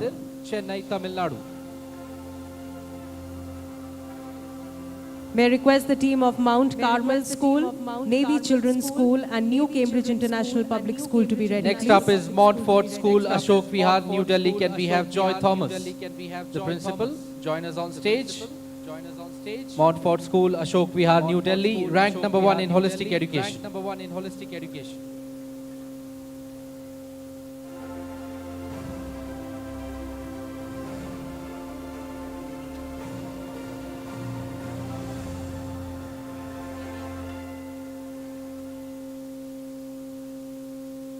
Congratulations to the winner, and thank you, Mr. Ravi Kumar from Sprouts Editors for giving away the awards.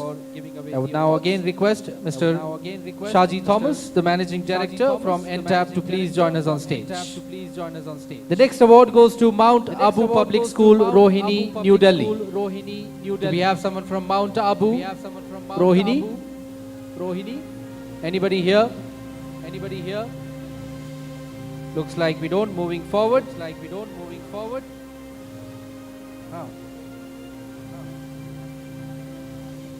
Mount Abu Public School, I repeat, Rohini, New Delhi. Anybody here? All right, moving forward. Mount Carmel School, Anand Niketan, New Delhi. Can we have Dr. Neera Emmanuel, the principal? They've been ranked number 1 in individual attention to students.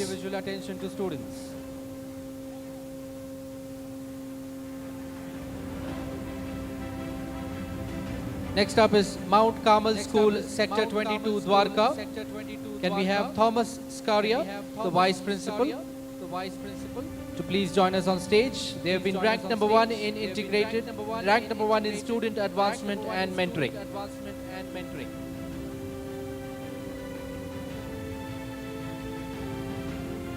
Next up is Navy Children's School, Mumbai, Maharashtra. Can we have Malika Subramanian, the principal, to please join us on stage?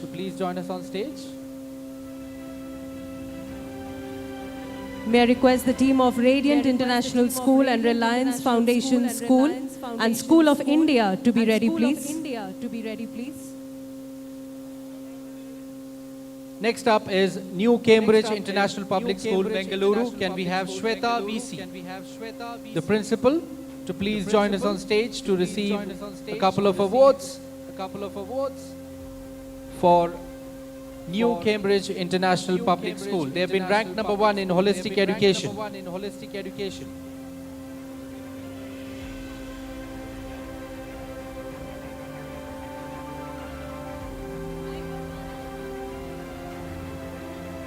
They also walk away with one more award for India's top prestigious school jury for Best Academic Excellence School.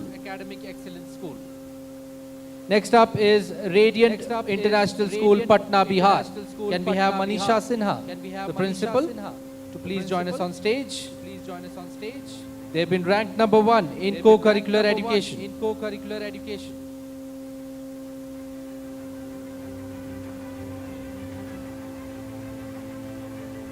Next up is Reliance Foundation School, Raigad, Maharashtra.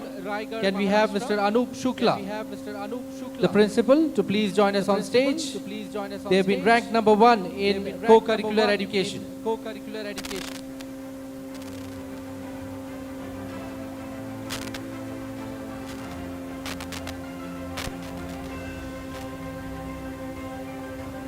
Next up is School of India, Bannerghatta, Bengaluru. Do we have the team of School of India? Yes, we do have. They have been ranked number 1 in innovative teaching and ranked number 1 in psychological well-being of students. School of India, ladies and gentlemen.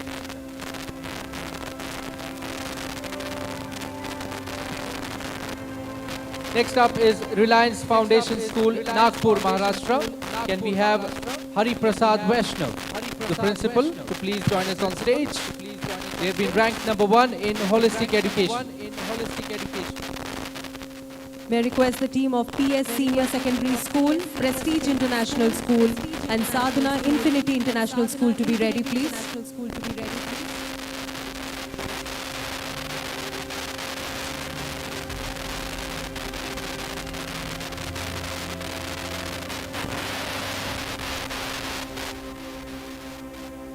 Next up, School of India. Please join us on stage to receive the award under India's top CBSE school parameter-wise. School of India, ladies and gentlemen, Bannerghatta, Bangalore.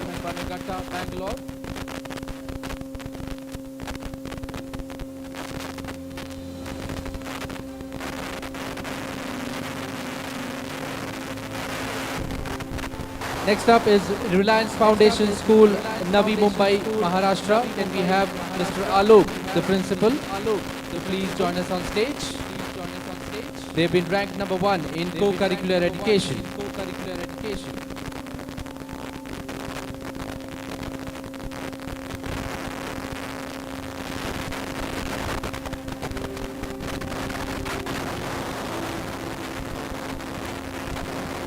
May I request the team of OPG World School, Sapien School and School of Scholars to be ready, please. Next up is PS Senior Secondary School, Chennai, Tamil Nadu. Can we have Dr. Revati Parameswaran, the principal, join us on stage? They have been ranked number 1 in Teachers Advancement and Wellbeing. PS Senior Secondary School, Chennai, Tamil Nadu, ladies and gentlemen. Do we have someone from PS? All right, moving forward. Next up is Prestige International School, Mangaluru, Karnataka. Can we have Haider Ali and Rahil Haider to please join us on stage? They have been ranked number 1 in integrated learning.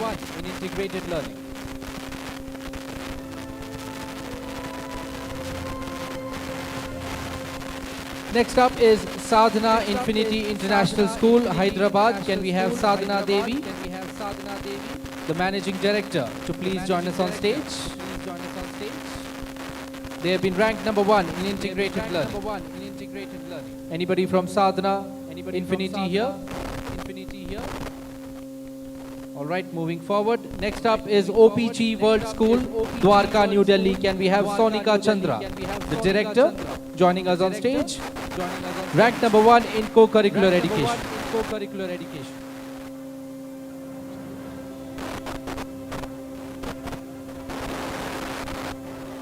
Next up is Sapiens School, Dehradun, Uttarakhand.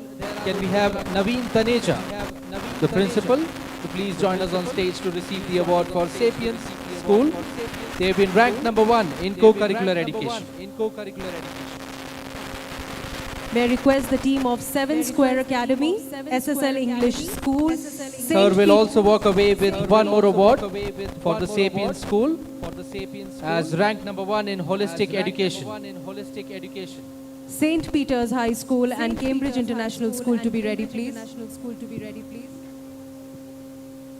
Sir, I would request you to please join us on stage to receive the second award for Sapiens School as ranked number 1 in holistic education.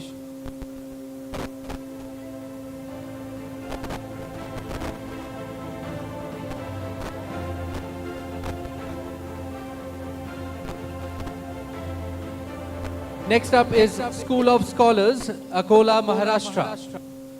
Do we have a team or a representative from School of Scholars? I don't see any hands going up. All right, moving forward. Next up is School of Scholars, Nagpur, Maharashtra. Anybody here from School of Scholars, Nagpur? Seven Square Academy, Thane, Maharashtra. Can we have Kavita Ganesh Hegde, principal, for 7 Square Academy? They have been ranked number 1 in holistic education.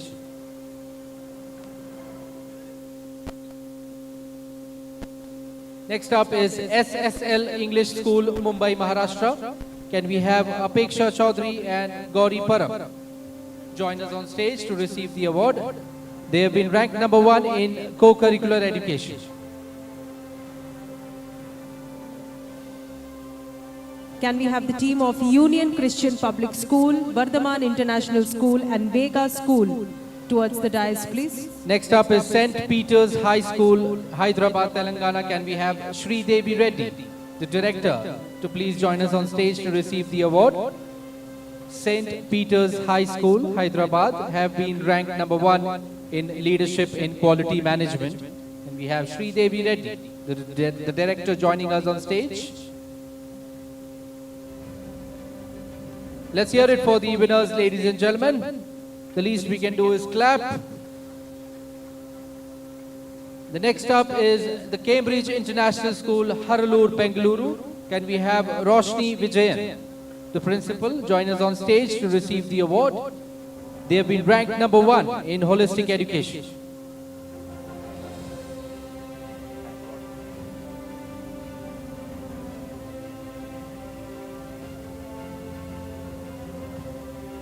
Next up is Union Christian Public School, Tamil Nadu. Can we have Nisha, Anil, John and Elizabeth George join us on stage? They have been ranked number 1 in co-curricular education. Do we have someone from Union Christian Public School here? I don't see any hands going up. Okay, moving forward. Next up is, okay, we do have a representative from Union Christian Public School, Nisha, Anil, John and Elizabeth George.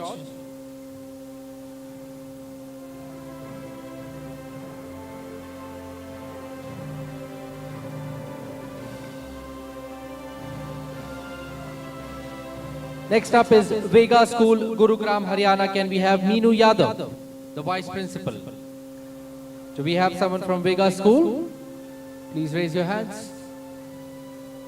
All right, I don't see any hands going up. Nobody from Vega School. Next up is Vidya School, Sector 24, Gurugram. Can we have Snehalata Ramachandran, the principal?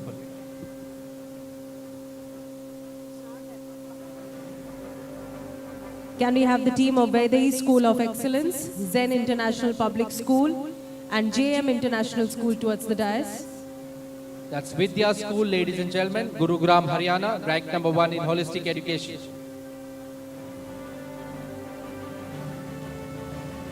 Next up is Vaidehi School of Excellence, Bengaluru, Karnataka. Can we have Chavi Garg and Ekta Singh join us on stage, please? Vaidehi School of Excellence have been ranked number 1 in holistic education.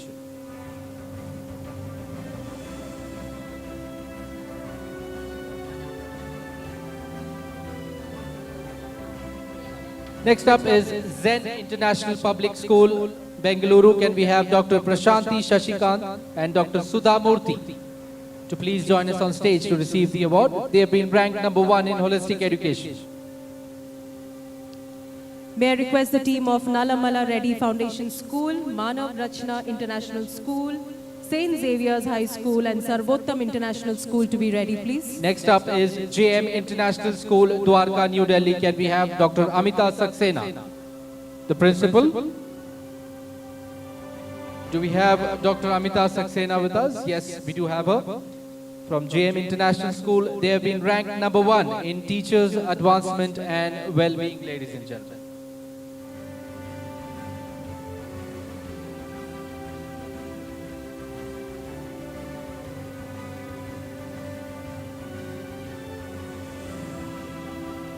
Next up is Nalla Malla Reddy Foundation School, Telangana.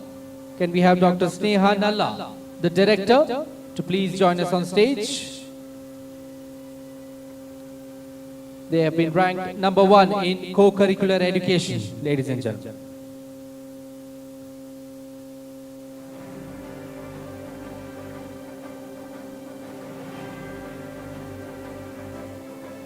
Next up is Manav Rachna International School, Ludhiana, Punjab. Do we have someone from Manav Rachna, Ludhiana, Punjab here with us? Any hands going up? No, we don't. Anybody from Manav Rachna, Gurugram, Haryana? All right.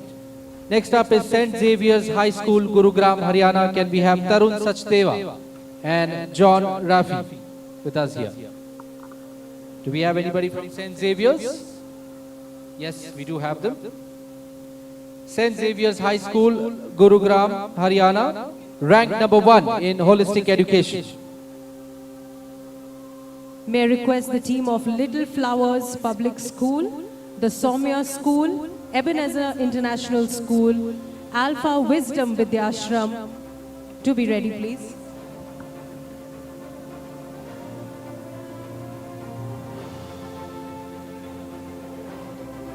Next up is Sarvottam International School, Greater Noida, Uttar Pradesh. Do we have Dr. Priyanka Mehta, the director, with us here?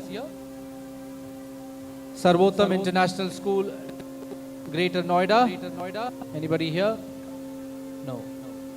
Moving forward, next up is Little Flowers Public Senior Secondary School, Shadra, New Delhi. Can we have Rohit Dua and team? Anybody from Little Flowers Public? All right. Thank you so much, Mr. Shaji Thomas, for gracing the stage once again. I would now request Mr. Rohit Mittal from Unipro to please join Mr. Anil Sharma on stage to give away the next set of awards. Little Flowers, okay, the Somaya School, Mumbai, Maharashtra. Do we have Parveen Sheikh, the principal?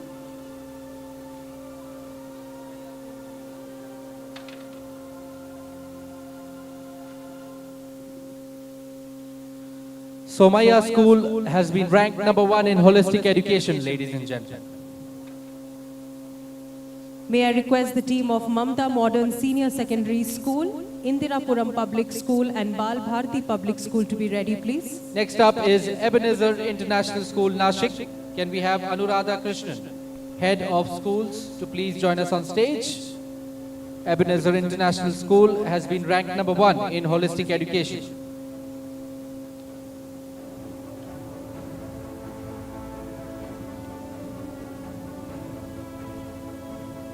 Next up is Alpha Wisdom Vidyashram Senior Secondary School. Can we have Anuradha ma'am to please receive the award? They have been ranked number 1 in holistic education.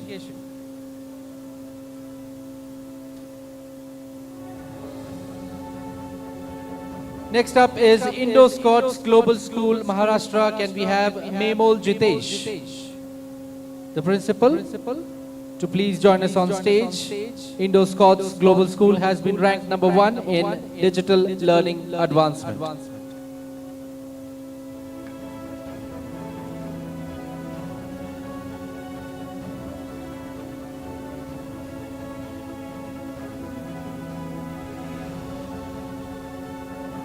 Next up is Mamta Modern Senior Secondary School, Vikaspuri, New Delhi. Can we have Mr. Pawan to please join us on stage? Anybody from Mamta Modern here? All right, moving forward.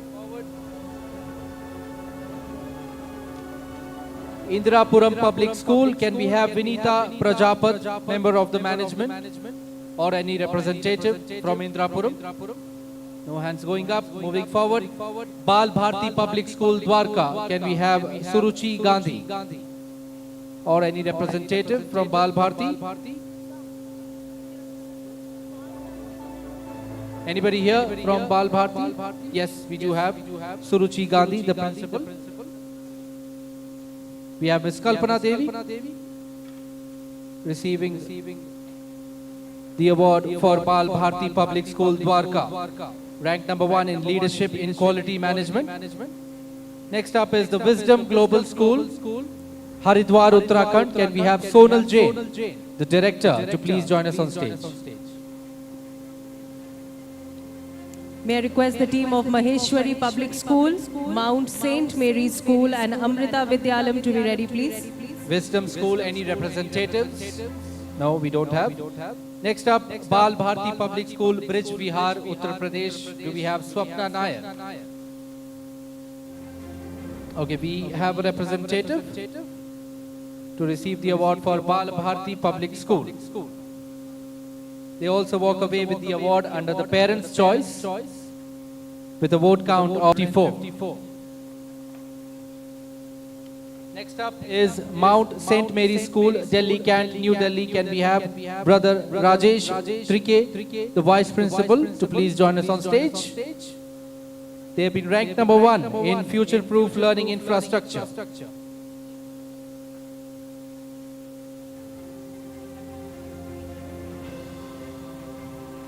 Next up is Amrita Vidyalayam, Bengaluru, Karnataka. Can we have Chetana J and Prema Ganesh to please join us on stage?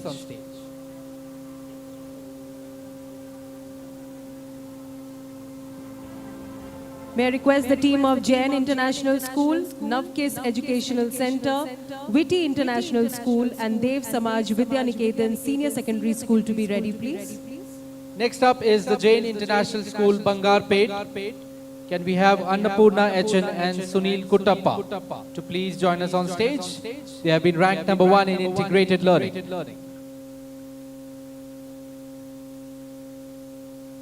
The Jain International School, Bangarpet, ladies and gentlemen. Let's hear it for them.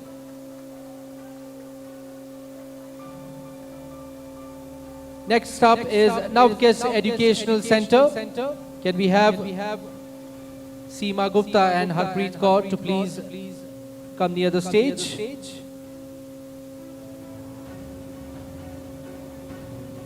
Navkes Educational Center. They have been ranked number 1 in student advancement and mentoring.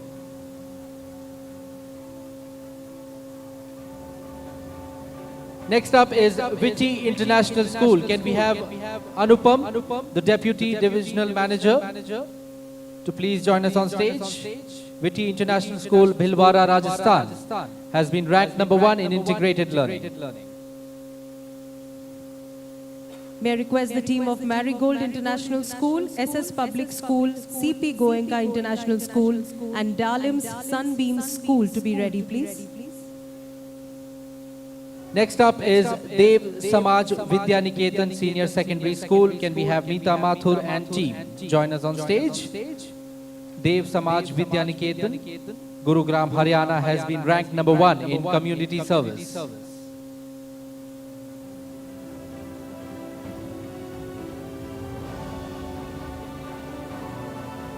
The next couple of awards goes to Marigold International School, Bengaluru, Karnataka. Can we have Dr. Ujjwala N, the chairman, to please join us on stage? to receive a couple of awards on her name. The first goes to Marigold International School. They have been ranked #1 in student advancement and mentoring. And she also wins the award under the influential educators category as the chairman of Marigold International School, Bengaluru.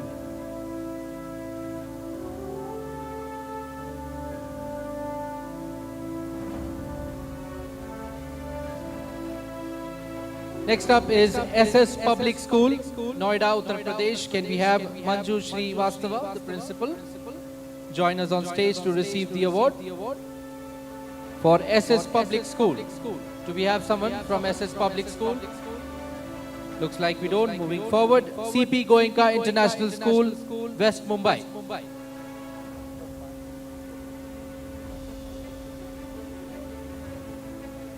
CP Goenka, I don't see any hands going up.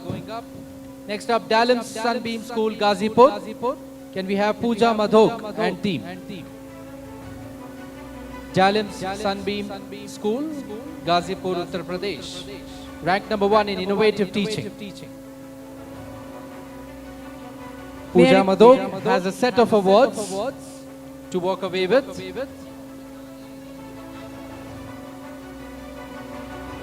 May I request the Palladium School, Aspire Residential School, Muni International School and Medicaps to be ready. Now Dalim Sunbeam School has been awarded with a set of awards, which I would be announcing turn by turn. Gazipur walks away with rank #1 in innovative teaching. The Dalim's branch in Varanasi. The Dalim Sunbeam School, Varanasi, Uttar Pradesh, has been awarded as ranked #1 in co-curricular education.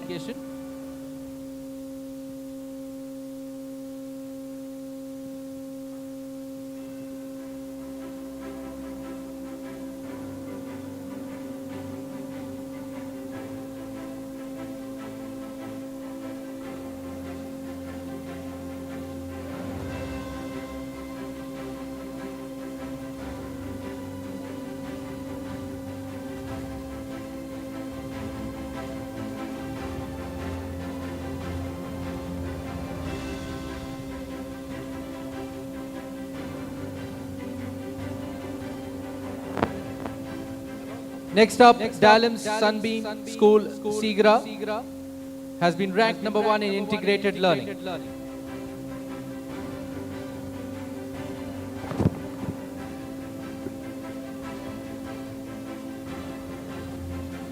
Next up, Dalim Sunbeam World School, Paharia, has been ranked #1 in holistic education. Dalim Sunbeam School, Paharia.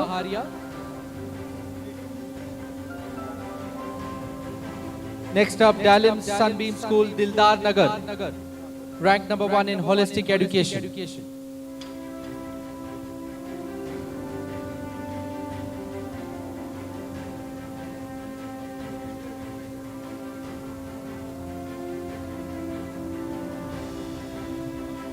Also, Dalim Sunbeam School, Varanasi and Mohini Kunj walk away with a set of awards.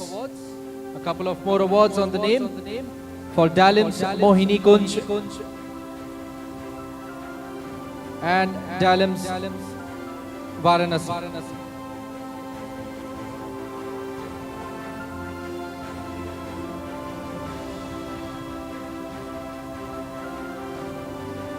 Next up is the Palladium School, Hisar, Haryana. Do we have Harshit Garg, who will shortly join us on stage? They have been ranked #1 in future-proof learning infrastructure.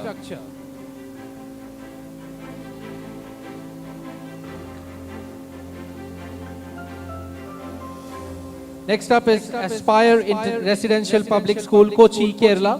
Can we have Anita Renu George and Fairoz Rahim to please join us on stage? They have been ranked #1 in co-curricular education.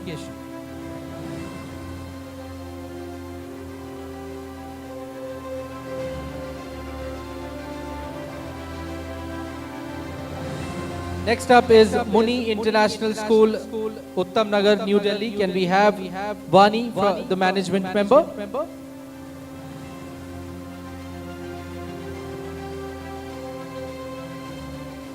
I would request Dr. Karan Girish to also please join us on stage, and thank you so much, Mr. Rohit Mittal, for gracing the stage with your presence.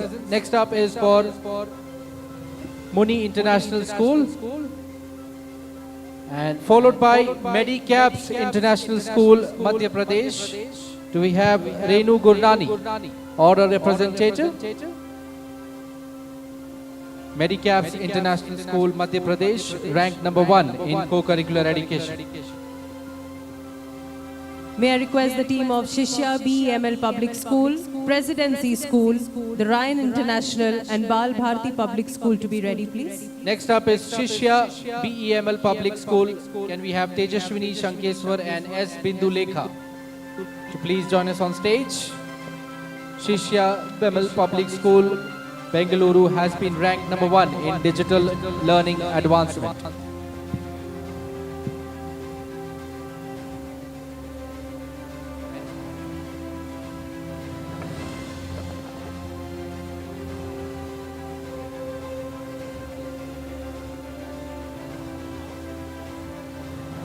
Next up is Ryan International School, Gurugram, Haryana. Do we have someone from Ryan International School, Gurugram?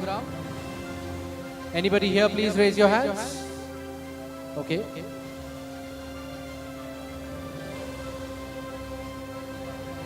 May I request the team of St. Xavier's High School, Orchids, the International School, and Harvest International School to be ready, please.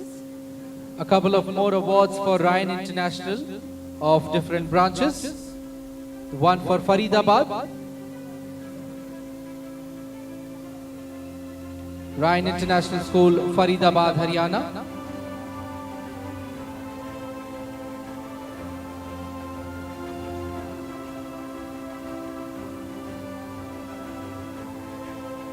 And Ryan International School, Sohna Road, Gurugram, Haryana, ranked number 1 in integrated learning.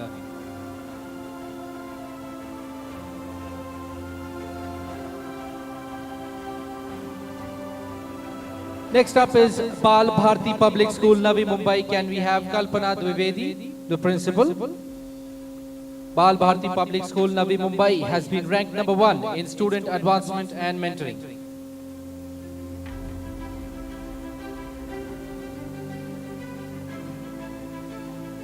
Next up is St. Xavier's High School, Nagpur, Maharashtra. Do we have someone from St. Xavier's High School, Nagpur? Okay, looks like we don't.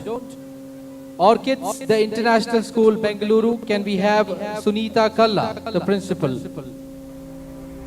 Orchids, the International School, has been ranked number 1 in co-curricular education.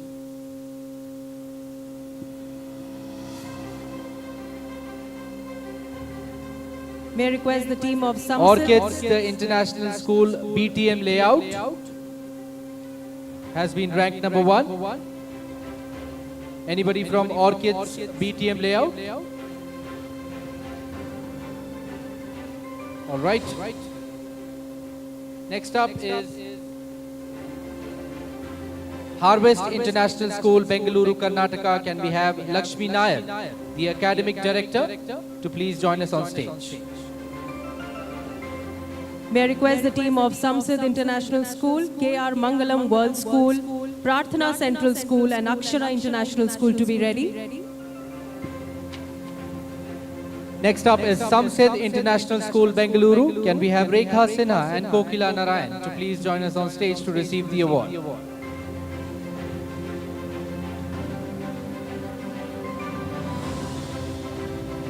They have been ranked number 1 in co-curricular education.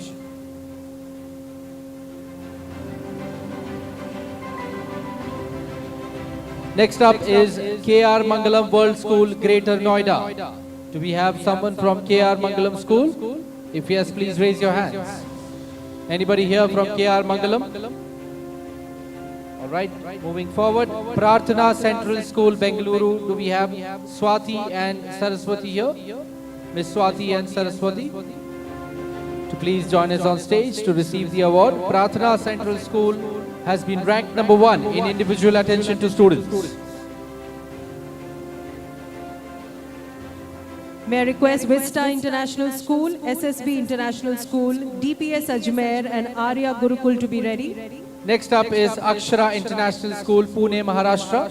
Can we have Jayesh Rathore, the director, to please join us on stage? They have been ranked number 1 in holistic education.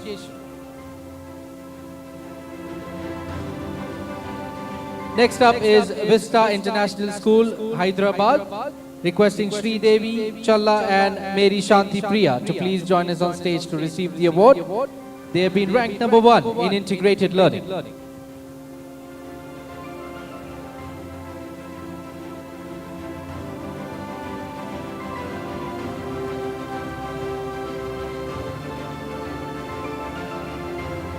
Next up is SSP International School, Bengaluru. Can we have Srinivas and team to please join us on stage? Anybody from SSP International School? Next up is Delhi World Public School, Ajmer. Anybody here from Delhi Public School? Next up is Arya Gurukul, Kalyan East, ranked number 1 in innovative teaching. Arya Gurukul. Let's have a round of applause for Arya Gurukul, ladies and gentlemen.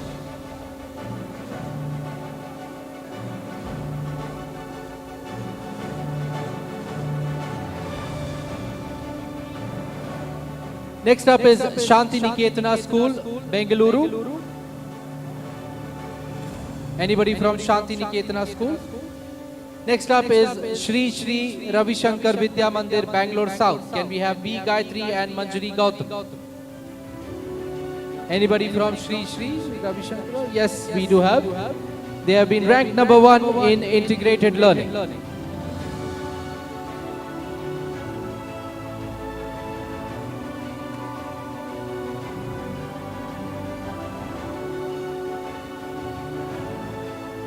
Next up is Kola Perumal Chetty Vaishnav Senior Secondary School. Can we have Shri T. Ramasubramanian, the principal, to please join us on stage to receive his set of awards?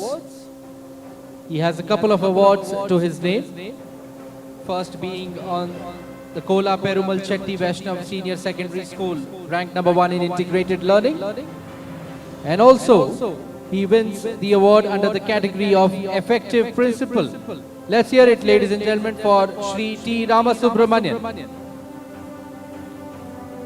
May I request Advait International Academy, Saint Soldiers School, Central India Public School and Purna Vikas Vidyalaya to be ready. Next up is Advait International Academy, Tamil Nadu. Can we have Manu Prakash, the director, to please join us on stage? Do we have anybody from Advait International Academy here? Any hands for Advait International Academy? No. Next up is Saint Soldiers School, Panchkula, Haryana. Anybody from Saint Soldiers? All right. Moving forward, next up is Central India Public School, Nagpur, Maharashtra. Any hands for Central Public School, Nagpur? All right. Purna Vikas Vidyalaya, Bengaluru, Karnataka. Purna Vikas Vidyalaya. Gair Innovative International School, Bengaluru, Karnataka. Can we have Dr. M. Srinivasan, the founder? Any hands up for Gair Innovative International? All right, moving forward, Whitefield Global School. Anybody from Whitefield Global School? All right. Saint Sophia Convent High School. Do we have Yogesh, BK and team? Yes, we do have them. Saint Sophia Convent High School has been ranked number 1 in individual attention. May I request the team of Shri Shri Ravi Shankar Vidya Mandir, Arya Gurukul, Adani Vidya Mandir, Daffodils Foundation, Jain Public School and Shri Ram Global School to be ready, please. Next up is Shri Ravi Shankar Vidya Mandir, Bangalore East. Can we have Geeta Gopal, the Vice Principal? Do we have Ms. Geeta Gopal with us? Shri Ravi Shankar Vidya Mandir, Bangalore East has been ranked number 1 in holistic education, ladies and gentlemen.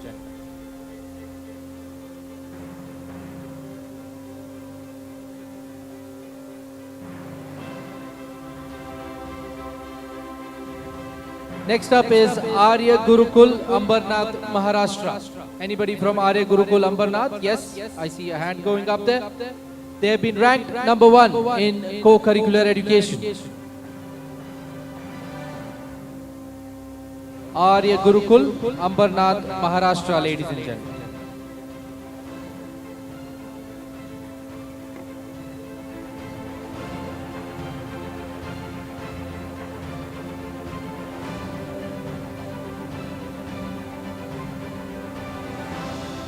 Next up is Adani Vidya Mandir, Ahmedabad, Gujarat. Do we have Shaili Mishra, the Vice Principal? Yes, we do have her.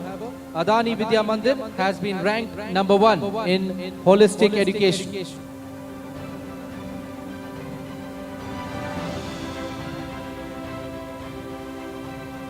Next up is Daffodils Foundation for Learning. Can we have Sujata Girish, the Principal? Daffodils Foundation for Learning. Yes, we do have here.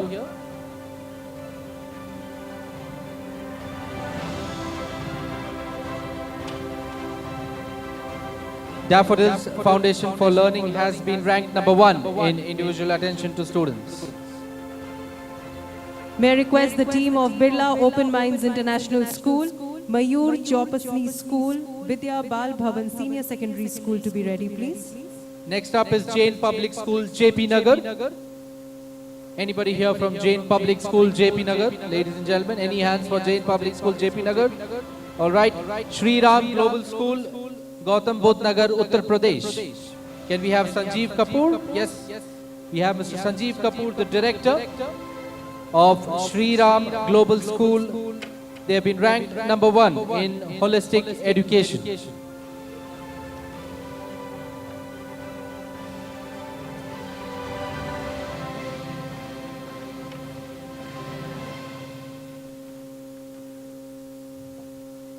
Next up is Birla Open Minds International School, Bengaluru. Any hands for Birla Open Minds International here?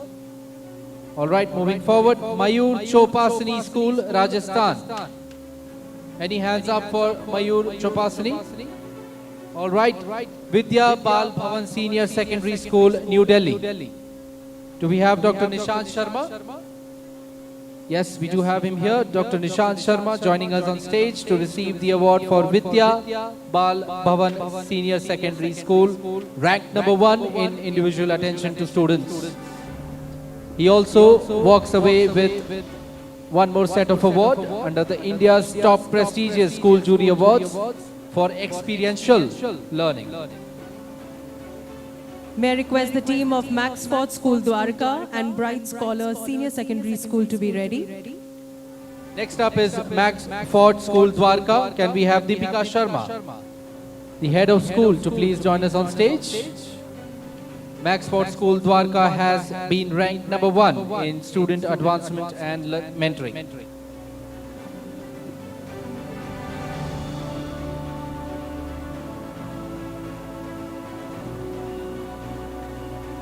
Next up is the Bright Scholar Senior Secondary School, Sonipat, Haryana. Any hands up for Bright Scholar Senior Secondary School?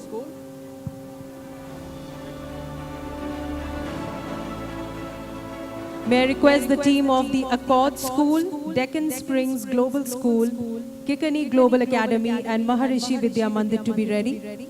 Next up is the category for emerging schools, CBSE emerging schools, starting off with Accord School, Chittoor, Andhra Pradesh. Anybody here from Accord School, Andhra Pradesh? Any hands up for Accord School here? All right, moving up. Deccan Springs Global School, Hyderabad. Can we have Suma Menon, the principal, to please join us on stage?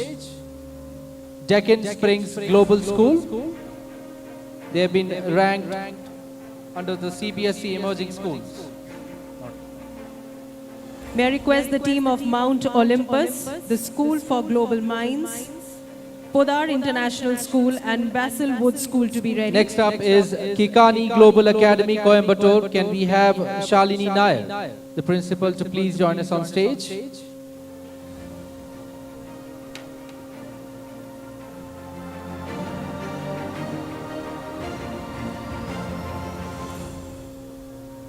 Let's hear it for Kikani Global Academy, Coimbatore, Tamil Nadu.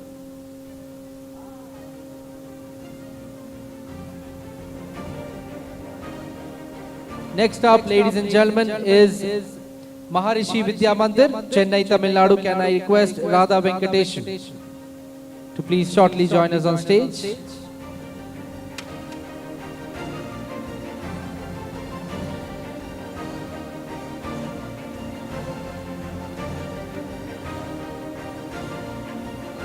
I would request Radha Venkateshan from Maharishi Vidya Mandir.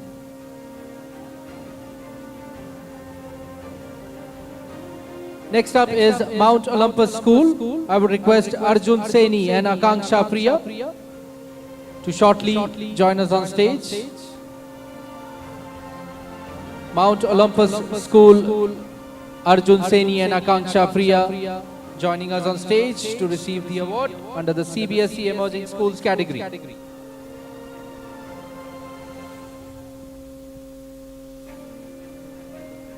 May I request the team of Universal Asmita High School, Thakur Ram Narayan Public School and Jain Heritage School to be ready, please. Next up is the School for Global Minds. Can I request Meera Sundaram, the principal, to please join us on stage? The School for Global Minds, Bengaluru.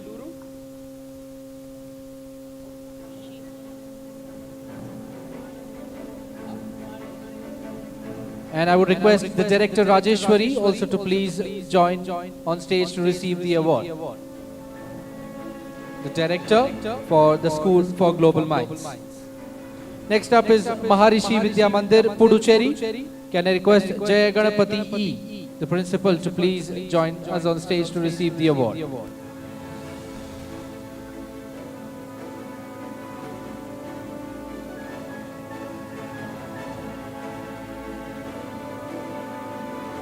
Next up is Podar International School, Jalandhar, Punjab. Any hands up for Podar International School, Jalandhar? All right, moving forward. Basil Woods School, Rangareddy District, Telangana. I would request Sri Alok Bhimesh and Dr. Usha Reddy to please join us on stage to receive the award for Basil Woods School, Telangana.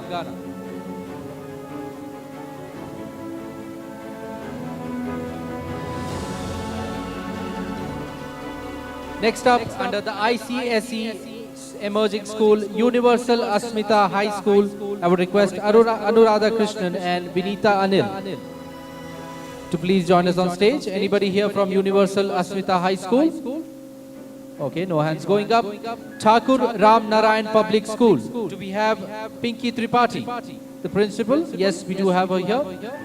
Thakur Ram Narayan Public School, Mumbai, Maharashtra. May I request the teams of Montessori School, Amrita International Vidyalayam, Knowledgeum Academy and Prathna World School to be ready, please. Next up in the State Board Emerging School, Jain Heritage School, Whitefield, Bengaluru. Any hands up for Jain Heritage School, Whitefield? All right. Next up, Montessori School, Guntakal, Andhra Pradesh. Requesting the team to please join us on stage. Montessori School, Andhra Pradesh. Next up in the International Emerging School, Amrita International Vidyalayam. Can I request Ipsa Mohanty and team to please join us near the stage to receive the award. Amrita International Vidyalayam, Ipsa Mohanty and team joining us on stage to receive the award.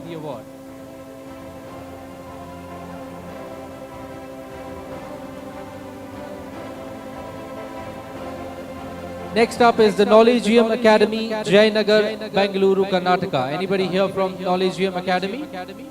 I see no hands going up. Next up, Prathana World School, Banashankari, Bangalore. Anybody from Prathana School here? No hands going up.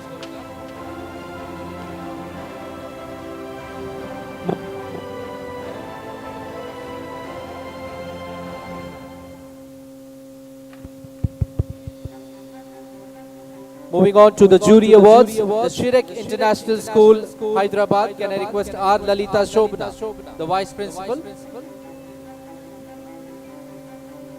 Shirek International School, anybody here? All right. The Doon School, Krishna Nagar, Dehradun. The Doon School, anybody here from the Doon School? All right. Malya Aditi International School, Bengaluru. Anybody here from Malya International School? All right. Next up, Oak Ridge International School, Bengaluru. Can we have Pallavi Mishra, the principal, please join us on stage? Oak Ridge International School, Bengaluru. Next up, the Emerald Heights International School.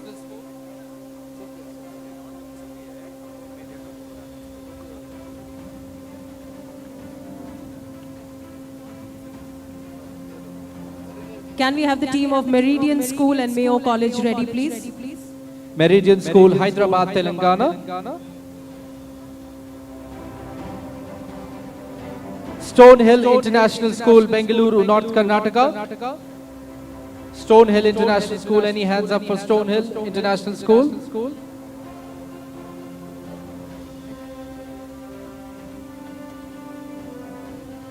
Indus International School, Bengaluru. Any hands up or any representative for Indus International School here?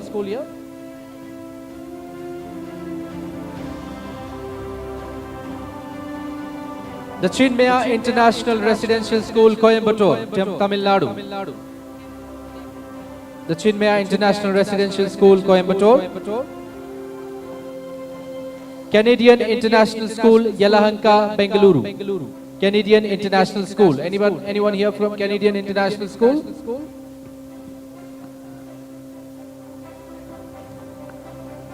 Can we have the teams of Carmel High School, Edify School, Sri Ram Global School and Ekta School ready, please? All right, ladies and gentlemen, we now move on to the next category of awards.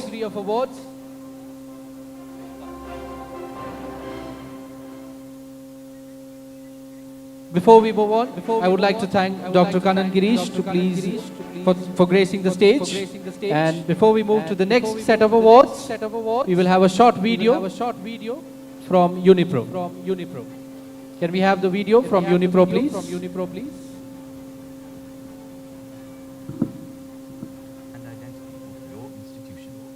At Unipro, we are a team of expert designers and merchants.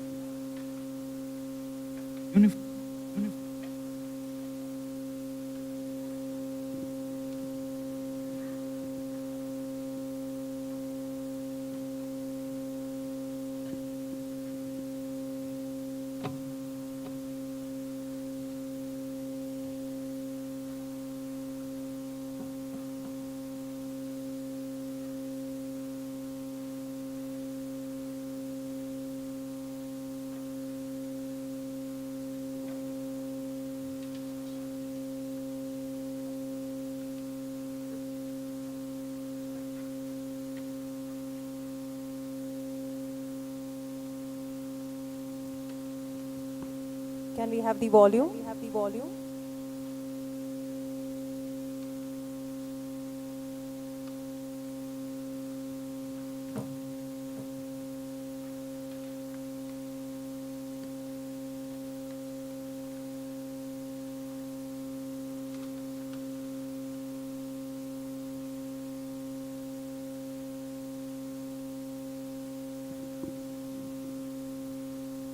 We are currently catering high-quality uniforms is a very crucial instrument to communicate the unique brand identity of your institution.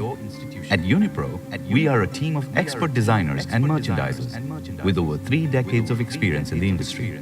We are currently catering high-quality uniforms to over 150 schools across the country. At Unipro, we work on the best quality fabrics that are fiber-dyed rather than piece-dyed. Our association with some of the finest mills, including Mafatlal, assures nothing but the best. Each of our garment passes through over 30 checks to ensure quality and consistency. At Unipro, we work to ensure that uniforms are superior in terms of design, functionality, and quality. Unipro also provides new age fabrics that are antibacterial and dries off quickly. We suggest our clients to opt for one-of-a-kind customized fabrics consistent with your branding, giving your institution a unique identity. On the basis of the parent's profile and geographical aspects, our in-house designers offer suitable and unique pattern for your institution. Unipro provides you with the quality certificate as well as fabric swatches so that delivered products can be matched with samples shown at time of order placement. Our team of over 150 workers helps us ensure timely delivery. These, all the said aspects helps us provide the best after-wash results in the industry. Our production lots are consistent in terms of color, quality, and size. We have both online and offline distribution options. With our online portal and size guide system, parents can easily order uniforms from the comfort of their homes and receive directly at home. Our well-defined offline process enables us to distribute uniform kits to over 1,500 students per day within your school, thereby reducing distribution and waiting time. We as a brand provide you best quality uniform in a timely manner. Contact us today, 9945172940. Is India's daily education news channel. The latest information pertaining to schools and higher education institutions pan-India, as well as the updates in government policies, are featured on ENN from Monday to Friday at 3 p.m. We also feature school toppers and young achievers, along with the accomplishments, milestones, and events of the institutions. With a growing community of over 40,000 subscribers, Education News Network strives to create a platform to provide first-hand information to educators, policymakers, and parents. Subscribe to our channel now to catch the latest updates in education at www.enn.com.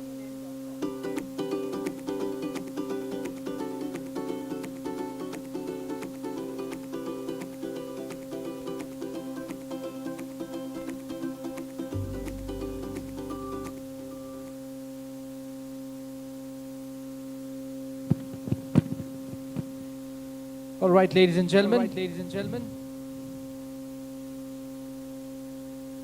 Now requesting Ms. Vibha Raj, CEO of Education Today, to please join us on stage to give away the next set of awards. And accompanying her would be Mr. Rohit Mittal from Unipro. Let's have a round of applause, ladies and gentlemen. We're now almost at the last leg of the event, where we have a few more awards to give away. So let's keep the energy high and cheer for the winners. And starting off with Dynamic Schools 2023, I would request Roshan Menezes from Carmel High School, Basveshwara Nagar, to please join us on stage. And let's have a huge round of applause for Mr. Roshan Menezes, Carmel High School, Basveshwara Nagar.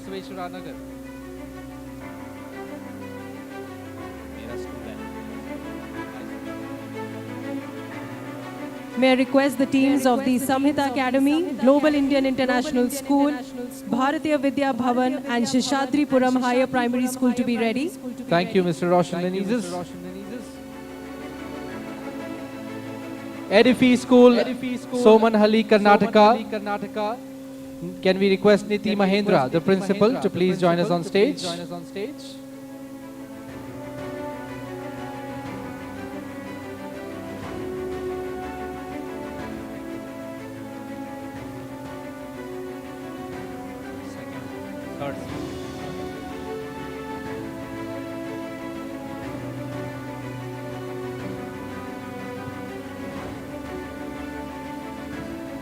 Next we have Sri Ram Global School. May I request Ms. Manjusha Tripathi, Principal, to join us on stage.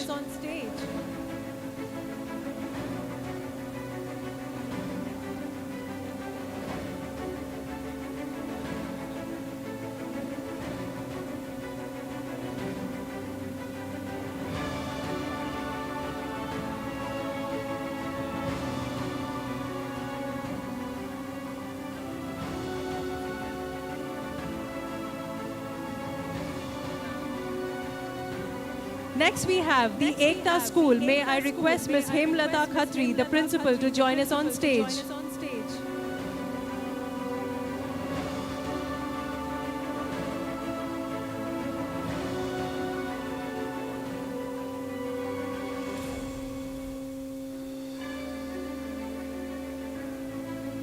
Next we have, ladies and gentlemen, K.S. Jyoth, Principal of Samhita Academy. May I request you to join us on stage, please.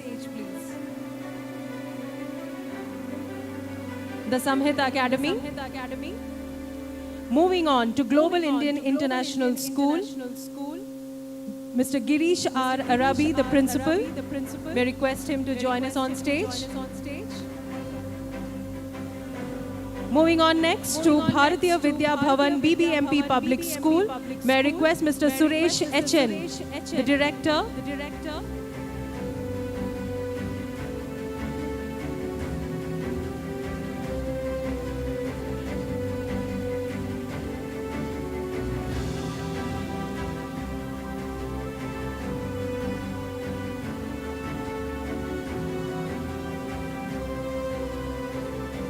Next we have, ladies and gentlemen, Shishadripuram Higher Primary School. Ms. Shailaja VK, the principal of school, is requested to join us on stage.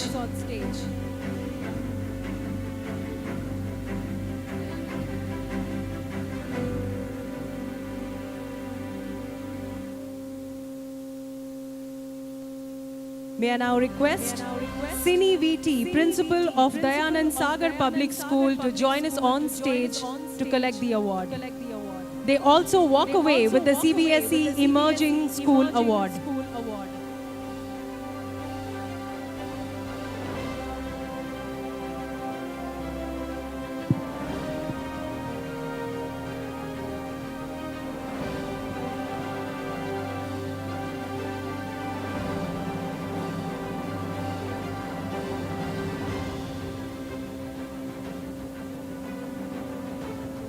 Ladies and gentlemen, please put your hands together for Shri Vidya Lakshmi International Public School. May I request the principal to join us on stage, please. Shri Vidya Lakshmi International Public School.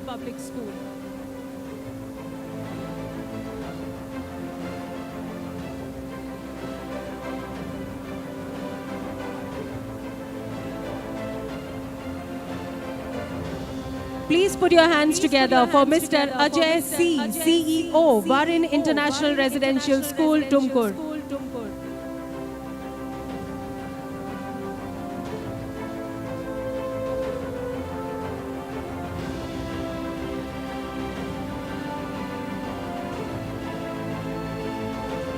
Ladies and gentlemen, please welcome on the dais Mr. Bashir Ahmed, Principal, NA Public School, Bengaluru, Karnataka.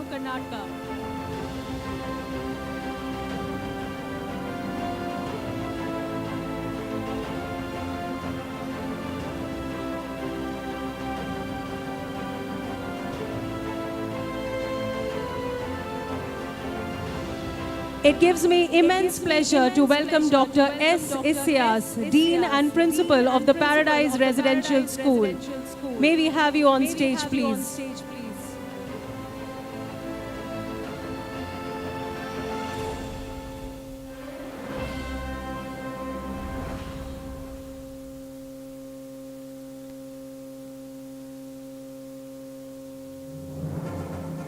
Ladies and gentlemen, please put your hands together for Devi M, Principal, AMC Cambridge Public School.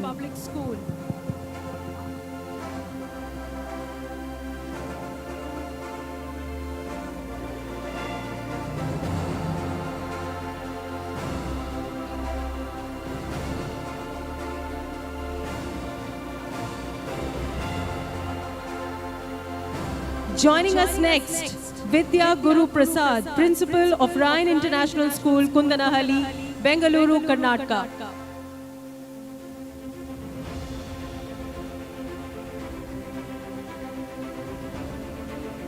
Vidya Guru Prasad, Principal, Ryan International School, Kundanahalli.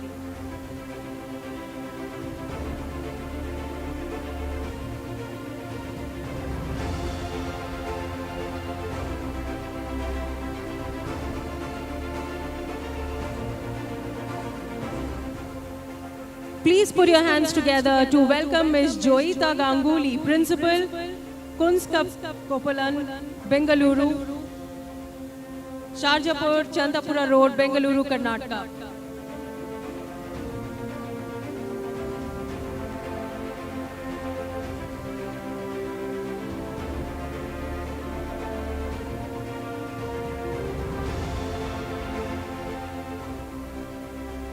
Next up is St. Thomas Public School, requesting Dr. S.A. Joseph, the principal, to please join us on stage. St. Thomas Public School. Do we have anyone from St. Thomas? No, we don't. SJR Public School. Can we have Jyoti Shashidhar, the principal, on stage with us? Okay, moving forward, GJR International School, Bengaluru. Can we have Neelam Ravi, the principal, on stage with us? Anybody from GJR? Yes, we have a representative from GJR International School.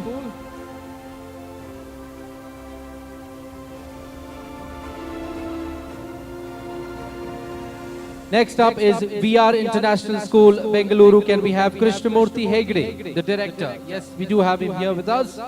VR International School, Kengeri, Bengaluru.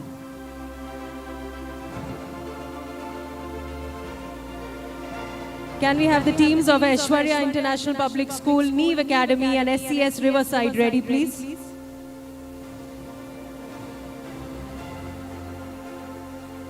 Next up is Genius Global School. Can we have Dr. Savita V, the principal? Genius Global School, Marathali, Bengaluru. That's Genius Global School, ladies and gentlemen.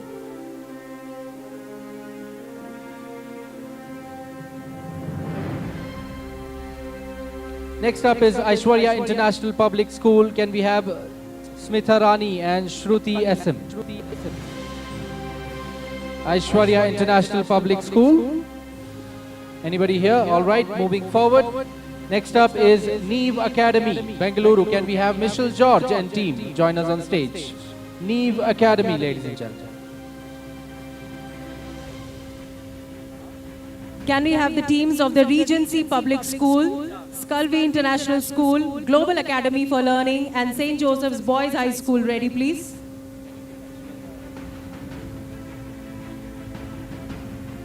We have the team from Aishwarya International Public School and representing Smitha Rani and Shruti SM.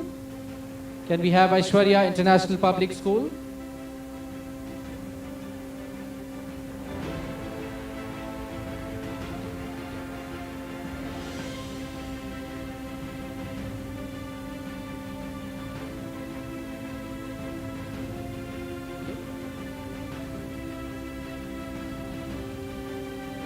Next up is the Regency Public School, Vidyaranyapura, Bengaluru. The Regency Public School.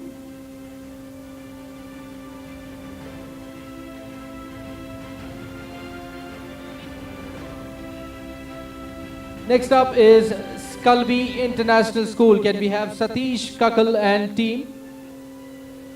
Sculvey International School, JP Nagar 8th phase. May I request the team, Shiksha International Academy, Bengaluru Public School, Divine Providence, Smriti Academy, and Shri Gnanagrotri International School ready, please?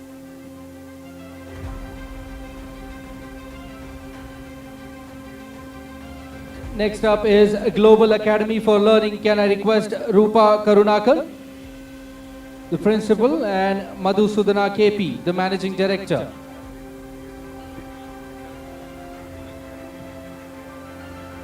Global Academy for Learning, ladies and gentlemen, Mysore Road, Bengaluru, Karnataka.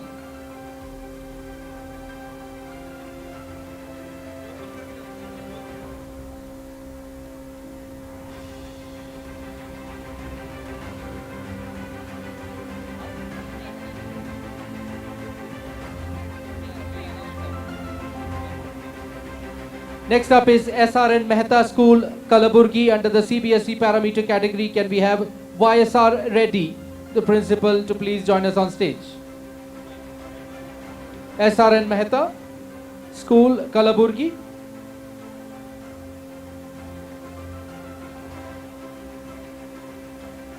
Next up is St. Joseph's Boys High School. Can we have Father Sunil Fernandez to shortly join us on stage? St. Joseph's Boys High School, Ashok Nagar. We have Father Sunil Fernandez, the principal, joining us on stage to receive the award.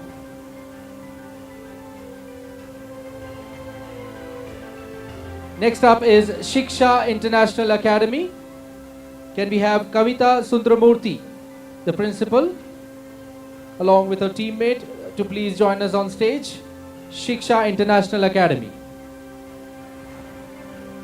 May I request the teams of Wellspring Academy, Gurukul High School and New Bishop Cotton's Public School to be ready, please. Next up is Bengaluru Public School. Can we have Dr. Afshad Ahmed and Mohammad Asif to please join us on stage? Bengaluru Public School, Banarghatta Road.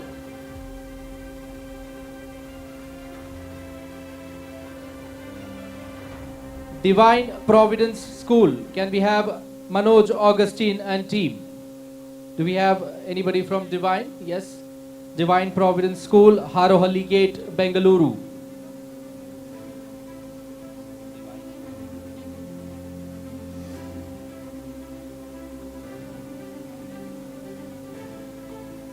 Next up is Smriti Academy. Can we have V. Ravichandran and Meghala Devi? Anybody from Smriti Academy here? Any hands up for Smriti Academy? All right, moving forward, Shri Gnana Gangotri International School. Can we have Deepa L representing her?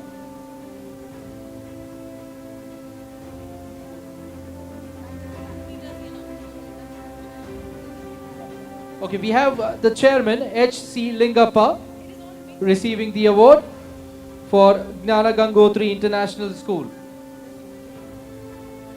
Next up is Well Springs Academy, Chikka Tirupati Main Road. Anybody from Well Springs Academy here? Yes, we do have a representative.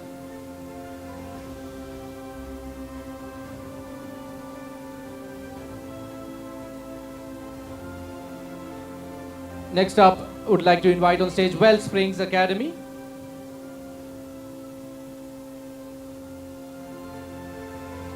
Next up is Gurukul High School. Would request Gauri Prabha, the principal.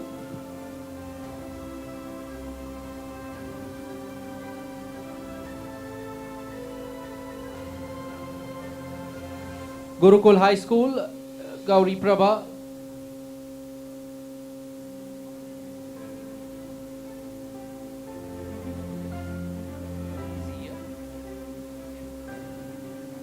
Also would like to request Mr. Sushil Rai to please join us on stage along with Mr. Rohit Mittal to give away the next few awards.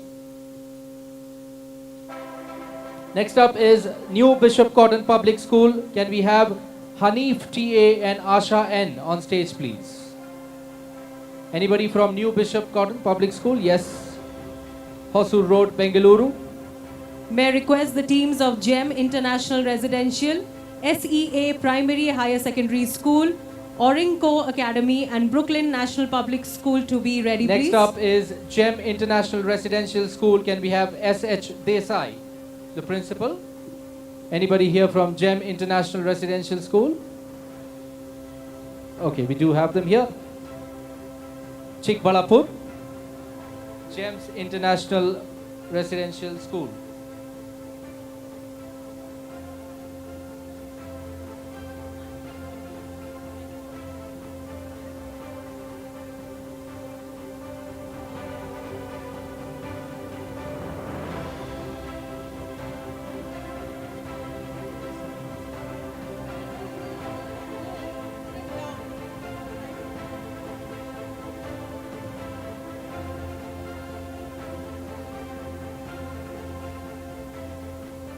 All right. Thank you so much, Mr. Sushil Rai, for giving away and gracing the stage with your presence. And next up is C Primary and Higher Secondary School. Asha A, the principal, is here. Yes, we do have her here. C Primary and Higher Secondary School.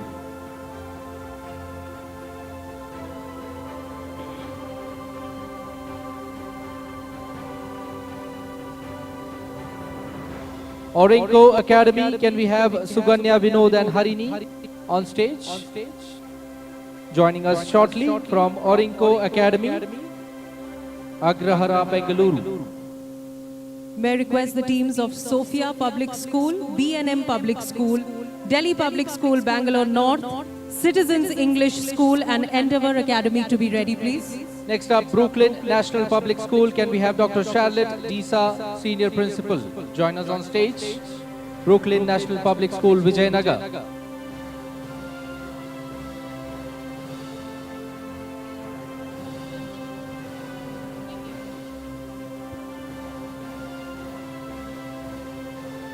Anybody here from Brooklyn National? Yes, we do have her.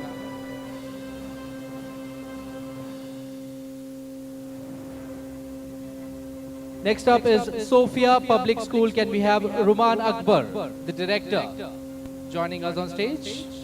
Do we have Mr. Ruman Akbar with us? Or any representatives from Sophia? Anybody from Sophia? Okay. Next up, B&M Public School. Can we have Philomena Kenneth and Shailaja Mane on stage? B&M Public School, Banashankari. May I request the teams Vijaya High School, Gnana Sarovara International Residential School, Mitra Academy and NPS Yashwantpur to be ready, please. Next up is Delhi Public School, Bangalore North. Can we have Anamika Verma and Kanika Arvind on stage with us?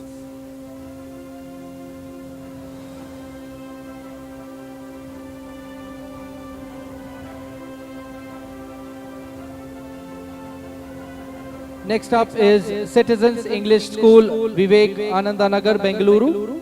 Any hands up here for Citizens English School? Okay, moving forward. Next up is Endeavour Academy. Can we have Kanmani Kavita K, the principal? Endeavour Academy, Anekal, Bengaluru.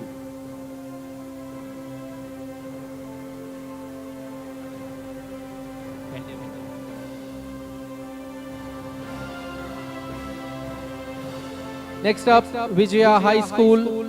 Can we have Shankaracharya, the director? Vijaya High School, Jayanagar, 3rd block.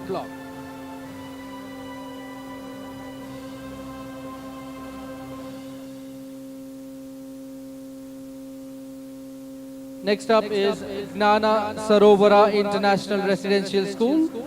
Anyone up here from Gnana Sarovara International Residential School?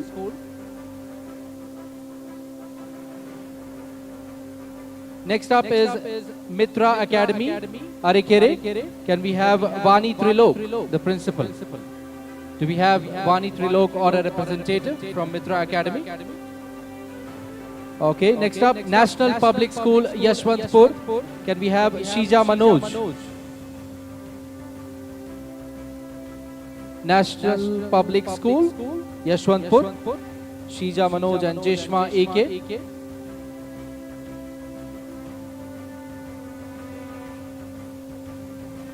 Next up, HKBK College. Can we have Narendra Kumar Sinha, the principal? HKBK College, Govindapura, Bengaluru.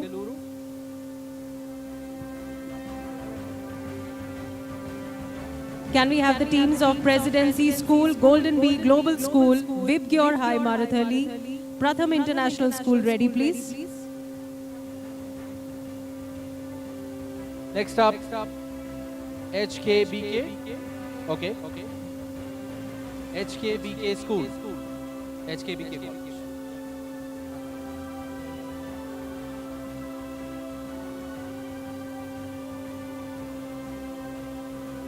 Next up, Presidency School, Kasturi Nagar. Can we have Dr. Krishna Bhati? Do we have Dr. Krishna Bhati here with us? Presidency School, Kasturi Nagar.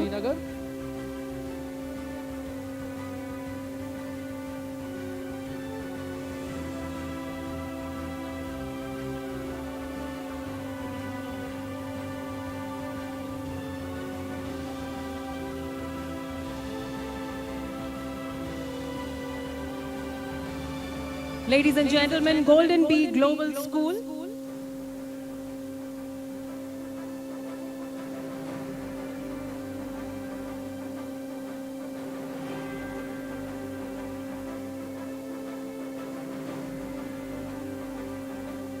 May we have the team from Golden Bee Global School on stage, please?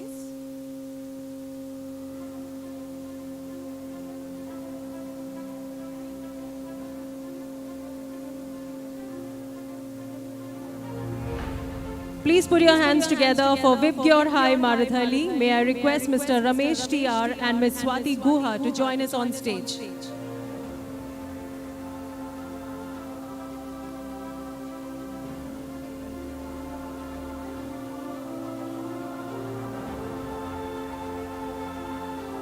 Do we have a team from Vibgyor High? Please put your hands together for Pratham International School. Let me welcome Mr. Hiramat SJ, Chairman, sir.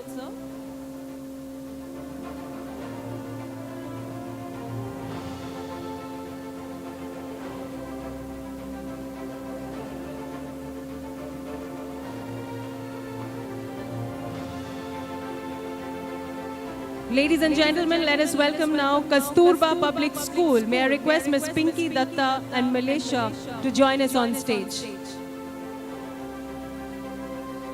Do we have the team here? Kasturba Public School, ladies and gentlemen.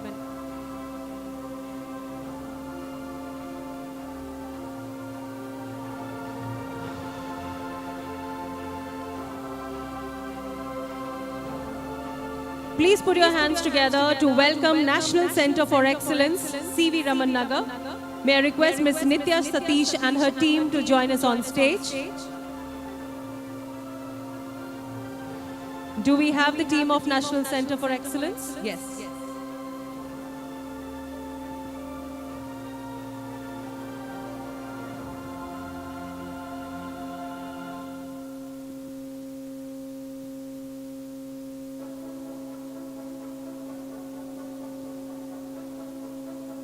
May I request Sri Rama Vidyalaya, Dr. Rupa Kadam, the principal, to join us on stage to collect the award. Sri Rama Vidyalaya, Jakur.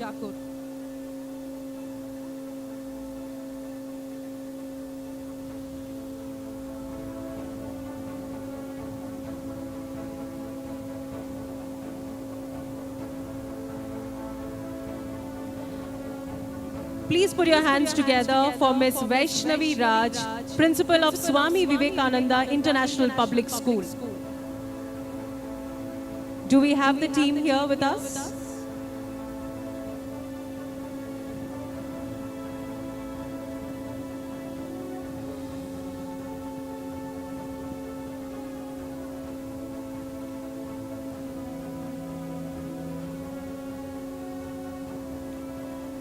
Next we have One World International School. May I request Ms. Shobhana Dhamija, Principal, to join us on stage.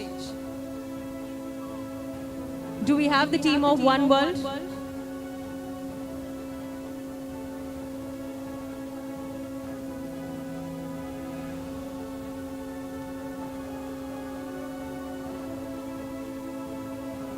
Ladies and gentlemen, let's welcome on stage Asian International Public School. May I request Ms. Dimple R. Gowda, the principal, to join us on stage. Asian International Public School.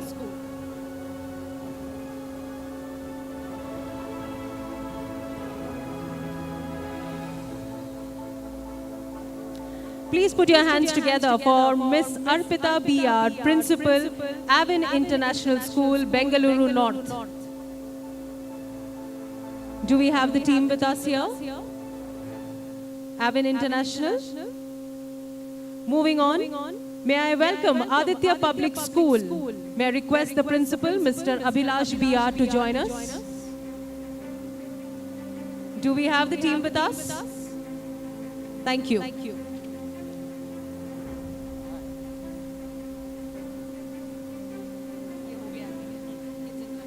Next up, Kids International School, Satish Kumar, the founder. Do we have Satish Kumar?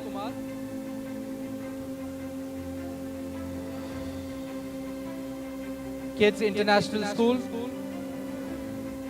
Okay, I don't see anybody coming in. ACTS Secondary School. Can we have Deepali Dias and Sheila Sundaram? Yes, we do have them.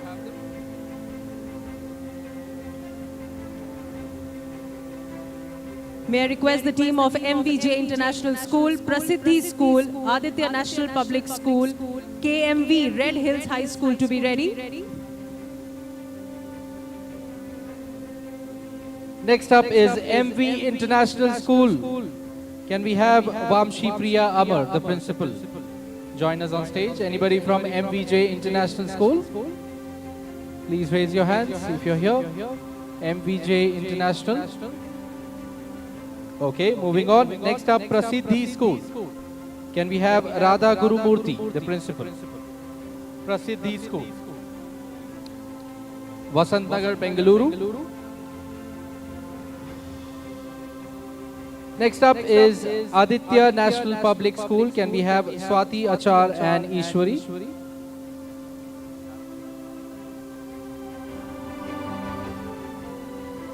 Next up is Aditya National Public School. We have the team here with us. They're from Yalanka, Bengaluru, Karnataka. May I request the team UAS Campus School, St. Norbert School, BNR Memorial School and Vijay Shri Public School to be ready, please. Next up is St. Xavier's High School. Requesting the team to join on stage.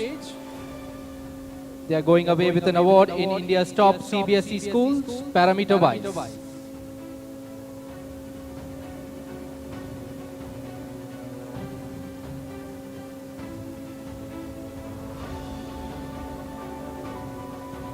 Next up is the Global Icons School, Tirupati, Andhra Pradesh. They win an award in India's top state board schools, parameter-wise.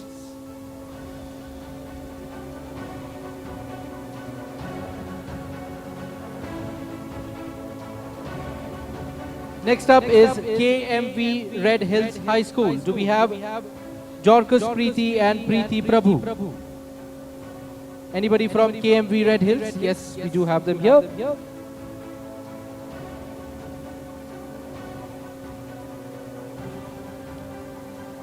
May I request the team from Bishop Sargent School, PNC Cognito School, Millennium World School, Silicon City Academy and Vidya Soda Public School to be ready, please.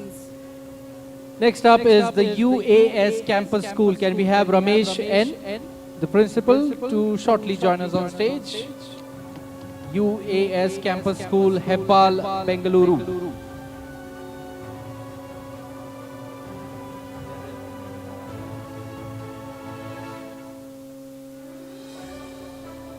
UAS Campus School, ladies and gentlemen, Hebbal, Karnataka.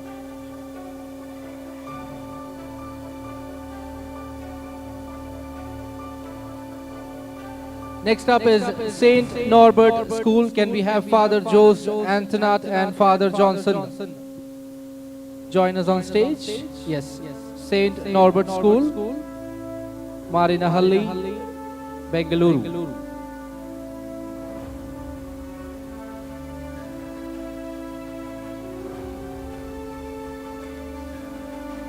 Please grace the stage, sir. That's St. Norbert School, ladies and gentlemen. Next up is BNR Memorial School. Do we have Dr. M. Shilpa Srinivas? BNR Memorial School, Dr. Ambedkar Nagar, Bengaluru. We have Dr. M. Shilpa Srinivas, the founder and principal. Next up is Vijayashri Public School. Can we have A.R. Priyadarshini B and Dr. S.A. Siddesh to join us on stage? Do we have anybody from Vijayashri Public School?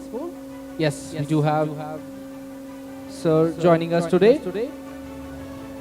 Vijayashri Public School, Hesaragetta Road, Bengaluru, ladies and gentlemen.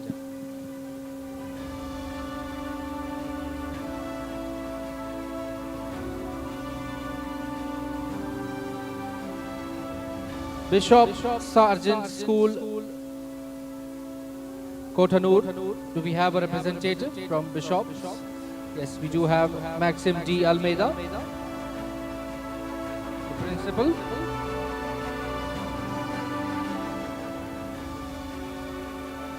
Next up is PNC Cognitio School. PNC Cognitio School. Anybody here? Do we have Nagesh LS, the director? All right, moving forward. Next up is the Millennium World School. Do we have Dr. Santoshi Singh, the school director, here with us? I repeat, Millennium World School. All right, moving forward. Silicon City Academy of Secondary Education. Yes, we do have the team here from Silicon City Academy of Secondary Education, Konankulte, Bengaluru, Karnataka.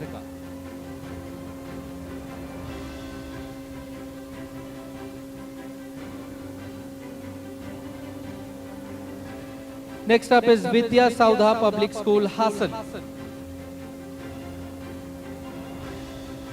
Vidya Saudha Public School, Hassan.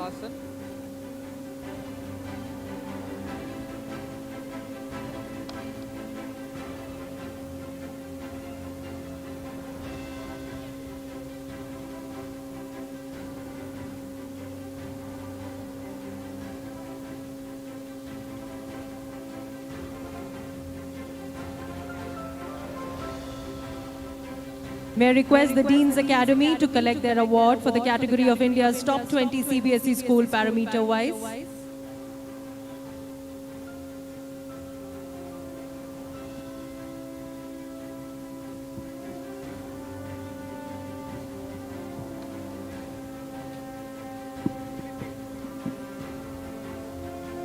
May I request Sophia Public School to join us on stage to collect the India's Top Dynamic Schools 2023 award.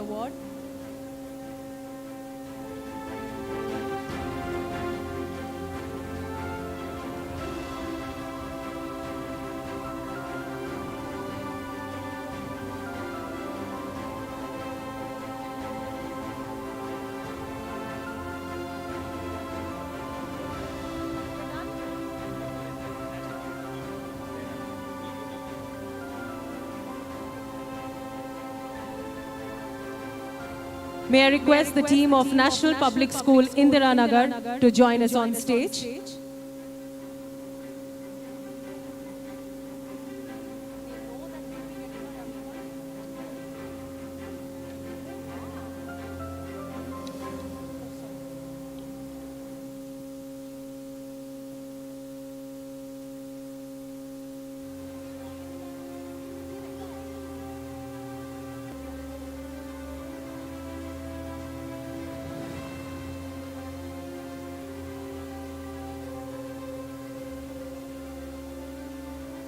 Ladies and gentlemen, those were our winners, and many congratulations to all our winners tonight.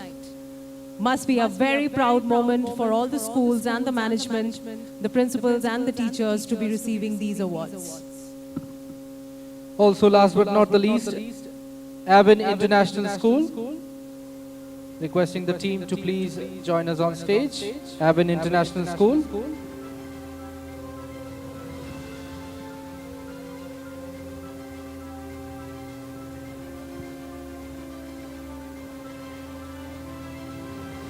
Under the India's Top Dynamic Schools 2023 category.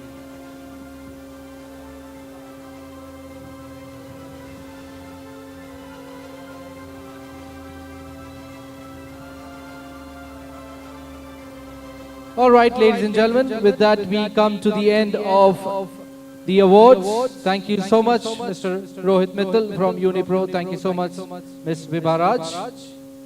And thank you to all the audience members and the dignitaries who patiently waited right from morning. May I request Ms. Vibha Raj to give the vote of thanks?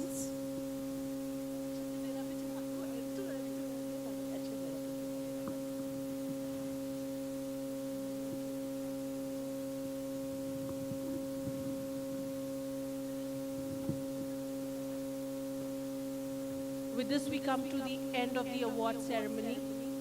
And I would like to thank all our sponsors, our powered by partner Unipro, our gold partner Sivom, NTAP, Live Life, Chopra's, DAX, Puma, and our associate partner Ecophone, Yellow Bus, Valid, Open Door, Sprouts EduTours, and EdHR, without which all this wouldn't have been possible.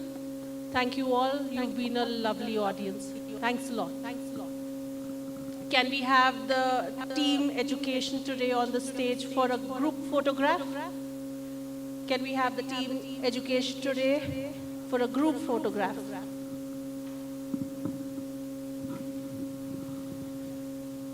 Requesting all the team members of Education Today to please assemble on stage. As we now come to an end of the 11th National Conference on K-12 Leadership,